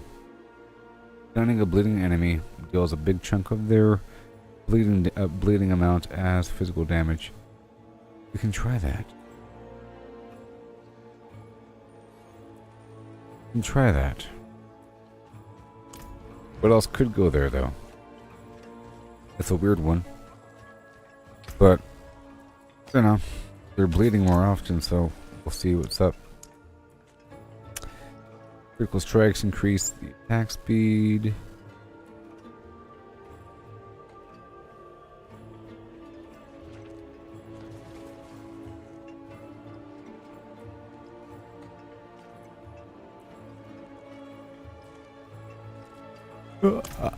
I like it. I like it. I think it's great. That's what I think. We're back up to 1 million. Stats are fine. Besides that lightning resist. That'll work out in time.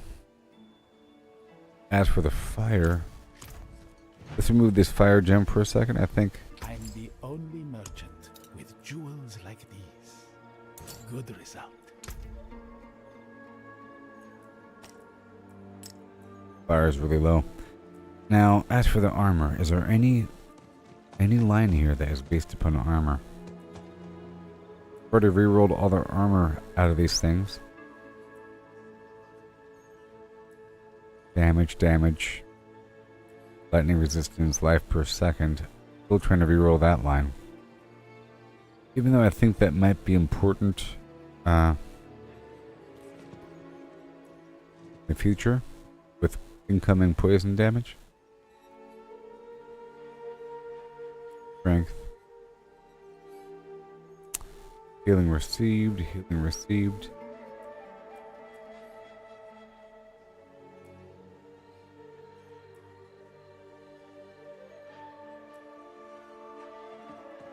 Whirlwind size. I don't like that Call of the Ancients thing. Brawling cooldown reduction.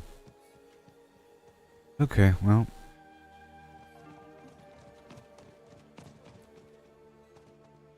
Have a bit too much armor. That's how it's going to be.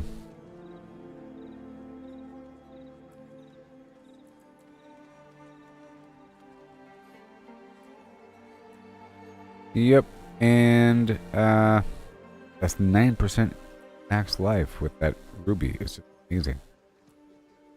I have enough willpower. Let's go check out my willpower requirements. It says 612 out of 530. You know? Otherwise it'll be 512, and I'll need a touch more willpower from some other spot. How about right there? Let's remove this strength.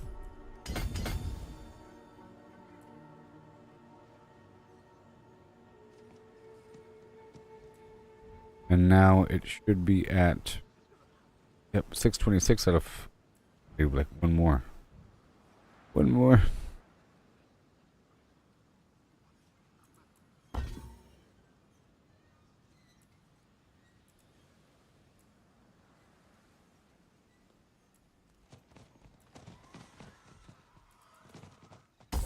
I'll remove that berserking duration and I'll add a willpower somewhere. Probably a valuable node somewhere. Like you? No. Like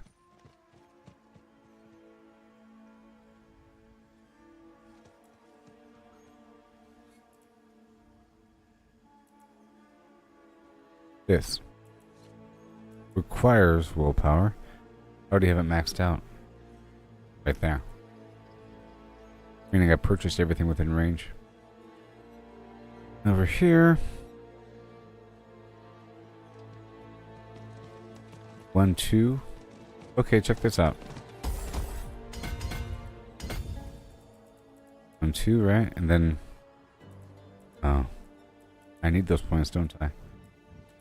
We're at 528 dexterity. I could only remove 1.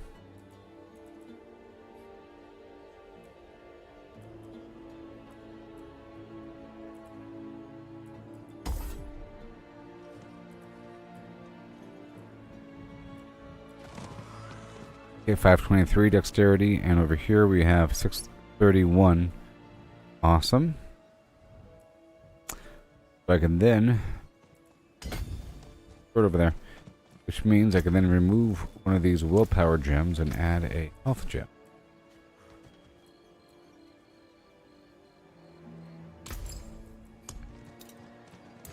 I'll see you again.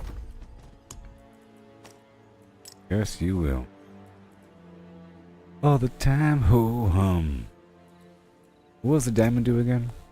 In the armor?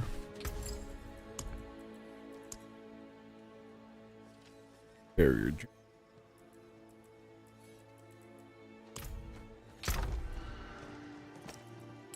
Boom. We're at 46 now. That's good. And my stats are fine. 523. Oh, wait. That should be 530, right? No, 520. And then 530. Good. 531. Awesome. It's really important to make sure that those runes are activated. Cool. So now I'm going to be even stronger than before. Can you even imagine these? I certainly can, because it's happening, baby. It's happening. Let's do more Helltide for a moment. Make sure we're all polished, because I think we're good now. Back to how I used to be. Then I'll do another T100. See how it feels.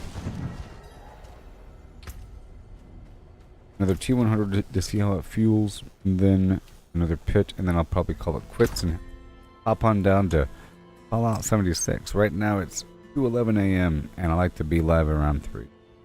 So we'll see. I'll probably be at around 4. Okay. We'll do this Helltide now. Helltide.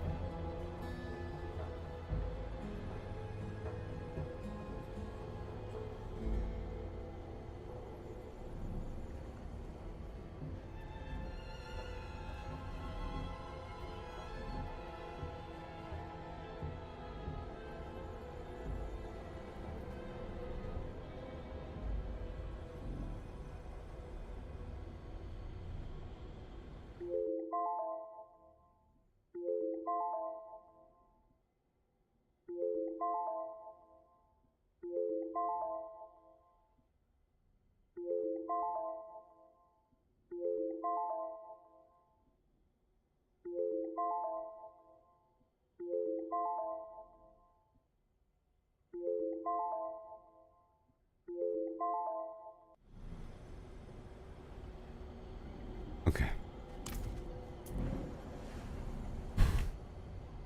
Here is the end for those. For those. Doing your accent, get out of here. Okay, let's go review.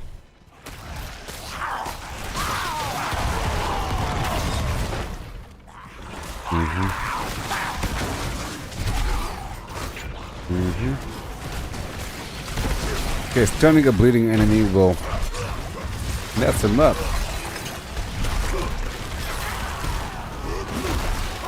what's going to happen. And I want to monitor to see how much bleeding damage is being done. I also improved Whirlwind. I gave it a bunch of points.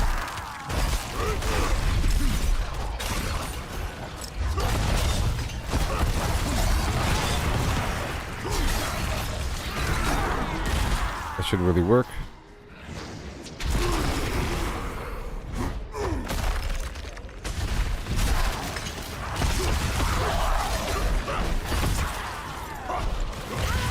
There it is. And make sure that the Berserk overlaps into the enemy.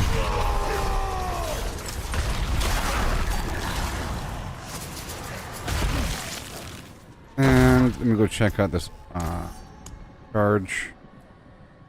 Yep, cooldown. I was making sure it was set to the cooldown option.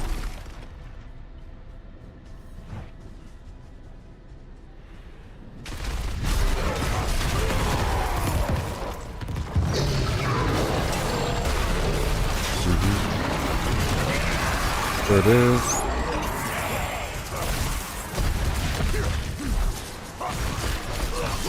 Beautiful.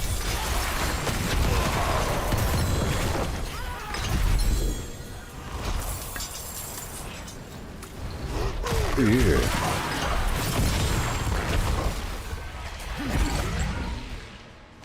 Bada boom.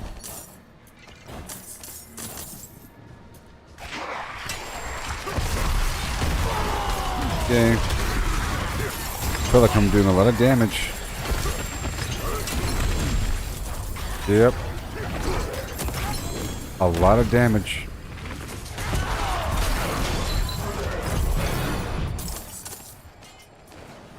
Hold up. Now I have to increase the bleeding damage. Because it's going to be turned into physical damage. Which it already is, but, you know. I'm pretty sure bleeding is physical.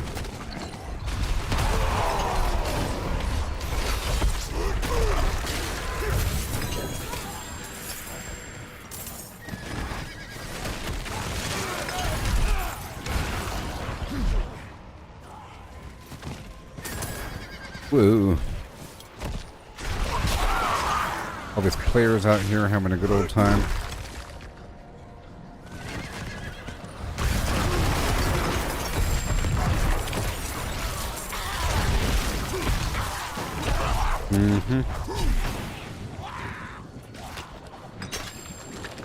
I sort of have a single ruined tempering line on my ring.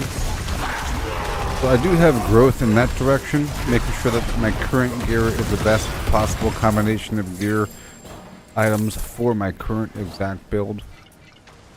It almost is. But I have a messed up line. A ruined line.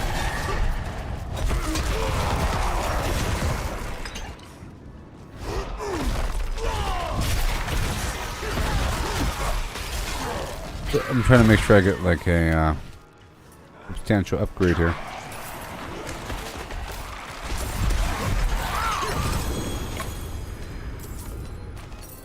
Yeah.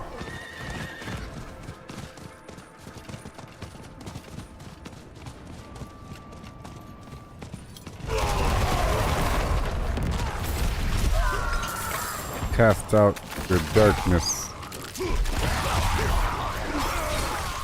Oh no.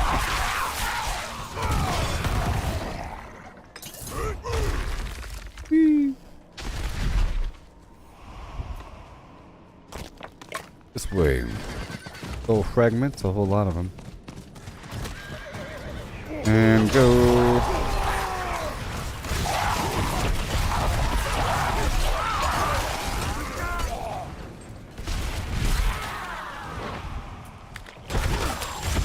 Okay.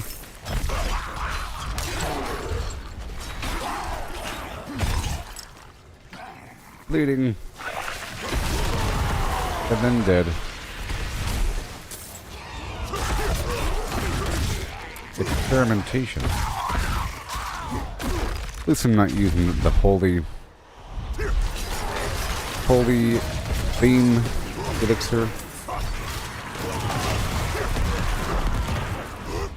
But I got that vampiric effect going.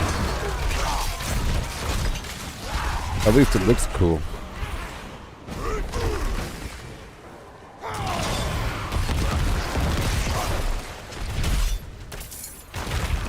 Open up this box over here.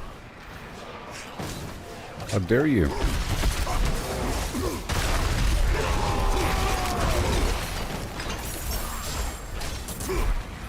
Great struggle. To beat back these beasts.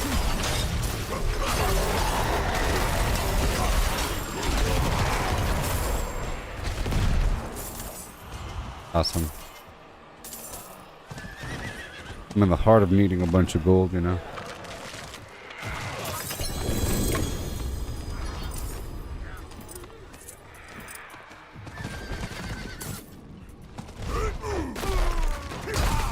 No.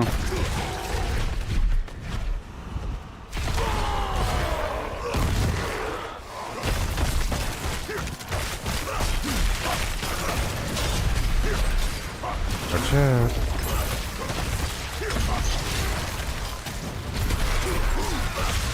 Defiled ground.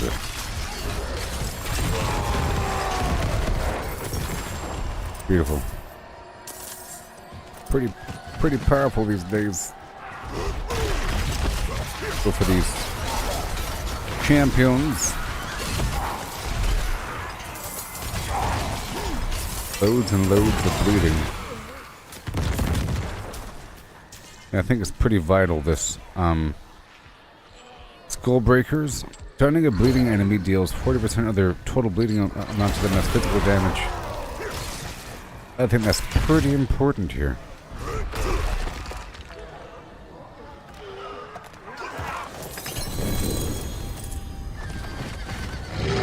It's another reason to make him bleed.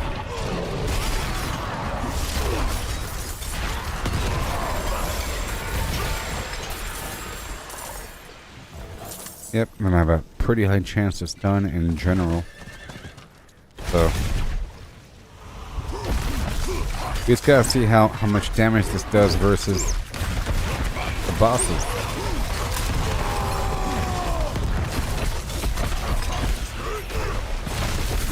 Right here.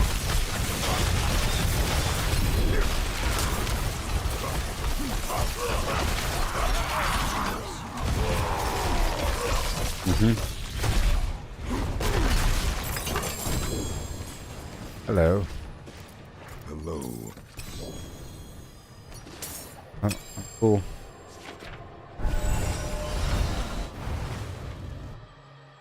A necromancer. Necromancer. Necromancer.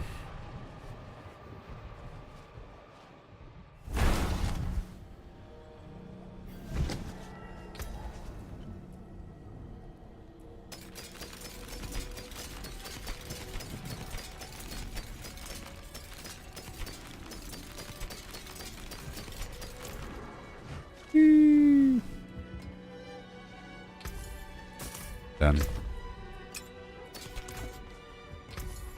Done. Be wary on the road. Be wary on the road. So I was thinking, in Diablo Immortal and maybe Diablo 3, you keep on going up in difficulty. Once you get strong enough, you can then push forward to the next difficulty. Okay? What you do? I mean, you fight stronger enemies and so forth. But in this game, it caps off at a certain difficulty, but then within that realm, you can do certain challenges that are of higher difficulty. But you're in this last realm where it's capped off. There's a great template for your... it's a great sandbox and test realm for your build. You can try things out with certain controls, and you're just known, and you're near other people that are also within that realm with a nice level spectrum. Otherwise, you're always sort of chasing this deeper and deeper domain. If you could imagine if the pit were some sort of multiplayer environment besides just gameplay, you'd see fewer and fewer people as you move forward. Right? It goes, okay, welcome to the world of pit level 61. You'd have a certain number of people there, all around the same ability. But here, you can see a bunch of new people to this realm. Level 60s and so forth that might need help. And that's nice. It feels a bit more alive.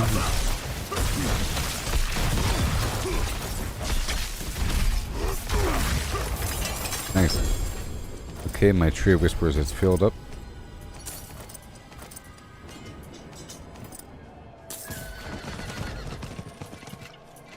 Go right now.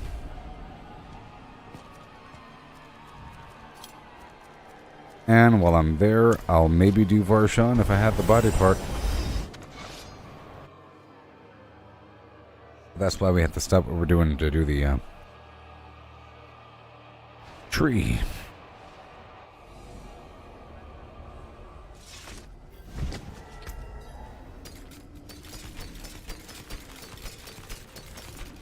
You might say I wasted a bunch of gold today, moving my points back and forth and experimenting.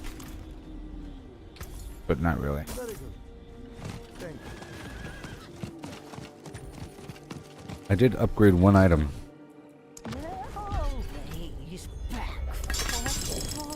So what do we have? Hand, head. Okay, we can do it. This will be a good test here, people. Varshan. I haven't reset. I think maybe the dungeons reset themselves automatically if it's been a certain length of time.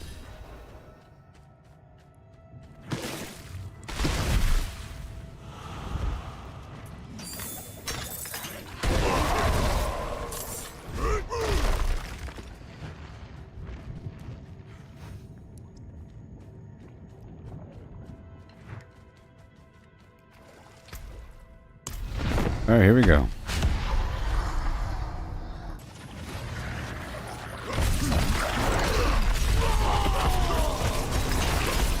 There it is. That works. Yeah. And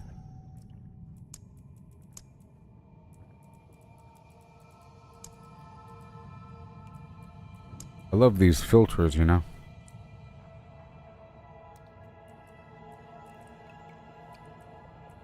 Looking for the stun effect in particular. In particular.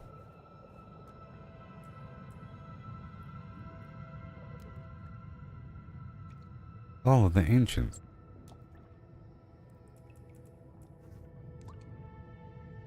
Upheaval has a chance to stun. And of course the bash effect.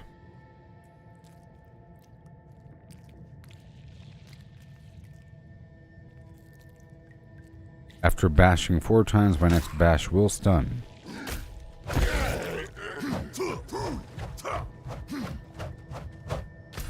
Let's go back. To the Helltide, don't you know? Here we go, right about now. But then I won't have the bleeding effect from the lunging strike. I think I'll just rely on the lucky hit chance. I'll pop another profane flim. There we go.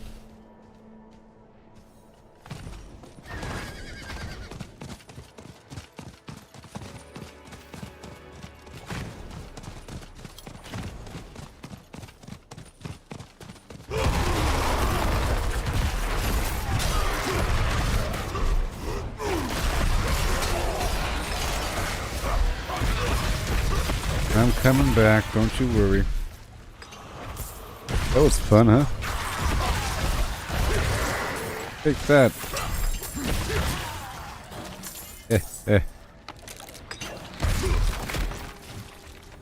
So exciting. What you doing? It's my loot.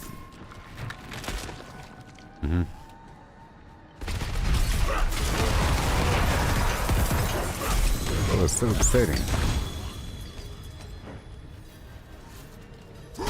This is a event here.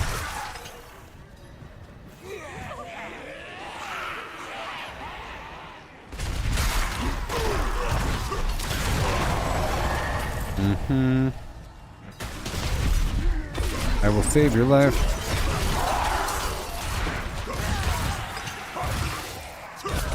Like that.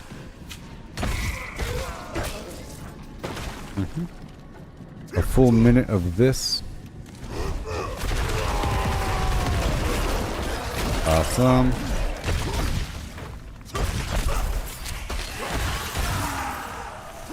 This is my happy place. This build. Yeah. In theory.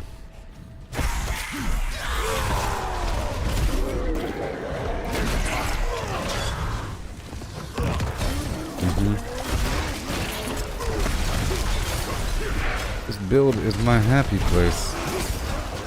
I said it wasn't ready. I was about to break out of it. I have the iron skin there for the crowd control elimination.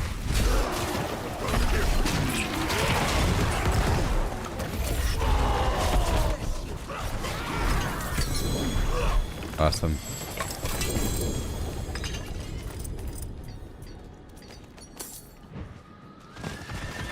Looking for these boxes.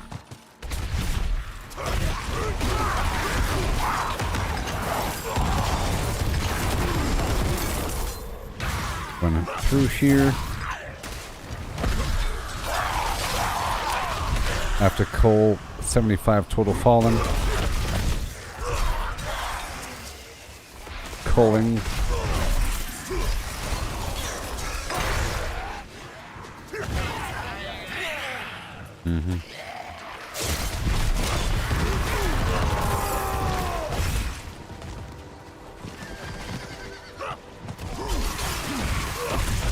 Dude.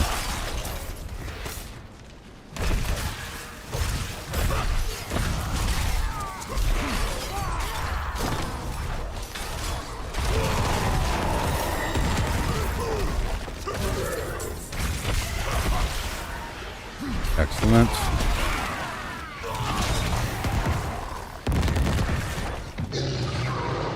Hey there, buddy.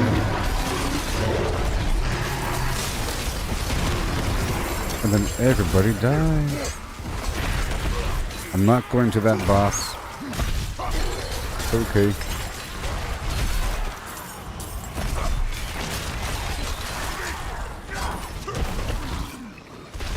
There we go.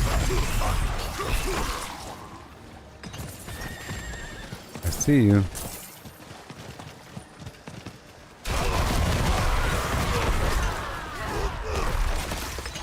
Play hopscotch for a second.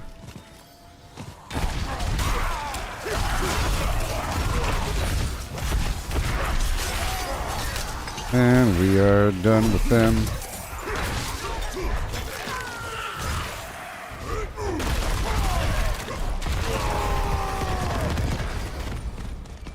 You got this blood siphon. Let's see if I survive. Let's see if I stay in the circle, huh?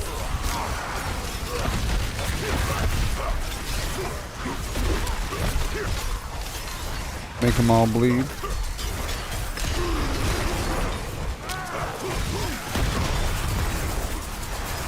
Uh-huh. There you go. Stay in the circle, please.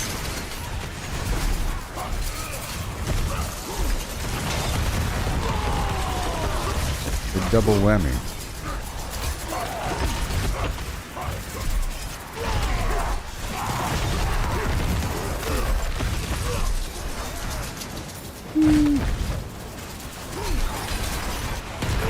Bam.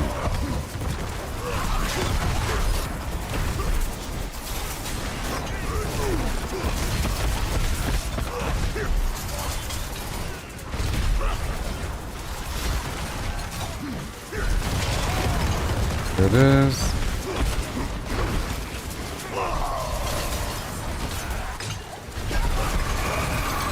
beautiful, exquisite blood.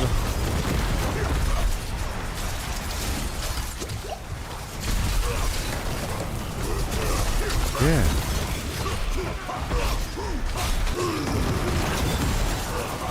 Okay, that's working. I will survive. Pretty nuts.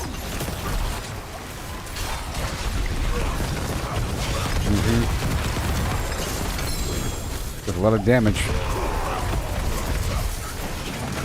I'm gonna be okay. And now it's over. Move through the whole stack. Push him all the way back down. Little plant over here. The Helltide is pretty crazy these days, huh? I'll tell you what.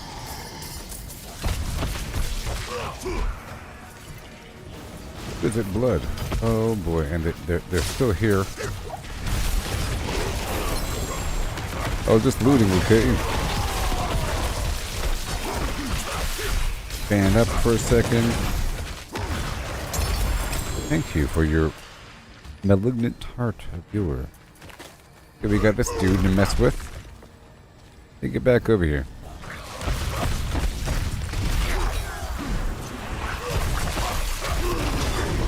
He'll take a hot minute though.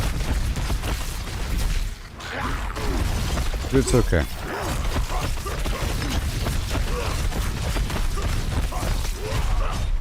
At least it's predictable. Predictable.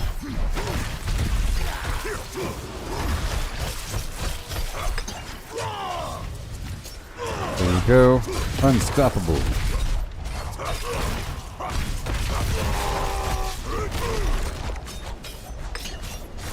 There you go. Can't get me, buddy.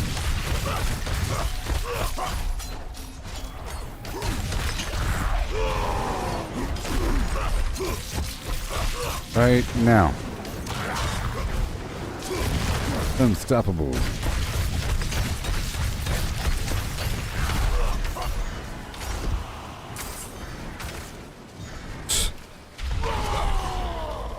Out of here. Peace. And now we go back.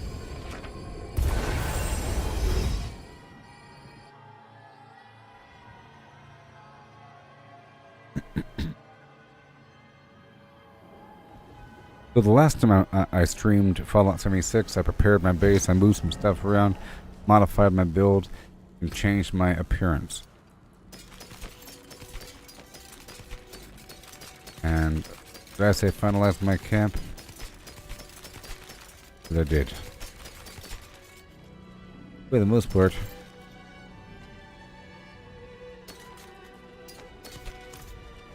Sold. Dark days upon us. And good fortune. Let me go back.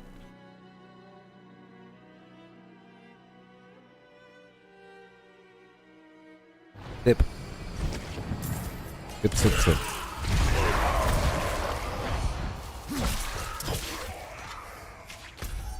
Okay, let's go pick up another box from around the corner.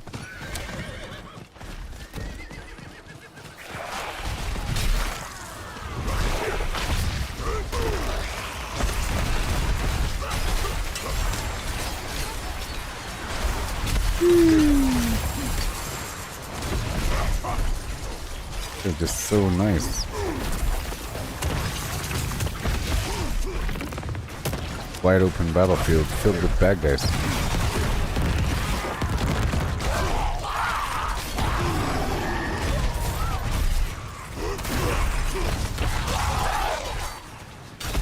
Gallow vine. Bundled herbs. Go open up this box over here first.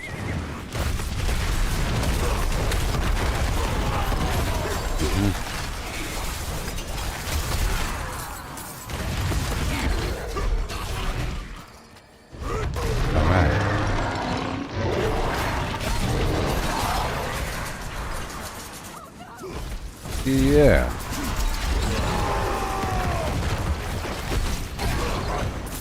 Hey, look, I one-shot him, of course.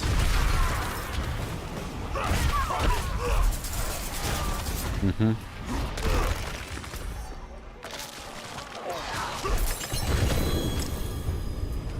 Go get the good bucks, please.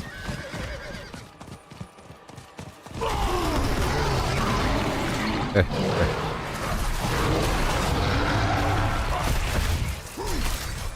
wonder if I can kill the worm.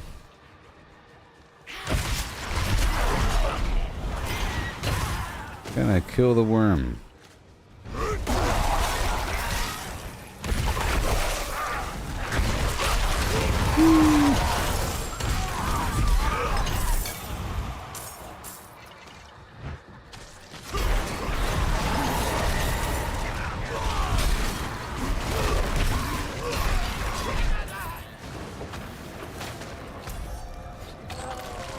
Next box.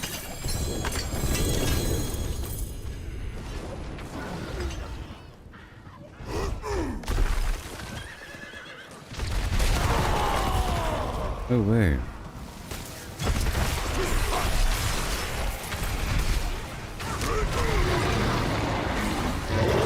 No.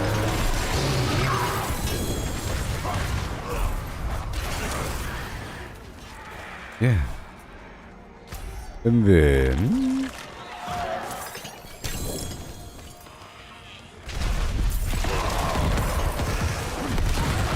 I'll knock this out. This is certainly fun.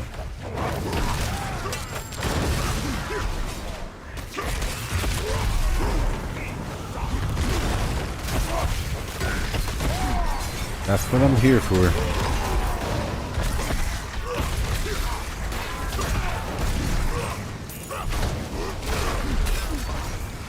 There it is.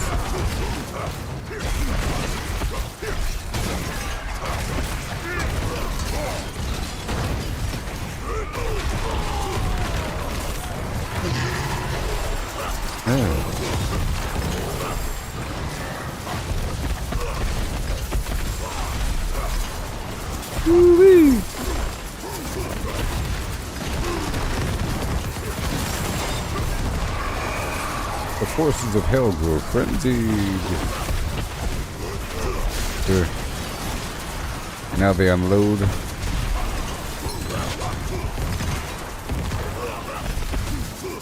Wow. They're just so frosted. Hold the line.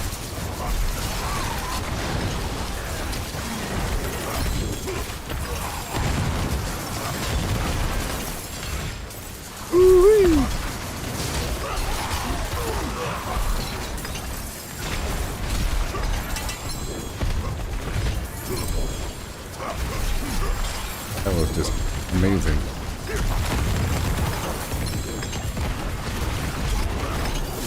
It's just crazy. Oh, the boss is here.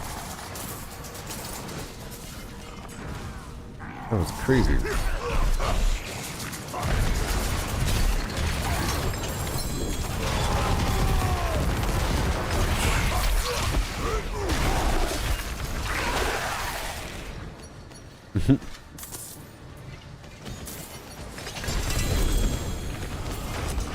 Welcome. I will save you.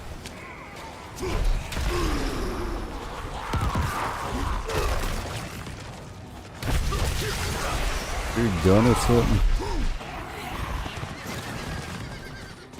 Came right in time for the loot. Hilarious. Alright.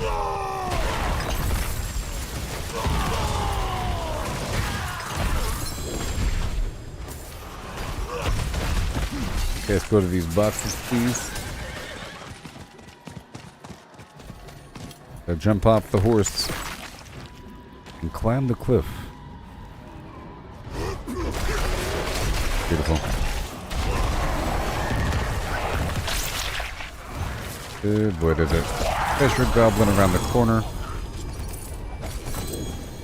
Ugh. Okay.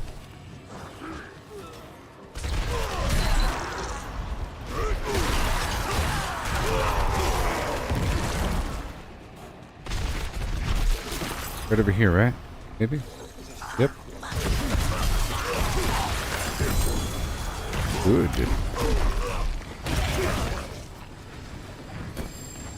And got that plant.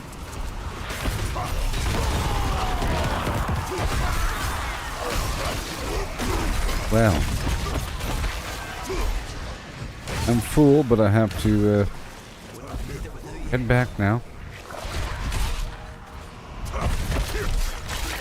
And unload again.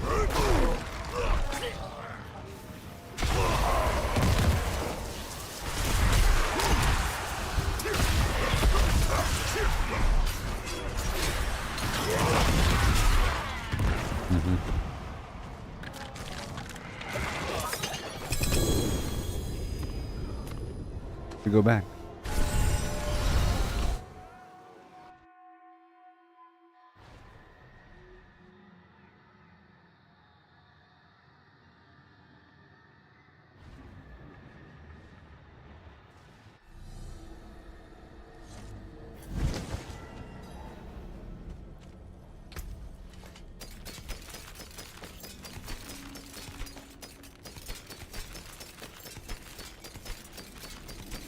Yeah.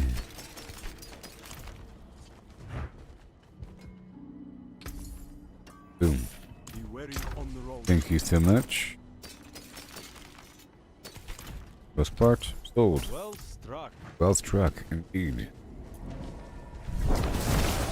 Righteous.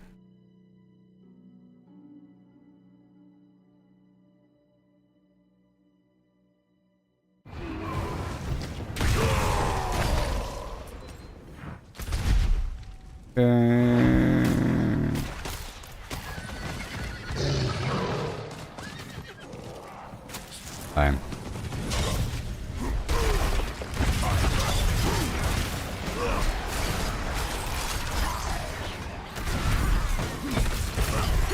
Yay.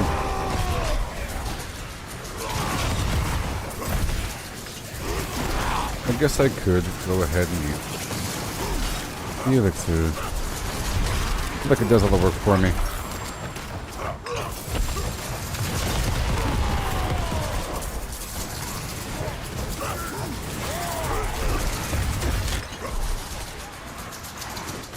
Yeah. Let's go for the attack speed and lucky hit chance.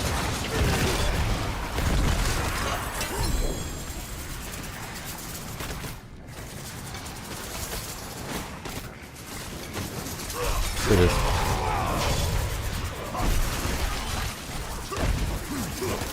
I gotta hurry up. Get way over here.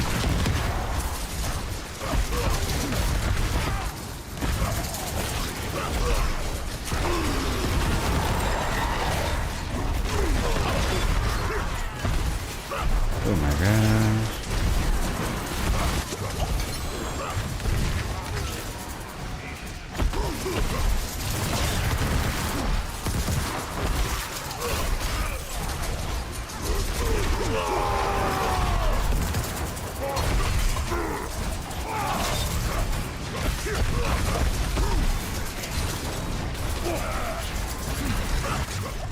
There you go. Make sure we're fine. Gotta keep killing them. Beautiful. Now it's all over. Awesome. And grab all this garbage. There's so much. We don't want to run out of time here. Which we might.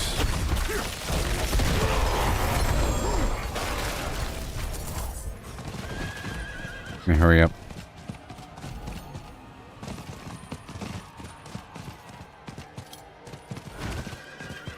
Okay.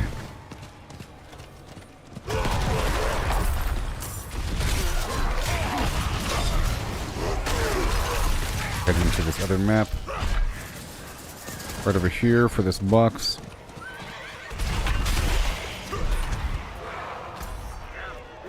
And the other box.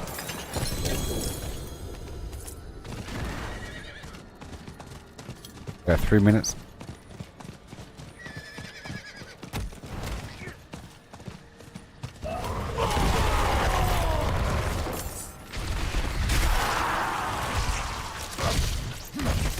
Wow. Can't do that right now. Working out just fine.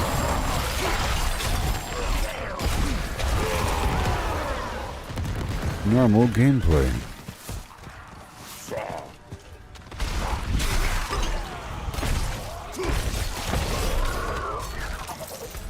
Boom.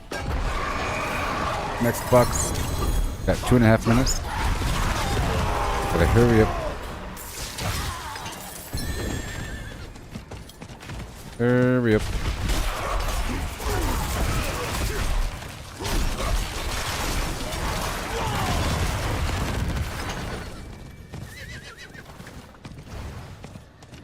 Oh, they're coming. The Hellborn's coming. I'll just drag him with me.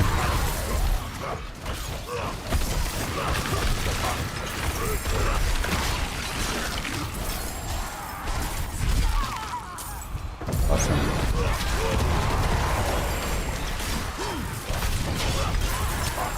There he is.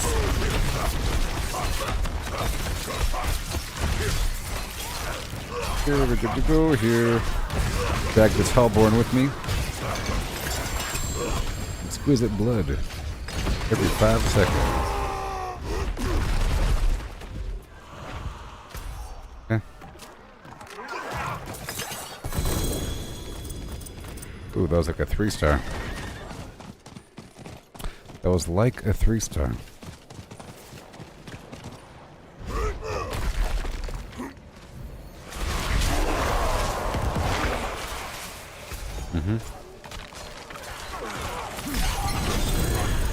Alright, I think that might be time.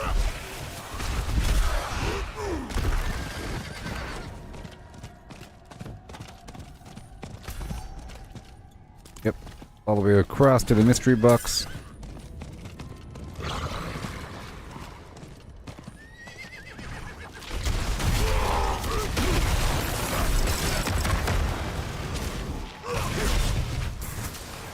Hurry up.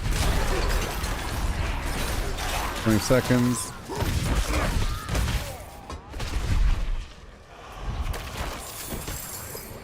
$250. Done. That was a great little run there. Yep. 3, 2, 1. Time's up, and I spent all of my cinders.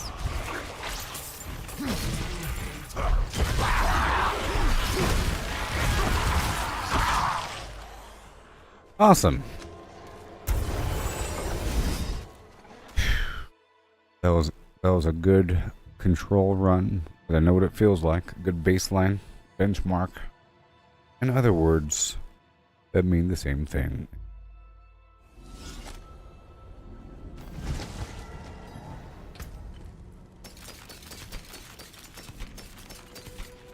Now I have to do a tier 100 dungeon. Or maybe even the glacial fissure, I think. Do that. Anything else? Okay. Whoa! I got a horse. Oh my gosh. The pale barding. Oh my gosh. Horse armor. Amazing. Go spend my stuff. It seems you're very nice. It seems your prayers have been answered.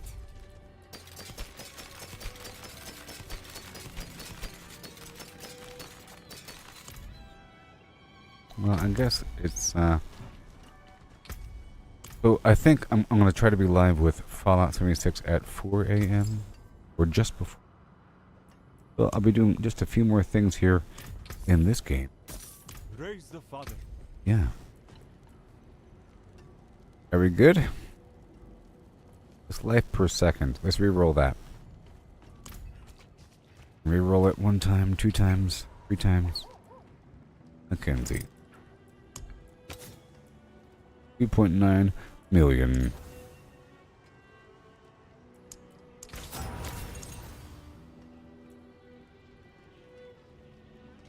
That dodge chance.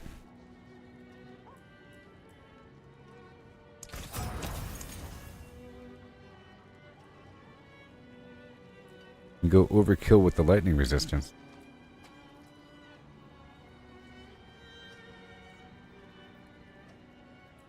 Maybe. And one more time. Alright, good. Let's just stick with that dodge chance. And I'll be re-rolling that in the future. Everything else is fine, right? Iron Skin, Grant's Flim Flam. Maybe I want that dodge chance, or dodge gives me Fortify.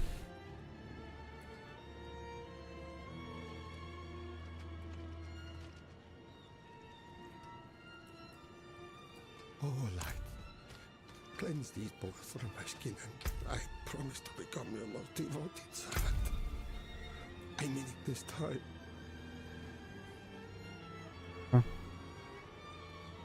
Huh? Fortify.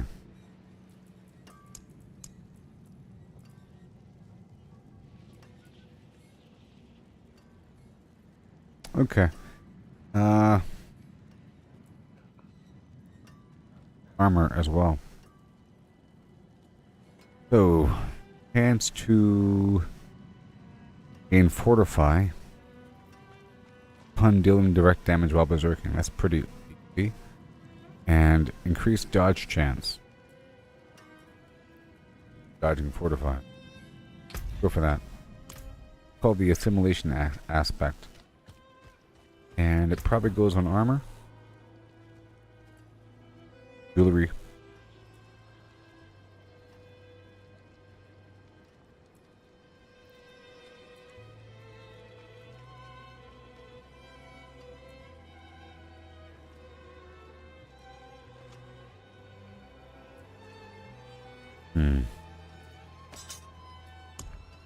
Assimilation aspect, I think.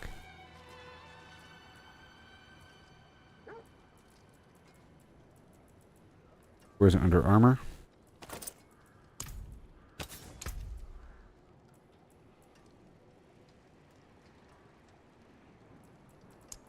Fortify. There it is. Okay, I'll be right back. Use the restroom again. Oh my gosh, coffee.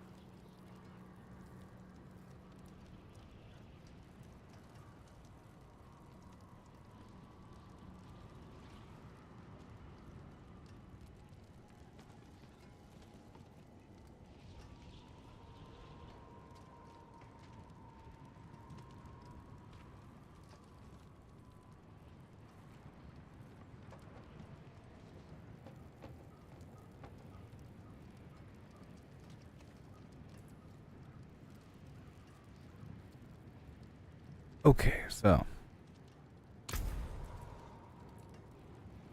simulation aspect.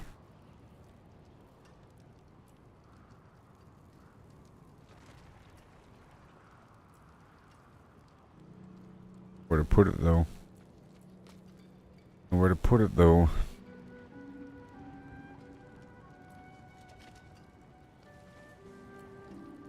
Maybe here?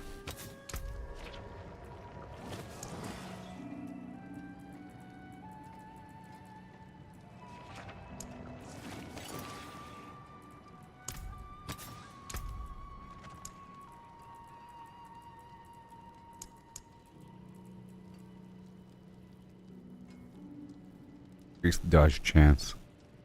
Fortify, but what I currently have is Iron Scan, mounting unstoppable.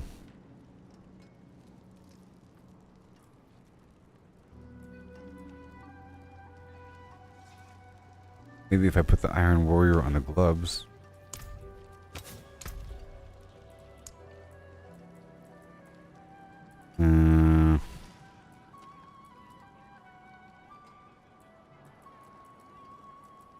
Nope. Not the gloves. Chest, legs. Cooldown reduction. Maybe. Iron Warrior. Yeah. What about assimilation?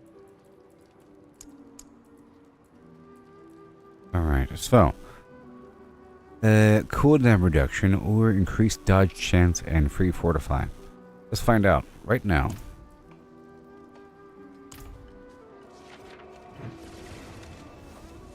Right now. Farewell and good fortune. Go sell something.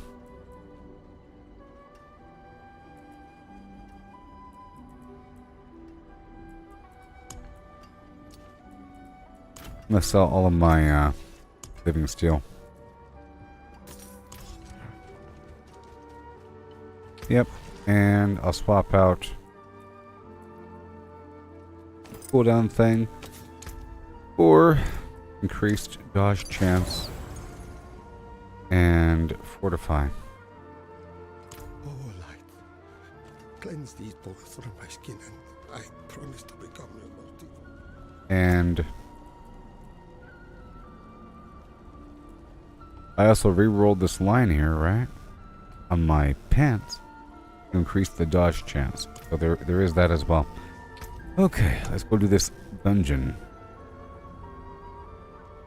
I'll do a standard glacial fissure dungeon. It's gonna be really, really, really easy and misleading.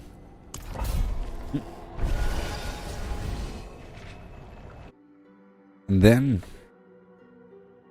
I'll do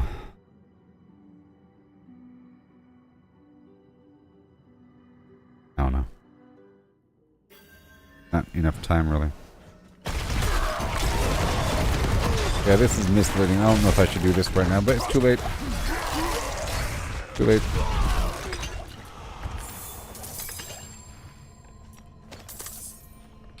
Take the movement speed.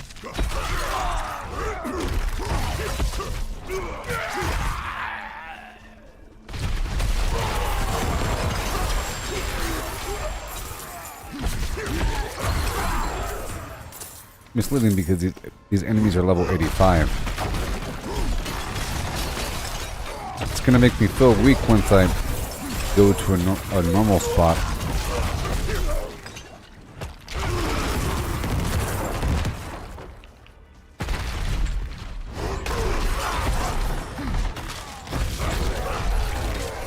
Oh yeah.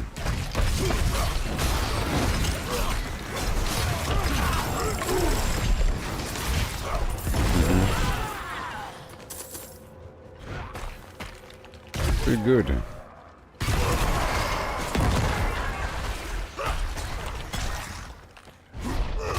Nope, down. As it should be. Obviously.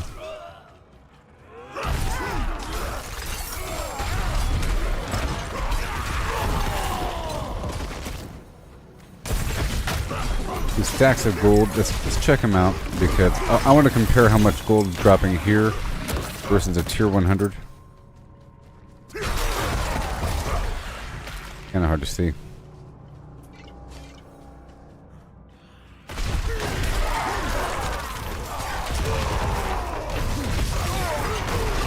Because I'm probably picking it up constantly. Here's the dungeon.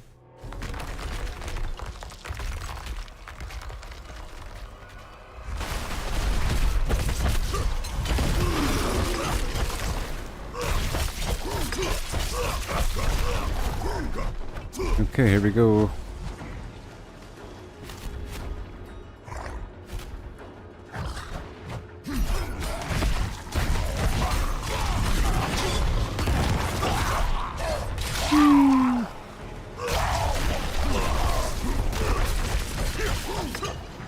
Great. There he is. All done.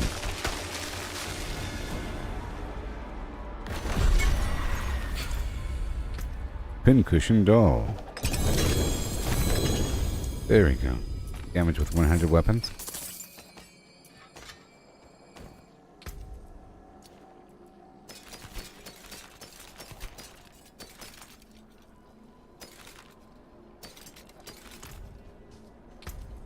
And now we'll do here 100.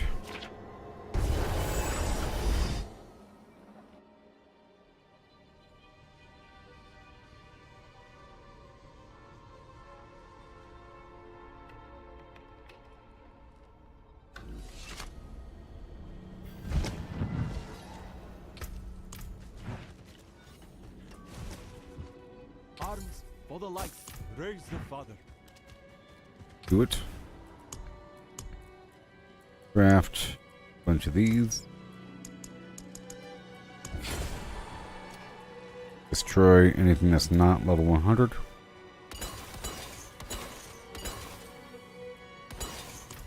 Then knock out level 100. Alright, so for this one I'll be using the Holy Bolt Elixir. And the incense. I think after this I'll do the trial and then end the stream. I'll be back in just a bit with Fallout 76 right before 4 a.m. I think.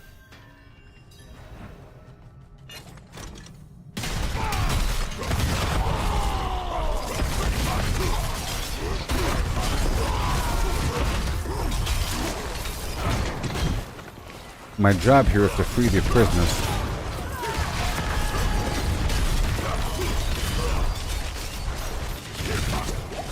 Killing all the enemies is a bonus here. Now we have to go for these champions here. Oh, the champions.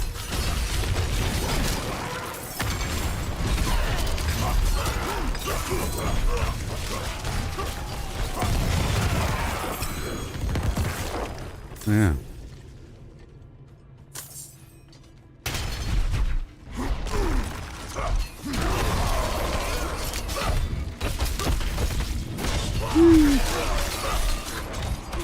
Very nice.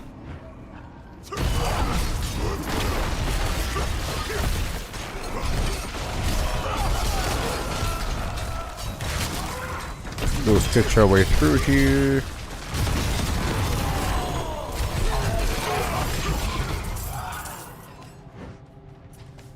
Heal Powder.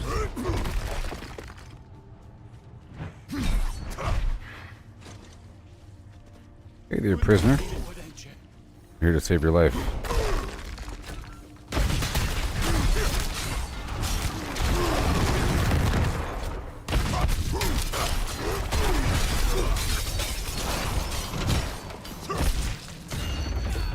Yeah, then.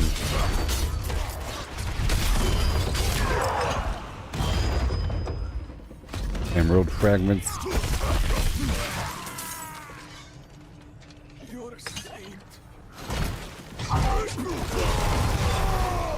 You don't hurt me.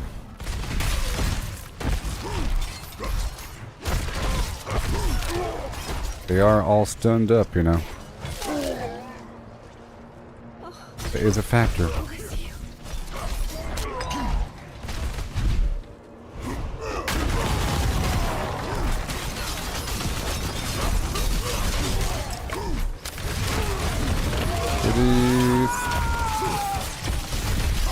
You guys have a barrier. Some of them do. And that herald over there.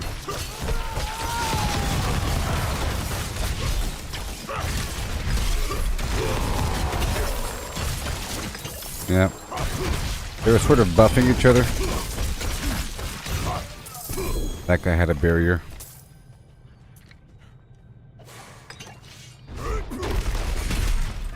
Mm-hmm.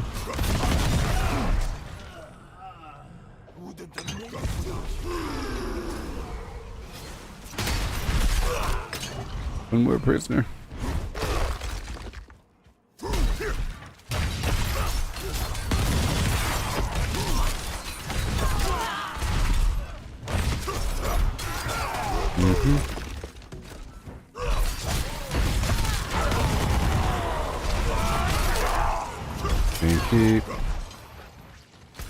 Guess we're gonna go all the way around here.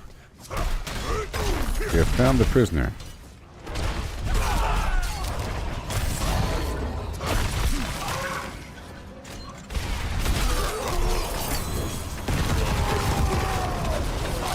Yep. Doing just fine. Hey there, prisoner.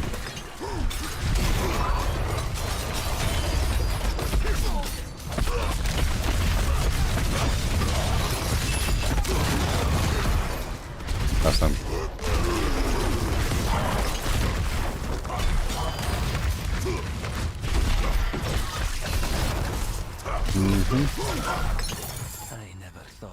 So I'm dodging, which means I have a nice hardy fortify. Least effective enough to allow me an escape when the church eventually finds us.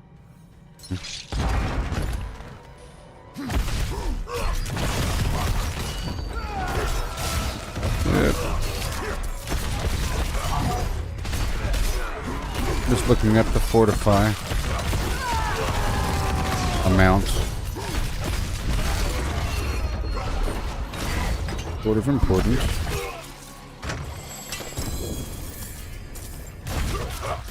Just a little bit.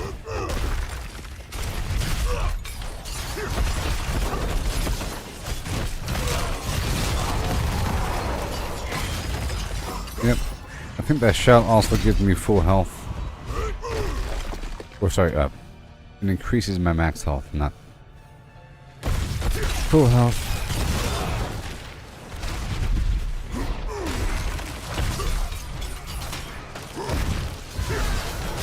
Immortality.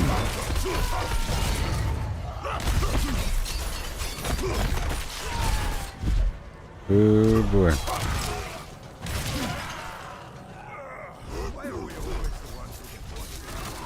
This is an event.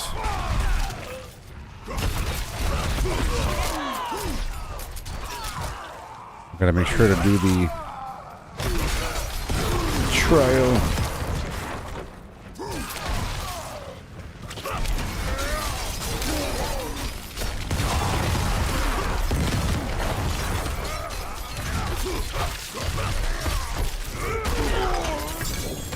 Yeah.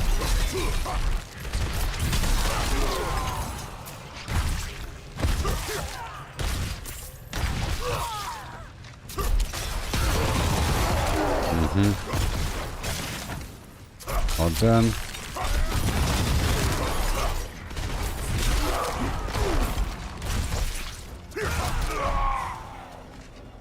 Okay. Another complete wave.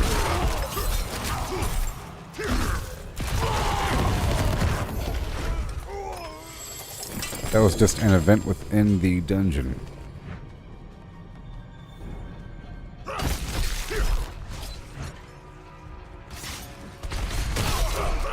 See that other build I was messing with? It acts like it's strong, but it's not. Sort of.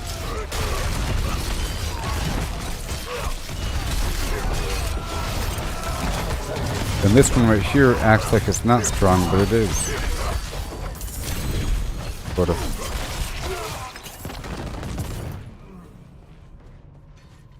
Even though the numbers are much higher over here. Here we go, everybody. And then the trial, and then I'll be heading on down to Fallout 76.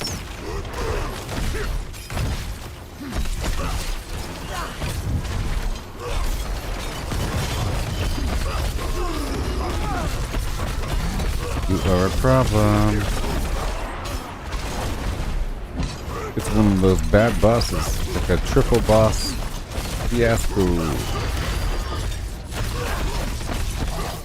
The goal is to kill them all around the same time. Otherwise, it's much worse.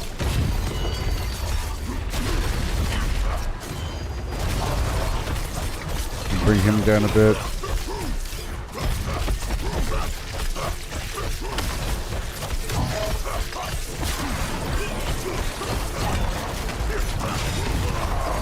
With a big focus on the physician.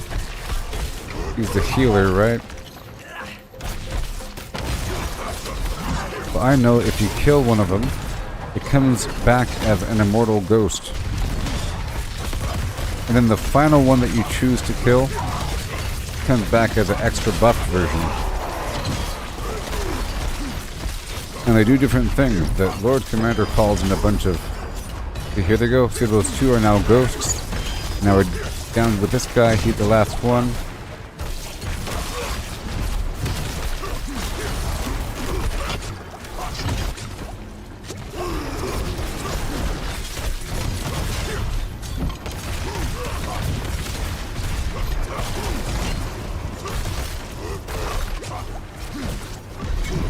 Right, that was not bad. Yes, sir. Maxed out, yeah.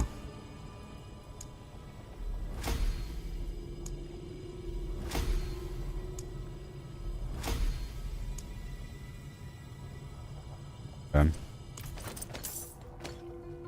now I'll go ahead and do the trial of your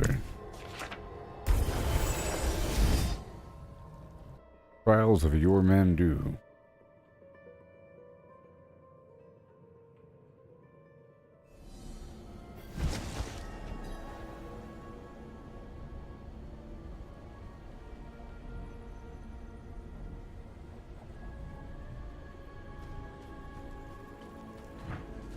Ooh.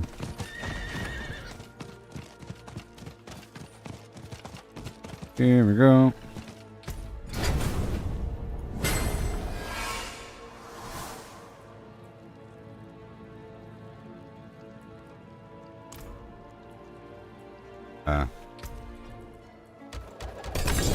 But I'll be.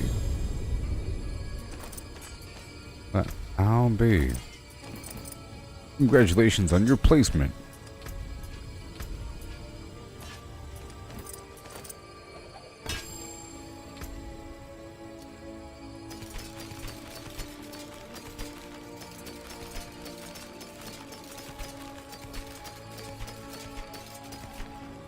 I'm back for those.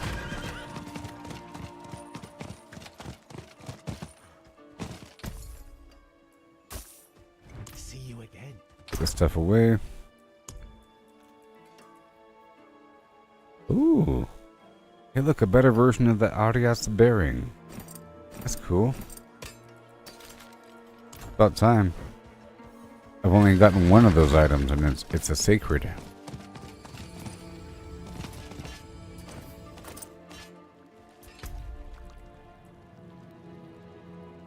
Week 2.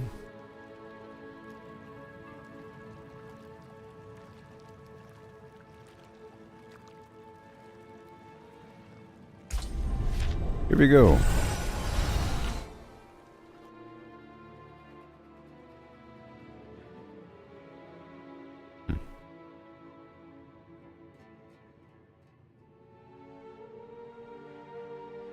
With my own personal week, it's not like overall week.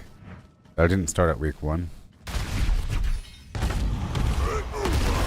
Oh, it's different this week. Okay, every week is a different environment. I gotcha. That's cool.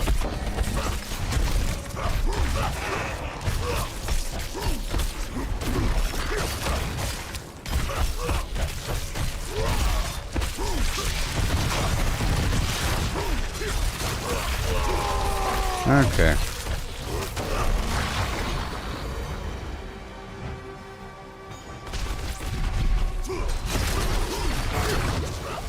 Gotta come back or something.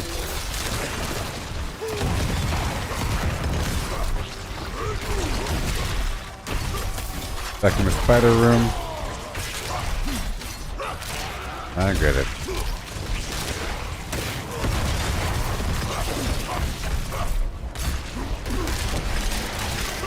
I get it.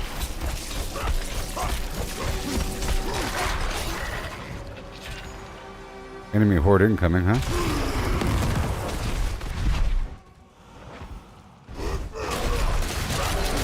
Okay. Push forward for a second.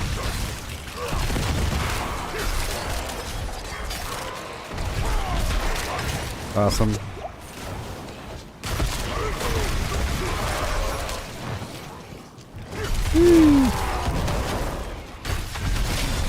Hey there, enemy horde.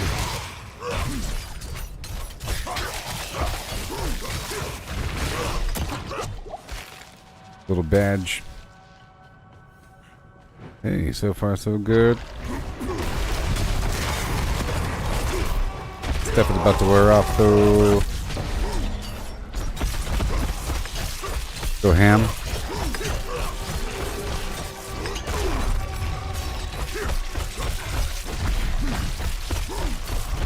Yep. I'm not really missing the cooldown reduction.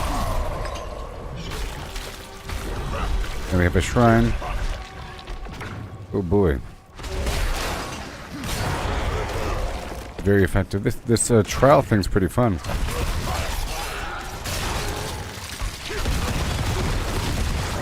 Now that I'm strong enough to really take care of things. My foes rise again. Let's go back to that room.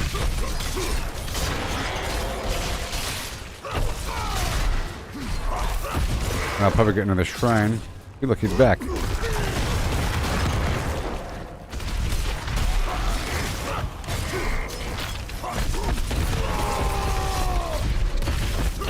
probably give me another shrine. Yep.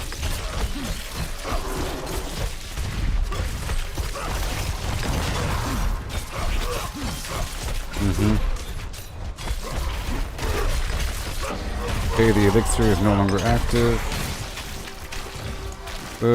Boy, let's go. He did not give me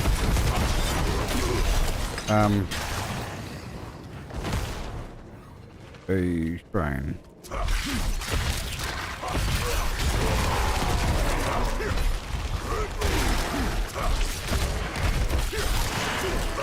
There's a box over there. I don't think I have a key. Sort of a maze. It's my first time here. But it's going to be the same route every time, so.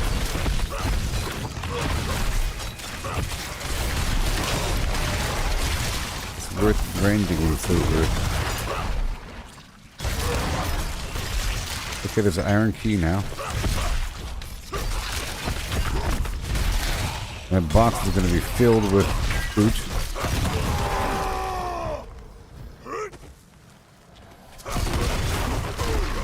Ah, it really is a maze. Interesting. This is a really fun layout here.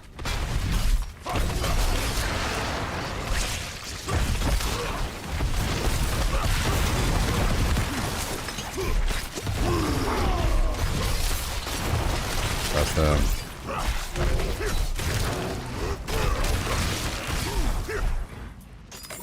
Here it is.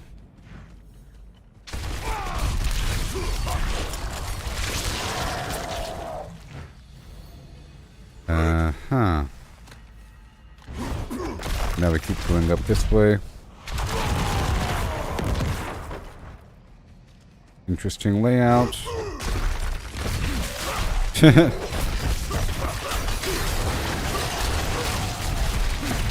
And I'm over. Okay. Oh boy. Maybe they'll have a key for me. I guess you have to decide which box to open. That was the only key I had. But I think the key bearers are shown on the map.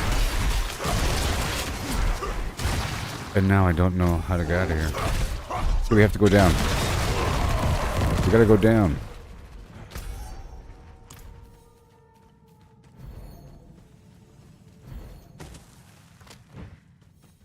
Oh my gosh.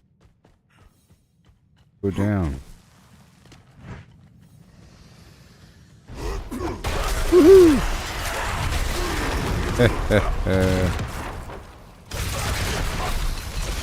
That worked. This is a pretty cool environment.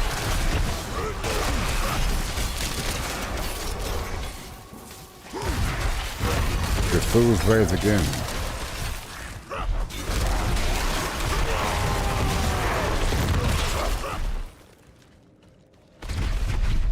Just a couple times.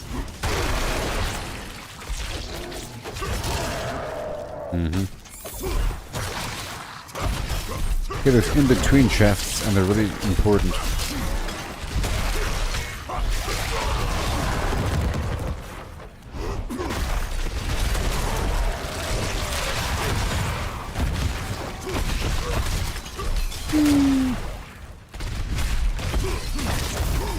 This boss right here.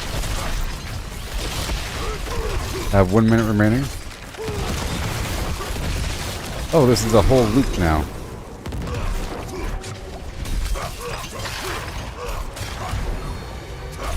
Maybe.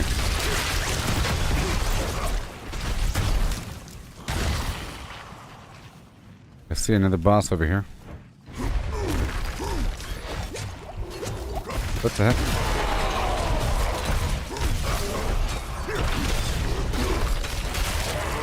It is.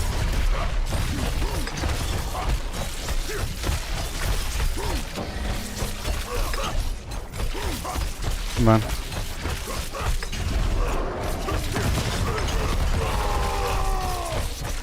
And done. That's a good score, 188,000. Woohoo! That was good.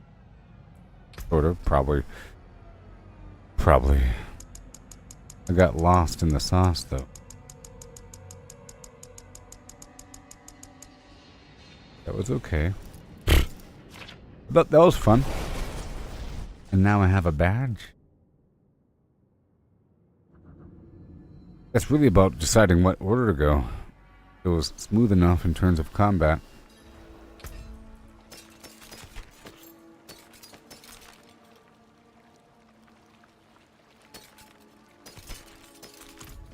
Yep, that was good. Good stuff.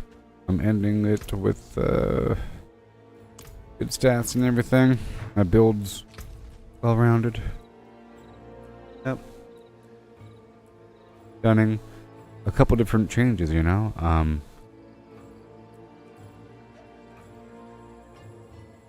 Doing that lucky hit chance. I removed that cooldown reduction. Every 5 hits cooldown reduction, but I increased that dodge chance. I re-rolled that life per second for increased dodge. And added the aspect for the increased fortify, which means I'll have enough fortify in between. Before I was sort of lacking. I had a window where I would wait for Iron Skin to kick in. Now it's better. Alright, we're getting stronger. It'll take time. Goodbye, everybody.